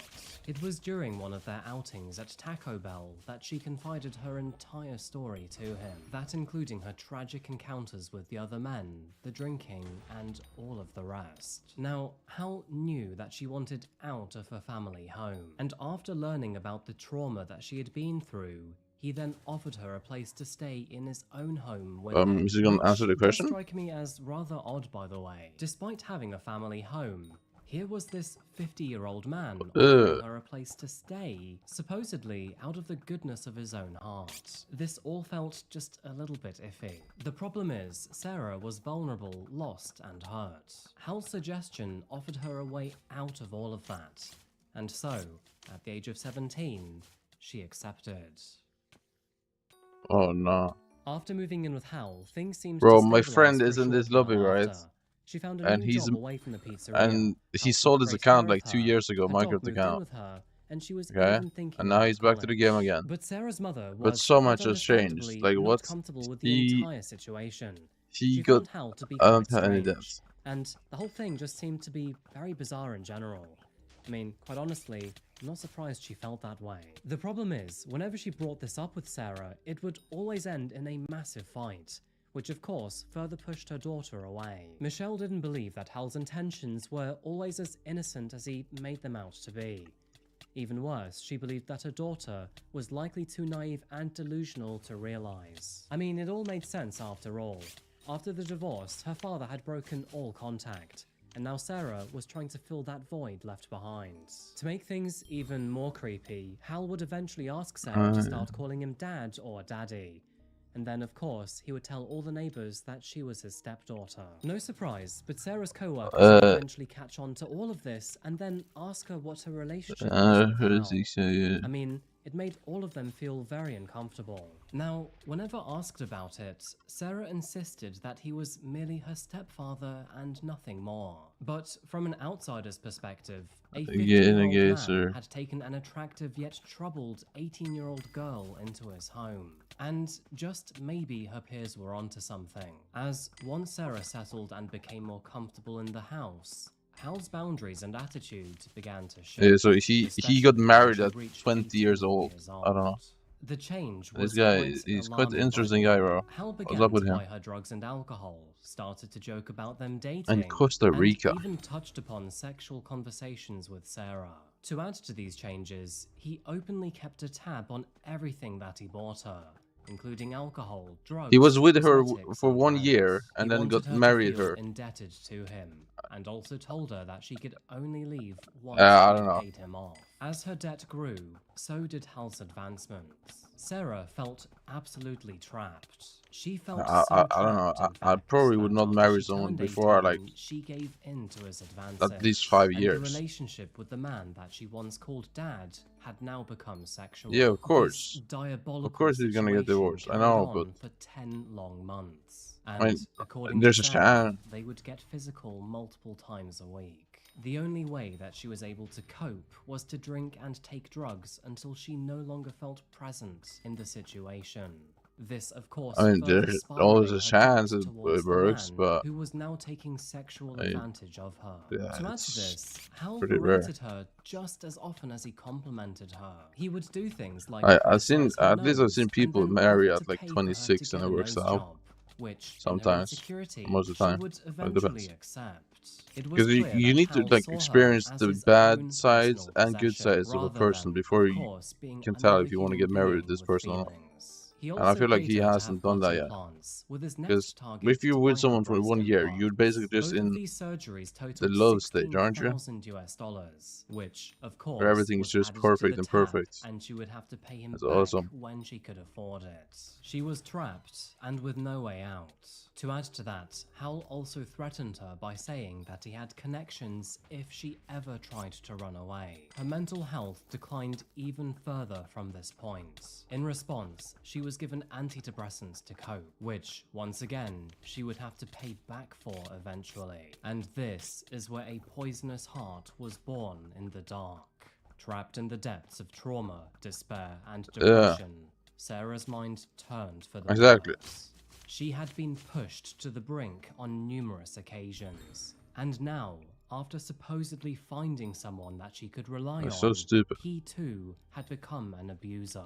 Sarah's mind had absolutely had enough, and so she began to act out in ways that would eventually transform a victim into a killer. Like $100 After per traveling week to a is pet good. shop, she purchased a rabbit and signed a waiver of care before taking it home. On that very same evening, Hal had a guest at the home. It was one of the managers from CC who had stopped by to have dinner and share a few drinks. And so you can probably imagine this manager's shock when he opened the fridge door, and instead of finding beer, he found a fully skinned carcass of a rabbit. Not only did Sarah admit that she was responsible for killing this domestic rabbit and not a wild one, but she further claimed that apparently it wasn't her first. Quite uncomfortable with the situation, the manager politely stayed for dinner, but then quietly made his way home afterwards. I mean, I'm not surprised. I think I would have done the same thing. Now, this was one giant red flag, and an indication of what Sarah was potentially capable of doing. And sadly, this sign was ignored. But the real question was Sarah really capable of murdering another human being? Well, on January 17th, 2014, the world would What find even out is that that emo, answer. by the way? Although Sarah was initially treated as a missing person, it was soon determined that she Why was is a LOL actually the emote prime a guy suspect. eating And cereal? sadly, I don't detectives really were understand. not wrong in their newly established assumptions. Little did they know Yes. that she had packed all of her stuff, collected her dog, stole Harold's car, and then fled to Texas. However, while on the way, she changed her plans to Florida. It was warmer, and the He idea looks of an ocean black, view though. sounded nice. And she But wanted that's a okay. tattoo. By the way, that tattoo in 'Cause mind I'm was also from a black. quote from her favorite true crime I'm novel just like Jack named Harlow. I is for Innocent.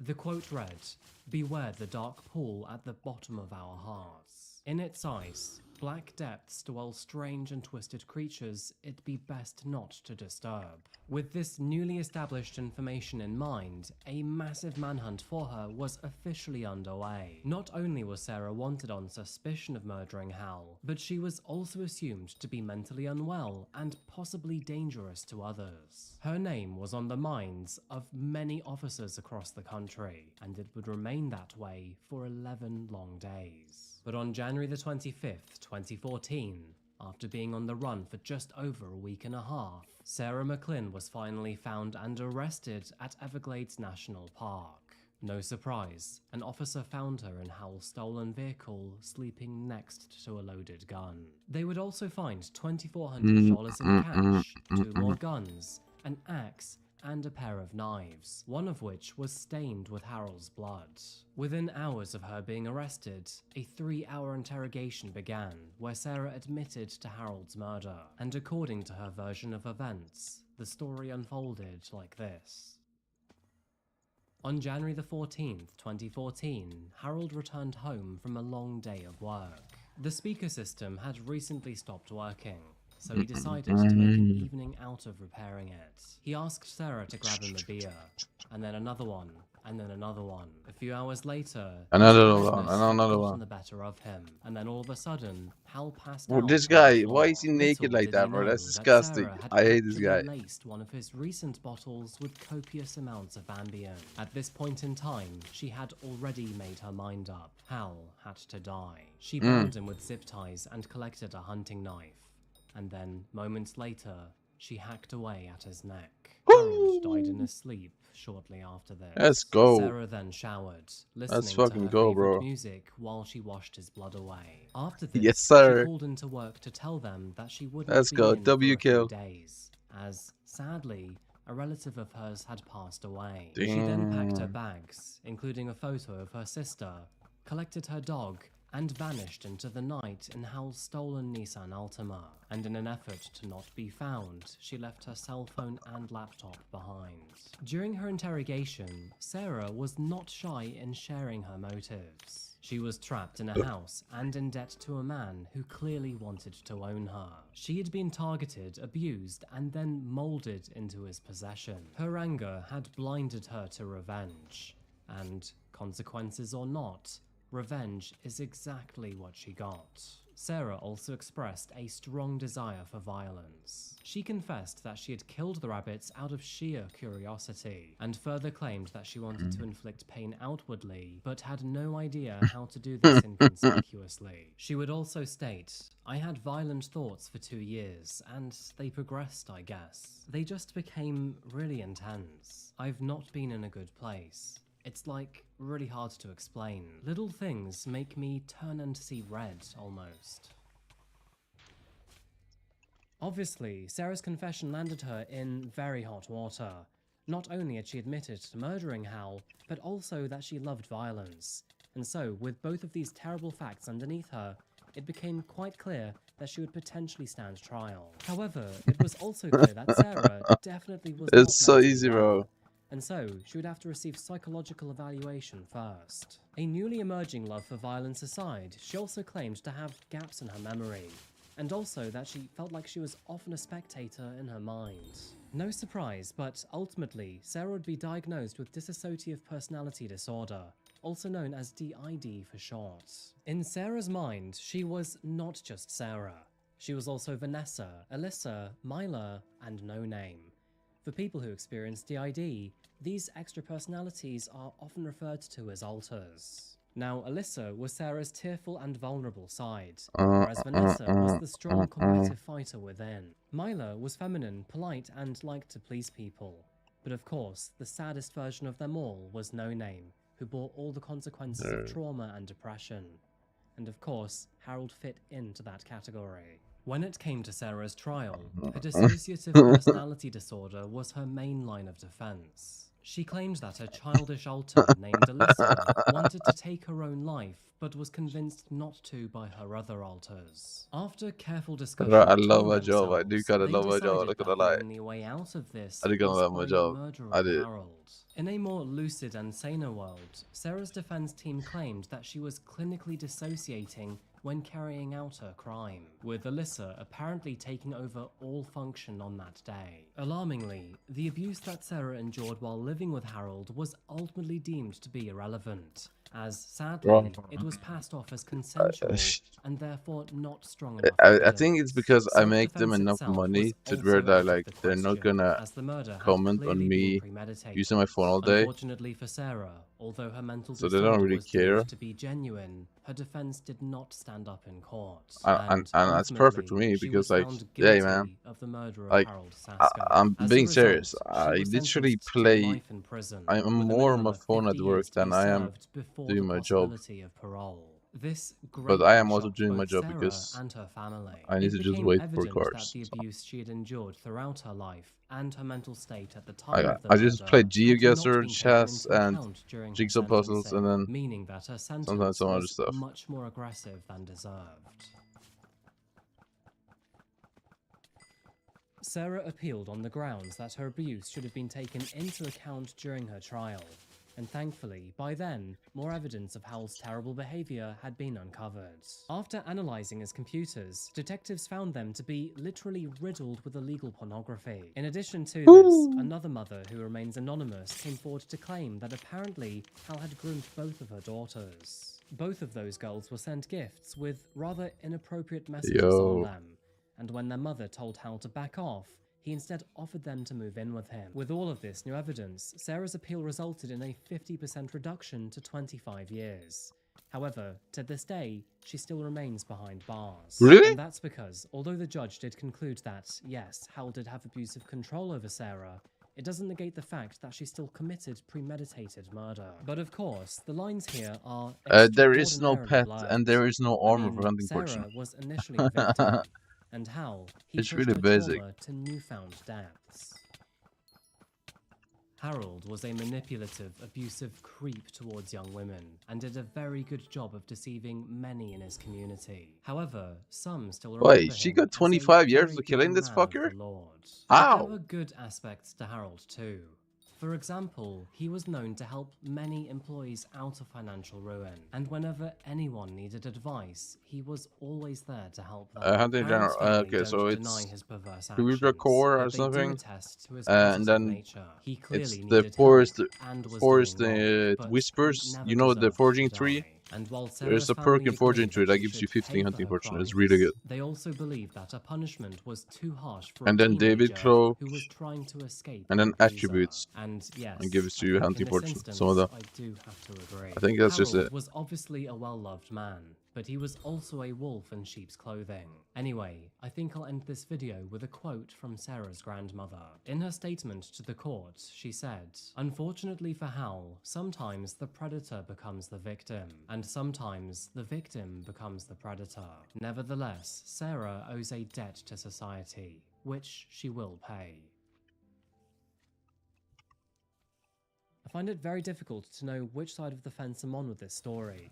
I mean, it is very clear that Sarah was a victim for a very long time. And Hal, he treated her like shit. But the fact of the matter is that Sarah murdered Hal when she quite clearly didn't need to.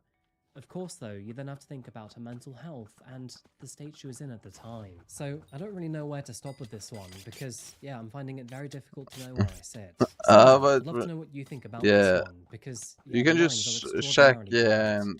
Do you on think that Wiki Sarah too, should because still be in on prison Wiki, to this basically, if day, you just search up or the do stat you on think she should Wiki, have been in prison it at says all? As everything always, that let me know gives what you that think in the stat. comments down below. And thank you so much for making it this far, folks. I really do appreciate you being here. Anyway, that is it for today's video. In the meantime, if you want to support me in the channel, check out my Patreon here. Alternatively, check out my social media here, most notably my Instagram. And yeah, I think that pretty much ends it today, folks. Thank you again for watching, and as always, I'll see you again very soon for another one. Until that moment arrives though, remember to look after yourself, look after each other, and of course, stay safe. Thank you. And goodbye.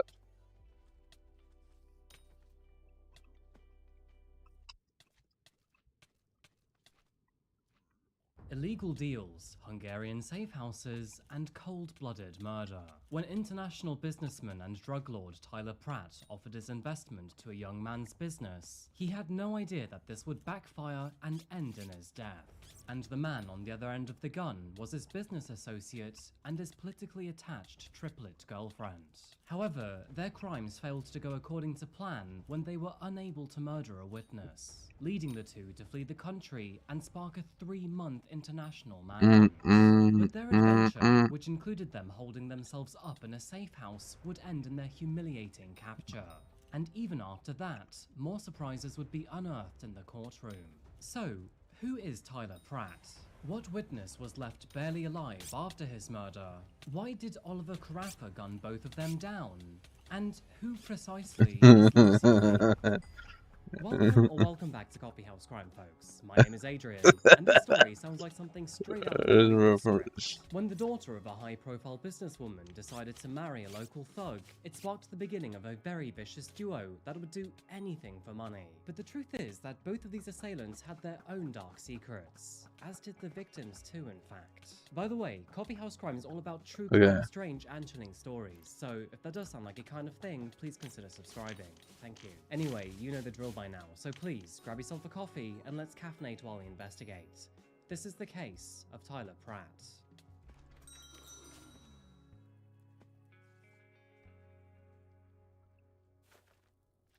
How many T5 grind can make per hour?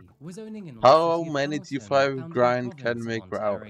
Now, Hamilton is known for its local arts, culture and culinary scenes, all of which are surrounded by its beautiful nature trails.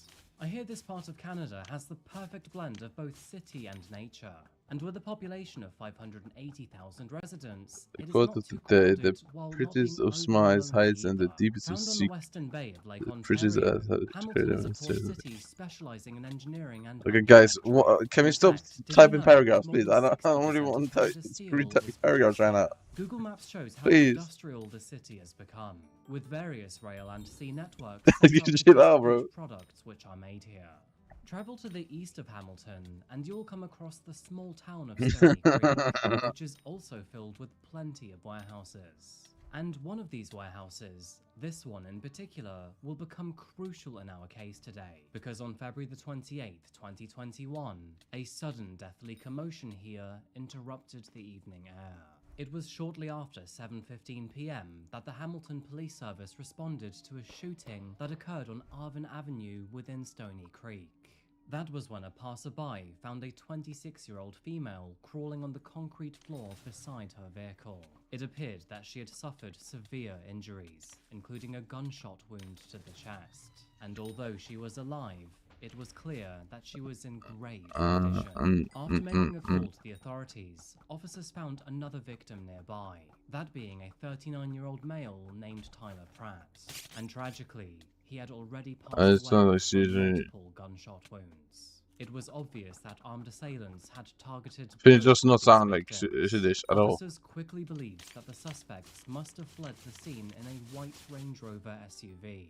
And so, they requested I'm not reading all of them. come forward should they have any helpful information. No, I'm not reading all of them. The news I'm was just sure to doesn't send have any. shockwaves Like, you throughout the literally need to local pay me to community. do that. I don't And care. we soon learned You that actually both need to these pay me to do that. victims, I'm not gonna read Pratt this. and Jordan Romano, were a couple. The two had been in a relationship for a little bit over a year at the time of the attack, and apparently were absolutely inseparable.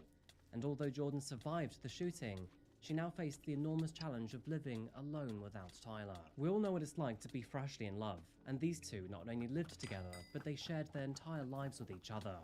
And now, she was all alone. To add to her grief, she was also 13 weeks pregnant with his child, which tragically was now lost due to being shot. Now, we'll go into more detail in a short while, but it is worth highlighting here that both Jordan and Tyler were into some rather shady business at First the time two. of the shooting. However, it is also I'll read one. trying to get better for their child. So, I'll it read became one. quite evident that whoever had shot Jordan and Tyler had clearly intended to murder both of them. Purely However, theoretically, with them let's failing assume, Jordan's death, it became possible let's that she could assume find purely justice theoretical that if you are she the remembered president their of faces. Shitholland. But saying Shitholland that, towards there was SE. one Here we problem go. with You this idea. should You see, Jordan, she had slipped into a coma. Jordan spent 3 days in a Fucking coma, cunt, den känns fighting det från for över. life. Jag kan Her inte se det parents som and bra. friends were warned that she wouldn't make it, but thankfully her strength persevered. Emerging with painful scars, nerve damage in her leg and All her you do, breast, nigga, and all an you do, inability alright, to you move for it, without if you can, you would make assistance, it back to the she shit. luckily woke up with full memory of what had You know what I and mean? it turns out she even knew who her assassins were. The two What? who gunned Chris and Jordan down were actually business associates. Ones that Chris had personally lent money to help them float their business. And it seems that, instead of paying them back, they opted to murder both of them instead. With that said, the authorities learned that their names were Lucy Lee and Oliver Carafa. With the knowledge that Jordan survived the attack, Oliver and Lucy were now nowhere to be found. In fact, they had actually already fled the country and made their way to Eastern Europe. But before we understand what happened between these two couples, let's first I don't know. understand who precisely they were. So, without any further ado, let's dive into the world of this mysterious couple known as Lucy Lee and Oliver Carafa. Right, so let's begin with Lucy. Young Lu Lee, better known by friends and family as Lucy, was a 25-year-old woman who grew up in Toronto. Lucy is also a triplet. Like I One would of her just sisters nuke being a them contestant because in last year's nuke Miss solves everything, Toronto right? contest. Also known as the Mia triplets, there are actually tons of photos of them online together, where Lucy, Jane and Kaylin often posed in swimwear and gave Q&As to their many fans. Anyway, it's safe to say that Lucy had a very comfortable lifestyle and was looked after by her mother and her two sisters. She was quite extraordinarily wealthy.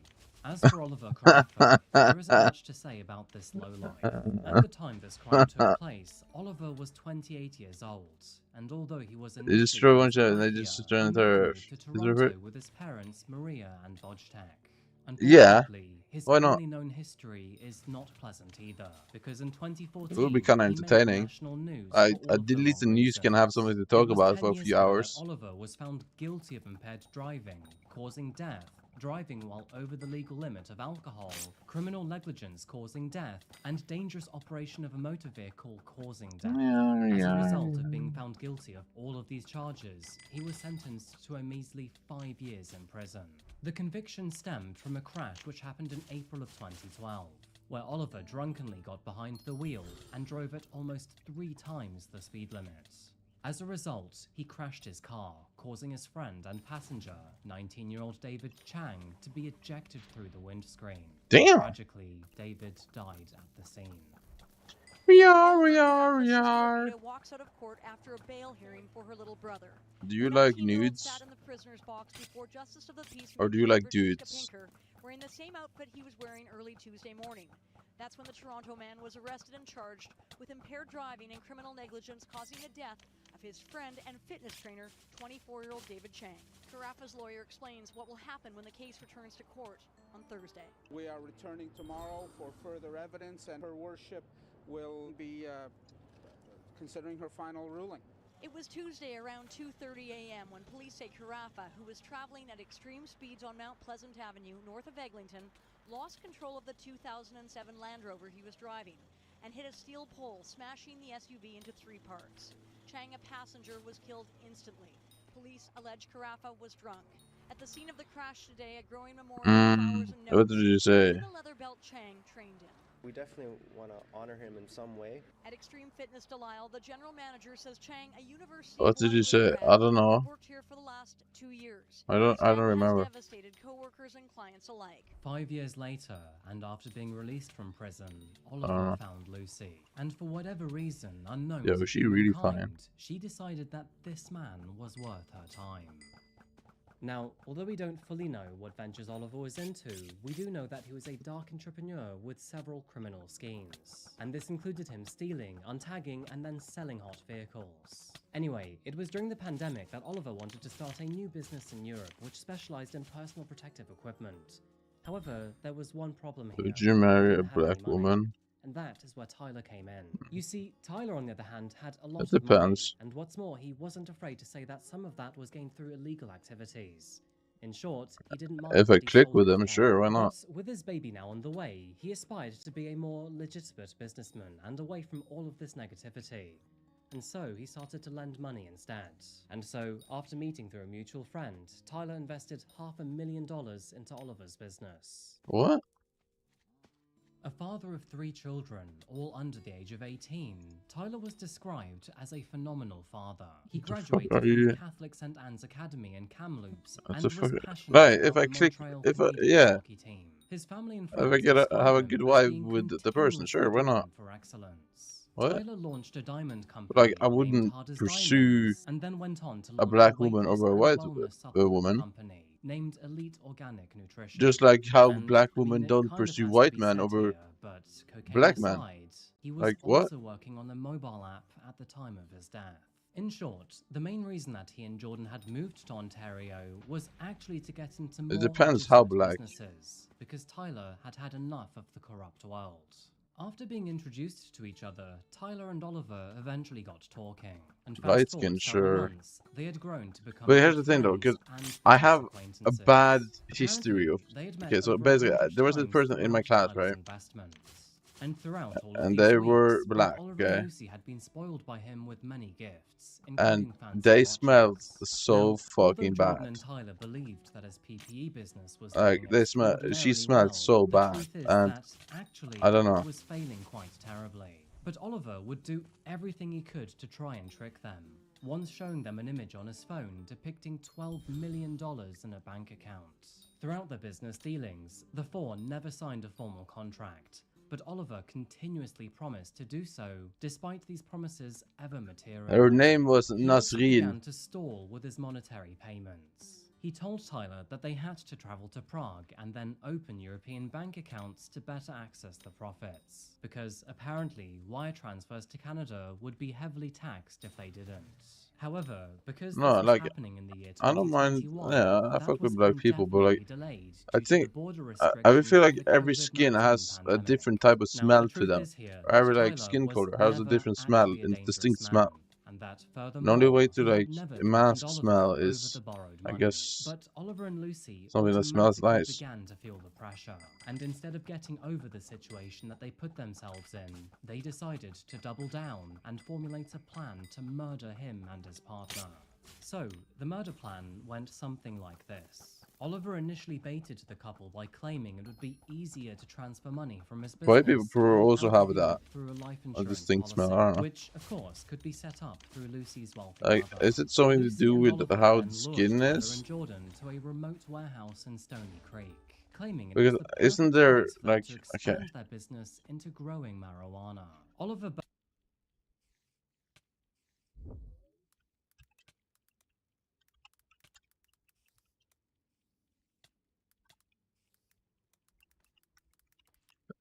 Differently.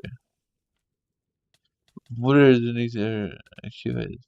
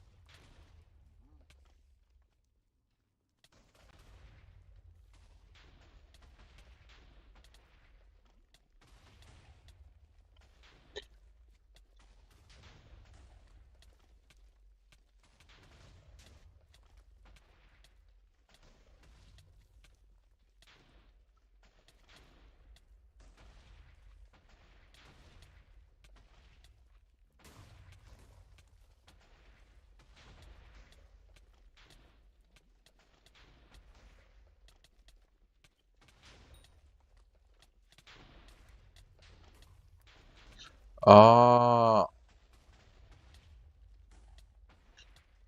nah. I guess it's because, yeah, it makes more sense that, yeah, With because Diego still handcuffed and in the back I'm of the so squad used car, to the officers smell of knelt the down people to in sweep my the family, walls right? of the property. It was the kind of scene So that when I haunts smell other every people, first it's responder. it A isn't vast really and just rural black plot people, of to be fair. land dotted with multiple buildings, There's other white surrounded people by too. desert in the middle of the night. The officers really had to be smart here, because one wrong Then move, yeah, and it that smells building very could be different. the end.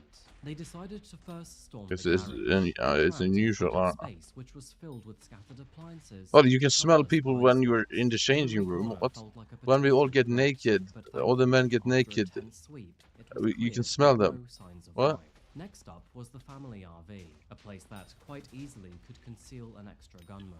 The officers approached with caution, knowing that at any moment it could turn into a deadly standoff. But thankfully, once again, they found nothing.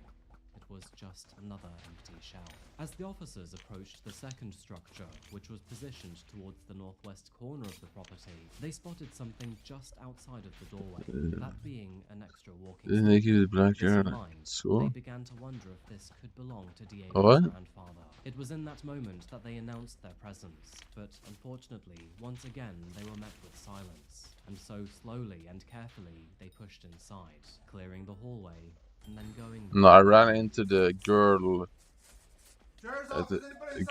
changing room when I was like 12, and they were very scared. So I thought that was not a good idea. Sheriff's office. La policía. Somos la policía. ¿Alguien está adentro? It only took a few Yeah, seconds for yeah, them to yeah. realize that they actually were not alone. And then, from one of the back bedrooms came the sound of movement. Officers had the feeling that this likely was Diego's grandfather, Yeah, but yeah, with him yeah. failing to respond to their calls, But they were night. not quite sure.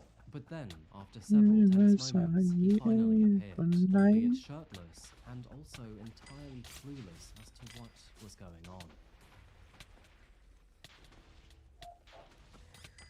But yeah, no, in the changing room though, yeah, we all get naked because we change clothes. What? At my work.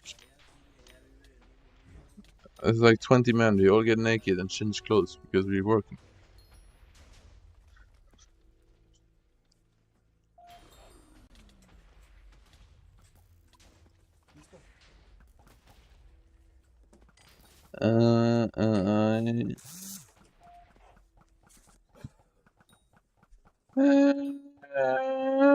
Thankfully, Leonardo was not only in seemingly good health, but he was also unarmed, meaning there was no further casualties.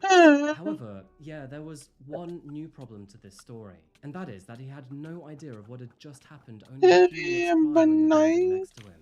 He had no clue that his entire family had just been murdered. Of course, this meant that the officers had a horrible task ahead of them. Not only would they have to handcuff Leonardo for his own safety, but they would also have to tell him the devastating news. And how do you even begin to explain bad, guys. something like that to a wise old I'm man? kinda sorry How about do you that. look at him dead in the eye and tell him that in one evening he's lost 2 generations of his family? And even worse, it's not like this was some sort of miracle. Exactly. It was cold-blooded murder by your own flesh and blood.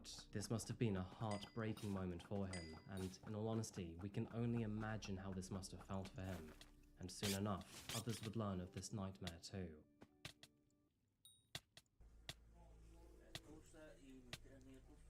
From one of the back bedrooms came the sound of movement. Officers had the feeling that this likely was Diego's grandfather, but with him failing to respond to their calls, they were not quite sure. But then, after several tense moments, he finally appeared, albeit shirtless and also entirely clueless as to what was going on.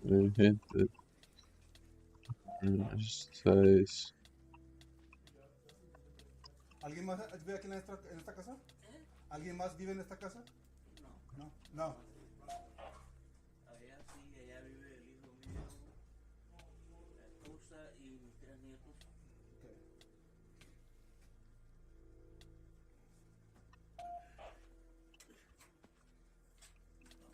¿Listo?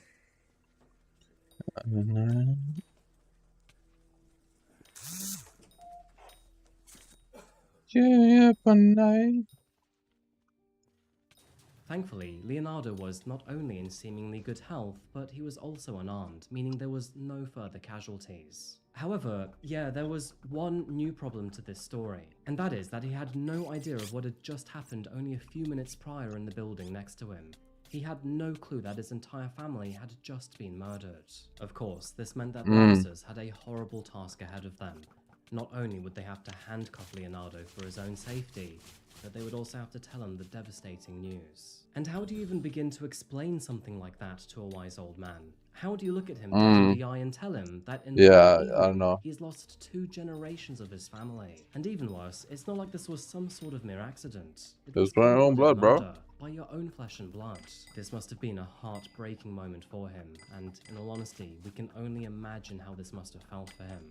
And soon enough, others would learn of this nightmare too. Good evening. We start with breaking news. New Mexico State Police are investigating a homicide in Valencia County with a 16-year-old male in custody. Valencia in New Mexico? That sounds like it's in Mexico, bro. But New Mexico is not actually Mexico, right? Isn't that just the New Mexico? No, it's not the New Mexico. It's not the real Mexico. Told them he killed his family. Damn! Police say they were alerted of the incident around 3:30 this morning at a home near Highway 47 southeast of Belen and its Rio communities. Police say the teen, identified as Diego Leyva, told dispatchers he killed his family. When agents arrived, they say Leyva walked out of the home, quote, extremely intoxicated and surrendered without incident.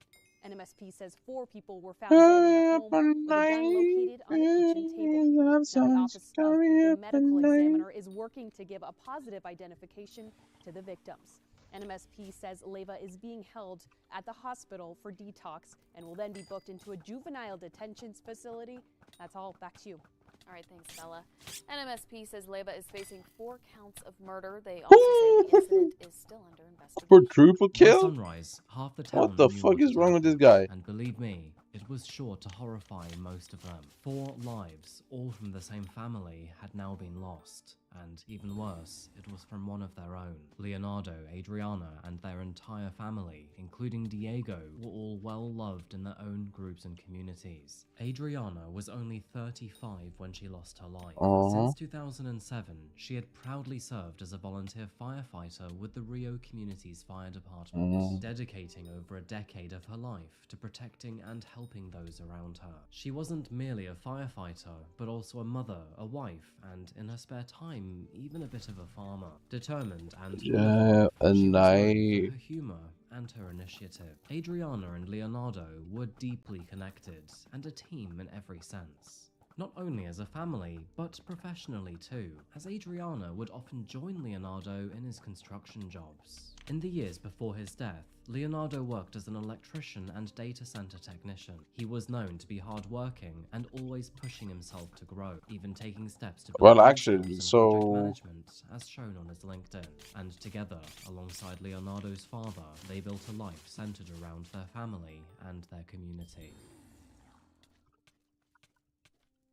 Following his performance, Diego was then charged with 4 counts of first-degree murder.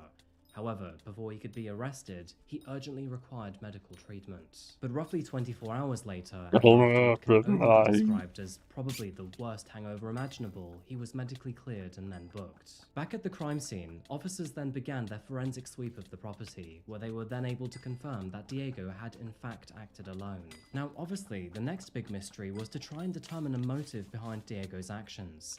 I mean, it's not normal for someone to go and murder their entire family. To address the elephant in the room here, Diego was extremely drunk, and I mean like to an extraordinary level. And of course, with this being New Mexico, he was well below the legal drinking age. Now, it is still not quite clear why he was so stupidly drunk, but the leading theory here is that while the rest of his he's family an went to idiot. bed, Diego and his father stayed up to share a few drinks. It is also worth noting here that during the 911 call, he told the dispatcher that something bad had possessed him, and when asked if he ever had any violent urges towards his family before, he answered no immediately. And this is where the real mystery begins, because Diego's case is still yet to go to trial, and so a lot of these questions are still unanswered. However, what we do know is that according to all of those who knew Diego, he never exhibited any red flags, and this was all just one massive surprise. There was no history of violence, no strange behavior, no red flags, and no medication, which, quite honestly, makes this story even more mysterious and chilling. Now, of course, it is very clear that Diego was not literally possessed here, but there are many questions on maybe this is or has a mental I need illness. a As a personal summoning side eye note, so I've bad, bro. seen so much I footage really of want a Diego's summoning eye. arrest from multiple angles, and the main thing that I keep coming back to is I don't think I've ever seen anyone this drunk before. And so, honestly, I don't know what to believe here. Is it possible that maybe Diego never had any violent inclination in the past, but getting this drunk pushed him right over the edge? It's quite hard to believe. Well, I'll be very interested to see where this one goes.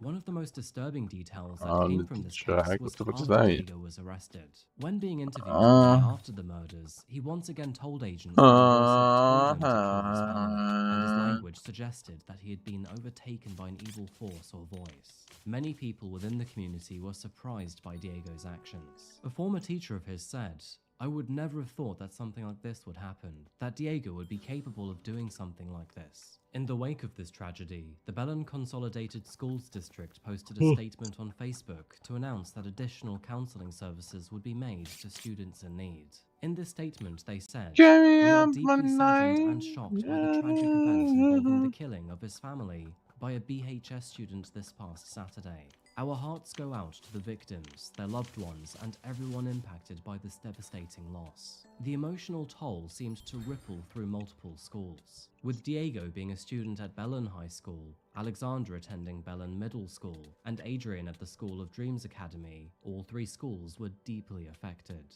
In response, a GoFundMe campaign, which was titled Familiar Labor, was launched to help cover funeral expenses. Within days, it had raised over $6,000, a small comfort towards the family in the shadow of an unfathomable loss. As for Leonardo, he has remained quiet and out of the public eye. With this video being posted in June of 2025, the case has not yet gone to trial. After indictment, the next steps include pre-trial hearings, psychological evaluations, and then the trial itself.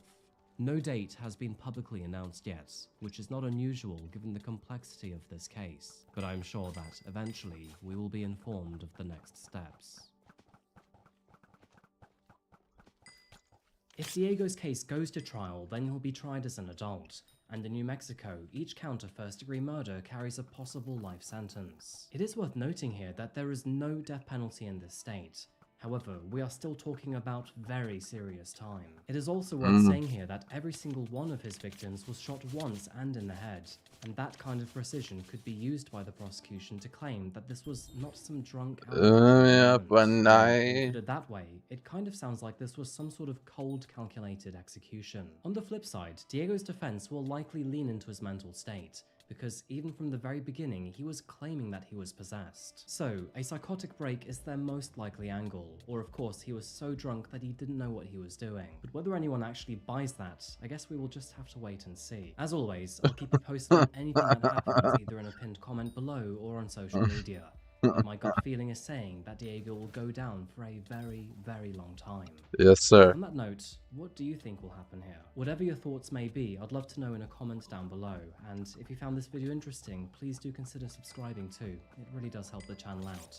And on that note, I think we've pretty much come to the end of this video. Thank you so much for watching today, folks. I really do appreciate you being here. Of course, I'll be back in likely a few days or a week's time. Until that moment arrives though, remember to look after yourselves, look after each other, and, of course, stay curious. Thank you, and goodbye.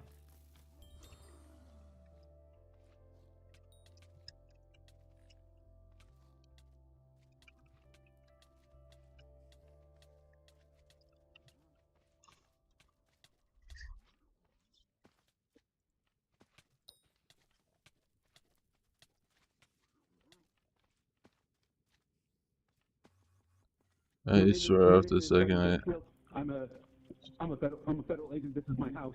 There's somebody here. I shot him. But he stabbed her. She's bleeding. She's got several marks on her neck. What do I do? Fairfax County, Virginia. At 7:47 a.m., a call was made to the emergency services that barely lasted a second before then abruptly disconnecting. The operator tried to call back, however, unfortunately, there was no response. But then, 15 minutes later, the same phone number called again. He told the dispatcher that he had shot someone, that a man, a stranger, had broken into the house and then attacked his wife. And tragically, it was up for debate whether or not she was actually going to make it. And from that moment onwards, this story went from bad to terrible to outrageous. Hi folks, my name is Adrian, and today we're looking at a story that's got a lot of footage, a plot that is older than time itself. Yeah, so Blaze and is some very my interesting characters. sweet spot.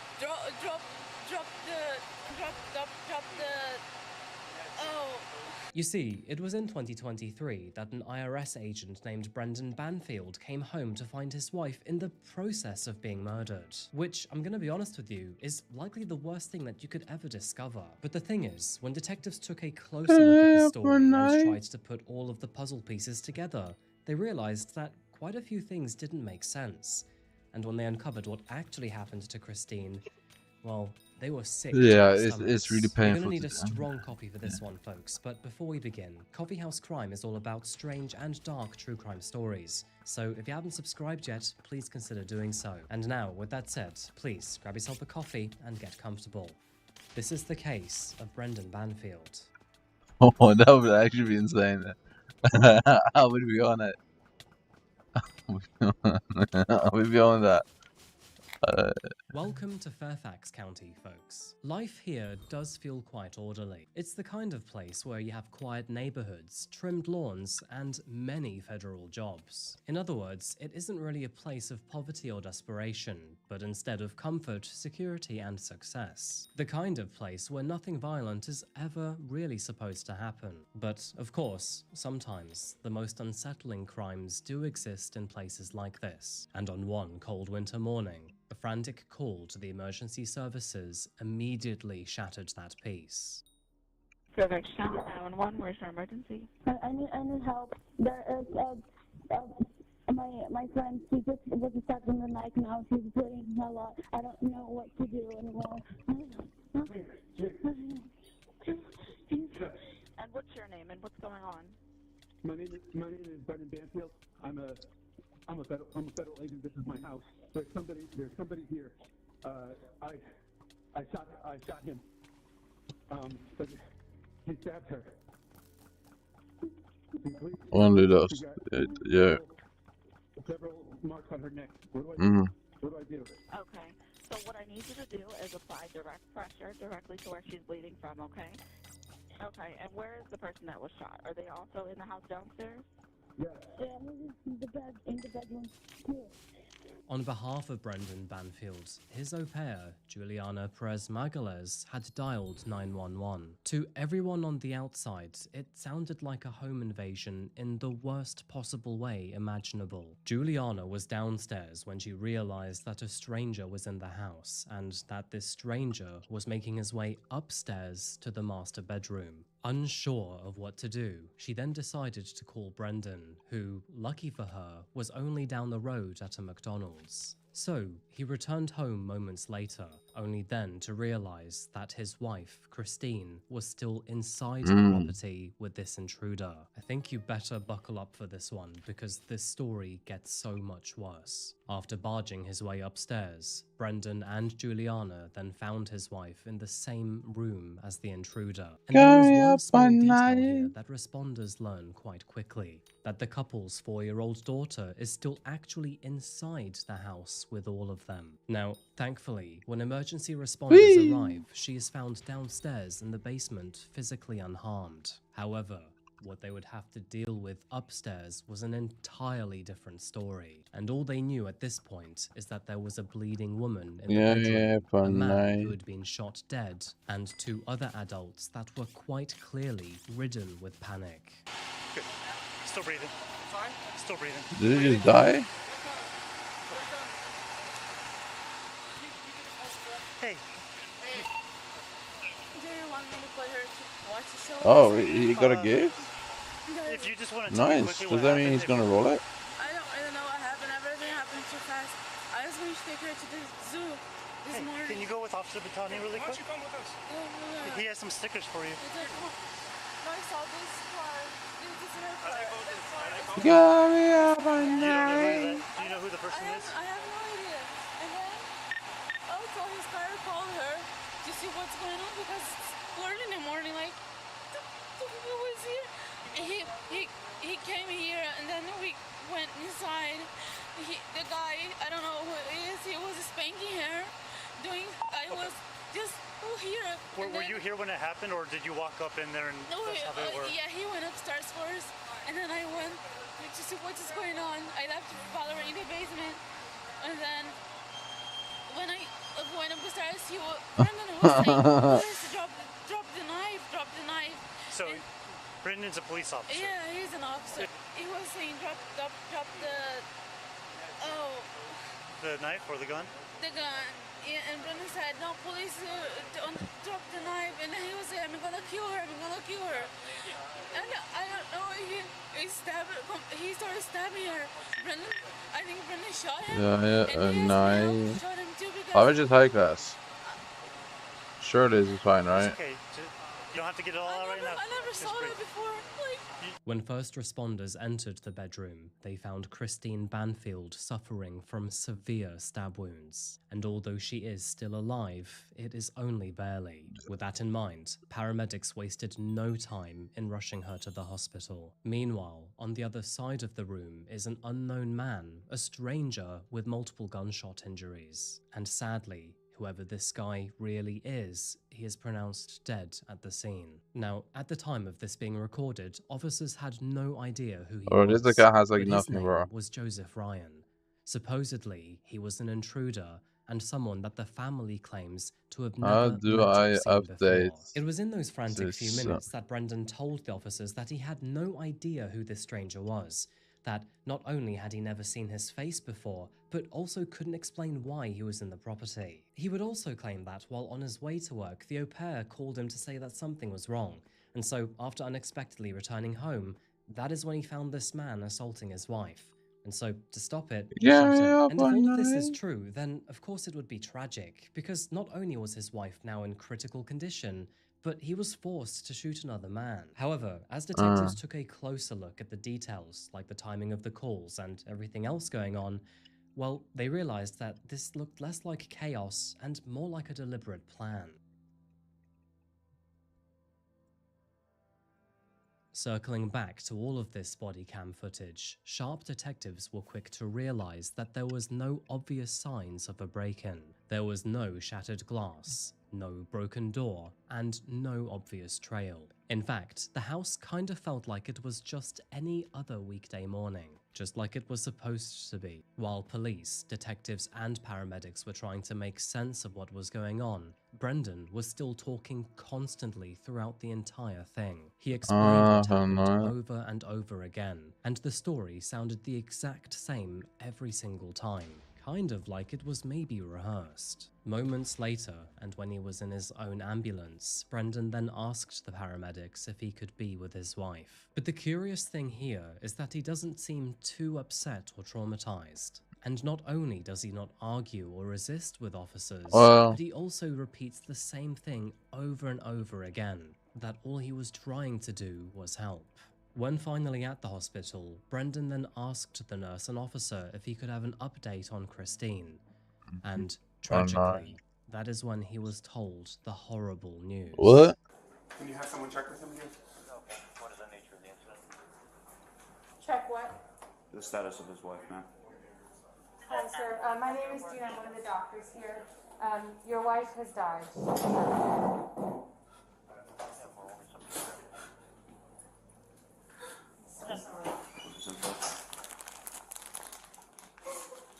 Unfortunately, Christine didn't make it. She had died from blood loss.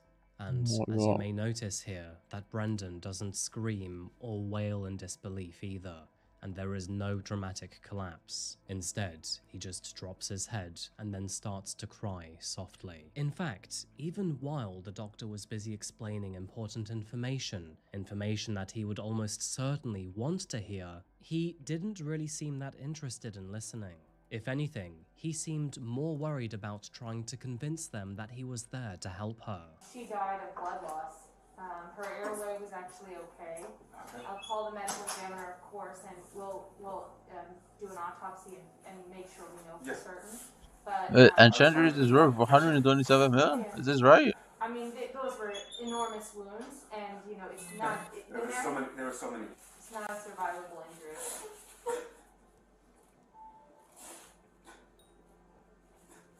So, if you were to stop watching the video here, you would probably think that this was just a simple yet devastating tragedy. A husband who survived, a wife who didn't, and a stranger who died as a result of his own actions. Right. But unfortunately, it gets a lot worse than this, because once the emergency was over and more seasoned detectives stepped in, well, the plotline to this story took a whole new turn. When they began to look at all of the evidence available, which of course included the body cam footage, phone calls, forensic data, and even text messages, well, they realized something very peculiar. That all of this evidence actually pointed inwards and not outwards. Now, I'm going to break the fourth wall for a moment and just say that I'm pretty sure that many of you have already heard of this case before, but probably pre-trial because it only happened 2 weeks ago. However, if you don't actually know how this story pivots, you're in for a wild ride. In fact, even if you are familiar with this case, I guarantee you that you will likely learn new information in this video. So, on that note, let's take a look at who Christine and Brandon were and how they got here. In the aftermath of Christine's death, the news spread fast through Fairfax County. Many of the locals were in disbelief, and officers were ordered to be on heightened alert around Brendan Banfield. Patrol cars would sit idling outside the house with their lights off, and people were keen to know more about Brendan, who, at the time, was known to have been forced to kill the intruder. However, behind the scenes, detectives had already begun their own investigation. And let's just say that, through the replayed calls, the evidence left behind in the home, and all of the messages that they were about to read, they already saw that part of the story did not properly fit together. Because here's the thing. Real home invasions often leave a huge mess behind them. Like I've already said to you, you would expect like a broken door or a smashed window to be left behind. Just anything that might have been moved inside the property or some sort of damage on the outside. However, this house, it didn't have any of that at all. The only evidence that detectives could find was actually inside the bedroom that Christine and her intruder had been in. And there's the timing of the phone calls too. Because although the main phone call came in at 8:02 in the morning, a previous one had been made about 15 minutes earlier. But that one would only last for a mere second before then hanging up. So, why exactly had Juliana and Brendan made that initial call, and why would it take them more than 15 minutes after that to call again? Detectives would also begin to examine the smaller details in the house, like where things were placed and what was moved. And that is when they noticed that Christine's phone wasn't exactly where you'd expect it to be. It was turned off and tucked away in the kitchen of all places, something that many of her friends and family would say that she would never do. Now, of course, none of these things would suggest guilt or foul play on their own. However, they were strange. And so, with that in mind, they decided to take a closer look into who Christine and Brendan were. Beginning with Christine, she was a 37-year-old nurse, a devoted wife, and an incredible mother. You can see through all of the photos and videos that she was steady, practical, and deeply compassionate. The kind of person that friends and family would describe as dependable and very lovable. Now, professionally speaking, that fed directly into her work, because Christine was a pediatric intensive care nurse. This meant that she spent most of her day-to-day life working with sick children and scared parents. And as you can imagine, long shifts and high stress were the regular for her. However, that did not matter with Christine, because not only was this her passion, but she deeply cared about those under her wing. Earlier on in her career, Christine had actually trained as a sexual assault forensic nurse examiner, helping victims during some of the worst moments of their lives and collecting evidence while she testified in court, which, tragically, as you will soon come to find out, will make this story even worse. Now, at least from the outside, the Banfield residence looked absolutely absolutely immaculate. This is a house that is worth more than $1 million in the suburbs and was filled with 2 professional adults and a young daughter, which resembled a happy family. The neighbors around them never reported hearing any screaming or fighting either. So it all looked good. Speaking of 2, let's talk about Brendan here. A few years older than Christine, Brendan had previously worked in law enforcement, where procedures, evidence, and, of course, investigations mean everything. And that detail will become very important later on in this video, by the way. At the time, Brendan seemed to be reliable, dependable even. He was the kind of man who knew how to handle himself in a crisis. Now, after meeting in college during their freshman year, the spark between Christine and Brendan would grow into marriage and then eventually a daughter. The two really did seem to love one another, and they played the family role very well. However, when detectives later reconstructed their marriage, they would find only combat cracks, mates dozens of them, ceremony. actually. And that's because, unfortunately, Brendan's infidelity had been a recurring issue for many years between the two.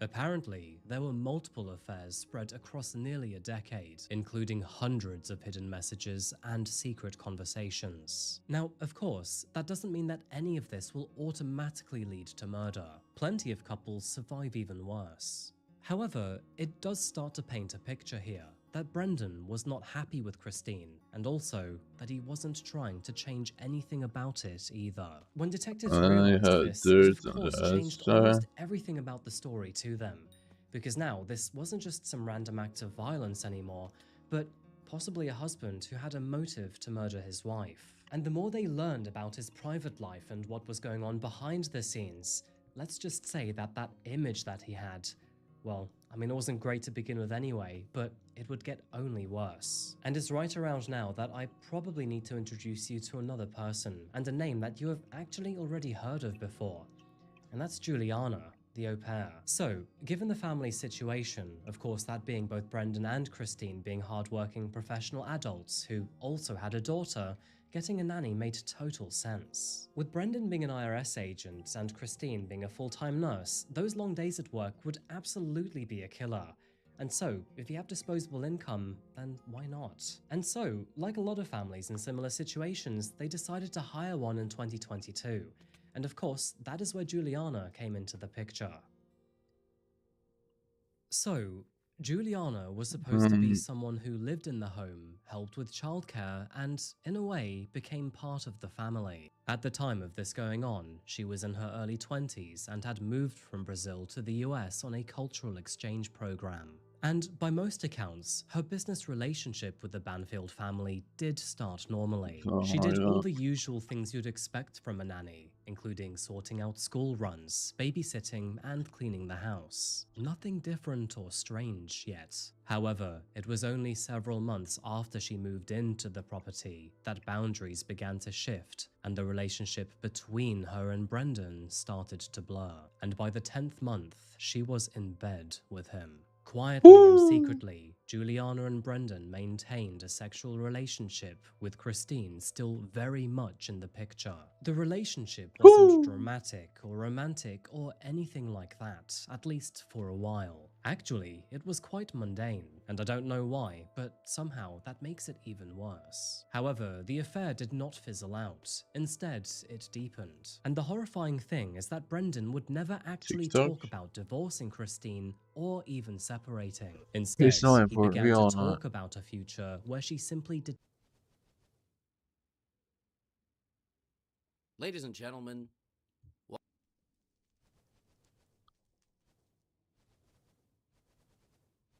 here you can see an electrical systems engineer in Sydney who's just conducting an emergency repair of this fast food restaurant's electronics, and you can just see how efficient she was. You can see what a good job she did, and it's thanks to engineers like this that we get to enjoy the efficiency of fast food restaurants. This is truly a pro member of Australian society, and make sure to follow if you want to make Australia pro again. I'm amazed at the quality of engineers in Australia. Here you can see an electrical systems engineer in Sydney who's just conducting an emergency repair of this fast food restaurant's electronics. You can just see how efficient she was. You can see what a good job she did. And it's thanks to engineers like this that we get to enjoy the efficiency of fast food restaurants. This is truly a pro member. I'm amazed at the quality of engineers in Australia. Here you can see an electrical systems engineer in Sydney who's just conducting an emergency repair of this fast food restaurant's electronics, and you can just see. Wait, what skin are they?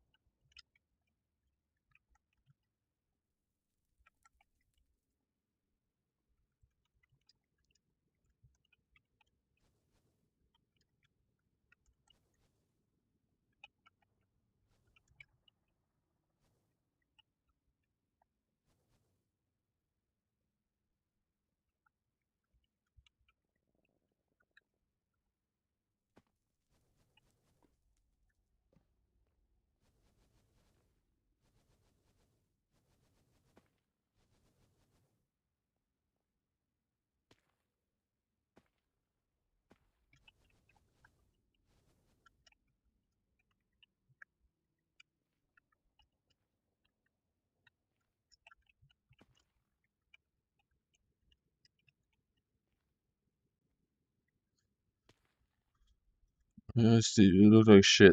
The fuck? Shut up, Nick.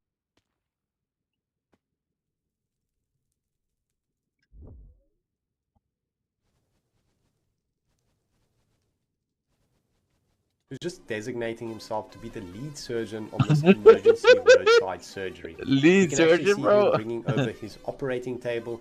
He's got his scalpel in his hand and he's ready to conduct a life-saving surgery. Just amazing to see such pro members of European society. Make sure to follow for more pro members. This is incredible. Here we can clearly see a surgeon in France who's just designating himself to be the lead surgeon on this emergency roadside surgery. I mean, I don't know how to feel about the black stereotype, because the only reason why it's the black stereotype is kind of because it's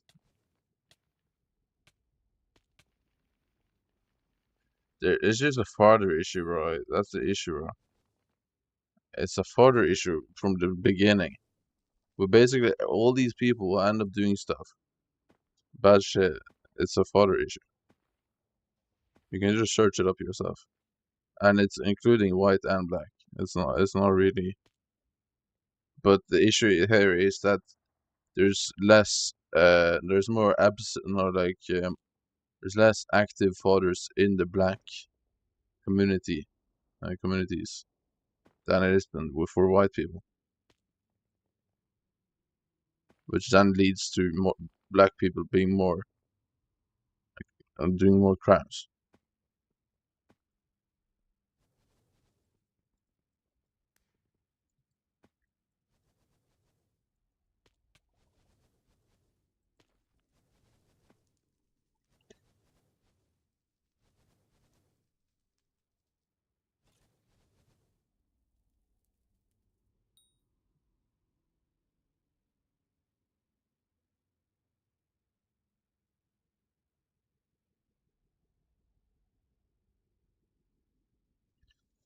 Welcome back to the Gotham. How many crimes? Father.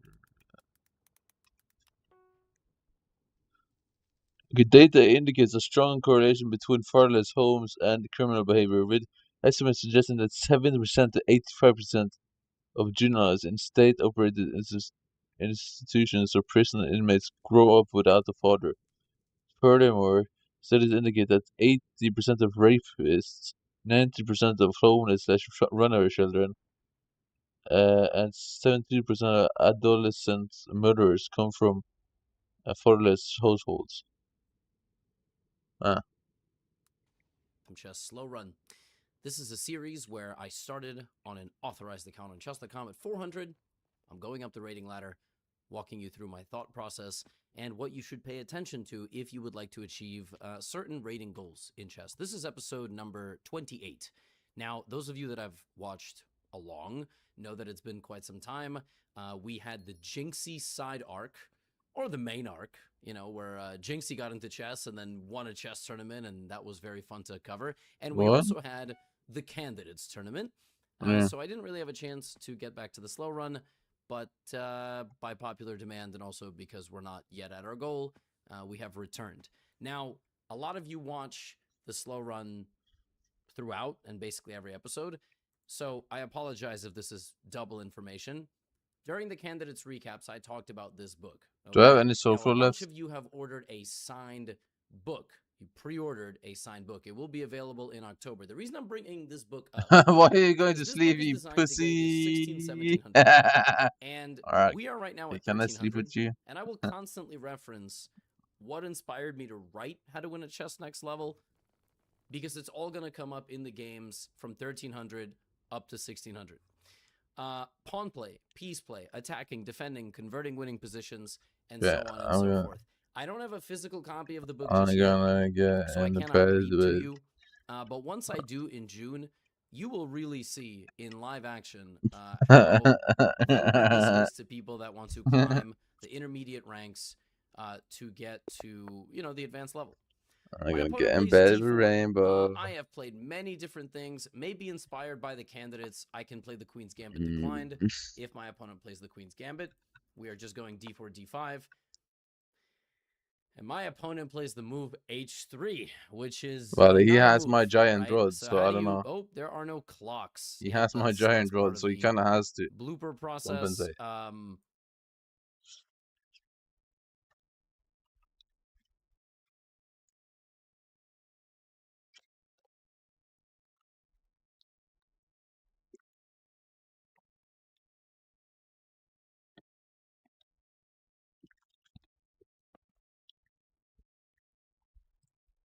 I think this is correct.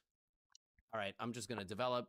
And now what I'll show you is how to play if the opponent obviously plays some, you know, nonsense. But also really beyond that. So my opponent plays a London. I mean, that was what my opponent was wanting to do. I'm gonna go jerk off, do some K-porn.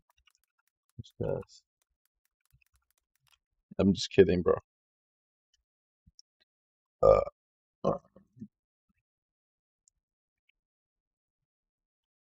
Ladies and gentlemen, it is with great pleasure that I welcome you to episode 1 of the Gotham Chess Slow Run. Normally on YouTube, people are doing speedruns. They are trying to beat games as fast as possible. But in chess, that is not particularly effective, although it would look extremely impressive.